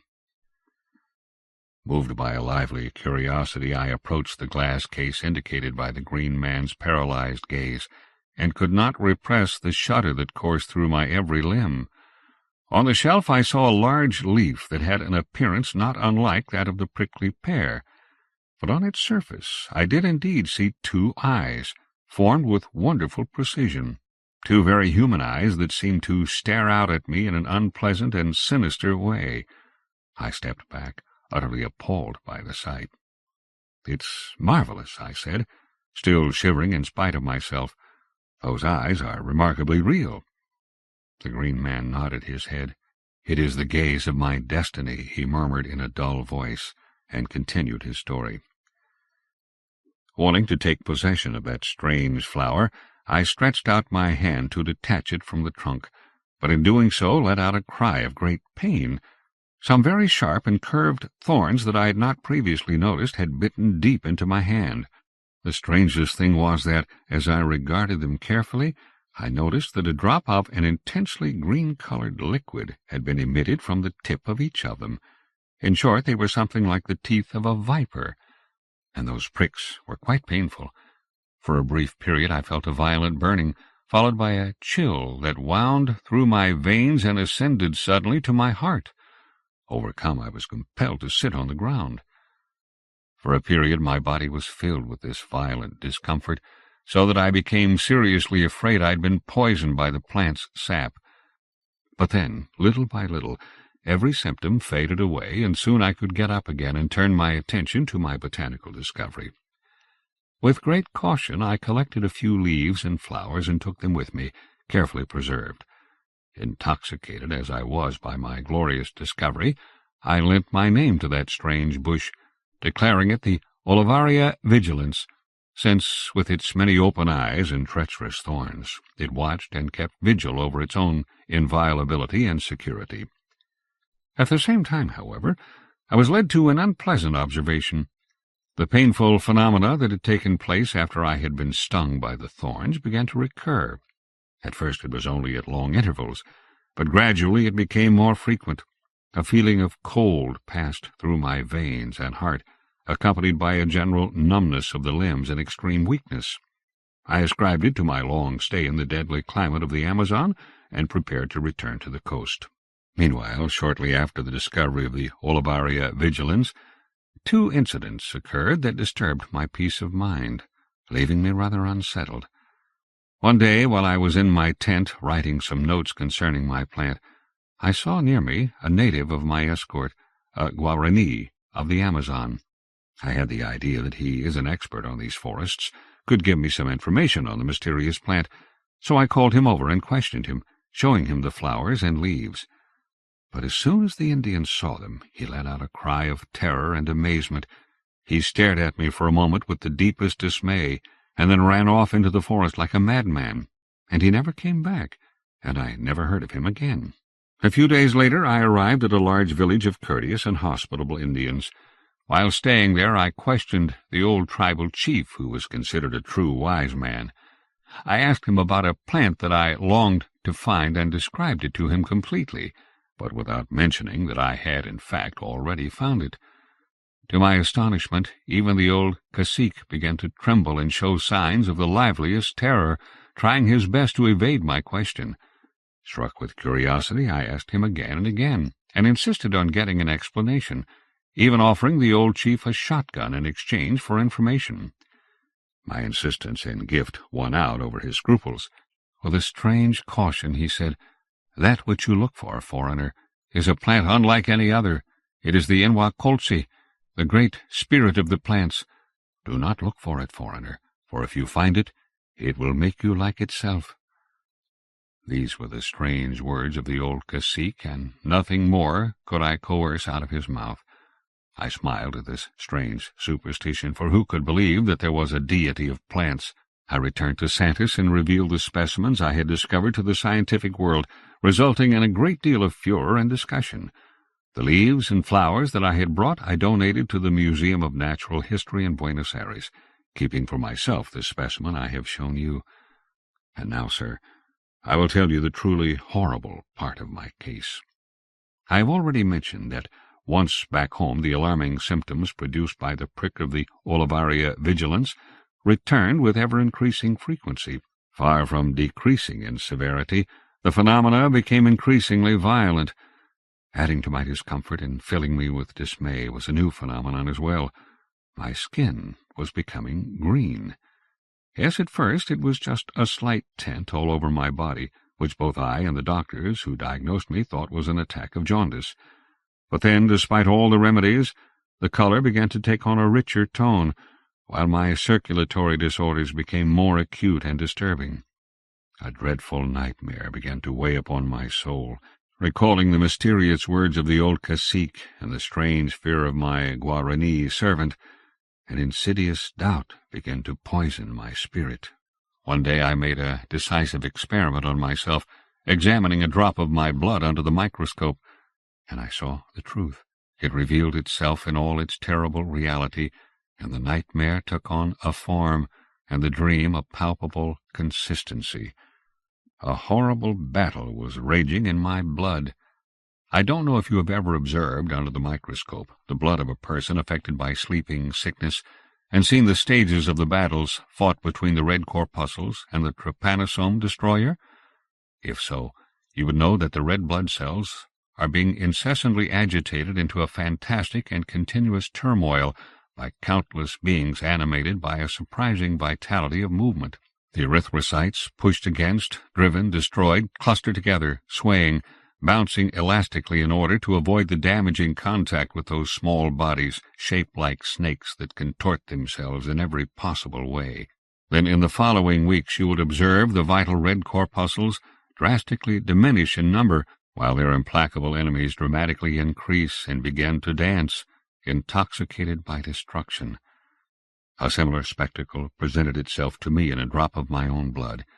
It was not, however, deadly trypanosomes that were warring against my blood cells, but rather numerous other foreign cells of an intensely green color, which were rapidly moving against them, overpowering and destroying them. I was terrified, for they were plant cells. It was vegetable sap that crept slowly through my veins, replacing life-sustaining red fluid. The doctors to whom I submitted the extraordinary question had to shrug their shoulders and declare themselves incompetent when faced with a phenomenon that evaded both their knowledge and science.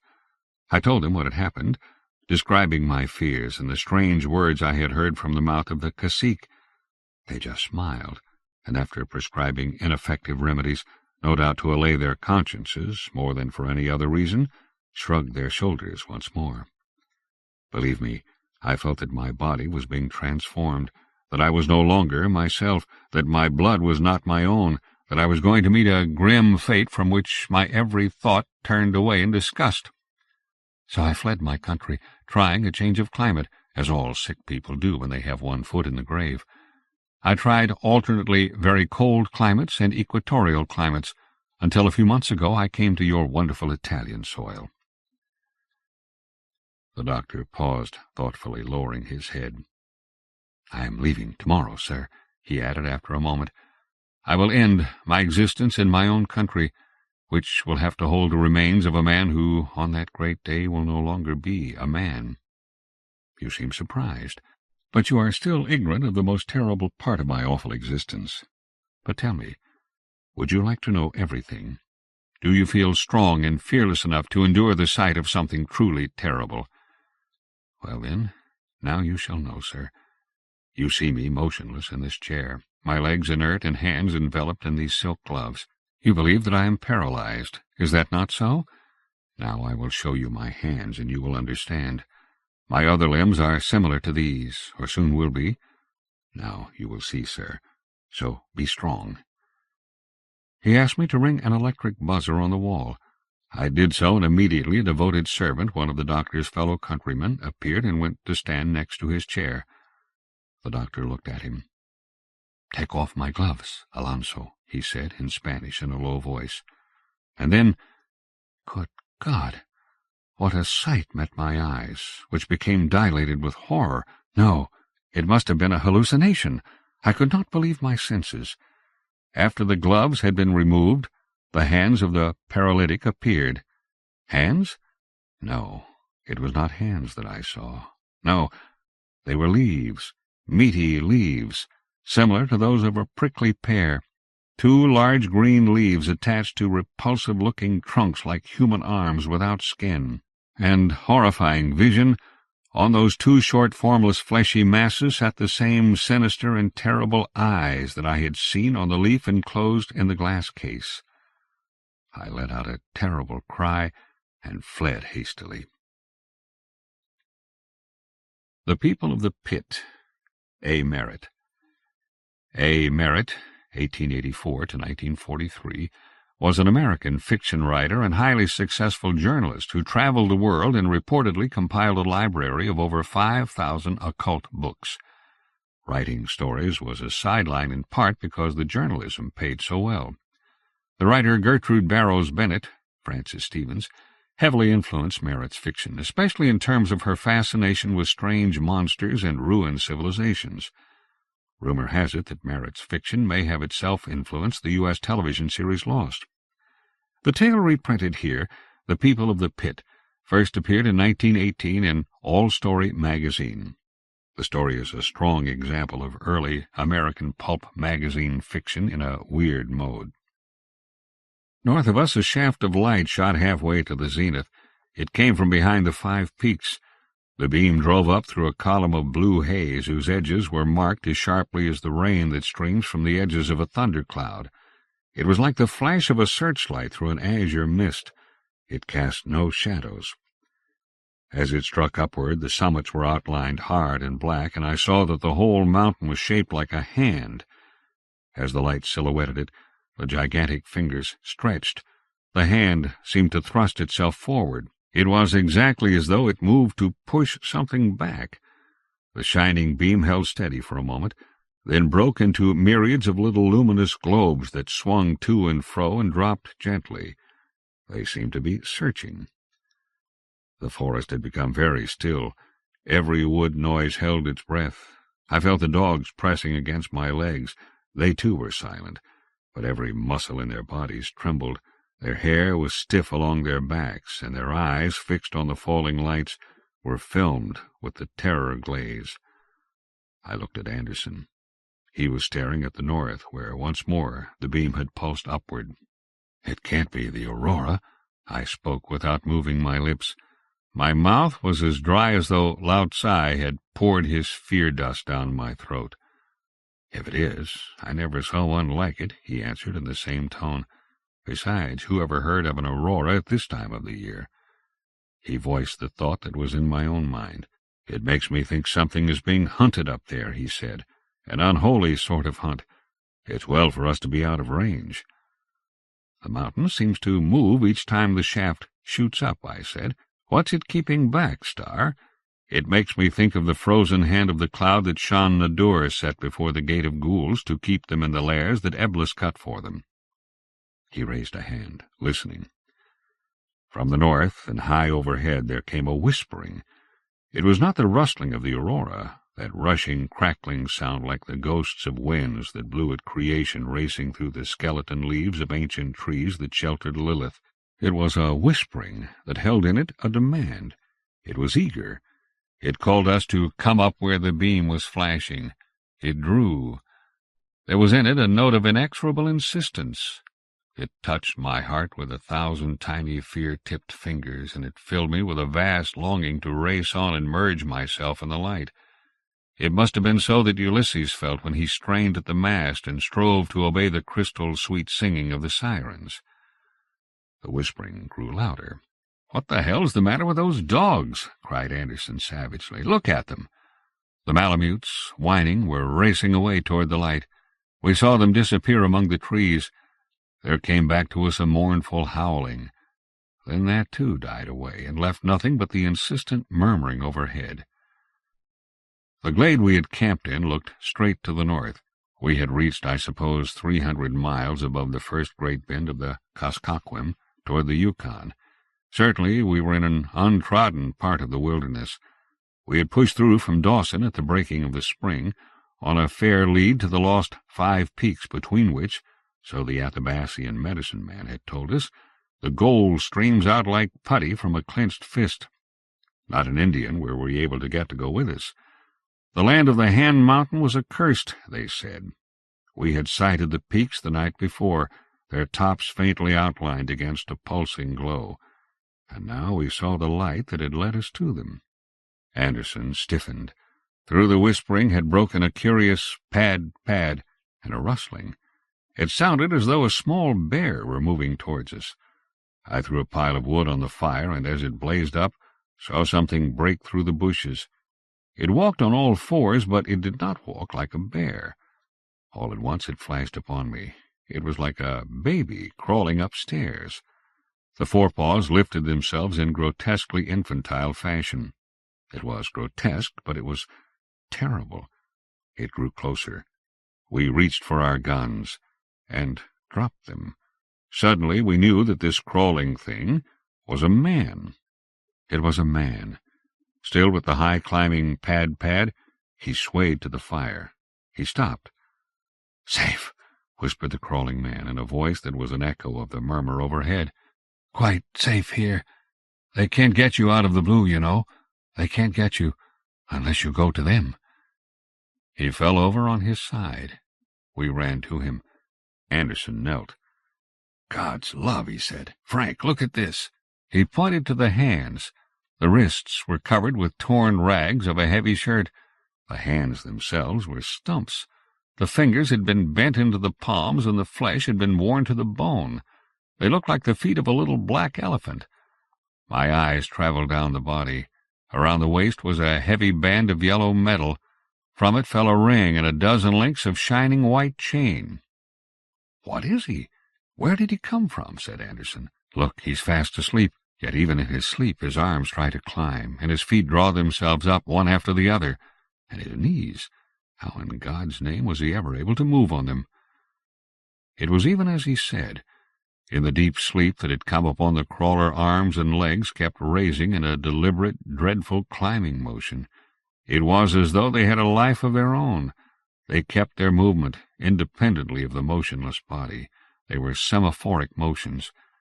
If you have ever stood at the back of a train and had watched the semaphores rise and fall, you will know exactly what I mean. Abruptly, the overhead whispering ceased. The shaft of light dropped and did not rise again. The crawling man became still. A gentle glow began to grow around us. It was dawn, and the short Alaskan summer night was over. Anderson rubbed his eyes and turned to me a haggard face. "Man," he exclaimed, "you look as though you have been through a spell of sickness." "No more than you, Star," I said. "What do you make of it all?" "I'm thinking our only answer lies there," he answered, pointing to the figure that lay so motionless under the blankets we had thrown over him. "Whatever it was, that's what it was after. There was no aurora about that light, Frank. It was like the flaring up of some queer hell the preacher folk never frightened us with." "We'll go no further today," I said. "I wouldn't wake him for all the gold that runs between the fingers of the 5 Peaks, nor for all the devils that may be behind them." The crawling man lay in a sleep as deep as the Styx. We bathed and bandaged the pads that had been his hands. Arms and legs were as rigid as though they were crutches. He did not move while we worked over him. He lay as he had fallen, the arms a trifle raised, the knees bent. "Why did he crawl?" whispered Anderson. "Why didn't he walk?" I was filing the band about the waist. It was gold, but it was like no gold I had ever handled. Pure gold is soft. This was soft, but it had an unclean, viscid life of its own. It clung to the file. I gashed through it, bent it away from the body, and hurled it far off. It was loathsome. All that day he slept. Darkness came, and still he slept. That night there was no shaft of light, no questing globe, no whispering. Some spell of horror seemed lifted from the land. It was noon when the crawling man awoke. I jumped as the pleasant, drawling voice sounded. "How long have I slept?" he asked.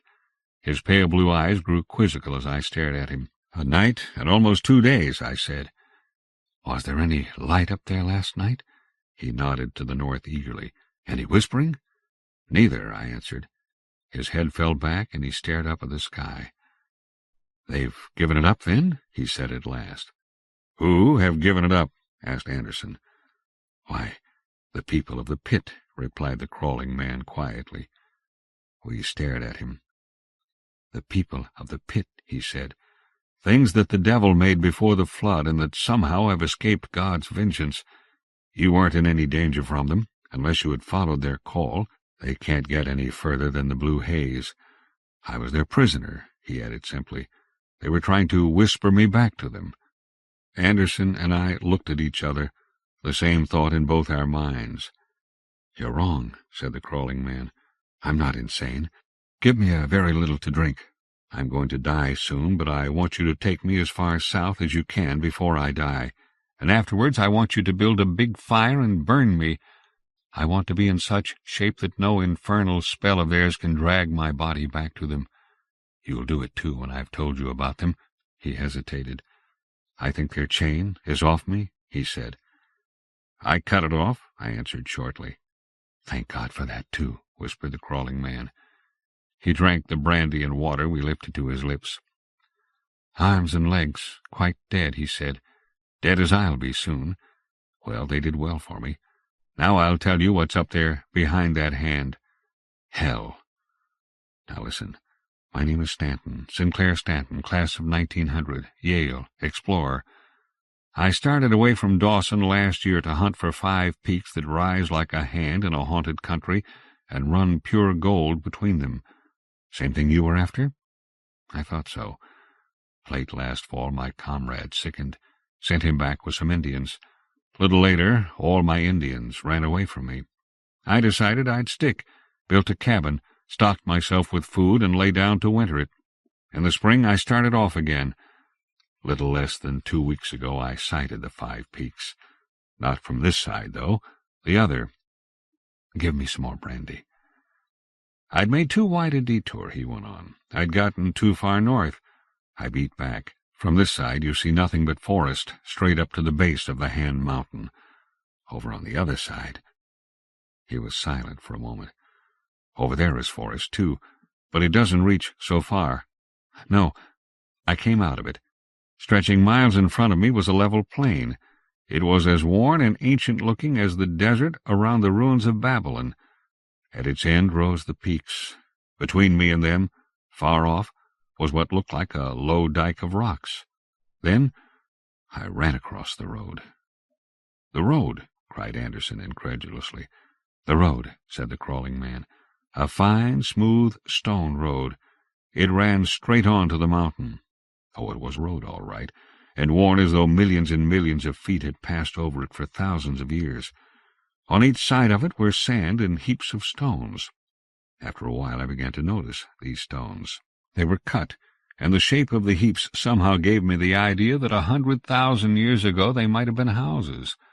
I sensed man about them, and at the same time they smelled of immemorial antiquity. Well, the peaks grew closer, the heaps of ruins thicker. Something inexpressibly desolate hovered over them. Something reached from them that struck my heart like the touch of ghosts, so old that they could be only the ghosts of ghosts. I went on, and now I saw that what I had thought to be the low rock range at the base of the peaks was a thicker litter of ruins. The Hand Mountain was really much farther off. The road passed between 2 high rocks that raised themselves like a gateway. The crawling man paused. "They were a gateway," he said. "I reached them. I went between them, and then I sprawled and clutched the earth in sheer awe. I was on a broad stone platform. Before me was sheer space. Imagine the Grand Canyon 5 times as wide and with the bottom dropped out. That is what I was looking into. It was like peeping over the edge of a cleft world, down into the infinity where the planets roll. On the far side stood the 5 peaks. They looked like a gigantic warning hand stretched up to the sky. The lip of the abyss curved away on each side of me. I could see down perhaps 1,000 feet. Then a thick blue haze shut out the eye. It was like the blue you see gather on the high hills at dusk. And the pit, it was awesome. Awesome as the Maori Gulf of Ranelagh that sinks between the living and the dead, and that only the freshly released soul has strength to leap, but never strength to cross again. I crept back from the verge and stood up, weak. My hand rested against one of the pillars of the gateway. There was carving upon it. It bore, in still sharp outlines, the heroic figure of a man. His back was turned. His arms were outstretched. There was an odd peaked headdress upon him. I looked at the opposite pillar. It bore a figure exactly similar. The pillars were triangular, and the carvings were on the side away from the pit. The figure seemed to be holding something back. I looked closer. Behind the outstretched hands I seemed to see other shapes. I traced them out vaguely. Suddenly I felt unaccountably sick. There had come to me an impression of enormous, upright slugs. Their swollen bodies were faintly cut, all except the heads, which were well-marked globes. They were unutterably loathsome. I turned from the gates back to the void. I stretched myself upon the slab and looked over the edge. A stairway led down into the pit. "A stairway!" we cried. "A stairway," repeated the crawling man as patiently as before. It seemed not so much carved out of the rock as built into it. The slabs were about 6 feet long and 3 feet wide. It ran down from the platform and vanished into the blue haze. "But who could build such a stairway as that?" I said. "A stairway built into the wall of a precipice and leading down into a bottomless pit." "Not bottomless," said the crawling man quietly. "There was a bottom. I reached it." "Reached it?" we repeated. "Yes, by the stairway," answered the crawling man. "You see, I went down it." "Yes," he said, "I went down the stairway. But not that day. I made my camp back of the gates. At dawn I filled my knapsack with food, my 2 canteens with water from a spring that wells up there by the gateway, walked between the carved monoliths, and stepped over the edge of the pit. The steps ran along the side of the rock at a 40-degree pitch. As I went down and down, I studied them. They were of a greenish rock, quite different from the granitic porphyry that formed the wall of the precipice. At first I thought that the builders had taken advantage of an outcropping stratum, and had carved from it their gigantic flight. But the regularity of the angle at which it fell made me doubtful of this theory. After I had gone perhaps half a mile, I stepped out upon a landing. From this landing the stairs made a V-shaped turn and ran on downward, clinging to the cliff at the same angle as the first flight. It was a zigzag, and after I had made 3 of these turns, I knew that the steps dropped straight down in a succession of such angles. No strata could be so regular as that. No, the stairway was built by hands. But whose? The answer is in those ruins around the edge, I think, never to be read. By noon I had lost sight of the 5 peaks and the lip of the abyss. Above me, below me, was nothing but the blue haze. Beside me, too, was nothingness, for the further breast of rock had long since vanished. I felt no dizziness, and any trace of fear was swallowed in a vast curiosity. What was I to discover? Some ancient and wonderful civilization that had ruled when the poles were tropical gardens? Nothing living, I felt sure. All was too old for life. Still, a stairway so wonderful must lead to something quite as wonderful, I knew. What was it? I went on. At regular intervals I had passed the mouths of small caves. There would be 2,000 steps, and then an opening, 2,000 more steps, and an opening, and so on and on. Late that afternoon I stopped before one of these clefts. I suppose I had gone then 3 miles down the pit, although the angles were such that I had walked in all fully 10 miles. I examined the entrance. On each side were carved the figures of the great portal above. Only now they were standing face forward, the arms outstretched as though to hold something back from the outer depths. Their faces were covered with veils. There were no hideous shapes behind them. I went inside.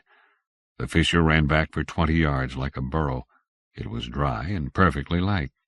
Outside I could see the blue haze rising upward like a column, its edges clearly marked. I felt an extraordinary sense of security, although I had not been conscious of any fear. I felt that the figures at the entrance were guardians. But against what? The blue haze thickened and grew faintly luminescent. I fancied that it was dusk above. I ate and drank a little and slept. When I awoke, the blue had lightened again, and I fancied it was dawn above. I went on. I forgot the gulf yawning at my side. I felt no fatigue and little hunger or thirst, although I had drunk and eaten sparingly. That night I spent within another of the caves, and at dawn I descended again. It was late that day when I first saw the city. He was silent for a time. "The city," he said at last. "There is a city, you know, but not such a city as you have ever seen, nor any other man who has lived to tell of it. The pit, I think, is shaped like a bottle. The opening before the 5 peaks is the neck. But how wide the bottom is, I do not know. Thousands of miles, maybe, I had begun to catch little glints of light far down in the blue. Then I saw the tops of trees, I suppose they are, but not our kind of trees, unpleasant, snaky kind of trees. They reared themselves on high, thin trunks, and their tops were nests of thick tendrils with ugly little leaves like arrowheads. The trees were red, a vivid, angry red. Here and there I glimpsed spots of shining yellow. I knew these were water because I could see things breaking through their surface, or at least I could see the splash and ripple. But what it was that disturbed them I never saw. Straight beneath me was the city. I looked down upon mile after mile of closely packed cylinders. They lay upon their sides in pyramids of 3, of 5, of dozens, piled upon each other. It is hard to make you see what that city is like. Look, suppose you have water pipes of a certain length, and first you lay 3 of them side by side, and on top of them you place 2, and on these 2 1. Or suppose you take 5 for a foundation and place on these 4, and then 3, then 2, and then 1. Do you see? That was the way they looked. But they were topped by towers, by minarets, by flares, by fans and twisted monstrosities. They gleamed as though coated with pale rose flame. Beside them, the venomous red trees raised themselves like the heads of hydras guarding nests of gigantic, jeweled and sleeping worms. A few feet beneath me, the stairway jutted out into a titanic arch, unearthly as the span that bridges hell and leads to Asgard. It curved out and down straight through the top of the highest pile of carven cylinders, and then it vanished through it. It was appalling. It was demonic. The crawling man stopped. His eyes rolled up into his head. He trembled, and his arms and legs began their horrible crawling movement. From his lips came a whispering. It was an echo of the high murmuring we had heard the night he came to us. I put my hands over his eyes. He quieted. "The things accursed," he said. "The people of the pit." Did I whisper? Yes. But they can't get me now. They can't. After a time, he began as quietly as before. I crossed the span. I went down through the top of that building. Blue darkness shrouded me for a moment, and I felt the steps twist into a spiral. I wound down, and then I was standing high up in, I can't tell you in what. I'll have to call it a room. We have no images for what is in the pit. 100 feet below me was the floor. The walls sloped down and out from where I stood in a series of widening crescents. The place was colossal, and it was filled with a curious mottled red light. It was like the light inside a green and gold-flecked fire opal.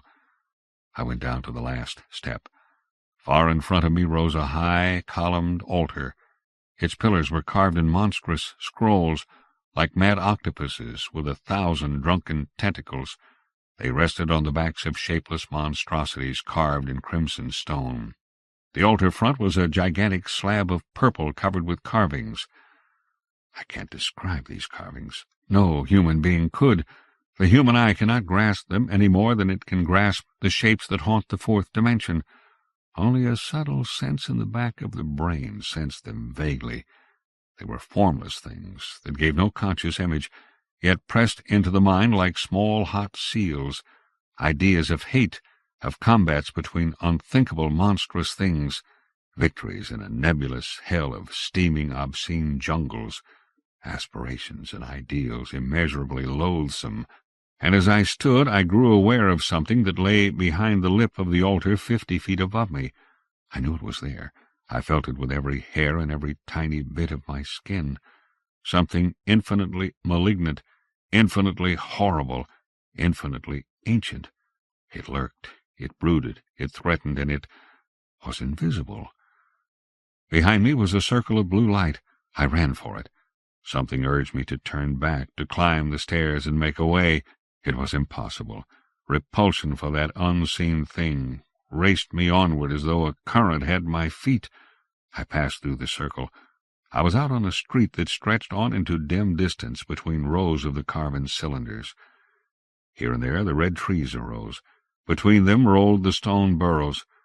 And now I could take in the amazing ornamentation that clothed them.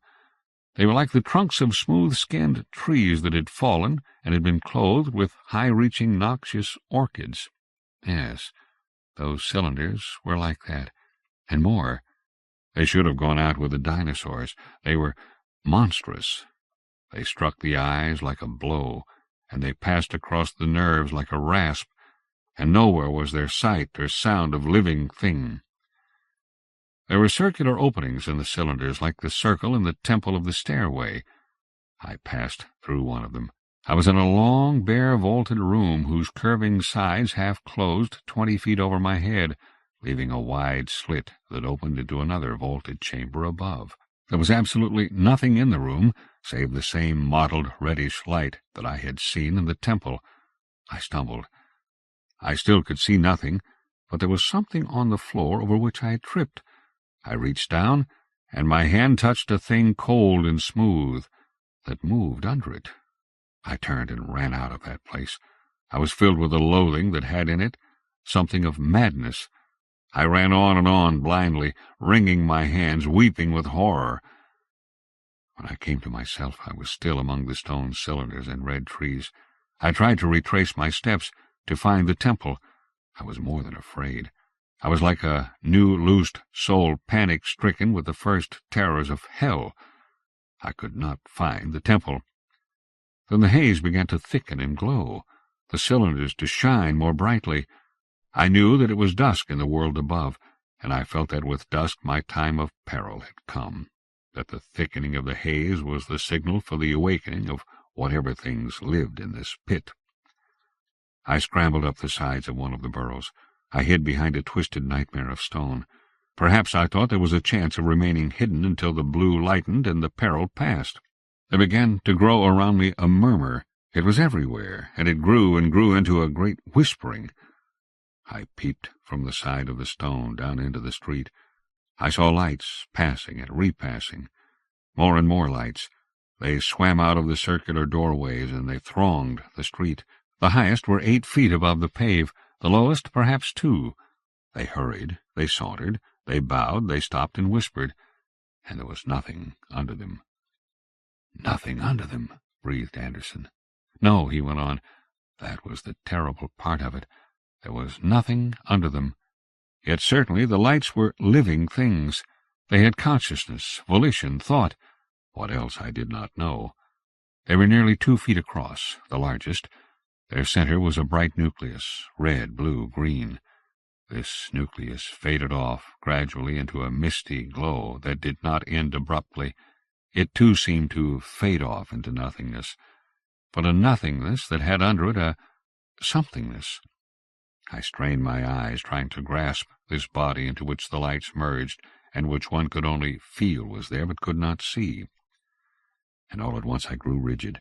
Something cold and thin like a whip had touched my face. I turned my head. Close behind were 3 of the lights. They were pale blue. They looked at me, if you can imagine lights that are eyes. Another whiplash gripped my shoulder. Under the closest light came a shrill whispering. I shrieked.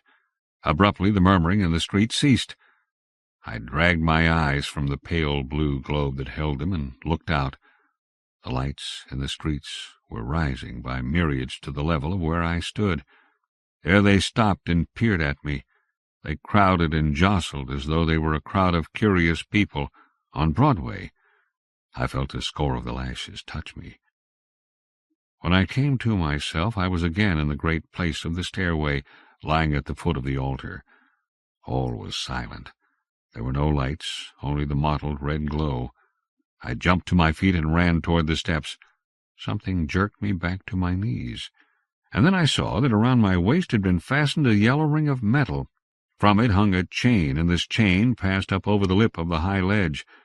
I was chained to the altar. I reached into my pockets for my knife to cut through the ring. It was not there.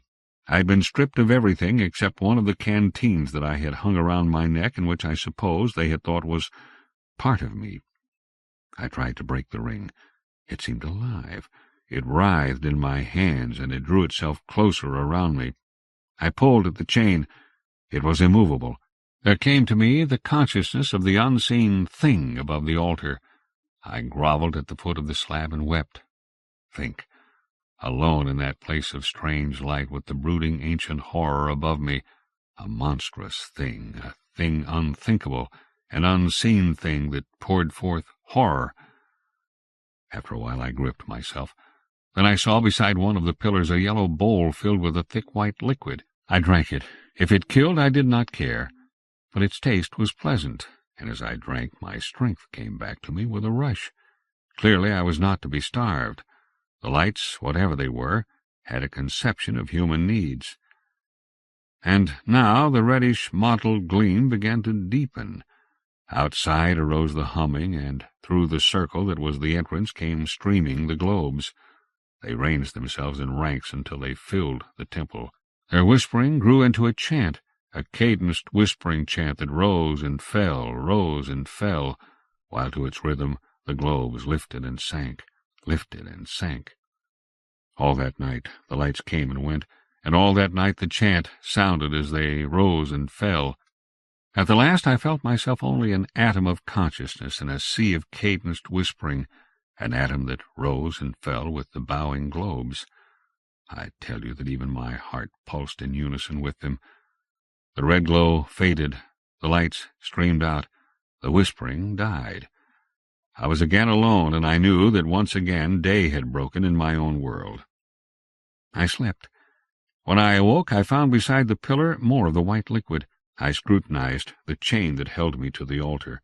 I began to rub two of the links together. I did this for hours. When the red began to thicken, there was a ridge worn in the links. Hope rushed up within me. There was, then, a chance to escape. With the thickening, the lights came again.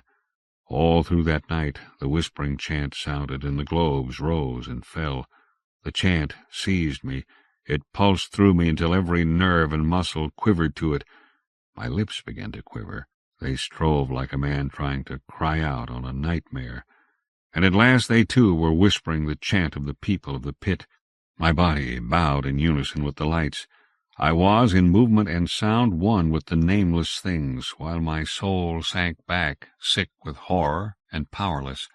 While I whispered, I saw them. "Saw the lights?" I asked stupidly. "Saw the things under the lights," he answered. "Great transparent snail-like bodies, dozens of waving tentacles stretching from them, round gaping mouths under the luminous seeing globes. They were like the ghosts of inconceivably monstrous slugs. I could see through them, and as I stared, still bowing and whispering, the dawn came, and they streamed to and through the entrance. They did not crawl or walk. They floated. They floated and were gone. I did not sleep. I worked all that day at my chain. By the thickening of the red I had worn it a sixth through, and all that night I whispered and bowed with the pit people, joining in their chant to the thing that brooded above me. Twice again the red thickened, and the chant held me. Then on the morning of the fifth day I broke through the worn links of the chain. I was free. I drank from the bowl of white liquid and poured what was left in my flask. I ran to the stairway. I rushed up and past that unseen horror behind the altar ledge, and was out upon the bridge. I raced across the span and up the stairway. Can you think what it is to climb straight up the verge of a cleft world, with hell behind you? Hell was behind me, and terror rode me. The city had long been lost in the blue haze before I knew that I could climb no more. My heart beat upon my ears like a sledge. I fell before one of the little caves, feeling that here at last was sanctuary. I crept far back within it and waited for the haze to thicken. Almost at once it did so. From far below me came a vast and angry murmur. At the mouth of the rift I saw a light pulse up through the blue, die down, and as it dimmed, I saw myriads of the globes that are the eyes of the pit people swing downward into the abyss. Again and again the light pulsed and the globes fell. They were hunting me. The whispering grew louder, more insistent. There grew in me the dreadful desire to join in the whispering, as I had done in the temple. I bit my lips through and through to still them. All that night the beams shot up through the abyss. The globes swung and the whispering sounded. And now I knew the purpose of the caves and of the sculptured figures that still had power to guard them. But what were the people who had carved them? Why had they built their city around the verge, and why had they set that stairway in the pit? What had they been to those things that dwelt at the bottom, and what use had the things been to them, that they should live beside their dwelling-place? That there had been some purpose was certain. No work so prodigious as the stairway would have been undertaken otherwise. But what was the purpose, and why was it that those who had dwelt about the abyss had passed away ages gone, and the dwellers in the abyss still lived? I could find no answer, nor can I find any now. I have not the shred of a theory. Dawn came as I wondered, and with it, silence. I drank what was left of the liquid in my canteen, crept from the cave, and began to climb again. That afternoon my legs gave out. I tore off my shirt, made from it pads for my knees and coverings for my hands. I crawled upward. I crawled up, and again I crept into one of the caves and waited until again the blue thickened, the shaft of light shot through it, and the whispering came. But now there was a new note in the whispering. It was no longer threatening. It called and coaxed. It drew. A new terror gripped me. There had come upon me a mighty desire to leave the cave and go out where the lights swung, to let them do with me as they pleased, carry me where they wished. The desire grew. It gained fresh impulse with every rise of the beam, until at last I vibrated with the desire as I had vibrated to the chant in the temple. My body was a pendulum. Up would go the beam, and I would swing toward it. Only my soul kept steady. It held me fast to the floor of the cave, and all that night it fought with my body against the spell of the pit people. Dawn came. Again I crept from the cave and faced the stairway. I could not rise. My hands were torn and bleeding, my knees in agony. I forced myself upward step by step. After a while my hands became numb. The pain left my knees. They deadened. Step by step my will drove my body upward upon them. And then a nightmare of crawling up infinite stretches of steps, memories of dull horror while hidden within caves with the lights pulsing without and whisperings that called and called me, memory of a time when I awoke to find that my body was obeying the call, and it carried me halfway out between the guardians of the portals, while thousands of gleaming globes rested in the blue haze and watched me. Glimpses of bitter fights against sleep, and always, a climb up and up along infinite distances of steps that led from a batten to a paradise of blue sky and open world.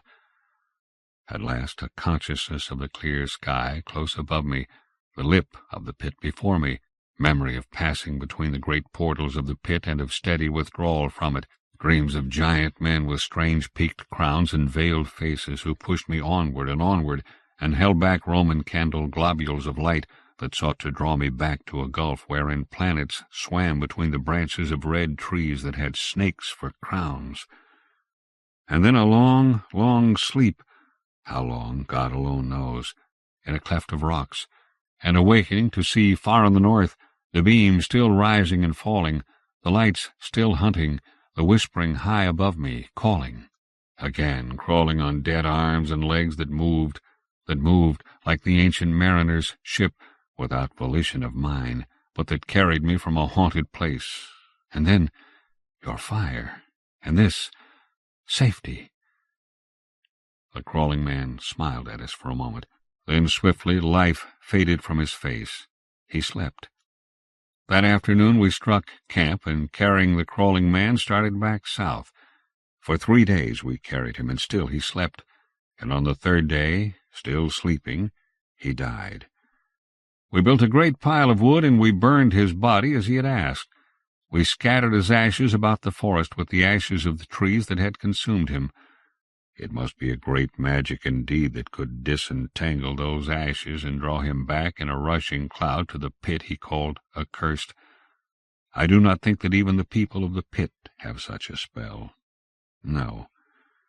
But we did not return to the 5 peaks to see. The Hell Screen. Ryunosuke Akutagawa, translated into English by Morinaka Akira. Ryunosuke Akutagawa, 1892–1927, was a Japanese writer active in Taisho period Japan. and often called the father of the Japanese short story. His name loosely translates to son of dragon, as he was born in the year, month, day, and hour of the dragon. He published his first short story, Rashomon, while still a student, and wrote over 100 more in his lifetime. Depression and hallucinations hounded him, and he eventually committed suicide at the age of 35. His dying words in his will claimed he felt a vague uneasiness. The story reprinted here, The Hell Screen, 1918, in a new definitive translation, is a masterpiece with a weird, always ever a glimmer in the background. Neither in the past nor in the time to come could one imagine a person comparable to the High Lord of Horikawa. I heard that before his birth, Dai Itoku Myoo, the king of magical science, appeared at his mother's bedside. Footnote: a three-faced Buddhist deity, great protector of virtue. End of footnote. From birth, Horikawa was different from the others. Of all the things he ever did, I cannot recall an act that did not deserve our wonderment. To mention an example among many, the structure of his palace. How should I define it? Immense? Grandiose? Was so astounding as to surpass the boundaries of our limited imagination. Some went so far as to compare his temperament and conduct to those of the first emperor of the Qin or the Emperor Yang, although while considering this comparison we should keep in mind the idea that different people have different opinions, as with the proverbial blind men who touched different parts of an elephant and drew contradicting conclusions about the animal. Contrary to those emperors, our Lord's intention was never to enjoy the luxury life can provide. He had a kind and generous heart that would partake in the happiness and distress of all, even the humblest among his subjects. For these reasons, when he encountered a procession of ghosts in the large palace of Nijo, he was able to pass through them unscathed, and when the spirit of Secretary Toru prowled every night the Kawa Ranoin Palace in Higashi Sanjo, famed for the garden inspired by the marine landscape of Shiogama in the Michinoku province, the Lord reprimanded it, after which the spectre vanished forever. Of course, as soon as the people of Kyoto, young and old, men and women, heard Horikawa's name, they would genuflect as if they had seen Buddha's avatar. One day, on his way home from the banquet of the plum blossoms, one of the oxen pulling his cart broke away and injured an old man who was passing by. It is rumored that the old man joined his hands to express his gratitude for having been touched by the hoof of the Lord's ox. His life was full of many memorable facts, most of which should be bequeathed to posterity. During a court banquet, the emperor gave him 30 horses, all of them white. Once, when construction work on the Nagara bridge was damaged, he offered his favorite boy attendants as human pillars to propitiate the gods.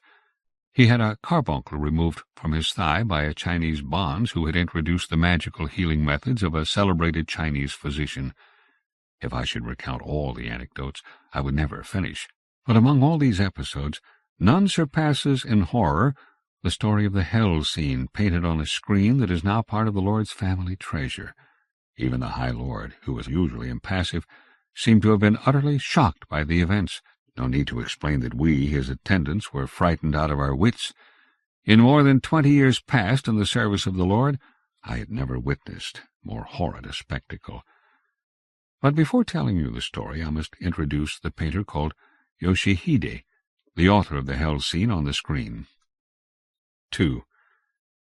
Yoshihide. Some people may even remember him today. In his time he was considered the first among painters, an unrivaled artist. When what I am going to relate happened, he was already over 50. At first sight he appeared to be a short, cantankerous old man, all skin and bone. Each time he came to the Lord's palace, he wore a clove-dyed hunting garment and a floppy eboshi on his head, but he had a vulgar appearance, and his lips, too red for his age, had an unsettling bestial quality. I do not know for sure the cause of this red color. Some said he had the habit of licking his paintbrush. Others, more slanderous, compared his appearance and gait to those of a monkey, and nicknamed him Saruhide, Monkey Hide. About this moniker, this is the story I heard. Our monkey hide had an only daughter, who was 15 years old, and served as a lady-in-waiting in the Lord's palace. This girl, intelligent and observant beyond her age because she had lost her mother when she was little and had taken care of herself, was charming and very beautiful. For these reasons she had won the good graces of her ladyship and all the waiting ladies. Someone from the province of Tamba, west of Kyoto, had offered a well-trained monkey to the lord. The prince, the lord's young son, who was at the time in the age of mischievousness, named the monkey Yoshihide. The monkey's gestures were amusing indeed, and everyone in the palace laughed at the animal. If this mockery had been all, things would not have been that bad for the monkey. But each time it climbed up the pine tree in the garden or soiled the mats in the prince's bedroom, everyone chased him, shouting, "Yoshihide! Yoshihide!" to tease the poor beast. One day, Yoshihide's daughter, Yuzuki, passed through the long corridor, carrying a letter attached to a winter plum branch, when she saw the small monkey come from beyond the sliding door and run toward her. The monkey limped and seemed incapable of climbing up one of the palace columns as she used to do. The prince ran after the monkey, a switch in his hand, and cried, "Stop, tangerine thief, stop!" At this sight the young woman stopped for an instant. Just then the monkey flopped down at her feet, gripped the hem of her kimono, and begged her with doleful cries. She could not refrain from feeling compassion. Holding the plum branch with one hand, she picked the monkey up with the other, her long mauve-colored sleeve flying. "Lord," she said in a smoothly agreeable voice, bowing, "let me intercede in this monkey's favor. It is only a beast. Prithee, forgive it."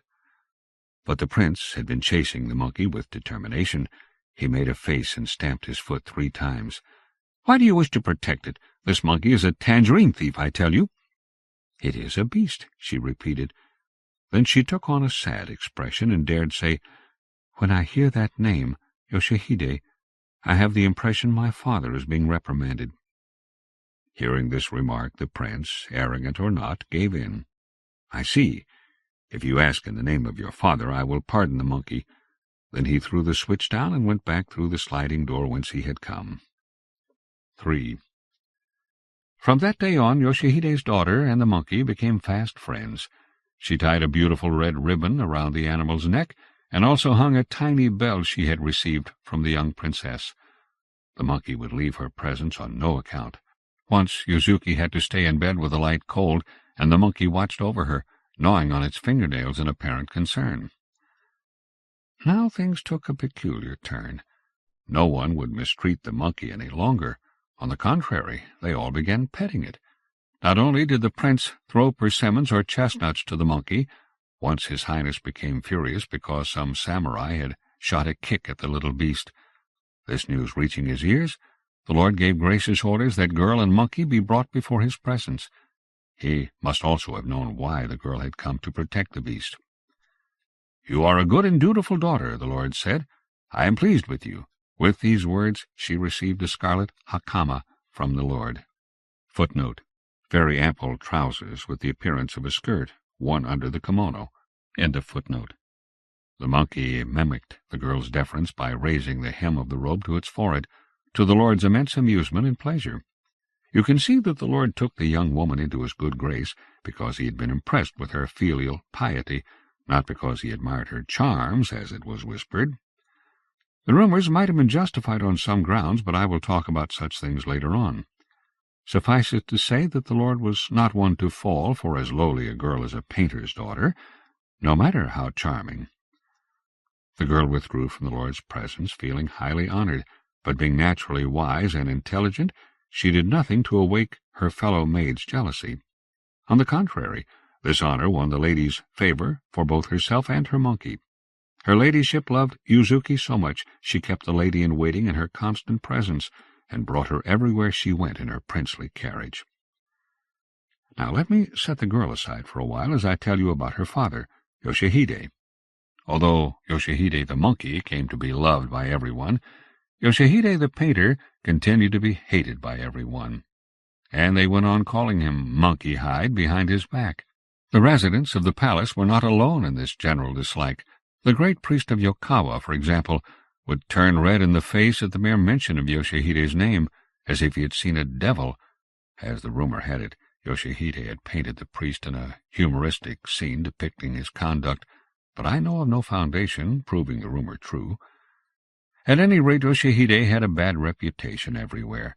If one or two people did not speak ill of him, they were his fellow painters, who had seen his paintings but had never met him in person. Not only had Yoshihide a vulgar aspect, he also had such shocking habits that everyone considered him a nuisance. For this reputation he had no one but himself to blame. 4. He was avaricious, mean, cowardly, lazy, and insatiable, but above all he was insolent and conceited. Always, "I, the greatest painter in Japan," was plastered across his forehead. His bad temperament manifested itself beyond his work, through a profound contempt for all customs and practices in life. According to an apprentice who had lived with him for a long time, one day a spirit was spouting a terrible oracle from the mouth of the famous medium of Higaki. Yoshihide, turning a deaf ear to the oracle, took the brush and ink he always carried, and painted the medium's frightening face. Our painter deemed the eventuality of being cursed by a spirit as serious as a child's play. Yoshihide did inconceivably sacrilegious things. In picturing the goddess Kichijoten, he copied the face of an abject courtesan, and in picturing the king of the magical science Fudo, the god that destroys all demons, he copied a thief's figure, and so on. But if someone reprimanded him, he answered impudently, "How strange! Do you really believe the deities Yoshihide painted will hit him with lightning?" When he spoke in this way, many of his own disciples took leave of him in fearful anticipation of terrible consequences. In other words, Yoshihide was arrogance incarnate. He truly thought he was the smartest man under the sun. No need to say how highly he esteemed himself as a painter. His paintings were so different in brushwork and coloring from those of other painters that many of his colleagues, who were on bad terms with him, considered him an impostor. Several legends affirmed that the famous paintings by the ancient masters like Kawanari, Kanaoka, and others were so well rendered that one could smell the fragrance of the plum blossoms painted on the doors as the delicate scent wafted about in the moonlit nights, and one could also hear the courtiers painted on a screen play their flutes. But all the paintings by Yoshihide seemed to elicit disturbing feelings. One would cite the scene of the Goshu Shoji, the cycle of births and deaths hung on the portal of the Ryugai temple. Footnote: the moment of reincarnation in one of the 5 categories: heavenly creatures, human beings, animals, human beings on the brink of death, damned souls, according to the good or evil deeds committed during the dead person's life. End of footnote. Each time one passed under the gate at night, one could hear the celestial creatures sigh and sob. Some said they could smell the stench of rotting corpses. As rumor had it, the waiting ladies whose likenesses Yoshihide had painted at the Lord's command all fell ill and died within a few years. According to the slanderers, those events were proofs of Yoshihide's dabbling in black arts. His paintings, the critics said, were cursed. Being an eccentric, Yoshihide took pride in these rumors. Once, when the Lord told him as a joke, "It would seem you are partial to ugliness," he replied with arrogance, a grin on that strangely red mouth of his, "That is true, my lord. It is an unaccomplished artist who cannot perceive beauty in ugliness." Notwithstanding his superiority over any other painter in the country, how could he make such a haughty reply to the Lord? His apprentices secretly nicknamed him Chira Eiju. Maybe you already know that Chira Eiju was the name of a Tengu who came from China in older times. Footnote: a long-nosed goblin, synonym of a conceited person. End of footnote. Nevertheless, even the insufferable, shameless Yoshihide was not without feelings. One single human emotion remained within him. 5. Yoshihide adored his only daughter, the little lady-in-waiting, and his love for her bordered on madness. As I said before, she was sweet and devoted to her father. It seemed strange that, to this avaricious man, nothing was beautiful enough for his daughter. Kimono, hairpins, and expensive hairdressers. Although he never contributed his tithes or mites to any Buddhist temple, he doted so much on her no expense was too extravagant for the girl's adornment. although I do not know if this rumor is true. He adored her wildly and madly, and he never gave any thought to finding her a good husband. On the contrary, if anyone had courted her, he would have hired street assassins to get rid of the suitor in the dead of night. When the lord expressed the wish of having the painter's daughter as a lady-in-waiting, Yoshihide was so displeased he came to the palace with a sour face, even in the presence of the lord himself. The rumor that the lord had called the painter's daughter to the palace because he was enamored of her beauty might have originated in the displeasure the painter bore so openly. I am sure it was mere gossiping, while it was true that Yoshihide adored his daughter and strongly wished to have her at home with him. One day Yoshihide painted a cherub in the likeness of one of the lord's favorite boys. The lord, pleased, said to the painter, "Yoshihide, I will grant any request of yours, so tell me what you wish." "If it pleases your lordship," Yoshihide dared say, "let my daughter be released from your service." The painter's reply would have been conceivable if he had answered another lord, but who would have imagined Yoshihide would be so presumptuous as to ask of the Lord Horikawa to let go of his favorite lady-in-waiting, even though Yoshihide loved his daughter so much? Even though the lord was very indulgent, he seemed offended. He stared at the painter for a moment, and then he uttered, "No, I can't grant that," and left on the spot. The two of them found themselves in the same situation 4 or 5 times. Thinking back on it, I can recall that the lord's gaze became ever colder when he looked at the painter, and the painter's daughter wept when she was alone in her room, covering her face with the sleeve of her kimono. Thereafter the rumors spread all the more that the lord was enamored of the girl. Some say that the idea of having the scene from hell painted on the screen originated in the girl's refusal to comply with the lord's wishes. No, it was only gossip. I am sure of it. In our opinion, the lord did not dismiss the girl because he took pity on her, and preferred to let her live in ease and comfort, rather than send her back to that misanthropic father of hers. It was certain that the lord felt affection for such a sweet-tempered girl, but to think his lordship had amorous motives was a far-fetched distortion of truth. No, I dare say it was a perfectly unfounded lie. Because of the painter's insistence on having his daughter back, his lordship had come to look upon Yoshihide with considerable disfavor. Despite the lord's feelings about the painter, one day he summoned him to the palace and commanded him to paint a scene from hell on a screen. 6. As I evoke the screen, I have the impression of seeing that terrifying scene before my eyes.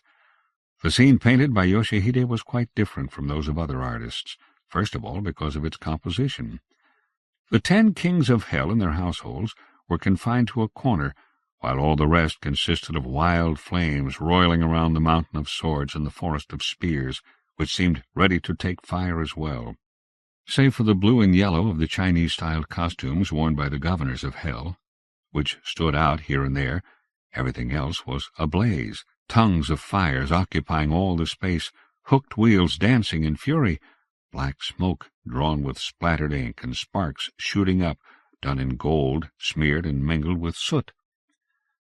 These scenes would have sufficed to scare the human eye, but one could also see other personages writhing in agony among the flames. None of these characters ever appeared in the representations of hell painted by other artists. Yoshihide had depicted every social class, from the noble and the dignitary to the beggar and the outcast, mandarins in formal costume, charming young ladies-in-waiting in elaborate 5-pleat dresses, bonzes with rosaries hanging from their necks, vagrant clerics wearing high-wedged clogs, very young handmaids in long clinging kimonos, fortune-tellers in the robes of Shinto priests holding a holy stick. I would never have the time to describe each of them. These people, tormented by the gozu-mezu, fled in all directions among fire and smoke, like so many leaves scattered by the tempest. Footnote: infernal torturers with human bodies and heads of bulls or horses. End of footnote. The woman who curled up like a spider, her hair caught in a fork, had probably been a shrine medium or a priestess. The man with the halberd sticking out of his heart, upside down like a vampire bat, must have been a young province governor or something like it, and the uncountable others, flogged with iron whips, crushed under a rock 1,000 men could barely move, pecked by weird birds or slashed open by the maws of a poisonous dragon. The punishments were as numerous as the sinners. One of these horrors, however, stood out in its own horrifying right, surpassing all the rest. A carriage pulled by oxen descended from above, grazing the tops of the sword trees, which had branches like animal fangs, spitting bodies of dead souls. In the carriage, with its bamboo blinds blown upward by the blast of hell, a court lady was visible, as splendidly dressed as an empress or an imperial concubine, long black hair streaming and white neck bent backward. Among the flames the lady writhed in agony. This rendering of a court lady writhing in a flame-wreathed carriage conveyed all the terror of hell. The frightening intensity of the scene was concentrated on this single personage. It was such an excellent masterpiece, the spectator had the impression of hearing desperate screams. To paint that horrible scene, something terrible must have befallen the artist. Otherwise, how could even a painter as great as Yoshihide depict the horror of hell in such a vivid manner? He must have traded his life to be able to paint that screen. Indeed, the hell Yoshihide painted was the very hell to which he had condemned himself. I am afraid that in my hurry to describe this strange screen I have lost the thread of my story, so I will return to the moment when Yoshihide received the order to paint the picture of hell by the Lord. 7.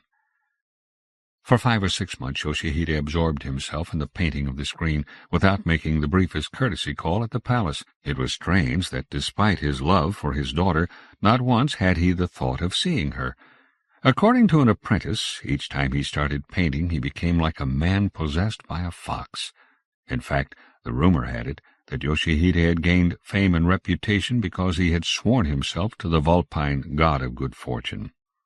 For proof, some said, snatch a peek at him while he is painting, and you will see the spirits of foxes thronging around him.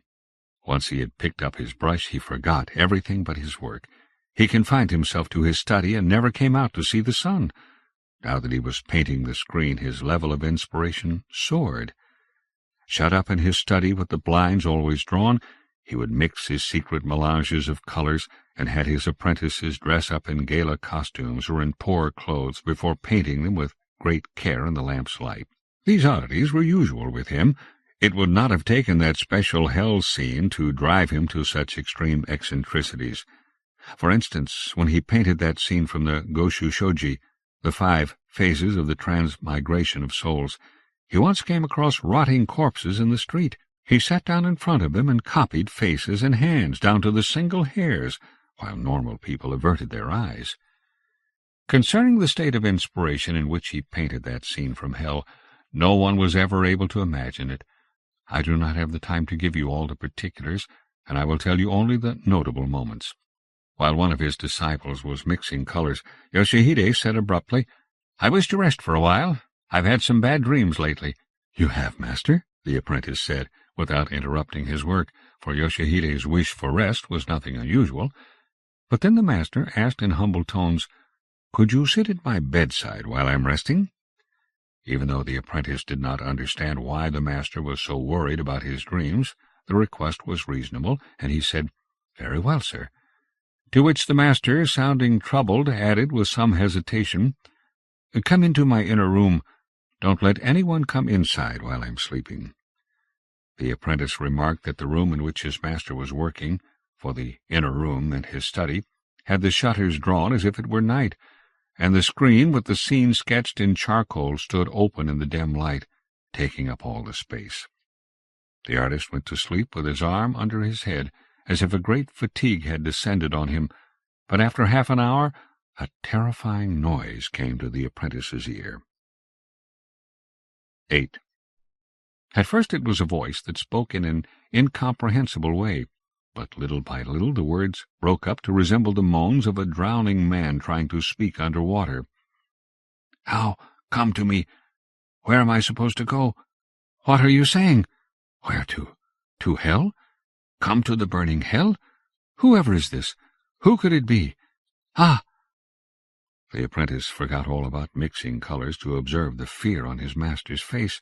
He saw him gasping for breath, mouth open and sparse teeth visible. He noticed the dry lips, the sweating face, pale and wrinkled, Something was moving inside the mouth as if pulled by a string. It was the master's tongue. Words came out disconnected. "I thought... It's really you. I thought you'd come. What? You come to take me away? Yes, come to hell. There, your daughter is waiting for you." The scared apprentice glimpsed a dark figure looming from above and brushing against the open screen. He shook Yoshihide with all his strength, but the master continued speaking in his dream, refusing to awake. The apprentice found the courage to take the water set aside to wash the brushes, and he splashed it all onto the master's face. The words Yoshihide was saying, "I'll be waiting. Come with this carriage. With this carriage. Come to hell," became groans. Yoshihide sprung up as though he had been stung with a needle, although he seemed to be seeing someone, as if the evil spirits from his nightmares were still hanging upon his eyelids. For a moment he stared at nothing, eyes full of dread and mouth gaping. Then, returning to his senses, he ordered curtly, "It's all right. Off with you now." Knowing very well he would be scolded if he tried to object, the apprentice ran out of his master's room, and when he saw the sunshine he felt relieved, as if he had awakened from his own nightmare. That was not the worst of it. A month later another apprentice was called into Yoshihide's study. The master, who was moistening a brush in his mouth, turned to him and said, "Strip down, please." As the painter used to give that order from time to time, the boy immediately took off his clothes. When the boy was completely naked, Yoshihide said, with a strange scowl on his face and no compassion in his eyes, "I'd like to see a man in chains. I'm sorry, but you should let me do what I want to do for a while." This apprentice was a burly young man who could have wielded a sword better than a brush. Nevertheless, he must have been scared to death if, even after years, he kept repeating, "I believed the master had gone mad and wanted to kill me." Yoshihide, seeing the apprentice hesitate, lost patience. He produced a thin iron chain out of nowhere, sprang onto the boy's back, and wrenched the chain around his body, and finally he yanked at the chain with such merciless force that the apprentice fell, his body hitting the floor with a mighty noise. 9. The apprentice's figure resembled a wine keg rolled over on its side, because the boy's limbs were so cruelly bent and twisted he could move nothing but his neck. Because of the arrested blood circulation, his thick body, face, chest, and limbs had become red, and then livid in no time. Yoshihide did not heed the boy's pain, and walking around that keg-shaped body, sketched him from various angles in a realistic fashion. No need to tell what torture the apprentice suffered while his master worked. If nothing had happened, the apprentice would have had to bear the pain for a long time. Fortunately, or unfortunately, from an upturned jar flowed an undulating thin ribbon that elongated like black oil. At first the liquid came out slowly, like a very thick, sticky fluid, but little by little the glistening thing glided up to the nose of the frightened boy, who stopped breathing for a second and then screamed, "A snake! A snake!" The boy told me that his blood had frozen, but this sensation was natural, as the snake was about to touch his chained neck with the tip of its ice-cold tongue. Seeing his apprentice in such a plight, even the cruel Yoshihide became frightened. Upset, he cast away his brush, and with a swift gesture picked up the snake by the tail, letting its head dangle. The snake tried to coil around itself, but could not reach Yoshihide's hand. "My sketch is ruined, and it's your fault, damned beast," he said to the snake, and threw it back into its jar. Mumbling, he undid the chain and freed his apprentice, who got not a single word of sympathy or consolation from his master. A ruined sketch saddened Yoshihide more than having one of his apprentices bitten by a snake. Later I was told that he kept the snake for the purpose of making sketches of it. After what you have heard so far, you must have a fair idea of Yoshihide's madness when inspiration possessed him. But let me recount one more episode. This time an apprentice of 13 or 14 almost lost his life because of the screen. One night Yoshihide called this boy, who had the white complexion of a girl, to his study. In the light of the oil lamp, the apprentice saw the master feeding an exotic bird, something that, placed on his palm, resembled raw meat. The bird, as big as a cat, had feathers sticking out of its ears and large, round, amber-colored eyes that made it look like a cat indeed. 10. Yoshihide, by nature, hated people prying in his business. He had told nothing to his apprentices about the snake because he never said anything about the material he kept in his study. Once the boys glimpsed a human skull on the master's desk. Another time they saw silver bowls and lacquered platters or other unusual items, depending on what he was painting. But no one knew where he kept these things, whence originated the rumor of a benevolent deity bestowing favors on Yoshihide. The apprentice, who entered, thought the strange bird was in the study to provide a model for the screen. He bowed and respectfully addressed the master. "What do you wish, sir?" Instead of answering, the master licked his red-stained lips and thrust his chin in the bird's direction. "Look how tame it is." "What's this creature, sir? I've never seen anything like it." The apprentice, curious and diffident, ogled the strange bird that had cat-like ears of feathers. Yoshihide, in his customary disparaging tones, said, "You've never seen it before? That's the problem with you town-bred folks. This bird is a horned owl a hunter from Kurama gave me yesterday. Mind you, not many owls are as tame as this one." He slowly raised his hand and ruffled the owl's feathers. The bird, which had just finished eating, flew up from the desk with a threatening screech and threw itself into the boy's face, talons first. If the apprentice had not raised both arms to protect his face with the kimono sleeves, he would have collected a cut or two. "Ah!" the apprentice screamed and waved his sleeves to drive the owl away, but the bird swooped down on him and clicked its beak, taking advantage of the slightest unguarded movement to peck at him. The boy forgot all about being in his master's presence. He ran to and fro in the study, jumping up and throwing himself to the floor to escape the talons. The bird followed him and darted at his eyes.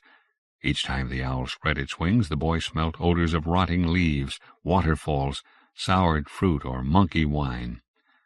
Remembering the event, the apprentice said the oil lamp shone like moonlight, and the master's study had become a narrow valley lost in the mystery of a ghastly mountain. Although he was terrified by the owl, the master's conduct frightened him even more. Yoshihide, impassive, watched the smooth-faced boy being disfigured by the bird and calmly sketched the scene on a leaf of paper he had unrolled for the occasion. When the apprentice saw Yoshihide in the process of painting, horror thickened his blood. The master had called him to see him die. 11. The apprentice might have been right in thinking the master had wanted to kill him. In truth, Yoshihide had planned to infuriate the owl and then set it on the boy to paint him running about in terror. When the boy realized what his master had in mind, he collapsed by the door, hiding his face behind his kimono sleeves and screaming incoherent words. He heard his master rising. Right then something fell with a loud noise and broke. The bird's wings flapped faster. The apprentice raised his head and saw that the room had turned pitch black. The master's irritated voice called the disciples. One of them replied from a distance and came running with some fire. In the pale, sooty light of the torch they saw the light stand had been knocked down, and the oil of the broken lamp formed a pool on the mats. The horned owl tossed about on the floor, flapping only one of its wings. Yoshihide, frightened despite what we know about him, mumbled from behind his desk. A black snake had coiled itself around the owl, from the neck to the wing. It turned out the apprentice had upturned the jar, freeing the snake. The owl had pounced on it. For a while the two apprentices watched the battle with gaping mouths, exchanging bemused glances, but soon they bowed to their master and left without a word. Nobody knows what became of the owl and the snake. I could recount several episodes of this kind. The High Lord had ordered the screen decorated with a picture from hell at the beginning of autumn. During all winter the disciples worried about their master. Toward the end of winter Yoshihide seemed unable to continue his work and became gloomier than ever, while his language turned more aggressive. The sketch, completed 80%, displayed no further progress. The master appeared so dissatisfied everyone thought he was about to erase what he had already sketched. No one knew what prevented Yoshihide from working, and no one tried to find out. The apprentices, wary after so many incidents, gave Yoshihide a wide berth, as anyone would do if forced to live in the same cage with a tiger or a wolf. 12. As a consequence, I do not have much to say about that period. If I had to add anything, I would say that the stubborn old man had become so maudlin he would sometimes be found weeping alone in his room. Once an apprentice went out into the garden and stumbled across his master. All teary, Yoshihide gazed at the sky, which brought the promise of spring. Embarrassed, the disciple slipped away. It was such a strange spectacle, this man so merciless he could paint corpses in the street for the Goshu-yoji scene, but now weeping like a child because he was unable to work on the screen. While Yoshihide was absorbed in his work with the intensity of a madman, his daughter became more cheerless by the day, and it was clear to us she was trying to hold back her tears, her face, white and melancholic by nature, now displaying black circles under eyes shadowed by heavy eyelashes, gave her a tragic composure. Sad and lonesome, she appeared to have retreated into her inner self. Various guesses were made, such as, "She misses her father and her home," or "She's in love." As soon as a rumor spread that the Lord wanted to submit her to his desire, the good people stopped talking about the painter's daughter, as if they had forgotten all about her. Just about this time, as I happened to pass by the corridor in the dead of night, the monkey, Yoshihide, bounded toward me and persistently pulled at the hem of my hakama. It was a mild night, bathed in moonlight and charged with the sweet scent of plum blossoms. In the dim light of the moon I could see the monkey baring its teeth under a wrinkled nose. The beast screamed wildly. Feeling 3 parts of fear and 7 of anger, as I was afraid the monkey would ruin my new hakama, I was tempted to kick the beast and go my way, when I remembered the samurai who had mistreated the monkey and had received a reprimand from the prince. Moreover, the monkey's behavior indicated that something unusual might have happened. I let myself be pulled by the monkey for 5 ken or so. I took a turn in the corridor in the direction of a placid pond that glistened pale in the darkness behind a pine with finely shaped branches. From a room nearby came the noise of an altercation that sounded both passionate and strangely muffled. All was stillness in a dim light that came half from the moon, half from the moonlight reflected by the haze. A great silence reigned, save for the splashing of fish in the pond, and those stifled sounds intruded on this calm.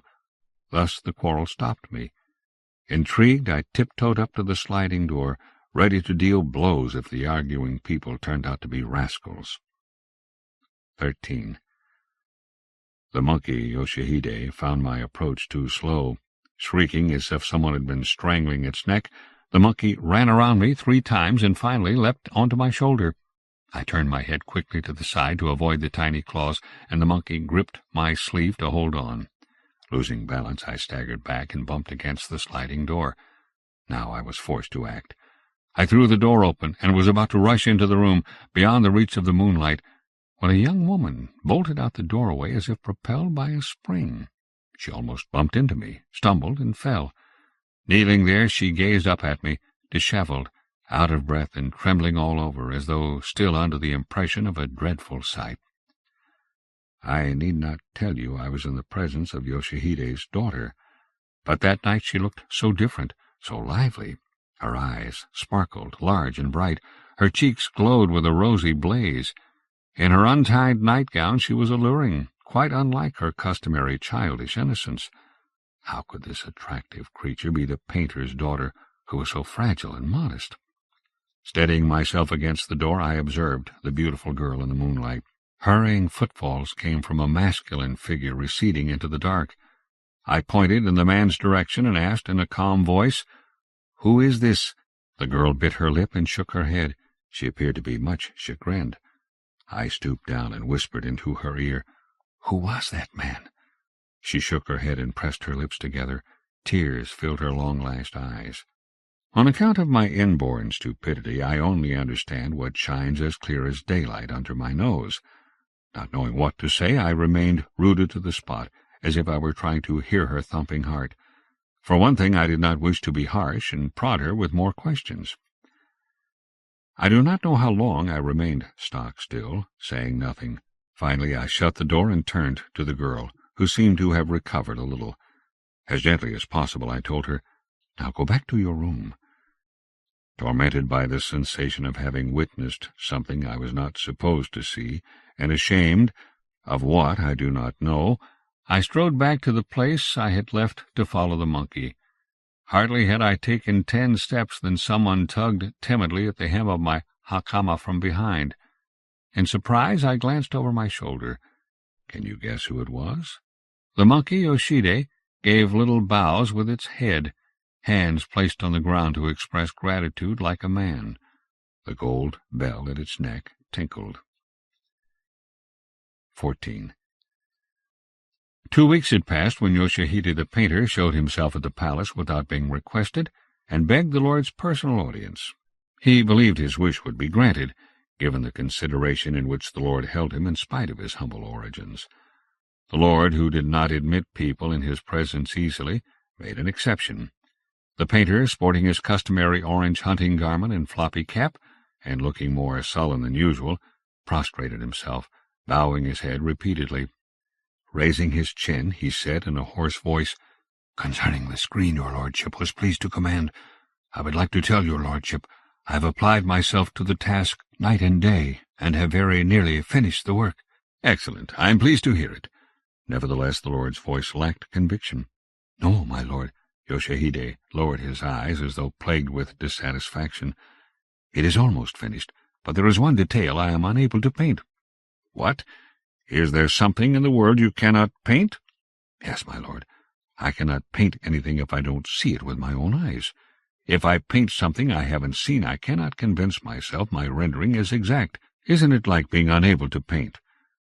A scornful smile crept across the Lord's face. "So, if you have to paint hell, you mean you need to see it?" "Precisely. A few years ago, when there was a big fire, I saw a burning hell. That's why I was able to paint the scene of Buddha unmoving among the flames. Your lordship must know that painting." "What about the damned? Did you see them as well?" The Lord put question upon question, as if he did not wish to hear Yoshihide's answers. "I've seen a man bound in iron chains. I've made detailed sketches of one beleaguered by an ominous bird, so it can't be said that I know nothing about the suffering of the damned, subjected to various torments. As for the infernal tortures—" Here Yoshihide paused, an enigmatic grin on his face. "Infernal tortures appeared to me in my dreams, almost every day and night. Bull-headed, horse-headed, or 3-faced, 6-armed demons arrow and torment me, beckoning me to follow them and moving their silent lips. Those aren't the things I cannot paint." Astonished by Yoshihide's words, the Lord glared at Yoshihide for a moment, and then, frowning, he cried, "Then what is it that you can't paint?" 15. In the central leaf of the screen, I would like to paint a nobleman's carriage with a roof of palm leaves falling from the sky," said Yoshihide, looking the Lord intensely in the eyes. I had heard that when he spoke about his work, the painter would speak insanely, and in that moment his gaze displayed madness.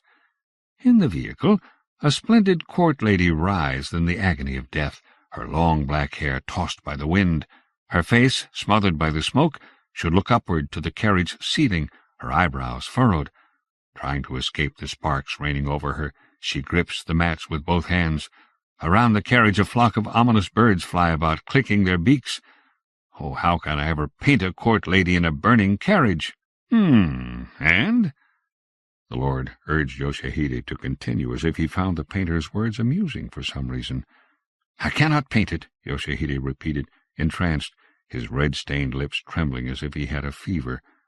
Then he became animated and said in biting tones, "Please, my lord, burn a nobleman's carriage before my eyes, and, if possible—" The Lord's face darkened for an instant, but a second later he burst into laughter. "All your wishes shall be granted." Half choking in his merriment, he added, "Don't worry." The Lord's words struck me, and a terrible premonition gripped my chest. The Lord seemed infected with Yoshihide's madness. White froth gathered at the corners of his mouth, and his eyebrows twitched. As he paused, his throat still vibrated with laughter. "Yes, I shall burn a carriage with a roof of palm leaves. A splendid girl dressed like a court lady of the highest station shall ride in the carriage. She shall perish in the carriage, tormented by the black smoke and consumed by the fire. Bravo! It is an excellent idea, worthy of the greatest painter in the whole country. I praise you highly." Upon hearing these words, Yoshihide turned pale and tried to move his lips as if he were suffocating. But then he set his hands on the mat and bowed, saying, "I am grateful, my lord," in a voice so low as to be hardly audible. Perhaps the lord's words had illustrated the horror of the scene Yoshihide himself had suggested, and the images must have flashed vividly in his mind. Only this once in my life did I take pity of the man. 16. A few days later, as promised, the High Lord summoned Yoshihide to witness the burning of a nobleman's carriage right before his eyes, although this event did not take place on the grounds of the lord's mansion of Horikawa. The carriage was burnt in the mountain mansion of Yukige, the limit of the snow, where the lord's sister had once lived. No one had inhabited the house for years, and the vast garden was said to be in a state of total neglect. In those days many rumors concerned the fate of the High Lord's late sister. Some said that on moonless nights her crimson hakama could be seen moving along the corridors without touching the floor. These rumors of gloomy apparitions stemmed from the lonely and desolate nature of the neighborhood even in the daylight. After dark, the murmur of a torrent added a note of melancholy, while night herons fluttered about in the starlight like winged monsters.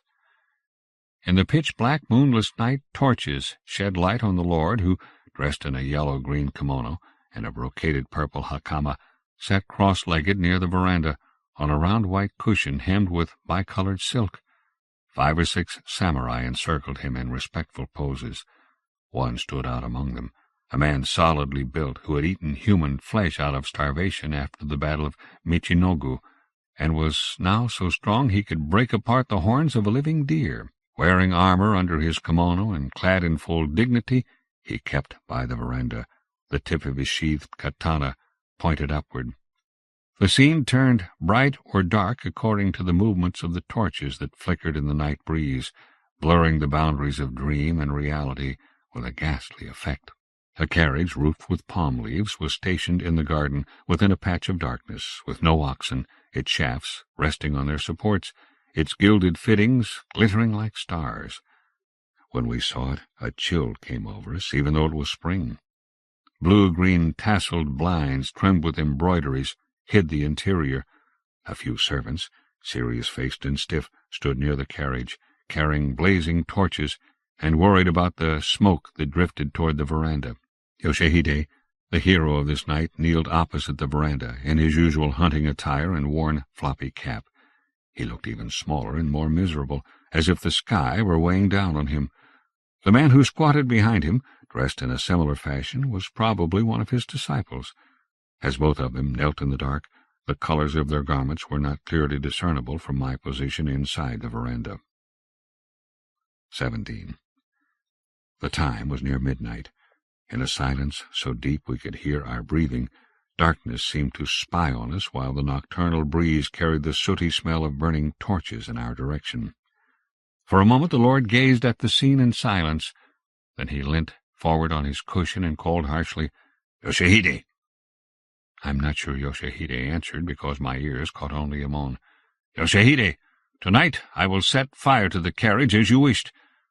The lord glanced sideways at his samurai.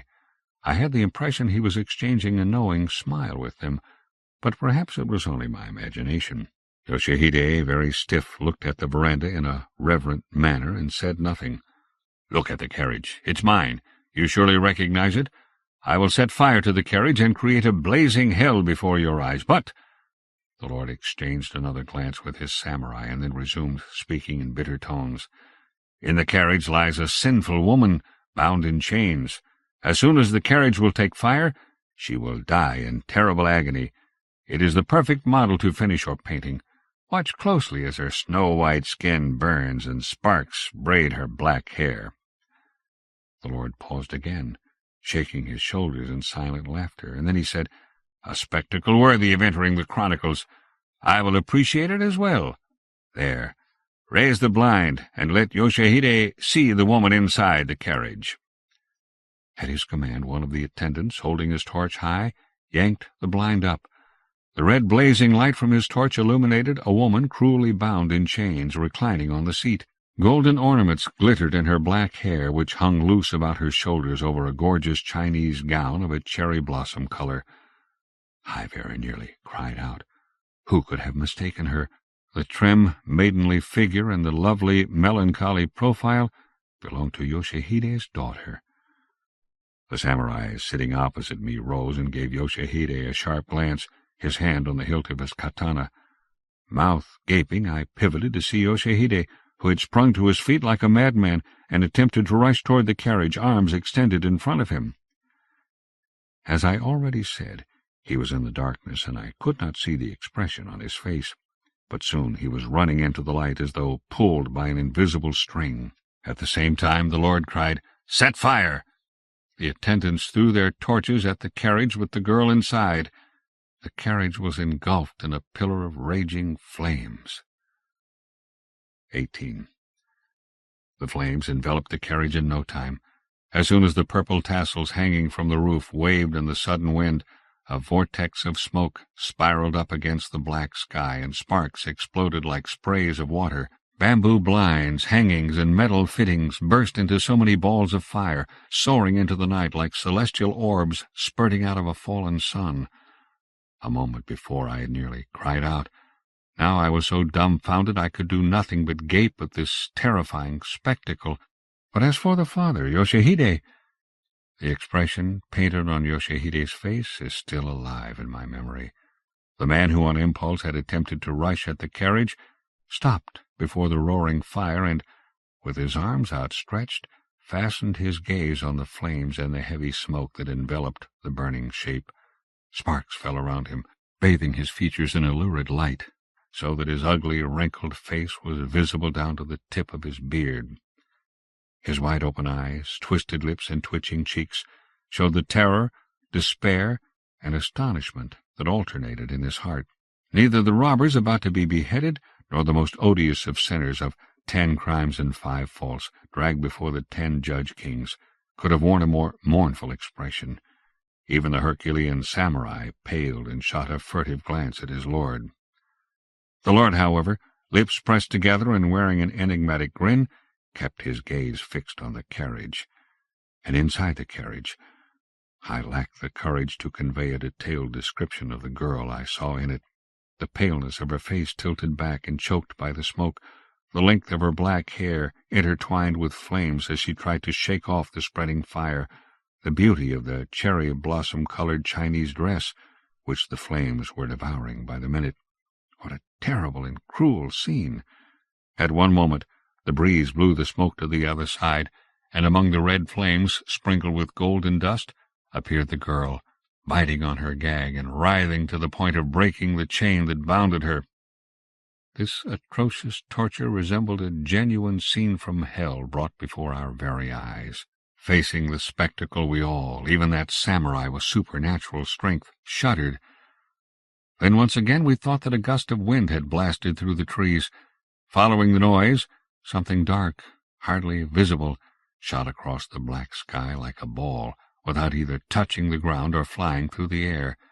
From the roof of the mansion the thing dived straight into the burning carriage, and through the crimson-lacquered chassis that was crumbling in pieces, among whirls of fire, we saw something clasp the shoulders of the girl, who arched her body backwards. The thing gave a long and piercing screech out of the soaring smoke, a shriek like the tearing of silk. One more screech, and another. We could not help letting out a scream of surprise in unison.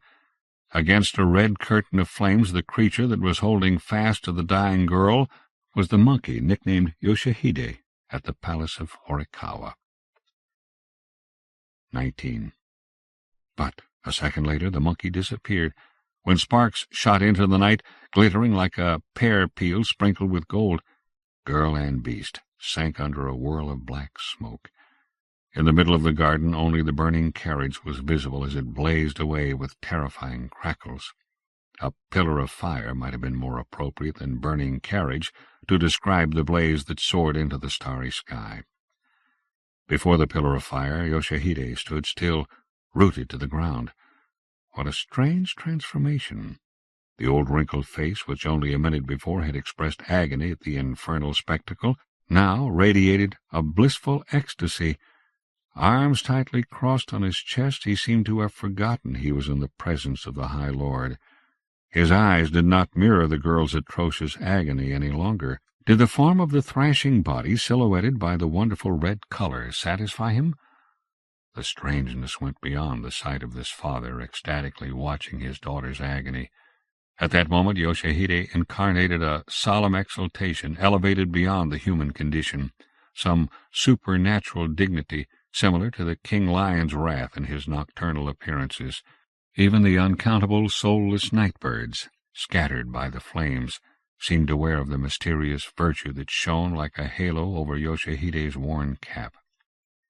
If the birds were scared, so much more were we, the humans, down to the menials. We held our breath and, shivering, watched Yoshihide with the same wonderment we would have felt at the unveiling ceremony of a newly made Buddhist image. Those sputtering flames soaring immense into the sky, and Yoshihide, who stood petrified and absorbed in the tragic spectacle. Such greatness and joy! But the Lord, who sat in the veranda, fairly removed from the great fire, was as pale as a spectre. White froth at the corners of his mouth, he gasped like a thirsty animal, grasping tightly his knee draped in the purple hakama with both hands. 20.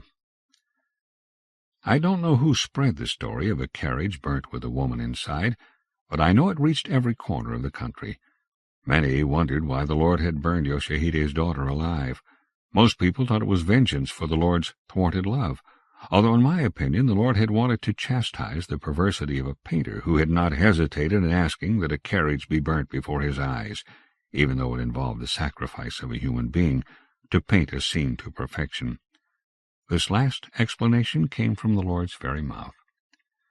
Since Yoshihide had such a heart of stone he could witness the death of his own daughter, some accused him of being a devil who had sacrificed his paternal love for the sake of his art. The great priest of Yokawa supported this view. Whatever talent they may have in any branch of learning or art, those who did not live according to the 5 virtues of Confucius, benevolence, justice, courtesy, wisdom, and fidelity, are to be condemned to hell.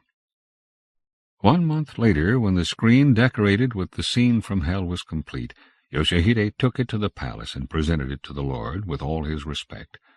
The great priest, who happened to be there, as soon as he glanced at the screen, was surely struck by the realism of the infernal horrors, a firestorm raging from the sky to the abyss of hell. Although he had glared angrily at Yoshihide at first, he cried, "Bravo!" tapping his knee in an involuntary gesture. I still remember the Lord drawing a forced smile at the priest's ejaculation. From that day on, no one, at least in the palace, spoke ill of the painter. Those who looked at the screen, even though they hated the personage, were impressed with that mysterious solemnity and with the ghastly realism of hell's torments, as if they could feel the bite of the infernal fire. By then Yoshihide had already departed this life. The night after he completed his painting, he threw a rope over a beam in his room and hanged himself. Perhaps Yoshihide, who had survived his beloved daughter's untimely death, could not bear the idea of surviving her absence for long. His body is buried under the ruins of his house. After scores of years, wind and rain have worn down the small tombstone, and moss has covered the barrow, erasing all trace of his grave. Unseen, Unfeared, Francis Stevens.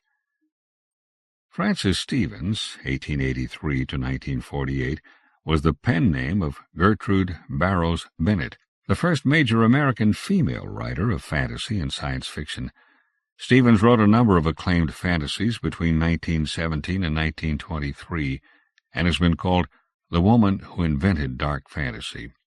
Among her most famous books are Claimed, 1920, which H.P. Lovecraft called one of the strangest and most compelling science fantasy novels you will ever read.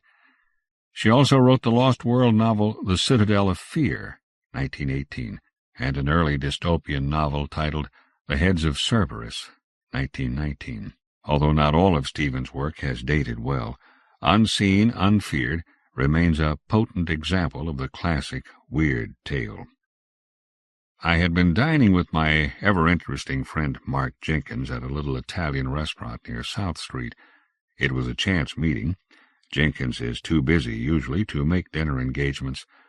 Over our highly seasoned food and sour, thin red wine, he spoke of little odd incidents and adventures of his profession. Nothing very vital or important, of course. Jenkins is not the sort of detective who first detects and then pours the egotistical and revealing details of achievement in the ears of every acquaintance, however appreciative. But when I spoke of something I'd seen in the morning papers, he laughed. Poor old Doc Holt. Fascinating old codger to anyone who really knows him. I've had his friendship for years, since I was first on the city force and saved a young assistant of his from jail on a false charge, and they had to drag him into the poisoning of this young sport, Ralph Peeler. Why are you so sure he couldn't have been implicated? I asked. But Jenkins only shook his head with a quiet smile. I have reasons for believing otherwise, was all I could get out of him on that score. But, he added, the only reason he was suspected at all is the superstitious dread of these ignorant people around him. Can't see why he lives in such a place. I know for a fact he doesn't have to. Doc's got money of his own. He's an amateur chemist and dabbler in different sorts of research work, and I suspect he's been guilty of showing off. Result? They all swear he has the evil eye and holds forbidden communion with invisible powers. Smoke? Jenkins offered me one of his invariably good cigars, which I accepted, saying thoughtfully, A man has no right to trifle with the superstitions of ignorant people. Sooner or later it spells trouble. Did in his case. They swore up and down that he sold love charms openly and poisons secretly, and that, together with his living so near to somebody else, got him temporarily suspected. But my tongue's running away with me as usual. As usual, I retorted impatiently. You open up with all the frankness of a Chinese diplomat. He beamed upon me engagingly and rose from the table with a glance at his watch. Sorry to leave you, Blaisdell, but I have to meet Jimmy Brennan in 10 minutes. He so clearly did not invite my further company that I remained seated for a little while after his departure, then took my own way homeward. Those streets always held for me a certain fascination, particularly at night. They are so unlike the rest of the city, so foreign in appearance, with their little shabby stores always open until late evening, their unbelievably cheap goods, displayed as much outside the shops as in them, hung on the fronts and laid out on tables by the curb and in the street itself. Tonight, however, neither people nor stores in any sense appealed to me. The mixture of Italians, Jews, and a few Negroes, mostly bareheaded, unkempt, and generally unhygienic in appearance, struck me as merely revolting. They were all humans, and I, too, was human. Some way I did not like the idea. Puzzled a trifle, for I am more inclined to sympathize with poverty than accuse it, I watched the faces that I passed. Never before had I observed how bestial, how brutal were the countenances of the dwellers in this region. I actually shuddered when an old-clothes man, a gray-bearded Hebrew, brushed me as he toiled past with his barrow. There was a sense of evil in the air, a warning of things which it is wise for a clean man to shun and keep clear of. The impression became so strong that before I had walked 2 squares I began to feel physically ill. Then it occurred to me that the 1 glass of cheap Chianti I had drunk might have something to do with the feeling. Who knew how that stuff had been manufactured, or whether the juice of the grape entered at all into its ill-flavored composition? Yet I doubted if that were the real cause of my discomfort. By nature I am rather a sensitive, impressionable sort of chap. In some way tonight this neighborhood, with its sordid sights and smells, had struck me wrong. My sense of impending evil was merging into actual fear. This would never do. There is only one way to deal with an imaginative temperament like mine: conquer its vagaries. If I left South Street with this nameless dread upon me, I could never pass down it again without a recurrence of the feeling. I should simply have to stay here until I got the better of it. That was all. I paused on a corner before a shabby but brightly lighted little drug-store. Its gleaming windows and the luminous green of its conventional glass show jars made the brightest spot on the block. I realized that I was tired, but hardly wanted to go in there and rest. I knew what the company would be like at its shabby, sticky soda fountain. As I stood there, my eyes fell on a long white canvas sign across from me, and its black and red lettering caught my attention. "See, the Great Unseen. Come in, this means you. Free to all." A museum of fakes, I thought, but also reflected that if it were a show of some kind, I could sit down for a while, rest, and fight off this increasing obsession of non-existent evil. That side of the street was almost deserted, and the place itself might well be nearly empty. 2. I walked over, but with every step my sense of dread increased, dread of I knew not what. Bodiless, inexplicable horror had me as in a net, whose strands, being intangible, without reason for existence, I could by no means throw off. It was not the people now. None of them were about me. There in the open, lighted street, with no sight nor sound of terror to assail me, I was the shivering victim of such fear as I had never known was possible. Yet still I would not yield. Setting my teeth and fighting with myself as with some pet animal gone mad, I forced my steps to slowness and walked along the sidewalk, seeking entrance. Just here there were no shops, but several doors reached in each case by means of a few iron-railed stone steps. I chose the one in the middle beneath the sign.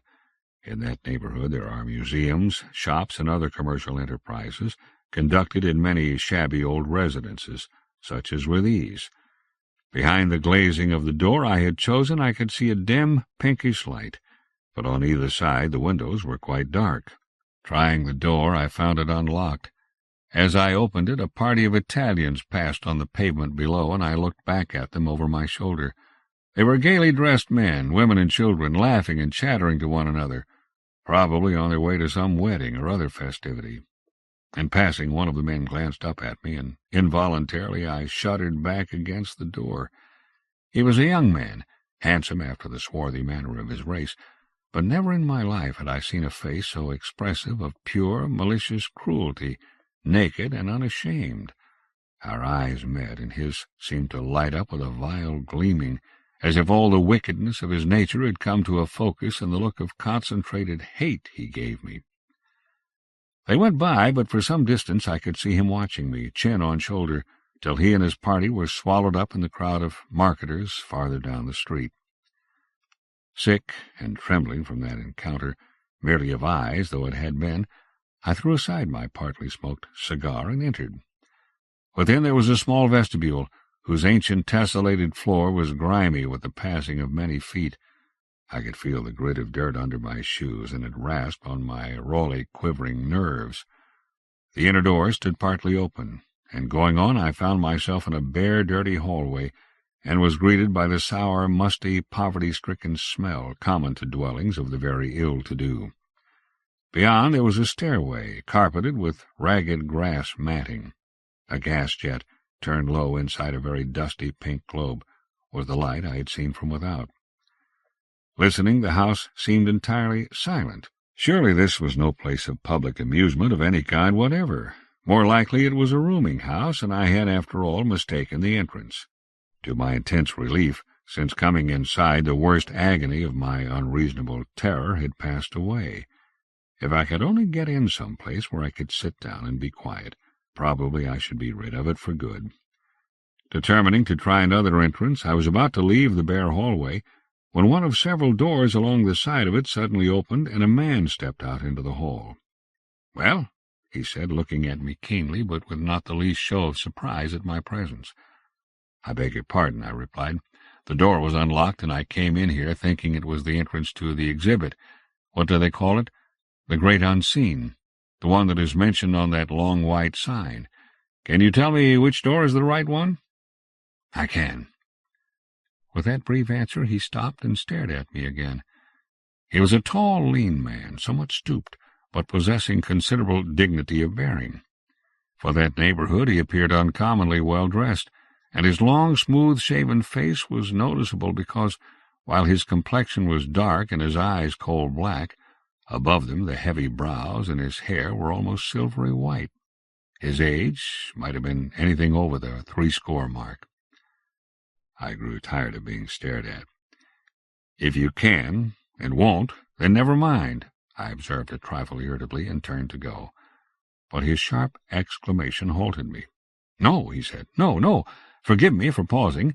It was not hesitation, I assure you. To think that one even, has come. All day they pass my sign up there, pass and fear to enter. But you are different. You are not of these timorous, ignorant foreign peasants. You asked me to tell you the right door? Here it is. Here." And he struck the panel of the door, which he had closed behind him, so that the sharp yet hollow sound of it echoed up through the silent house. Now it may be thought that after all my senseless terror in the open street, so strange a welcome from so odd a showman would have brought the feeling back full force. But there is an emotion stronger to a certain point than fear. This queer old fellow aroused my curiosity. What kind of museum could it be that he accused the passing public of fearing to enter? Nothing really terrible, surely, or it would have been closed by the police. And normally I am not an unduly timorous person. "So it's in there, is it?" I asked, coming toward him. "And I'm to be the sole audience? Come, that will be an interesting experience." I was half laughing now. "The most interesting in the world," said the old man with a solemnity which rebuked my lightness. With that he opened the door, passed inward, and closed it again, in my very face. I stood staring at it blankly. The panels, I remember, had been originally painted white, but now the paint was flaked and blistered, gray with dirt and dirty finger marks. Suddenly it occurred to me that I had no wish to enter there. Whatever was behind it could be scarcely worth seeing, or he would not choose such a place for its exhibition. With the old man's vanishing, my curiosity had cooled. But just as I again turned to leave, the door opened, and this singular showman stuck his white-eyebrowed face through the aperture. He was frowning impatiently. Come in," he snapped, and promptly withdrawing his head once more closed the door. "He has something there he doesn't want should get out," was the very natural conclusion which I drew. "Well, since it can hardly be anything dangerous, and he's so anxious I should see it, here goes." With that I turned the soiled white porcelain handle and entered. The room I came into was neither very large nor very brightly lighted. In no way did it resemble a museum or lecture room. On the contrary, it seemed to have been fitted up as a quite well-appointed laboratory. The floor was linoleum-covered. There were glass cases along the walls, whose shelves were filled with bottles, specimen jars, graduates, and the like. A large table in one corner bore what looked like some odd sort of camera, and a larger one in the middle of the room was fitted with a long rack filled with bottles and test tubes, and was besides littered with papers, glass slides, and various paraphernalia which my ignorance failed to identify. There were several cases of books, a few plain wooden chairs, and in the corner a large iron sink with running water. My host of the white hair and black eyes was awaiting me, standing near the larger table. He indicated one of the wooden chairs with a thin forefinger that shook a little, either from age or eagerness. Sit down. Have no fear but that you will be interested, my friend. Have no fear at all, of anything." As he said it, he fixed his dark eyes upon me and stared harder than ever. But the effect of his words was the opposite of their meaning. I did sit down because my knees gave under me, but if in the outer hall I had lost my terror, it now returned twofold upon me. Out there the light had been faint, dingily roseate, indefinite.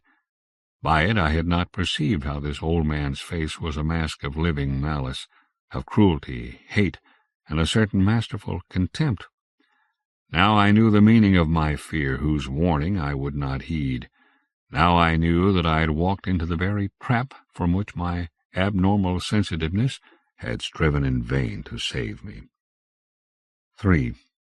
Again I struggled within me, bit at my lip till I tasted blood, and presently the blind paroxysm passed. It must have been longer in going than I thought, and the old man must have all that time been speaking, for when I could once more control my attention, hear and see him, he had taken up a position near the sink, about 10 feet away, and was addressing me with a sort of platform manner, as if I had been the large audience whose absence he had deplored.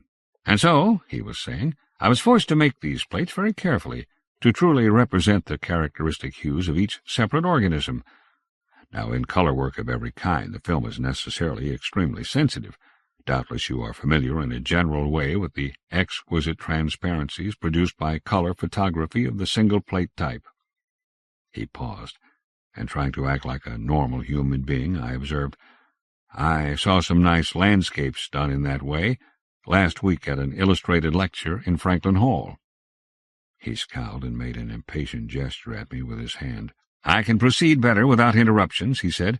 "My pause was purely oratorical." I meekly subsided, and he went on in his original, loud, clear voice. "He would have made an excellent lecturer before a much larger audience, if only his voice could have lost that eerie ringing note.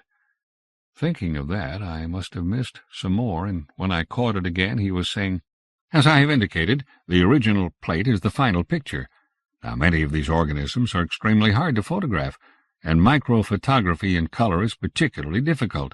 In consequence, to spoil a plate tries the patience of the photographer. They are so sensitive that the ordinary darkroom ruby lamp would instantly ruin them, and they must therefore be developed either in darkness or by a special light produced by interposing thin sheets of tissue of a particular shade of green and of yellow between lamp and plate, and even that will often cause ruinous fog. Now I, finding it hard to handle them so, made numerous experiments with a view of discovering some glass or fabric of a color which should add to the safety of the green, without robbing it of all efficiency. All proved equally useless, but intermittently I persevered, until last week." His voice dropped to an almost confidential tone, and he leaned slightly toward me. I was cold from my neck to my feet, though my head was burning, but I tried to force an appreciative smile. "Last week," he continued impressively, "I had a prescription filled at the corner drugstore. The bottle was sent home to me wrapped in a piece of what I first took to be whitish, slightly opalescent paper. Later I decided that it was some kind of membrane.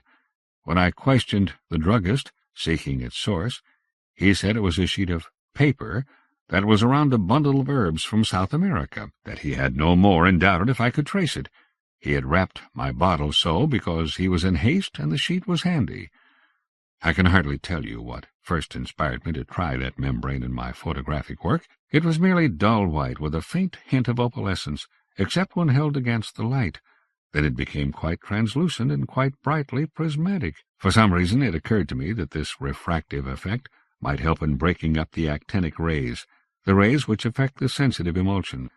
So that night I inserted it between the sheets of green and yellow tissue. Next, the lamp prepared my trays and chemicals, laid my plate holders to hand, turned off the white light, and turned on the green." There was nothing in his words to inspire fear. It was a wearisomely detailed account of his struggles with photography. Yet as he again paused impressively, I wished that he might never speak again. I was desperately, contemptibly in dread of the thing he might say next. Suddenly he drew himself erect. The stoop went out of his shoulders. He threw back his head and laughed. It was a hollow sound, as if he laughed into a trumpet. "I won't tell you what I saw. Why should I? Your own eyes shall bear witness. But this much I'll say, so that you may better understand. Later, when our poor, faultily sensitive vision can perceive a thing, we say that it is visible.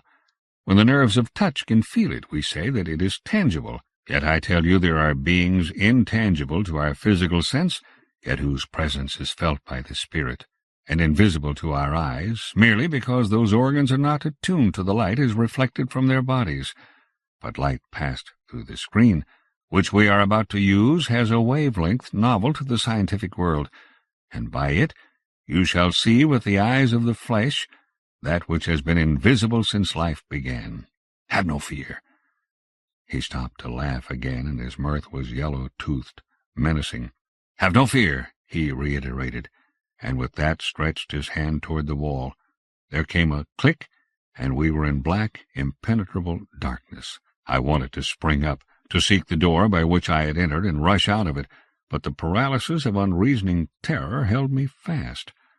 I could hear him moving about in the darkness, and a moment later a faint green glimmer sprang up in the room. Its source was over the large sink where I suppose he developed his precious color plates. Every instant, as my eyes became accustomed to the dimness, I could see more clearly. green light is peculiar. It may be far fainter than red, and at the same time far more illuminating. The old man was standing beneath it, and his face, by that ghastly radiance, had the exact look of a dead man's. Besides this, however, I could observe nothing appalling. "That," continued the man, "is the simple developing light of which I have spoken. Now watch, for what you are about to behold, no mortal man but myself has ever seen before." For a moment he fussed with the green lamp over the sink. It was so constructed that all the direct rays struck downward. He opened a flap at the side. For a moment there was a streak of comforting white luminance from within. Then he inserted something, slid it slowly in, and closed the flap. The thing he put in, that South American membrane it must have been, instead of decreasing the light, increased it, amazingly. The hue was changed from green to greenish-gray, and the whole room sprang into view, a livid, ghastly chamber filled with, overcrawled by, what? My eyes fixed themselves, fascinated, on something that moved by the old man's feet. It writhed there on the floor like a huge, repulsive starfish, an immense, armed-legged thing that twisted convulsively. It was smooth, as if made of rubber, was whitish-green in color, and presently raised its great round blob of a body on tottering tentacles, crept toward my host and writhed upward, yes, climbed up his legs, his body, and he stood there, erect, arms folded, and stared sternly down at the thing which climbed. But the room, the whole room was alive with other creatures than that. Everywhere I looked they were centipedish things with yard-long bodies, detestable furry spiders that lurked in shadows, and sausage-shaped translucent horrors that moved and floated through the air. They dived, here and there between me and the light, and I could see its bright greenness through their greenish bodies. Worse, though, far worse than these, were the things with human faces, mask-like, monstrous, huge gaping mouths and slit-like eyes. I find I cannot write of them. There was that about them which makes their memory even now intolerable. The old man was speaking again, and every word echoed in my brain like the ringing of a gong. "Fear nothing. Among such as these do you move every hour of the day and night. Only you and I have seen, for God is merciful and has spared our race from sight. But I am not merciful. I loathe the race which gave these creatures birth, the race which might be so surrounded by invisible, unguessed but blessed beings, and chooses these for its companions. All the world shall see and know. One by one shall they come here, learn the truth, and perish, for who can survive the ultimate of terror? Then I too shall find peace, and leave the earth to its heritage of man-created horrors. Do you know what these are? Whence they come?" This voice boomed now like a cathedral bell. I could not answer him, but he waited for no reply. "Out of the ether, out of the omnipresent ether, from whose intangible substance the mind of God made the planets, all living things, and man has made these. By his evil thoughts, by his selfish panics, by his lusts and his interminable, never-ending hate he has made them, and they are everywhere. Fear nothing, but see where there comes to you its creator, the shape and the body of your fear." And as he said it, I perceived a great thing coming toward me, a thing. But consciousness could endure no more. The ringing, threatening voice merged in a roar within my ears. There came a merciful dimming of the terrible, lurid vision, and blank nothingness succeeded upon horror too great for bearing. 4. There was a dull, heavy pain above my eyes. I knew that they were closed, that I was dreaming, and that the rack full of colored bottles which I seemed to see so clearly was no more than a part of the dream. There was some vague but imperative reason why I should rouse myself. I wanted to awaken, and thought that by staring very hard indeed I could dissolve this foolish vision of blue and yellow-brown bottles. But instead of dissolving, they grew clearer, more solid and substantial of appearance, until suddenly the rest of my senses rushed to the support of sight, and I became aware that my eyes were open. The bottles were quite real, and that I was sitting in a chair, fallen sideways so that my cheek rested most uncomfortably on the table which held the rack. I straightened up slowly and with difficulty, groping in my dulled brain for some clue to my presence in this unfamiliar place, this laboratory that was lighted only by the rays of an arc light in the street outside its 3 large windows.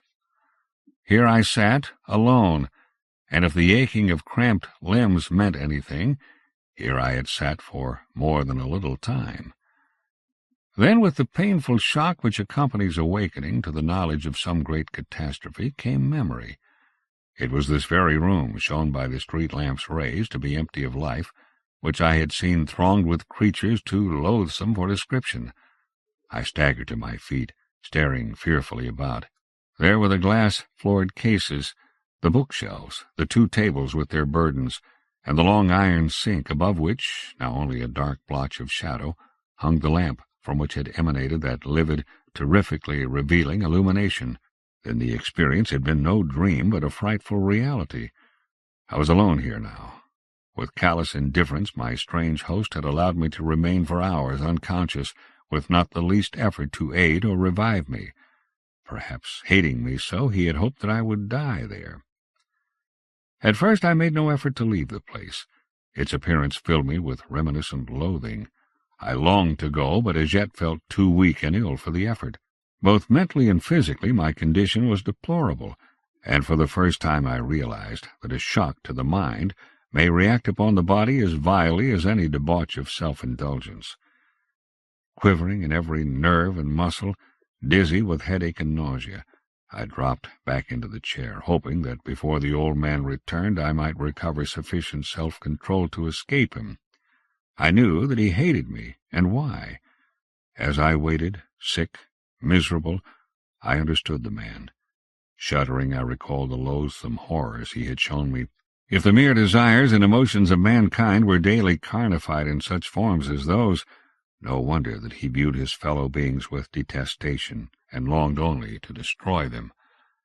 I thought, too, of the cruel, sensuous faces I had seen in the streets outside, seen for the first time, as if a veil had been withdrawn from eyes hitherto blinded by self-delusion. Fatuously trustful as a month-old puppy, I lived in a grim, evil world where goodness is a word and crude selfishness the only actuality. Drearily my thoughts drifted back through my own life, its futile purposes, mistakes, and activities. All of evil that I knew returned to overwhelm me. Our gropings toward divinity were a sham, a writhing sunward of slime, covered beasts who claimed sunlight as their heritage, but in their hearts preferred the foul and easy depths. Even now, though I could neither see nor feel them, this room, the entire world, was a-crawl with the beings created by our real natures. I recalled the cringing, contemptible fear to which my spirit had so readily yielded, and the faceless thing to which the emotion had given birth.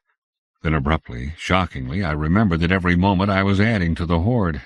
Since my mind could conceive only repulsive incubi, and since while I lived I must think, feel, and so continue to shape them, was there no way to check so abominable a succession? My eyes fell on the long shelves with their many-colored bottles. In the chemistry of photography there are deadly poisons. I knew that. Now was the time to end it. Now. Let him return and find his desire accomplished. One good thing I could do, if one only. I could abolish my monster-creating self. 5. My friend Mark Jenkins is an intelligent and usually a very careful man. When he took from Smiler Callahan a cigar which had every appearance of being excellent innocent Havana, the act denoted both intelligence and caution. By very clever work he had traced the poisoning of young Ralph Peeler to Mr. Callahan's door, and he believed this particular cigar to be the mate of one smoked by Peeler just previous to his demise. And if, upon arresting Callahan, he had not confiscated this bit of evidence, it would have doubtless been destroyed by its regrettably unconscientious owner. But when Jenkins shortly afterward gave me that cigar as one of his own, he committed one of those almost inconceivable blunders which I think are occasionally forced upon clever men to keep them from overweening vanity. Discovering his slight mistake, my detective friend spent the night searching for his unintended victim, myself. and that his search was successful was due to Pietro Marini, a young Italian of Jenkins' acquaintance, whom he met about the hour of 2 a.m. returning from a dance. Now Marini had seen me standing on the steps of the house where Dr. Frederick Holt had his laboratory and living rooms, and he had stared at me, not with any ill intent, but because he thought I was the sickest-looking, most ghastly specimen of humanity that he had ever beheld. And sharing the superstition of his South Street neighbors, he wondered if the worthy doctor had poisoned me as well as Peeler. This suspicion he imparted to Jenkins, who, however, had the best of reasons for believing otherwise. Moreover, as he informed Marini, Holt was dead, having drowned himself late the previous afternoon. An hour or so after our talk in the restaurant, news of his suicide reached Jenkins. It seemed wise to search any place where a very sick-looking young man had been seen to enter, so Jenkins came straight to the laboratory. Across the fronts of those houses was the long sign with its mysterious inscription, "See the Great Unseen," not at all mysterious to the detective. He knew that next door to Dr. Holt's, the second floor had been thrown together into a lecture room, where at certain hours a young man employed by settlement workers displayed upon a screen stereopticon views of various deadly bacilli, the germs of diseases appropriate to dirt and indifference. He knew, too, that Dr. Holt himself had helped the educational effort along by providing some really wonderful lantern slides, done by microcolor photography. On the pavement outside, Jenkins found the two-thirds remnant of a cigar, which he gathered in and came up the steps, a very miserable and self-reproachful detective. Neither outer nor inner door was locked, and in the laboratory he found me, alive, but on the verge of death by another means that he had feared.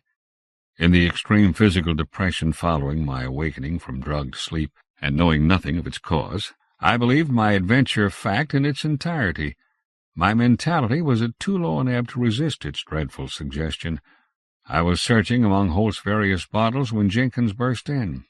At first I was merely annoyed at the interruption of my purpose, but before the anticlimax of his explanation, the mists of obsession drifted away and left me still sick in body, but in spirit happy as any man may well be who has suffered a delusion that the world is wholly bad, and learned that its badness springs from his own poisoned brain.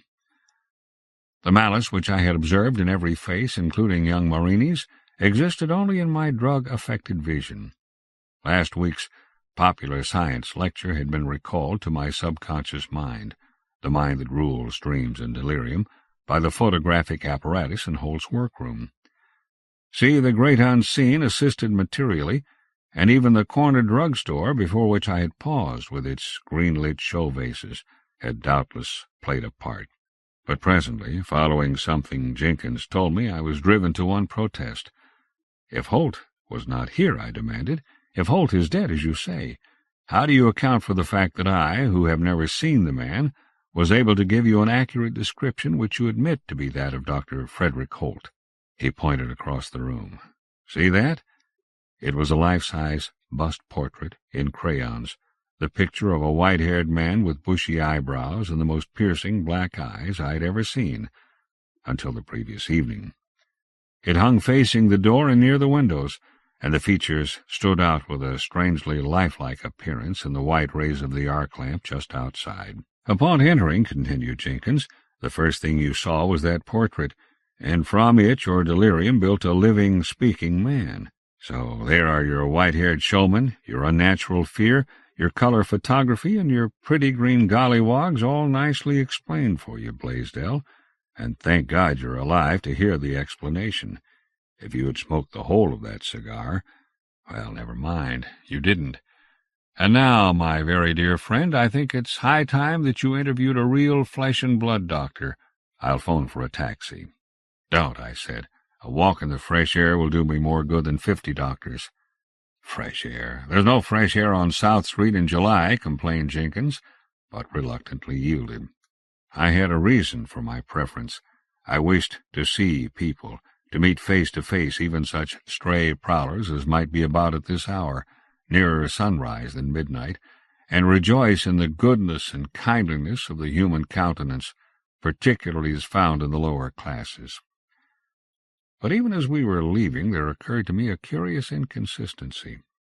"Jenkins," I said, "you claimed that the reason Holt, when I first met him in the hall, appeared to twice close the door in my face was because the door never opened until I myself unlatched it."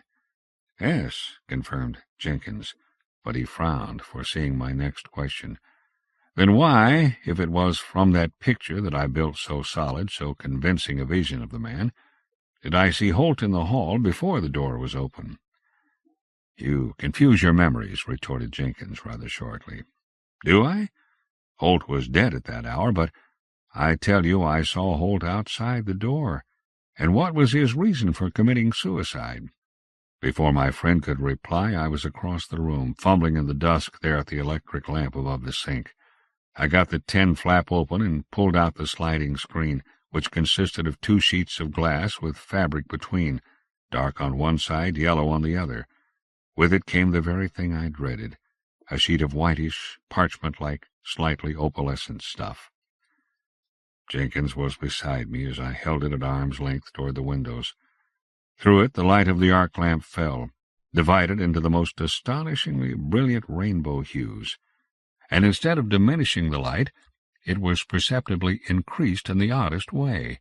Almost one thought that the sheet itself was luminous, and yet when held in shadow it gave off no light at all. "Shall we put it in the lamp again and try it?" asked Jenkins slowly, and in his voice there was no hint of mockery. I looked him straight in the eyes. "No," I said, "we won't. I was drugged. Perhaps in that condition I received a merciless revelation of the discovery that caused Holt's suicide, but I don't believe it. Ghost or no ghost, I refuse to ever again believe in the depravity of the human race. If the air and the earth are teeming with invisible horrors, they are not of our making, and the study of demonology is better let alone. Shall we burn this thing or tear it up?"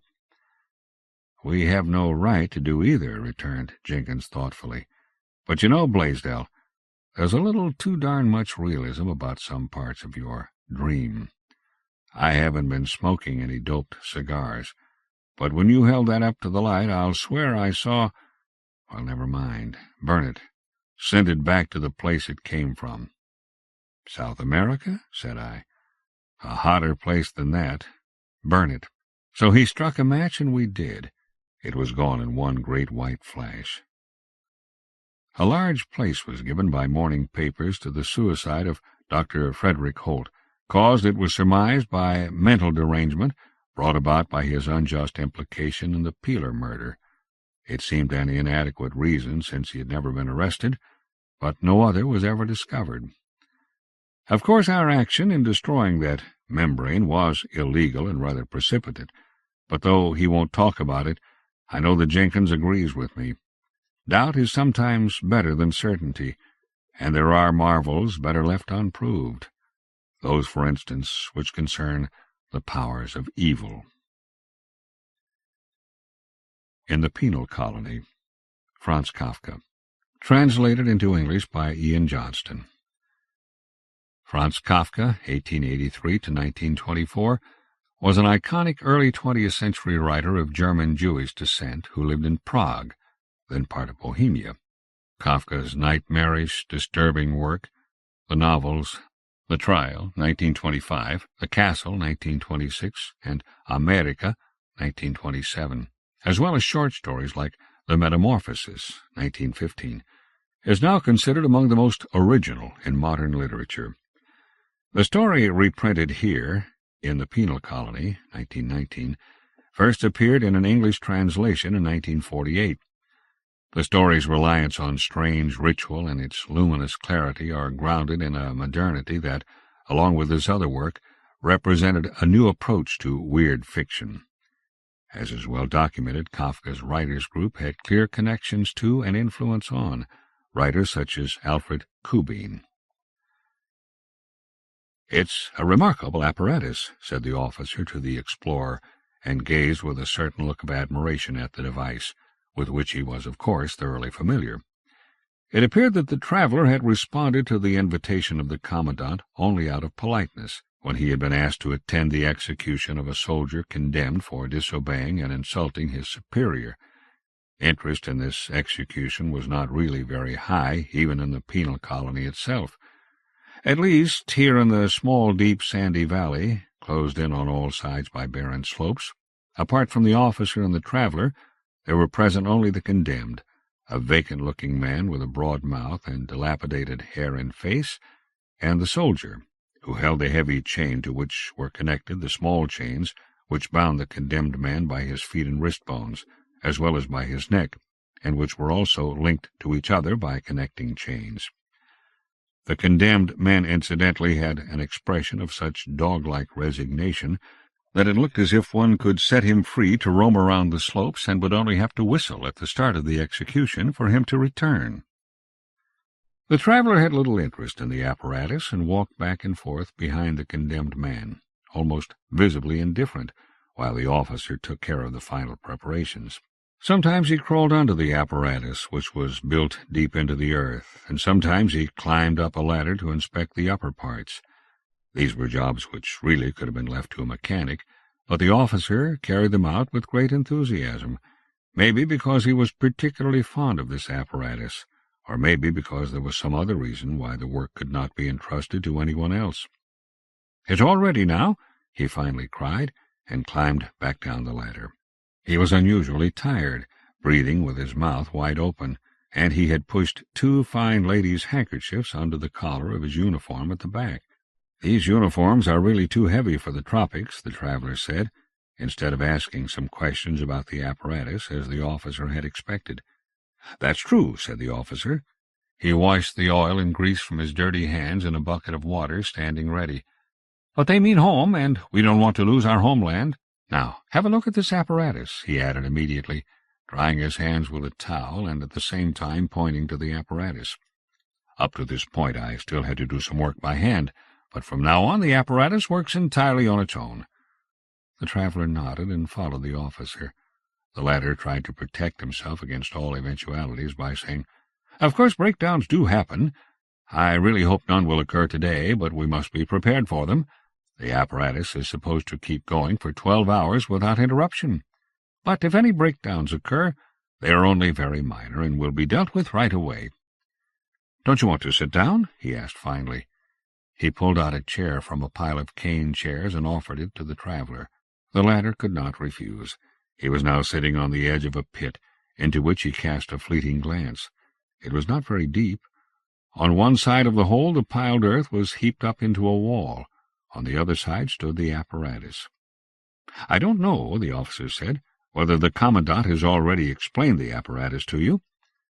The traveller made a vague gesture with his hand. That was good enough for the officer, for now he could explain the apparatus himself. "This apparatus," he said, grasping a connecting rod and leaning against it, "is our previous commandant's invention. I also worked with him on the very first tests, and took part in all the work right up to its completion. However, the credit for the invention belongs entirely to him alone. Have you heard of our previous commandant? No? Well, I'm not claiming too much when I say that the organization of the entire penal colony is his work. We, his friends, already knew at the time of his death that the administration of the colony was so self-contained that even if his successor had 1,000 new plans in mind, he would not be able to alter anything of the old plan, at least not for several years. And our prediction is held. The new commandant has had to recognize that. It's a shame that you didn't know the previous commandant. However," the officer said, interrupting himself, "I'm chattering, and his apparatus stands here in front of us. As you see, it consists of 3 parts. With the passage of time, certain popular names have been developed for each of these parts. The one underneath is called the bed. The upper one is called the inscriber, and here in the middle, this moving part is called the harrow." "The harrow?" the traveller asked. He had not been listening with full attention. The sound was excessively strong, trapped in the shadowless valley, and one could hardly collect one's thoughts. So the officer appeared to him all the more admirable in his tight tunic, weighted down with epaulets and festooned with braid, ready to go on parade as he explained the matter so eagerly, and, in addition, while he was talking, still kept adjusting screws here and there with a screwdriver. The soldier appeared to be in a state similar to the traveller. He had wound the condemned man's chain around both his wrists, and was supporting himself with his hand on his weapon, letting his head hang backward, not bothering about anything.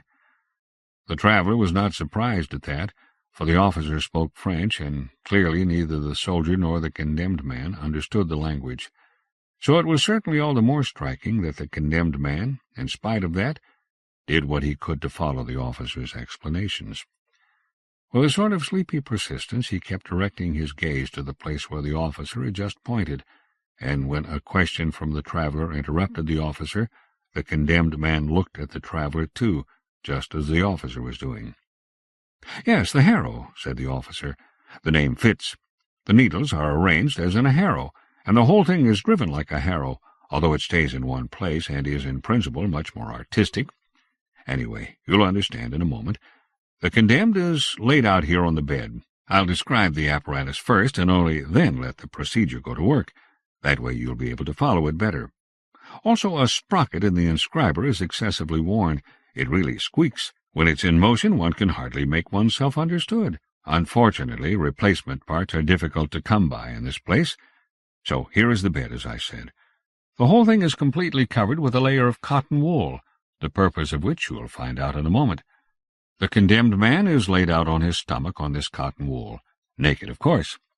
There are straps for the hands here, for the feet here, and for the throat here, to tie him in securely. At the head of the bed here, where the man, as I have mentioned, first lies face down, is this small protruding lump of felt, which can easily be adjusted so that it presses right into the man's mouth. Its purpose is to prevent him screaming and biting his tongue to pieces.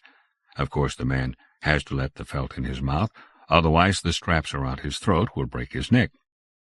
"That's cotton wool?" asked the traveler, and bent down. "Yes, it is," said the officer, smiling. "Feel it for yourself." He took the traveler's hand and led him over to the bed. "It's a specially prepared cotton wool. That's why it looks so unrecognizable. I'll get around to mentioning its purpose in a moment." The traveler was already being won over a little to the apparatus. With his hand over his eyes to protect them from the sun, he looked up at the height of the apparatus. It was a massive construction. The bed and the inscriber were the same size and looked like two dark chests. The inscriber was set about 2 meters above the bed, and the two were joined together at the corners by 4 brass rods, which almost reflected rays from the sun. The harrow hung between the chests on a band of steel.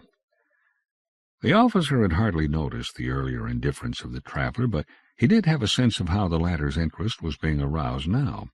So he paused in his explanation in order to allow the traveler time to observe the apparatus undisturbed.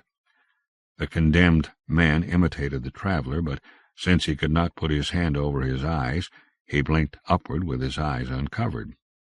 "So now the man is lying down," said the traveler.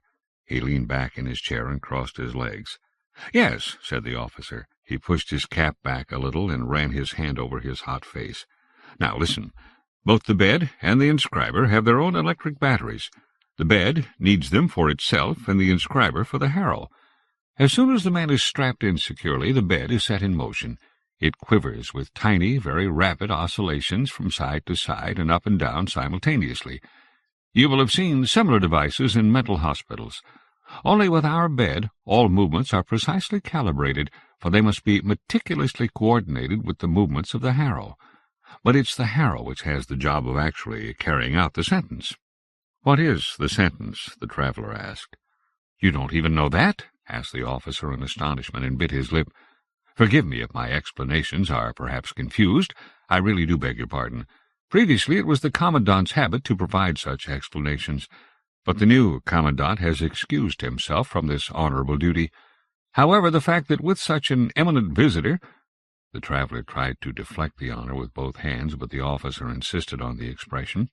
"That with such an eminent visitor he didn't even once make him aware of the form of our sentencing is yet again something new, which—" He had a curse on his lips, but controlled himself and said merely, "I was not informed about it. It's not my fault. In any case, I am certainly the person best able to explain our style of sentencing, for here I am carrying—" He patted his breast pocket, "the relevant diagrams drawn by the previous commandant." "Diagrams made by the commandant himself?" asked the traveler. Then was he in his own person a combination of everything? Was he soldier, judge, engineer, chemist, and draftsman? He was indeed, said the officer, nodding his head with a fixed and thoughtful expression. Then he looked at his hands, examining them. They didn't seem to him clean enough to handle the diagrams. So he went to the bucket and washed them again. Then he pulled out a small leather folder and said, "Our sentence does not sound severe. The law which a condemned man has violated is inscribed on his body with the harrow. This condemned man, for example," and the officer pointed to the man, "will have inscribed on his body, 'Honor your superiors.'" The traveler had a quick look at the man. When the officer was pointing at him, the man kept his head down and appeared to be directing all his energy into listening in order to learn something, but the movements of his pouting lips, which were pressed close together, showed clearly that he was incapable of understanding anything. The traveler wanted to raise various questions, but after looking at the condemned man, he merely asked, "Does he know his sentence?" "No," said the officer. He wished to get on with his explanation right away, but the traveler interrupted him. "He doesn't know his own sentence?" "No," said the officer once more. He then paused for a moment as if he was requesting from the traveler a more detailed reason for his question, and said, "It would be useless to give him that information. He experiences it on his own body." The traveler really wanted to keep quiet at this point, but he felt how the condemned man was gazing at him. He seemed to be asking whether he could approve of the process the officer had described. So the traveler, who had up to this point been leaning back, bent forward again and kept up his questions. "But does he nonetheless have some general idea that he's been condemned?" "Not that either," said the officer, and he smiled at the traveler as if he was still waiting for some strange revelations from him. "No," said the traveler, wiping his forehead. "So the man does not yet know even at this point how his defense was received?" "He has had no opportunity to defend himself," said the officer, and looked away, as if he was talking to himself and did not wish to embarrass the traveler with an explanation of matters so self-evident to him. "But he must have had a chance to defend himself," said the traveler, and stood up from his chair. The officer recognized that he was in danger of having his explanation of the apparatus held up for a long time, so he went to the traveler, took him by the arm, pointed with his hand at the condemned man, who stood there stiffly now that the attention was so clearly directed at him. The soldier was also pulling on his chain, and said, "The matter stands like this. Here in the penal colony I have been appointed judge, in spite of my youth, for I stood at the side of our previous commandant in all matters of punishment, and I also know the most about the apparatus. The basic principle I use for my decisions is this: guilt is always beyond a doubt. Other courts could not follow this principle, for they are made up of many heads, and, in addition, have even higher courts above them. But that is not the case here, or at least it was not that way with the previous commandant. It's true the new commandant has already shown a desire to get mixed up in my court, but I've succeeded so far in fending him off, and I'll continue to be successful. You wanted this case explained. It's so simple, just like all of them. This morning a captain laid a charge that this man who was assigned to him as a servant and who sleeps before his door had been sleeping on duty, for his duty is to stand up every time the clock strikes the hour and salute in front of the captain's door. That's certainly not a difficult duty, and it's necessary, since he is supposed to remain fresh both for guarding and for service. Yesterday night the captain wanted to check whether his servant was fulfilling his duty. He opened the door on the stroke of 2 and found him curled up asleep. He got his horsewhip and hit him across the face. Now, instead of standing up and begging for forgiveness, the man grabbed his master by the legs, shook him, and cried out, "Throw away that whip or I'll eat you up." Those are the facts. The captain came to me an hour ago. I wrote up his statement, and right after that the sentence. Then I had the man chained up. It was all very simple. If I had first summoned the man and interrogated him, the result would have been confusion. He would have lied, and if I had been successful in refuting his lies, he would have replaced them with new lies, and so forth. But now I have him, and I won't release him again. Now, does that clarify everything? But time is passing. We should be starting the execution already, and I haven't finished explaining the apparatus yet." He urged the traveler to sit down in his chair, moved to the apparatus again, and started. "As you see, the shape of the harrow corresponds to the shape of a man. This is the harrow for the upper body, and here are the harrows for the legs. This small cutter is the only one designated for the head. Is that clear to you?" He leaned forward to the traveler in a friendly way, ready to give the most comprehensive explanation. The traveler looked at the harrow with a wrinkled frown. The information about the judicial procedures had not satisfied him. However, he had to tell himself that here it was a matter of a penal colony, that in this place special regulations were necessary, and that one had to give precedence to military measures right down to the last detail. Beyond that, however, he had some hopes in the new commandant, who obviously, although slowly, was intending to introduce a new procedure which the limited understanding of this officer could not accept. Following this train of thought, the traveler asked, "Will the commandant be present at the execution?" "That is not certain," said the officer, embarrassingly affected by the sudden question, and his friendly expression made a grimace. "That is why we need to hurry up. As much as I regret the fact, I'll have to make my explanation even shorter. But tomorrow, once the apparatus is clean again, the fact that it gets so very dirty is its only fault, I could add a more detailed explanation. So now, only the most essential things. When the man is lying on the bed and it starts quivering, the harrow sinks onto the body. It positions itself automatically in such a way that it touches the body only lightly with the needle tips. Once the machine is set in position, this steel cable tightens up immediately into a rod. And now the performance begins. Someone who is not an initiate sees no external difference among the punishments. The harrow seems to do its work uniformly. As it quivers, it sticks the tips of its needles into the body, which is also vibrating from the movement of the bed. Now, to enable someone to check on how the sentence is being carried out, the harrow is made of glass. That gave rise to certain technical difficulties with fastening the needles in it securely, but after several attempts we were successful. We didn't spare any efforts. And now, as the inscription is made on the body, everyone can see through the glass. Don't you want to come closer and see the needles for yourself?" The traveler stood slowly, moved up, and bent over the harrow.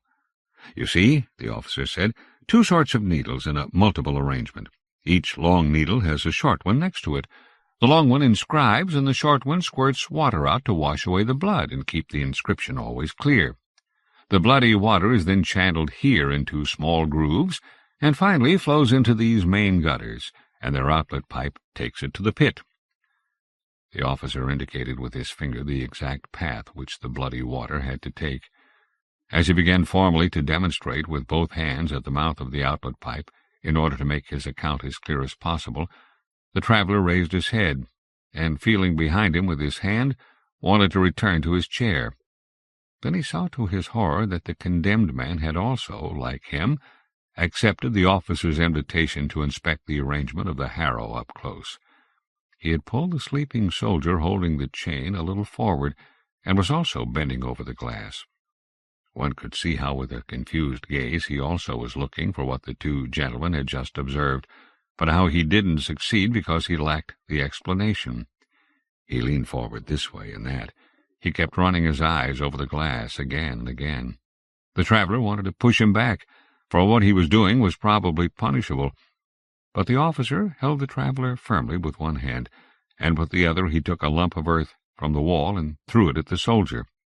The latter opened his eyes with a start, saw what the condemned man had dared to do, let his weapon fall, braced his heels in the earth, and jerked the condemned man back, so that he immediately collapsed. The soldier looked down at him as he writhed around, making his chain clink. "Stand him up," cried the officer, for he noticed that the condemned man was distracting the traveler too much. The latter was even leaning out away from the harrow, without paying any attention to it, and wanted merely to find out what was happening to the condemned man. "Handle him carefully," the officer yelled again. He ran around the apparatus, personally grabbed the condemned man under the armpits, and with the help of the soldier straightened up the man, whose feet kept slipping. "Now I know all about it," said the traveler, as the officer turned back to him again. "Except the most important things," said the latter. He grabbed the traveler by the arm and pointed up high. "There, in the inscriber, is the mechanism which determines the movement of the harrow, and this mechanism is arranged according to the diagram on which the sentence is set down. I still use the diagrams of the previous commandant. Here they are." He pulled some pages out of the leather folder.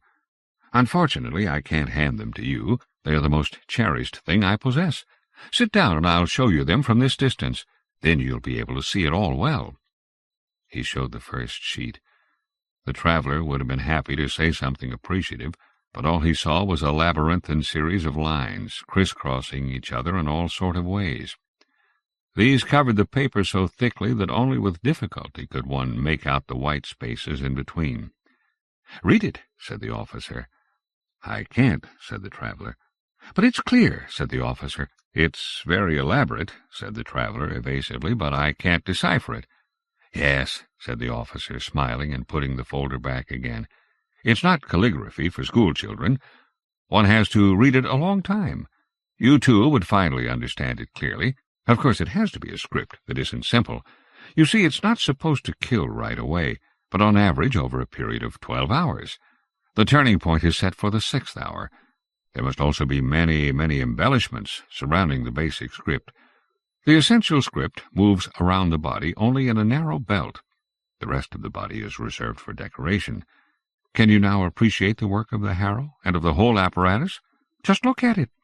He jumped up the ladder, turned a wheel, and called down, "Watch out! Move to the side." Everything started moving. If the wheel had not squeaked, it would have been marvelous. The officer threatened the wheel with his fist as if he was surprised by the disturbance it created. Then he spread his arms out to the traveler, apologized, and quickly clambered down in order to observe the operation of the apparatus from below.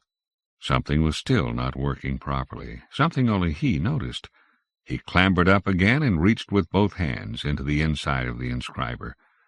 Then, in order to descend more quickly, instead of using the ladder, he slid down on one of the poles and, to make himself understandable through the noise, strained his voice to the limit as he yelled in the traveler's ear, "Do you understand the process?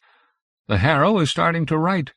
When it's finished with the first part of the script on the man's back, the layer of cotton wool rolls and turns the body slowly onto its side to give the harrow a new area.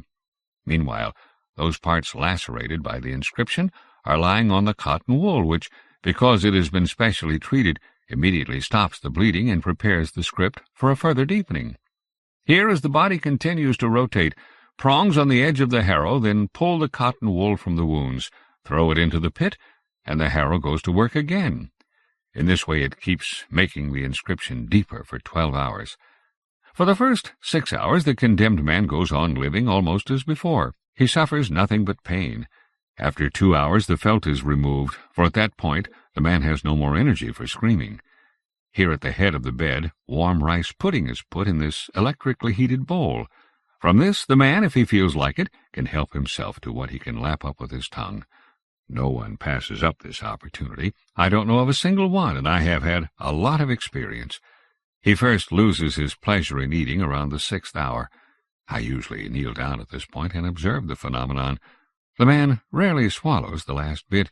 He merely turns it around in his mouth and spits it into the pit. When he does that, I have to lean aside, or else he'll get me in the face. But how quiet the man becomes around the 6th hour! The most stupid of them begins to understand. It starts around the eyes and spreads out from there, a look that could tempt one to lie down with him under the harrow. Nothing else happens. The man simply begins to decipher the inscription. He purses his lips as if he is listening. You've seen that it is not easy to figure out the inscription with your eyes, but our man deciphers it with his wounds. True, it takes a lot of work. It requires 6 hours to complete, but then the harrow spits all of him out and throws him into the pit, where he splashes down into the bloody water and cotton wool. Then the judgment is over, and we, the soldier and I, quickly bury him."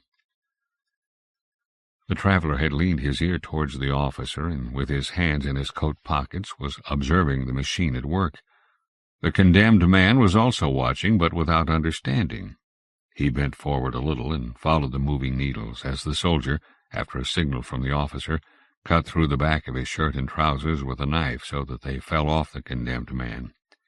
He wanted to grab the falling garments to cover his bare flesh, but the soldier held him up high and shook the last rags from him.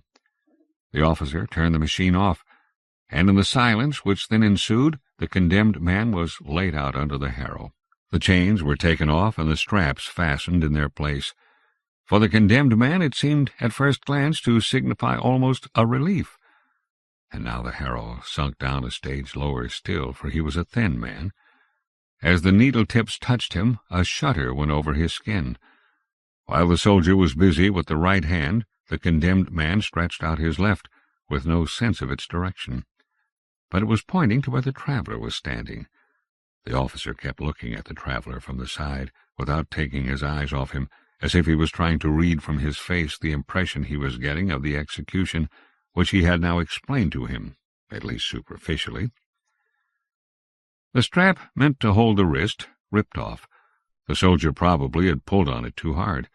The soldier showed the officer the torn-off piece of strap, wanting him to help. So the officer went over to him and said, with his face turned towards the traveller, "The machine is very complicated. Now and then something has to tear or break. One shouldn't let that detract from one's overall opinion. Anyway, we have an immediate replacement for the strap. I'll use a chain, even though that will affect the sensitivity of the oscillations for the right arm." And while he put the chain in place, he still kept talking. "Our resources for maintaining the machine are very limited at the moment. Under the previous commandant, I had free access to a cash box specially set aside exclusively for this purpose. There was a storeroom here in which all possible replacement parts were kept. I admit I made almost extravagant use of it. I mean earlier, not now, as the new commandant claims. For him, everything serves only as a pretext to fight against the old arrangements. Now he keeps the cash box for machinery under his own control, and if I ask him for a new strap, he demands the torn one as a piece of evidence. The new one doesn't arrive for 10 days, and then it's an inferior brand, of not much use to me. But how I am supposed to get the machine to work in the meantime without a strap? No one's concerned about that." The traveller thought about the situation. It is always questionable to intervene decisively in strange circumstances. He was neither a citizen of the penal colony nor a citizen of the state to which it belonged. If he wanted to condemn this execution, or even hinder it, people could say to him, "You are a foreigner, keep quiet." He would have nothing in response to that, but could only add that he did not understand what he was doing on this occasion, for the purpose of his travelling was merely to observe and not to alter other people's judicial systems in any way. True, at this point, the way things were turning out, it was very tempting. The injustice of the process and the inhumanity of the execution were beyond doubt. No one could assume that the traveller was acting out of any sense of his own self-interest, for the condemned man was a stranger to him, not a countryman, and not someone who invited sympathy in any way. The traveller himself had letters of reference from high officials, and had been welcomed here with great courtesy. The fact that he had been invited to this execution even seemed to indicate that people were asking for his judgment of this court. This was all the more likely since the commandant, as he now had heard only too clearly, was no supporter of this process, and maintained an almost hostile relationship with the officer. Then the traveller heard a cry of rage from the officer. He had just shoved the stub of felt in the condemned man's mouth, not without difficulty, when the condemned man, overcome by an irresistible nausea, shut his eyes and threw up. The officer quickly yanked him up off the stump and wanted to turn his head aside toward the pit. But it was too late. The vomit was already flowing down onto the machine. "This is all the commandant's fault," cried the officer, and mindlessly rattled the brass rods at the front. "My machine's as filthy as a pigsty." With trembling hands he indicated to the traveller what had happened. "Haven't I spent hours trying to make the commandant understand that a day before the execution there should be no more food served? But the new lenient administration has a different opinion. Before the man is led away, the commandant's women cram sugary things down his throat. His whole life he's fed himself on stinking fish, and now he has to eat sweets. But that would be all right. I'd have no objections. But why don't they get a new felt, the way I've been asking him for 3 months now? How can anyone take this felt into his mouth without feeling disgusted, something that more than 100 men have sucked and bitten on it as they were dying?" The condemned man had laid his head down and appeared peaceful. The soldier was busy cleaning up the machine with the condemned man's shirt. The officer went up to the traveller, who, feeling some premonition, took a step backwards, but the officer grasped him by the hand and pulled him aside. "I want to speak a few words to you in confidence," he said. "May I do that?" "Of course," said the traveller, and listened with his eyes lowered. "This process and this execution, which you now have an opportunity to admire, have at present no more open supporters in our colony. I am its single defender, and at the same time the single advocate for the legacy of the old commandant. I can no longer think about a more extensive organization of the process. I am using all my powers to maintain what there is at present. When the old commandant was alive, the colony was full of his supporters. I have something of the old commandant's persuasiveness, but I completely lack his power, and as a result the supporters have gone into hiding. There are still a lot of them, but no one admits to it. If you go into a tea-house today, that is to say on a day of execution, and keep your ears open, perhaps you will hear nothing but ambiguous remarks. They are all supporters, but under the present commandant, considering his present views, they are totally useless to me. And now I'm asking you, should such a life's work," he pointed to the machine, "come to nothing because of this commandant and the women influencing him? Should people let that happen, even if one is only a foreigner on our island for a couple of days? But there is no time to lose. People are already preparing something against my judicial proceedings. Discussions are already taking place in the commandant's headquarters, to which I am not invited. Even your visit today seems to me typical of the whole situation. People are cowards, and send you out, a foreigner. You should have seen the executions in earlier days. The entire valley was overflowing with people, even a day before the execution. They all came merely to watch. Early in the morning the commandant appeared with his women. Fanfares woke up the entire campsite. I delivered the news that everything was ready. The whole society, and every high official had to attend, arranged itself around the machine. This pile of cane chairs is a sorry leftover from that time. The machine was freshly cleaned and glowed. For almost every execution I had new replacement parts. In front of hundreds of eyes, all the spectators stood on tiptoe right up to the hills there. The condemned man was laid down under the harrow by the commandant himself. What nowadays has to be done by a common soldier was then my work as the senior judge, and it was an honor for me. And then the execution began. No discordant note disturbed the work of the machine. Many people did not look any more at all, but lay down with closed eyes in the sand. They all knew. Now justice was being carried out. In the silence people heard nothing but the groans of the condemned man, muffled by the felt. These days the machine no longer manages to squeeze out of the condemned man a groan stronger than the felt is capable of smothering. But back then the needles which made the inscription dripped a caustic liquid which today we are not permitted to use any more. Well, then came the 6th hour. It was impossible to grant all the requests people made to be allowed to watch from up close. The commandant, in his wisdom, arranged that the children should be taken care of before all the rest. Naturally, I was always allowed to stand close by because of my official position. Often I crouched down there with 2 small children in my arms, on my right and left. How we all took in the expression of transfiguration on the martyred face. How we held our cheeks in the glow of this justice, finally attained and already passing away. What times we had, my friend! The officer had obviously forgotten who was standing in front of him. He had put his arm around the traveller and laid his head on his shoulder. The traveller was extremely embarrassed. Impatiently he looked away over the officer's head. The soldier had ended his task of cleaning and had just shaken some rice pudding into the bowl from a tin. No sooner had the condemned man, who seemed to have fully recovered already, noticed this, than his tongue began to lick at the pudding. The soldier kept pushing him away, for the pudding was probably meant for a later time. But in any case it was not proper for the soldier to reach in and grab some food with his dirty hands and eat it in front of the famished condemned man. The officer quickly collected himself. "I didn't want to upset you in any way," he said. "I know it is impossible to make someone understand those days now. Besides, the machine still works and operates on its own. It operates on its own even when it is standing alone in this valley. And at the end, the body still keeps falling in that incredibly soft flight into the pit, even if hundreds of people are not gathered like flies around the hole the way they used to be. Back then we had to erect a strong railing around the pit. It was pulled out long ago." The traveller wanted to turn his face away from the officer and looked aimlessly around him. The officer thought he was looking at the wasteland of the valley, so he grabbed his hands, turned him around in order to catch his gaze, and asked, "Do you see the shame of it?" But the traveler said nothing. The officer left him alone for a while. With his legs apart and his hands on his hips, the officer stood still and looked at the ground.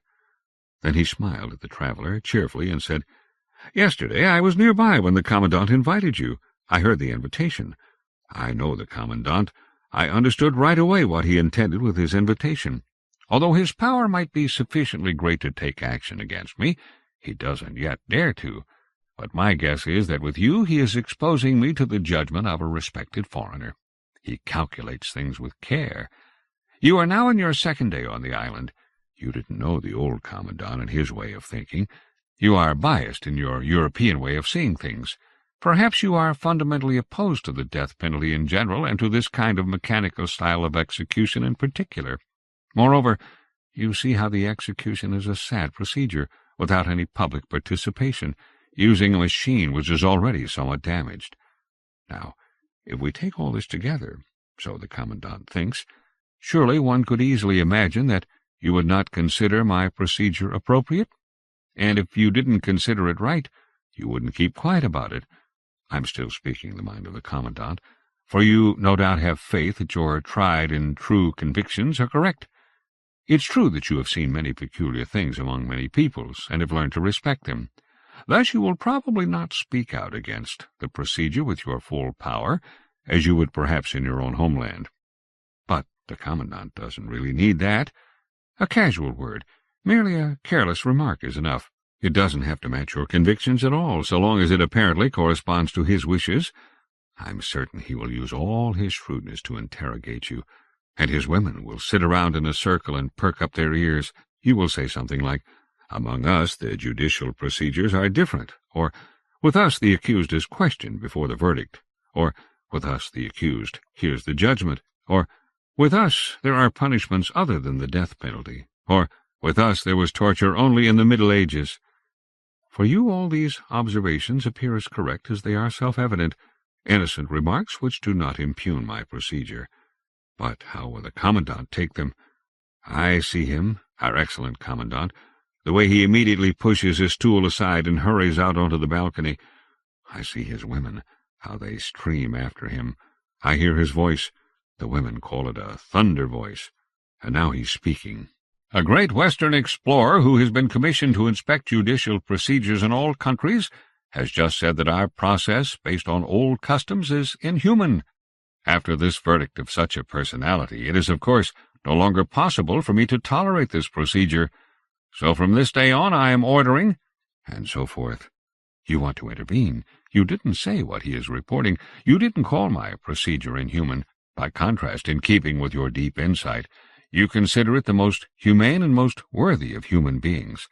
You also admire this machinery, but it is too late. You don't even go onto the balcony, which is already filled with women. You want to attract attention. You want to cry out, but a lady's hand is covering your mouth, and I and the old commandant's work are lost. The traveler had to suppress a smile, so the work which he had considered so difficult was easy. He said evasively, "You're exaggerating my influence. The commandant has read my letters of recommendation. He knows that I am no expert in judicial processes. If I were to express an opinion, it would be that of a lay person, no more significant than the opinion of anyone else, and in any case far less significant than the opinion of the commandant, who, as I understand it, has very extensive powers in this penal colony. If his views of this procedure are as definite as you think they are, then I'm afraid the time has surely come for this procedure to end, without any need for my humble assistance." Did the officer understand by now? No, he did not yet grasp it. He shook his head vigorously, briefly looked back at the condemned man and the soldier, who both flinched and stopped eating the rice, went up really close to the traveler, without looking into his face, but gazing at parts of his jacket, and said more gently than before, "You don't know the commandant. Where he and all of us are concerned, you are, forgive the expression, to a certain extent innocent.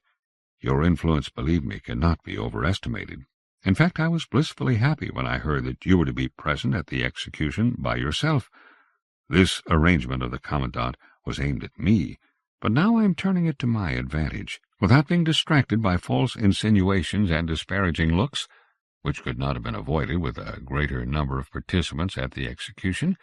You have listened to my explanation, looked at the machine, and are now about to view the execution. Your verdict is no doubt already fixed. If some small uncertainties still remain, witnessing the execution will remove them. And now I am asking you, help me against the Commandant." The traveler did not let him go on talking. "How can I do that?" he cried. "It's totally impossible. I can help you as little as I can harm you." "You could do it," said the officer. With some apprehension the traveler observed that the officer was clenching his fists. "You could do it," repeated the officer, even more emphatically. "I have a plan which must succeed. You think your influence is insufficient. I know it will be enough. But assuming you're right, doesn't saving this procedure require one to try everything, even those methods which may possibly be inadequate? So listen to my plan. To carry it out, it's necessary, above all, for you to keep as quiet as possible today in the colony about your verdict on this procedure. Unless someone asks you directly, you should not express any view whatsoever. But what you do say must be short and vague. People should notice that it has become difficult for you to speak about the subject, that you feel bitter, that, if you were to speak openly, you'd have to burst out cursing on the spot. I'm not asking you to lie, not at all. You should give only brief answers, something like, 'Yes, I've seen the execution,' or 'Yes, I've heard the full explanation.' That's all, nothing further, for that will be enough of an indication for people to observe in you a certain bitterness, even if that's not what the Commandant will think. Naturally, he will completely misunderstand the issue and interpret it in his own way. My plan is based on that. Tomorrow, a large meeting of all the higher administrative officials takes place at headquarters under the chairmanship of the Commandant. He, of course, understands how to turn such meetings into a spectacle. A gallery has been built which is always full of spectators. I'm compelled to take part in the discussions, though they make me shiver with disgust. In any case, you will certainly be invited to the meeting. If you follow my plan today and behave accordingly, the invitation will become an emphatic request. But should you, for some inexplicable reason, still not be invited, you must make sure you request an invitation. Then you receive one without question. Now, tomorrow, you are sitting with the women in the Commandant's box. With frequent upward glances, he reassures himself that you are there. After various trivial and ridiculous agenda items, designed only for the spectators, mostly harbor construction, always harbor construction, the judicial process also comes up for discussion. If it's not raised by the Commandant himself, or does not occur soon enough, I'll make sure that it comes up. I'll stand up and report the news of today's execution. Really, briefly, just this announcement. True, such a report is not customary there. However, I'll do it nonetheless. The Commandant thanks me, as always, with a friendly smile. And now he cannot restrain himself. He seizes this excellent opportunity. "The report of the execution," he'll say, or something like that, "has just been given. I would like to add to this report only the fact that this particular execution was attended by the great explorer whose visit confers such extraordinary honor on our colony, as you all know. Even the significance of our meeting today has been increased by his presence. Do we not now wish to ask this great explorer for his appraisal of the execution, based on old customs, and of the process which preceded it?" Of course, there is the noise of applause everywhere, universal agreement, and I'm louder than anyone. The Commandant bows before you and says, "Then in everyone's name I'm putting the question to you." And now you step up to the railing. Place your hands where everyone can see them, otherwise the ladies will grab them and play with your fingers. And now, finally, come your remarks. I don't know how I'll bear the tense moments up to that point. In your speech you mustn't hold back. Let truth resound. Lean over the railing and shout it out. Yes, roar your opinion at the Commandant, your unshakable opinion. But perhaps you don't want to do that. It doesn't suit your character. Perhaps in your homeland people behave differently in such situations. That's all right. That's perfectly satisfactory.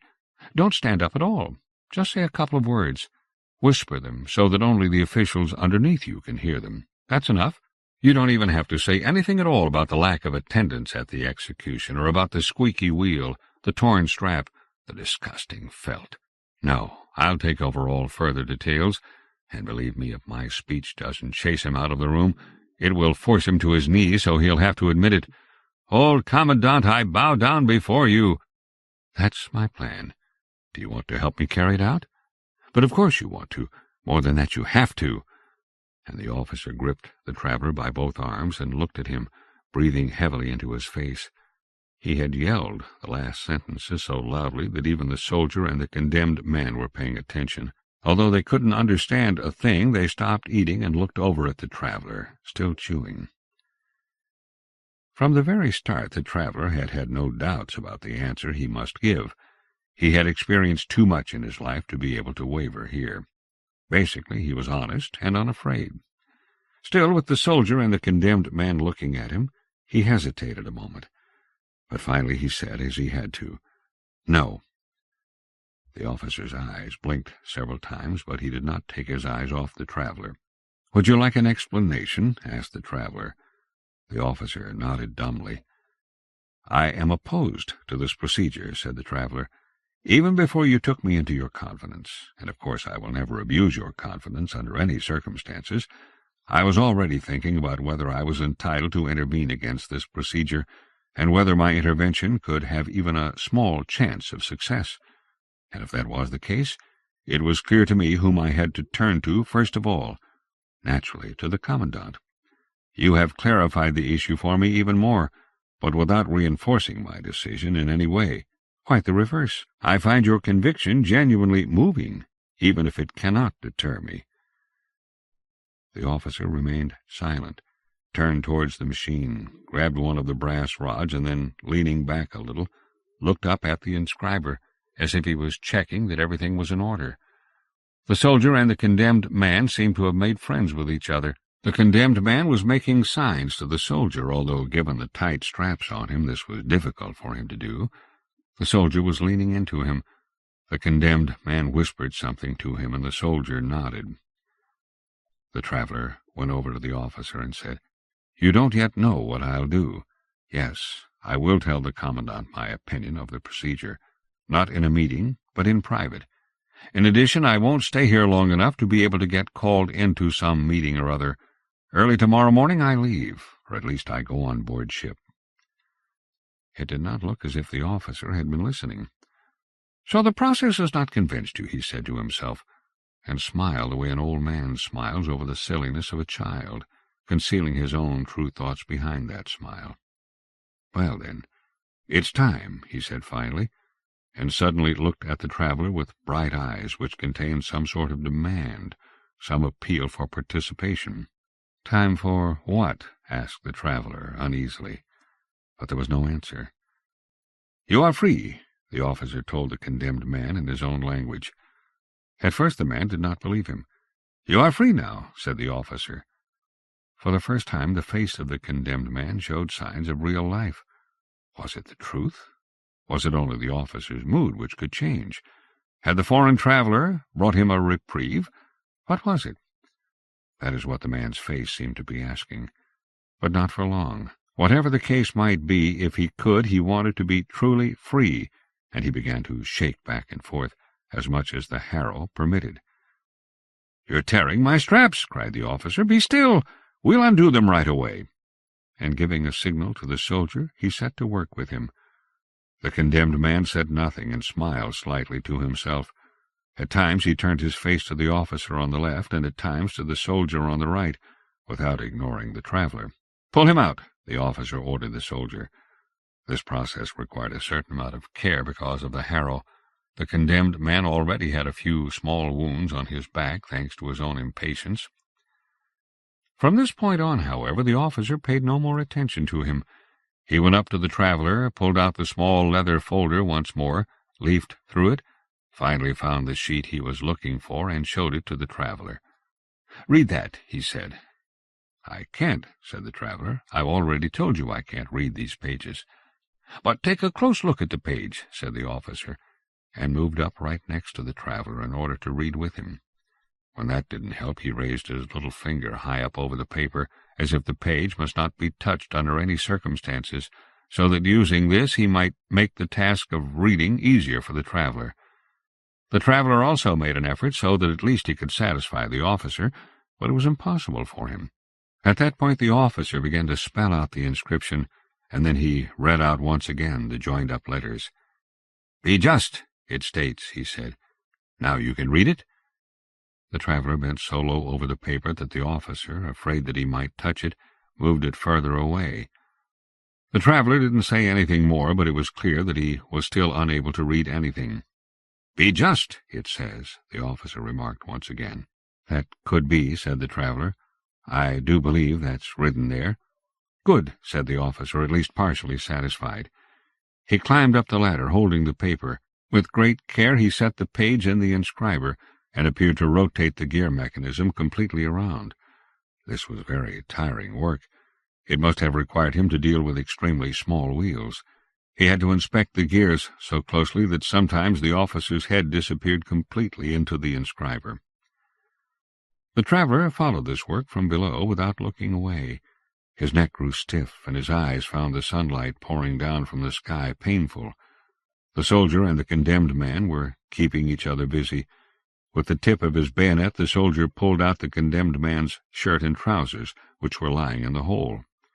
The shirt was horribly dirty, and the condemned man washed it in the bucket of water. When he was putting on his shirt and trousers, the soldier and the condemned man had to laugh out loud, for the pieces of clothing were cut in two up the back. Perhaps the condemned man thought that it was his duty to amuse the soldier. In his ripped-up clothes he circled in front of the soldier, who crouched down on the ground, laughed, and slapped his knees. But they still restrained themselves out of consideration for the two gentlemen present.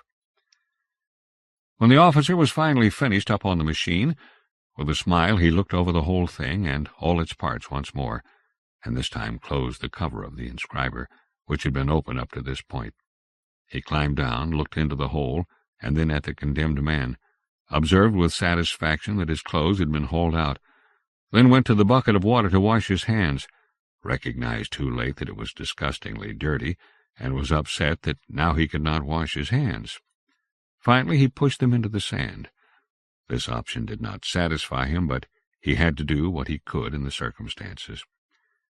Then he stood up and began to unbutton the coat of his uniform. As he did this, the two ladies' handkerchiefs, which he had pushed into the back of his collar, fell into his hands. "Here you have your handkerchiefs," he said, and threw them over to the condemned man. And to the traveler he said by way of an explanation, "Presents from the ladies." In spite of the obvious speed with which he took off the coat of his uniform and then undressed himself completely, he handled each piece of clothing very carefully, even running his fingers over the silver braids on his tunic with special care and shaking a tassel into place.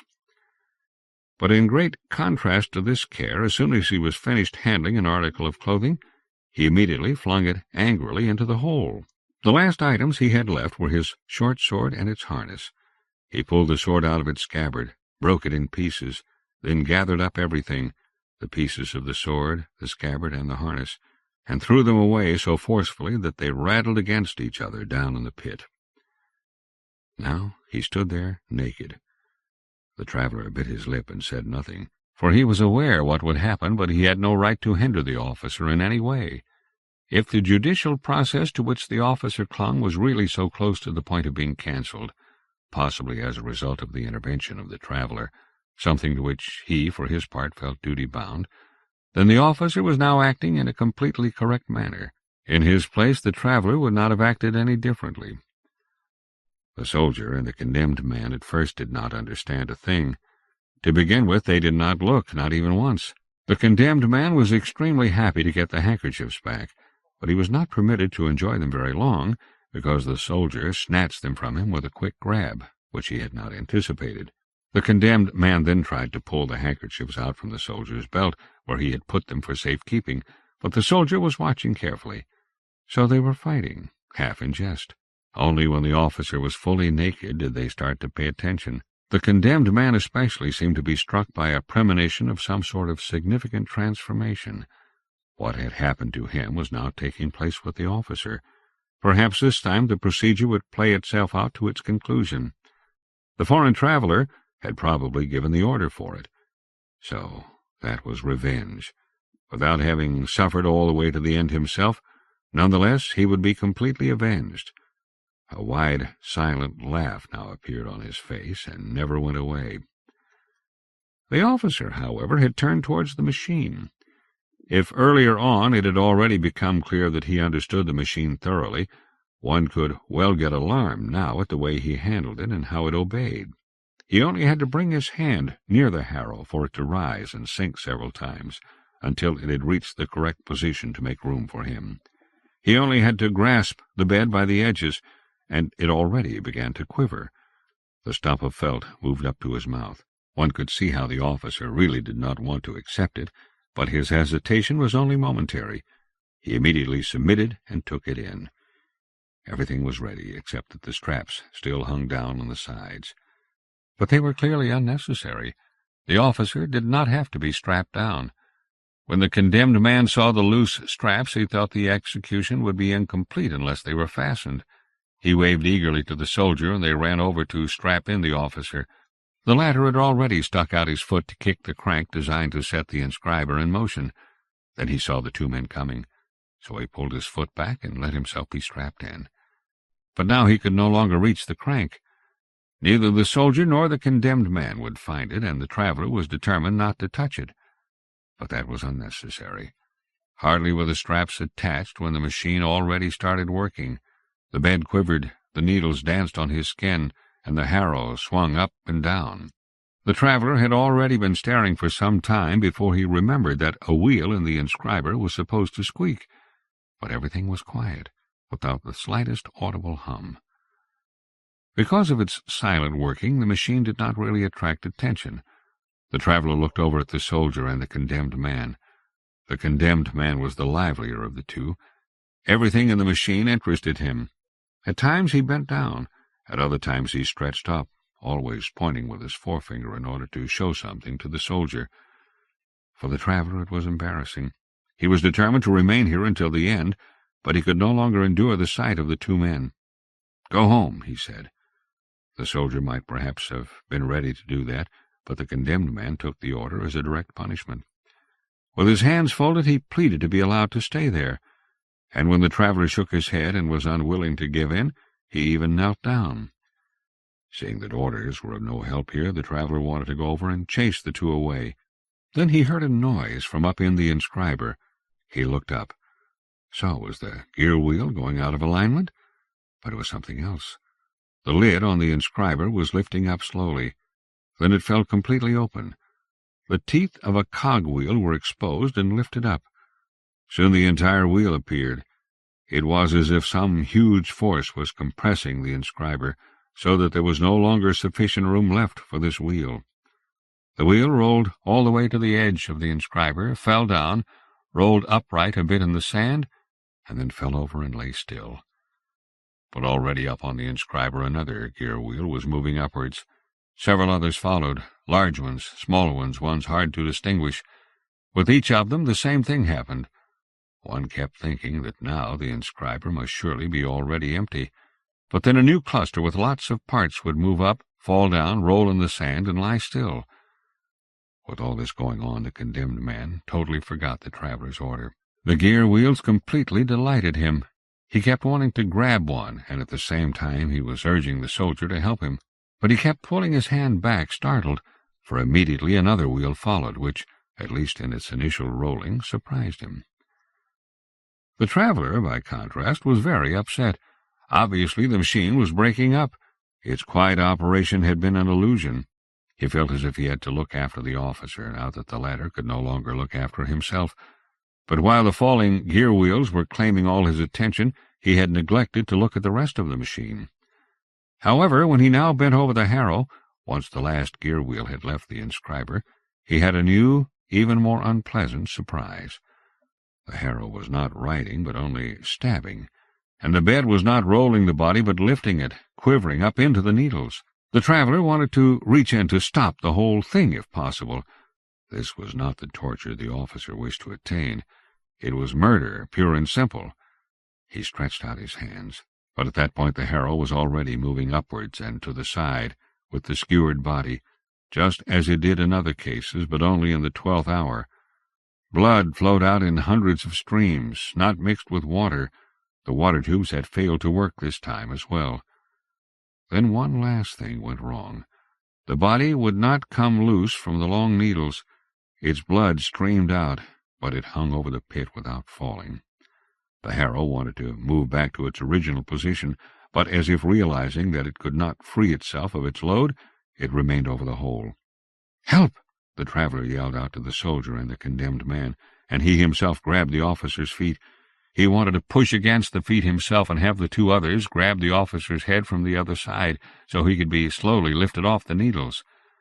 But now the two men could not make up their mind whether to come or not. The condemned man turned away at once. The traveler had to go over to him and drag him to the officer's head by force. At this point, almost against his will, he looked at the face of the corpse.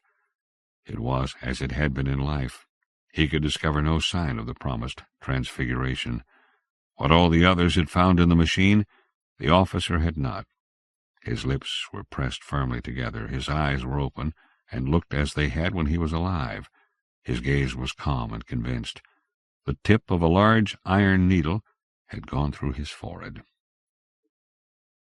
As the traveler, with the soldier and the condemned man behind him, came to the first houses in the colony, the soldier pointed to one and said, "That's the tea-house." On the ground floor of the house was a deep, low room, like a cave, with smoke-covered walls and ceiling. On the street side it was open along its full width. Although there was little difference between the tea-house and the rest of the houses in the colony, which were all very dilapidated, except for the commandant's palatial structure, the traveler was none the less struck by the impression of historical memory, and he felt the power of earlier times. Followed by his companions, he walked closer inside, going between the unoccupied tables which stood in the street in front of the tea-house, and took a breath of the cool, musty air which came from inside. "The old man is buried here," said the soldier. "A place in the cemetery was denied him by the chaplain. For a while people were undecided where they should bury him. Finally they buried him here. Of course, the officer explained none of that to you, for naturally he was the one most ashamed about it. A few times he even tried to dig up the old man at night, but he was always chased off." "Where is the grave?" asked the traveler, who could not believe the soldier. Instantly both men, the soldier and the condemned man, ran in front of him and, with hands outstretched, pointed to the place where the grave was located. They led the traveler to the back wall, where guests were sitting at a few tables. They were presumably dock workers, strong men with short, shiny black beards. None of them wore coats, and their shirts were torn. They were poor, humiliated people. As the traveler came closer, a few got up, leaned against the wall, and looked at him. A whisper went up around the traveler. "It's a foreigner. He wants to look at the grave." They pushed one of the tables aside, under which there was a real gravestone. It was a simple stone, low enough for it to remain hidden under a table. It bore an inscription in very small letters. In order to read it, the traveler had to kneel down. It read, "Here rests the old commandant. His followers, who are now not permitted to have a name, buried him in this grave and erected this stone. There exists a prophecy that the commandant will rise again after a certain number of years, and from this house will lead his followers to a reconquest of the colony. Have faith and wait." When the traveler had read it and got up, he saw the men standing around him and smiling, as if they had read the inscription with him, found it ridiculous, and were asking him to share their opinion. The traveler acted as if he had not noticed, distributed some coins among them, waited until the table was pushed back over the grave, left the tea-house, and went to the harbor. In the tea-house the soldier and the condemned man had come across some people they knew who detained them. However, they must have broken free of them soon, because by the time the traveler found himself in the middle of a long staircase which led to the boats, they were already running after him. They probably wanted to force the traveler at the last minute to take them with him. While the traveler was haggling at the bottom of the stairs with a sailor about his passage out to the steamer, the two men were racing down the steps in silence, for they did not dare cry out. But as they reached the bottom, the traveler was already in the boat, and the sailor at once cast off from shore. They could still have jumped into the boat, but the traveler picked up a heavy knotted rope from the boat bottom. threatened them with it, and thus prevented them from jumping in. The White Virok, Stefan Grabinski, translated into English by Miroslav Lipinski. Stefan Grabinski, 1887 to 1936, was a Polish writer of horror fiction who considered himself an expert on demonology and magic. Some critics have called him the Polish Poe or the Polish Lovecraft, and suggested he believed in the supernatural forces in his stories. Known primarily as a novelist, he wrote many short stories, including those under the name Stefan Jalny. Grabinski was popular in his day until a trend toward more realistic fiction doomed him to obscurity. The importance of translations by writer Miroslav Lipinski to bring Grabinski to an English-language readership for the collection The Dark Domain, 1993, cannot be understated. The tale included here, The White Virok, 1921, exemplifies the writer's talent for atmosphere and strangeness. I was a young journeyman at that time, like you, my dear boys, and I worked like a house on fire. Master Kalina, may the Lord shine on his worthy soul, frequently said I would be first in attaining mastership following him, and he spoke of me as the pride of our profession. I don't want to brag, but I had strong legs and could dig my elbows into a chimney like no one else. In the 3rd year of my service I received the assistance of 2 apprentices, and became an instructor to my younger comrades. In all, there were 7 of us. We got along splendidly with one another. Even on holidays and Sundays our brotherhood would gather at the master's house for a chat by a beer, or, when it was winter, by warm tea near the chimney, and we talked our fill, so that the evenings we spent together passed nicely, like a brush lowered into the mouth of a furnace. Kalina, what can I say about him? The man was literate and intelligent. He had seen a lot of the world. As the saying goes, he cleaned out not just one chimney. He was a bit of a philosopher, and books he really liked. He apparently even wanted to put out a gazette for chimney sweepers. But in matters of faith he didn't play the philosopher. On the contrary, he had a particular devotion to St. Florian, our patron. I felt closest to the master, and after him, to the young journeyman Józef Biedron, a boy as pure as gold, whom I liked for his good heart and gentle soul. Unfortunately, I wouldn't enjoy his friendship for long. After Biedron, I most liked Antarek, a melancholic lad who usually kept to himself. He was a born worker, however, conscientious and strangely relentless in his job. Kalina valued him a lot and tried to get him to socialize with people, though without success. Nevertheless, Antarek gladly spent his evenings at the master's house, listening with interest from his dark corner to the master's stories, which he completely believed. And no one could tell a story like our old man. He drew them out as if from a bag, one more interesting than the other. When he finished one, he would start a new one, then throw in a 3rd one, and so on. And in each story one could detect some deeper thought hidden behind all those words. But one was still young and foolish then, and took from these stories only what amused one for a laugh. Only Antarek looked at the master's tales in a different light, and managed to get to their core. The rest of us, however, called Kalina's stories balderdash. They were engrossing, sometimes horrible, until one's flesh crept and one's hair stood on end, but despite it all only tales and balderdash. Yet life soon taught us a little differently. One day in the middle of summer, a comrade of ours was absent at our evening get-together. Antarek was not present at his usual dark corner beyond the cupboard. He must have gotten sidetracked with some girls, joked Biedron, though he knew that his friend was ill at ease with women and avoided their company. "Stop talking nonsense," Kalina said. "He's probably very depressed and is sitting at home like a bear in the backwoods." The evening passed sadly and slowly, as it was without the presence of our most fervent listener. There was no joking around the following morning, for Antarek did not show up for work at 10 o'clock. The master thought he was sick and went to his home. He found only his mother there, an old woman much distressed by her son's absence. She reported that her son had left for the city at dawn of the previous day and had not yet returned. Kalina decided to undertake the search himself. "Antarek is a gloomy fellow. God knows what he's done. Maybe he's hiding out somewhere. But he searched in vain. Finally, remembering that Antarek had to clean out a chimney in an old brewery beyond the city, he directed his investigation there. At the brewery he was told that indeed yesterday morning a journeyman had reported to them to clean the chimney. "At what time did he finish the job?" asked Kalina of some old man, grey like a pigeon, whom he met at the threshold of one of the brewery's annexes. "I don't know, master. He left so imperceptibly that we even didn't know when. He must have been in a great hurry, because he didn't even look into us for payment." Muttered Kalina, lost in thought. "A strange bird, that fellow. But did he clean out the chimney well? How is it working now? Is it drawing properly?" "Not too well. This morning my daughter-in-law complained once again that it's smoking terribly. If it doesn't get better by tomorrow, we'll ask for another cleaning." "It will be done," the master quickly retorted, angry that here they were not satisfied with his worker, and very worried about the lack of more specific information concerning him. That evening we gathered together in sorrow at our supper and parted early. The following day, the same thing. Neither sight nor sound of Antarek.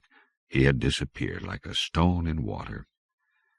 In the early afternoon the brewery sent a boy with a request to clean the chimney because it was smoking for all it's worth. Viedron went around 4 and didn't return. I wasn't there when Kalina sent him out, so I knew nothing about it, but I got a bad feeling when later that evening I saw the downcast faces of the master and the other sweeps. "Where's Yuzek?" I asked, looking for him about the room. "He hasn't returned from the brewery," answered Kalina gloomily. I jumped up from my seat, but the master forcibly stopped me. "I won't let you go alone. I've had enough of this. Tomorrow morning both of us will go. An evil spirit, not a brewery. I'll clean out their chimney for them." That night I didn't sleep a wink. At daybreak I put on my climbing gear, and throwing over my shoulder my brushes with their attachments, I went out, and in a short while presented myself at the master's door. Kalina was already waiting for me. "Take this," he said, handing me a hatchet that appeared to be newly whetted. "This could be of more use to you than a broom or a scraper." Without a word I took the hatchet, and we started at a quick pace toward the brewery. The August morning was beautiful and tranquil. The city still slept. In silence we passed through the marketplace, went over the bridge, and turned left along the river embankment onto a road that wound its way through poplar trees. It was a long walk to the brewery. After a strenuous pace of 15 minutes we got off the road and took a short-cut through a hayfield. In the distance, beyond an alder forest, the coppery slices of the brewery roofs were visible. Kalina removed the cap from his head, crossed himself, and began silently to move his lips. I walked next to him, not interrupting his prayers. After a while the master covered his head again, gripped his hatchet tighter, and started talking in a soft voice. "An evil spirit, not a brewery. There's beer there, and for at least 10 years it hasn't been brewed. An old ruin and nothing more. The last brewer, someone named Rosban, went bankrupt and hanged himself out of despair. His family sold the buildings and the entire inventory dirt cheap to the city and moved away somewhere. No one has lived there since. The boilers and machines are supposed to be evil. They're of an old system. No one wants to take the financial risk of replacing it with a new one." "Then who exactly wanted the chimney cleaned?" I asked, glad that the conversation had interrupted the morose silence. "Some gardener who, a month ago, for practically nothing, moved into the empty brewery with his wife and his father. They have many rooms and enough space for several families. For sure they moved into the center rooms, which are in the best state, and they are living there for very little money. Now their chimneys are smoking because they are old and heavily packed with soot. They haven't been cleaned for ages." He added with a thoughtful pause, "I don't like these old chimneys." "Why? Because there's more work with them?" "Don't be silly, my dear boy. I'm afraid of them, do you understand? I'm afraid of old flues that haven't been touched for years by a brush or scraper. It's better to demolish such chimney and put up a new one than to have someone clean it." I glanced at Kalina's face at that moment. It was strangely altered by fear and aversion. "What's the matter, master?" And he, as if he hadn't heard, continued on, staring somewhere ahead. "Soot is dangerous, particularly when it accumulates in narrow dark spaces unreachable by the rays of the sun. And not just because it can easily catch fire. No, not just because of that. Consider this. We chimney sweeps battle our entire lives with soot. We prevent its excessive accumulation, and so prevent an explosion. But soot is treacherous, my boy. Soot lays dormant inside dark smoke chambers and stuffy furnaces, and it lies in wait for an opportunity. Something vindictive resides in soot. Something evil lurks there. You never know what will emerge from it, or when. He became silent and glanced at me. Even though I didn't understand what he had said, his words, uttered with such strong conviction, had their effect on me. But he smiled his good, kind-hearted smile, and added soothingly, "Maybe I'm wrong. Maybe something completely different has happened here. Cheer up. We'll find out everything in a moment. We've arrived at our destination." Indeed, we had reached the brewery. Through the open entrance gate I followed the master to the wide courtyard, from which a multitude of doors led to the various buildings of the brewery. At the threshold of one door sat the gardener's wife, a child at her breast, while beyond her, leaning against the door-sill, stood her husband. Seeing us, the man became confused, and with visible uneasiness came out to greet us. "You've come to see us about the chimney?" "Of course, the master answered coldly, "but not because of the chimney, but because of the 2 people I sent to clean it." The gardener's uneasiness increased. His eyes shifted continually. "My men haven't yet returned from this brewery," cried out Kalina passionately, glaring at him. "What happened to them? You're responsible for them." "But, sir," the gardener mumbled, "I really don't know what happened to them. We thought that the first one had already turned up, and as for the second one, I just don't know. Yesterday afternoon, in my presence, he entered the chimney through the door in the kitchen wall. For some time I clearly heard him scraping the soot away. I would have remained to the end of the operation if I hadn't been called out to the courtyard. Afterward I left my home for a couple of hours, and when I returned, nothing was said about the chimney or your man.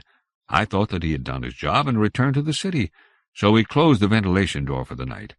Only now, when I saw the both of you entering our courtyard, did I become troubled. It suddenly occurred to me that something terrible has been happening here for the last 2 days. I see that I am right. But what is going on, Master Kalina? What can be done?" He spread out his hands in a sign of innocence. "I'm not to blame." "At least you shouldn't have closed the door to the chimney, fool," Kalina cried out angrily. "After me, Peter," he shouted, pulling me by the arm. "We don't have a second to lose." And to the gardener, "Take us to the chimney." The terrified gardener led us inside. We soon found ourselves in the kitchen. "Here, in the corner," said the gardener, pointing to the rectangular chimney door.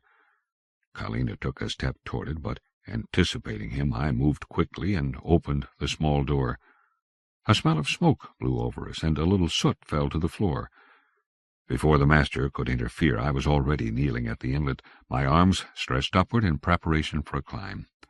"Are you crazy?" Kalina's angry voice responded. "Let me go up. This is my affair. You set up the ladder to the roof and get on top to guard the outlet." For the first time in my life I did not listen to him. A mad stubbornness and a desire to uncover the truth possessed me completely. "Why don't you go to the roof yourself, master?" I responded. "I promise to wait here until you give me the signal."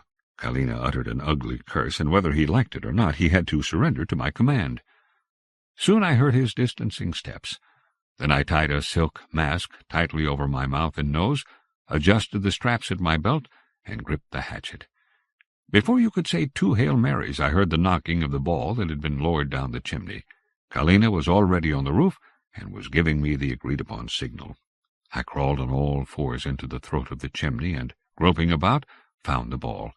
I pulled on it 3 times, in a sign that I had received the signal, and was commencing my journey. After passing the turn in the chimney, I straightened up, instinctively protecting my head with the hatchet. The chimney was wide, navigable with ridges, and thickly packed with soot. Here at the bottom, right beside the door, layers of easily flammable enamel glowed with a cold metallic luster in the faint light coming from the top of the chimney. I threw a glance upward, and shuddered. Above me, several feet beyond the blade of my hatchet, I saw in the half-light of the flue a snow-white being staring at me with a pair of huge, owlish yellow eyes.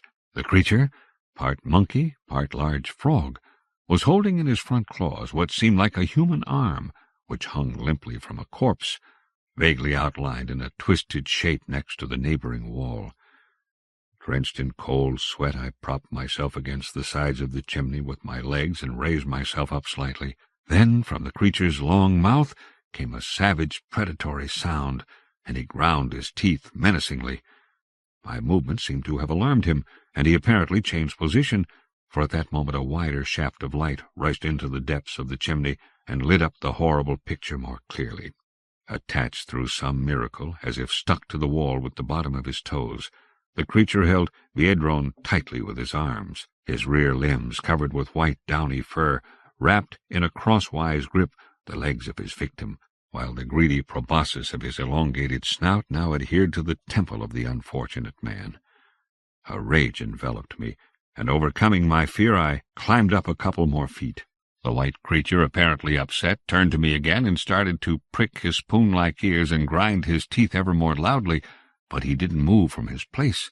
I saw his vain endeavors as he wanted to spring down on me or escape up the chimney, but his movements were unusually awkward and ponderous. It seemed that he had grown torpid, as a snake does after swallowing a victim, or that he had become drunk on an overabundance of sucked blood. Only his bulging eyes, round like plates, buried themselves into me with increasing severity, and he threatened me with his look and sound. But my anger predominated over my terror.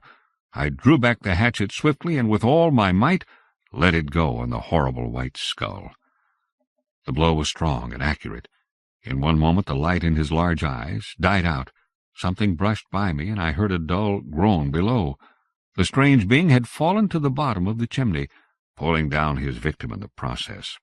A shudder of disgust shook me to the core. I didn't have courage to go down and check the result of my blow. The only thing left for me to do was to go up to the roof. Besides, I was already at the halfway point in the chimney, from whose outlet I heard Kalina's voice. I began a quick climb to the top, using all my strength to dig into the sides of the chimney with my elbows and legs. But who can relate my horror when a couple of feet higher I saw hanging on a hook, sticking out of the wall, the carcass of Antarek.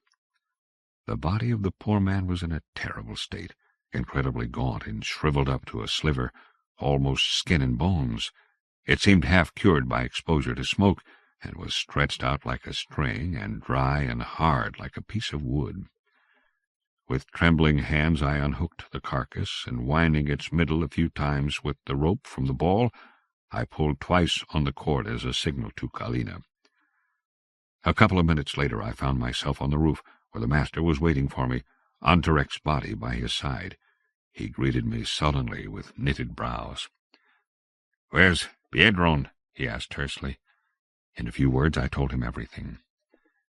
After we had carefully lowered Antarek to the ground along the ladder, he said calmly, "The white Virok. That was him. I had a feeling it would be him."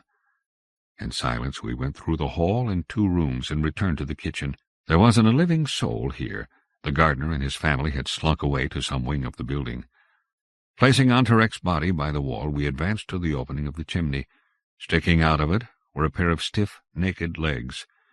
We pulled out Viedron and placed him on the floor by his comrade. "See those 2 small wounds they have on their temples?" asked Kalina in a subdued voice. "That is his sign. He cuts into his victims there and consumes them." And he repeated a couple of times, "The white Virok, the white Virok." "I have to finish him off," I replied stubbornly. "Maybe he isn't dead yet." "I doubt it. Apparently he can't stand light. Let's take a look, though." And we gazed into the depths of the opening. Deep inside we vaguely saw something white. Kalina glanced about the kitchen and spotted a long pole with an iron hook at its end. He picked up the pole and shoved it into the chimney opening. Then he started to draw it out. Slowly a white mass began to emerge from the darkness, a sort of snowy, downy fleece that came closer and closer to the ventilator. But along the way, the Virok's corpse seemed to melt and contract. When Kalina finally drew out the entire pole, there hung from its iron tip only a small milk-white substance. It was flaky and disarranged, and resembled a soft hide or fluff. Suddenly this substance slid off the hook and fell to the ground. And then a strange change occurred in it. In the twinkling of an eye, the white material turned a coal-like color, and at our feet lay a large mass of soot, glittering and black like tar. "That's all that remains of him," whispered Kalina, plunged in thought. And after a moment he added, as if to himself, "From soot you came, and to soot you shall return." And placing our unfortunate comrades on a stretcher, we carried off their bodies to the city.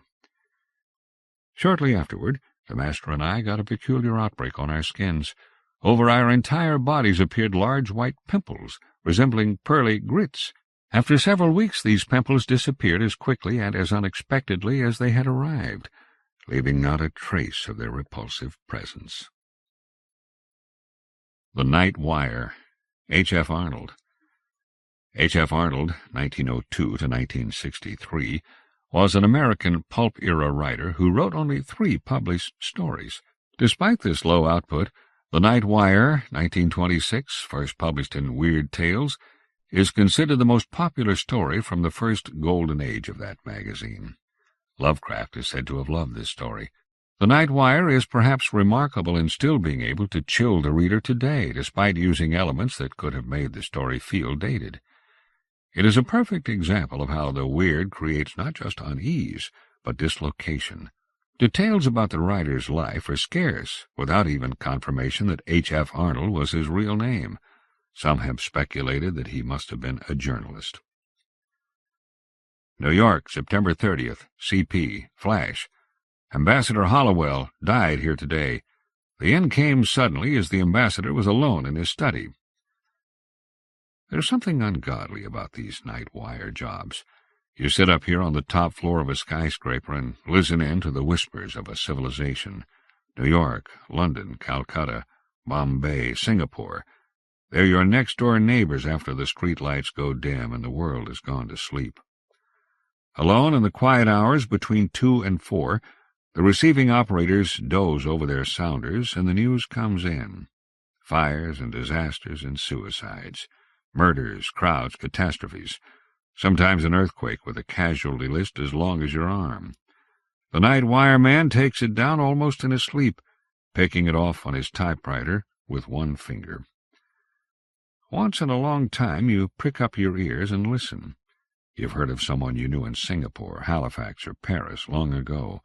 Maybe they've been promoted, but more probably they've been murdered or drowned. Perhaps they just decided to quit and took some bizarre way out, made it interesting enough to get in the news. But that doesn't happen often. Most of the time you sit and doze and tap on your typewriter and wish you were home in bed. Sometimes, though, queer things happen. One did the other night, and I haven't got over it yet. I wish I could. You see, I handle the night manager's desk in a western seaport town. What the name is doesn't matter. There is, or rather was, only one night operator on my staff, a fellow named John Morgan, about 40 years of age, I should say, and a sober, hard-working sort. He was one of the best operators I ever knew, what is known as a double man. That means he could handle 2 instruments at once and type the stories on different typewriters at the same time. He was one of the 3 men I ever knew who could do it consistently, hour after hour, and never make a mistake. Generally, we used only one wire at night, but sometimes, when it was late and the news was coming fast, the Chicago and Denver stations would open a second wire, and then Morgan would do his stuff. He was a wizard, a mechanical automatic wizard, which functioned marvelously but was without imagination. On the night of the 16th, he complained of feeling tired. It was the first and last time I had ever heard him say a word about himself, and I had known him for 3 years. It was just 3 o'clock, and we were running only one wire. I was nodding over reports at my desk and not paying much attention to him when he spoke. "Jim," he said, "does it feel close in here to you?" "Why, no, John," I answered, "but I'll open the window if you like." "Never mind," he said. "I reckon I'm just a little tired." That was all that was said, and I went on working. Every 10 minutes or so I would walk over and take a pile of copy that had stacked up neatly beside the typewriter as the messages were printed out in triplicate. It must have been 20 minutes after he spoke that I noticed he had opened up the other wire and was using both typewriters.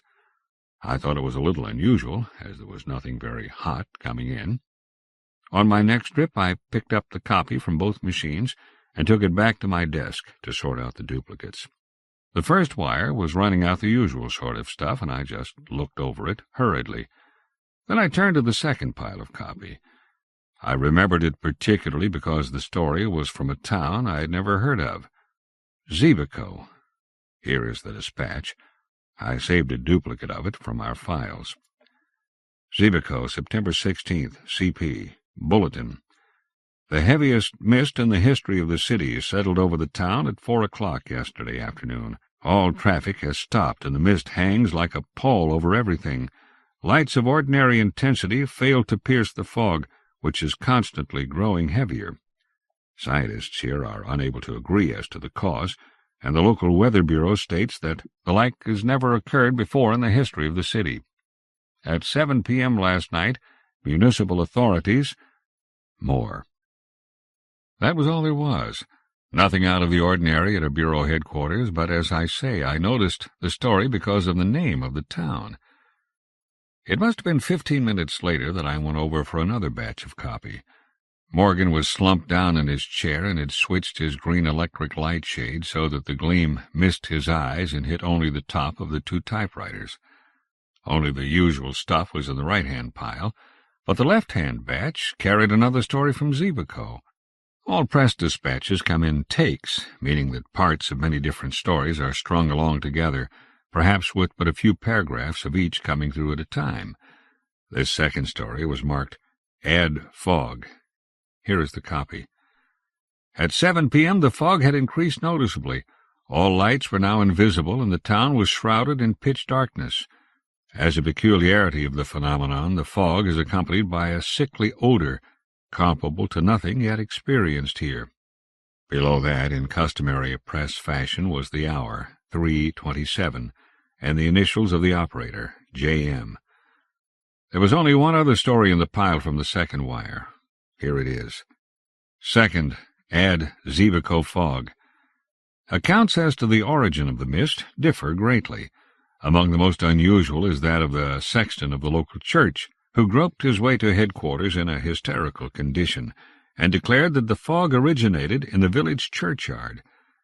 It was first visible as a soft gray blanket clinging to the earth above the graves, he stated. Then it began to rise higher and higher.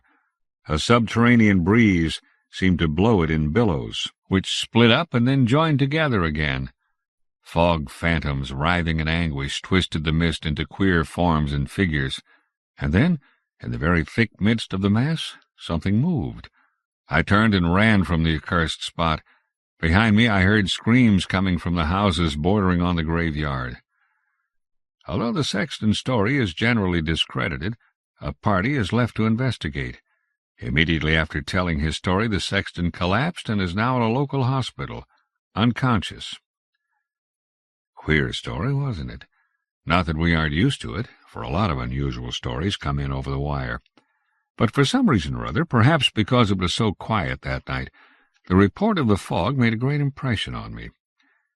It was almost with dread that I went over to the waiting piles of copy. Morgan did not move, and the only sound in the room was the tap-tap of the sounders. It was ominous, nerve-wracking. There was another story from Zebico in the pile of copy. I seized on it anxiously. New lead, Zebico, fog, CP. The rescue party, which went out at 11 p.m. to investigate a weird story of the origin of a fog which, since late yesterday, has shrouded the city in darkness, has failed to return. Another and larger party has been dispatched. Meanwhile, the fog has, if possible, grown heavier. It seeps through the cracks in the doors and fills the atmosphere with a depressing odor of decay. It is oppressive, terrifying, bearing with it a subtle impression of things long dead. Residents of the city have left their homes and gathered in the local church, where the priests are holding services of prayer. The scene is beyond description. Grown folk and children are alike terrified, and many are almost beside themselves with fear. Amid the wisps of vapor which partly veil the church auditorium, an old priest is praying for the welfare of his flock. They alternately wail and cross themselves. From the outskirts of the city may be heard cries of unknown voices. They echo through the fog in queer, uncadenced minor keys. The sounds resemble nothing so much as wind whistling through a gigantic tunnel, but the night is calm and there is no wind. The second rescue party, more. I am a calm man, and never in a dozen years spent with the wires have been known to become excited. But despite myself, I rose from my chair and walked to the window. Could I be mistaken, or far down in the canyons of the city beneath me did I see a faint trace of fog? Pshaw! It was all imagination. In the press room, the click of the sounders seemed to have raised the tempo of their tune.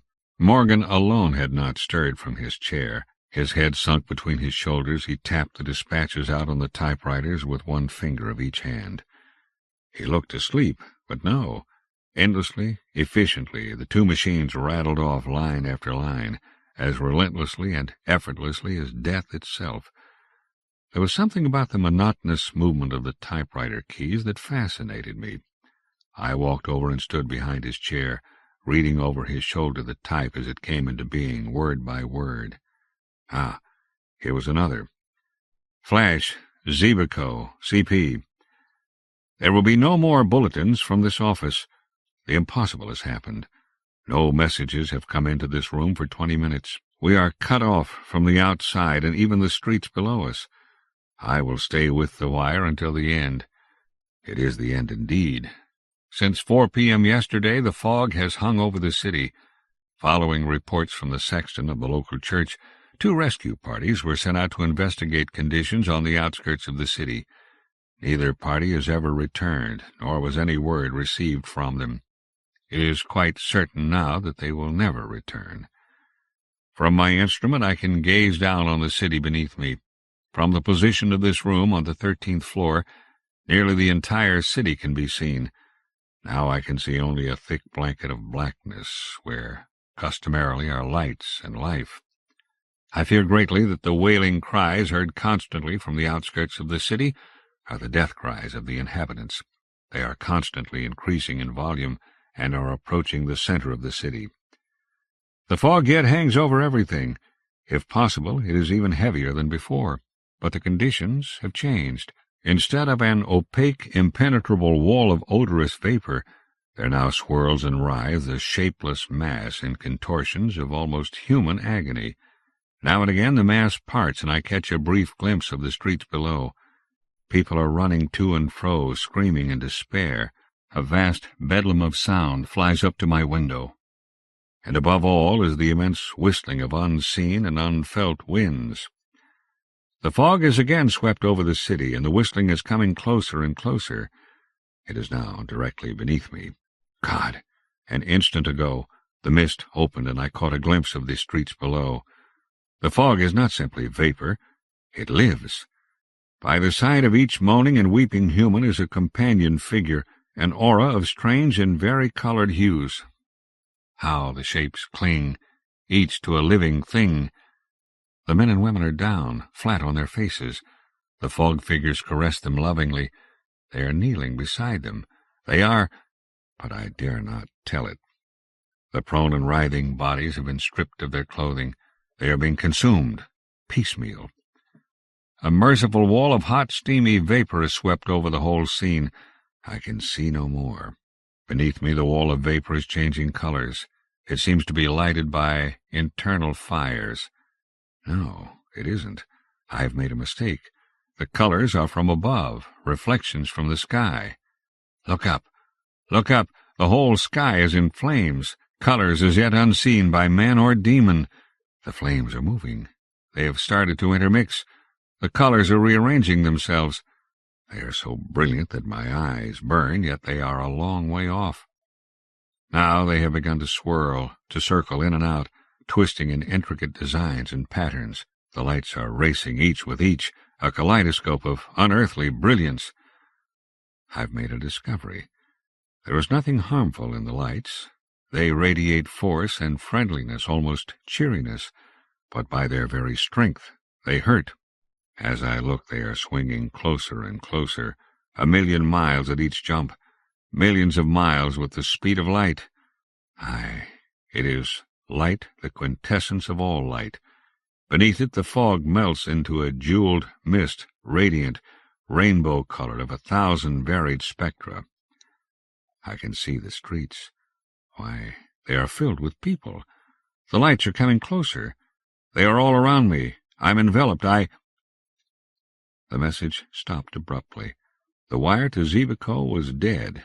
Beneath my eyes, in the narrow circle of light from under the green lampshade, the black printing no longer spun itself, letter by letter, across the page. The room seemed filled with a solemn quiet, a silence vaguely impressive, powerful. I looked down at Morgan.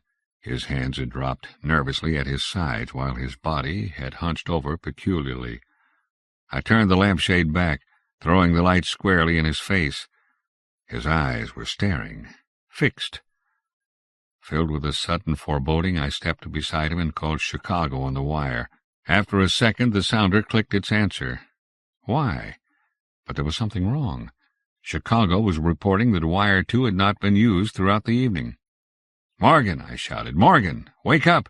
It isn't true! Someone has been hoaxing us! Why—" In my eagerness, I grasped him by the shoulder. His body was quite cold. Morgan had been dead for hours.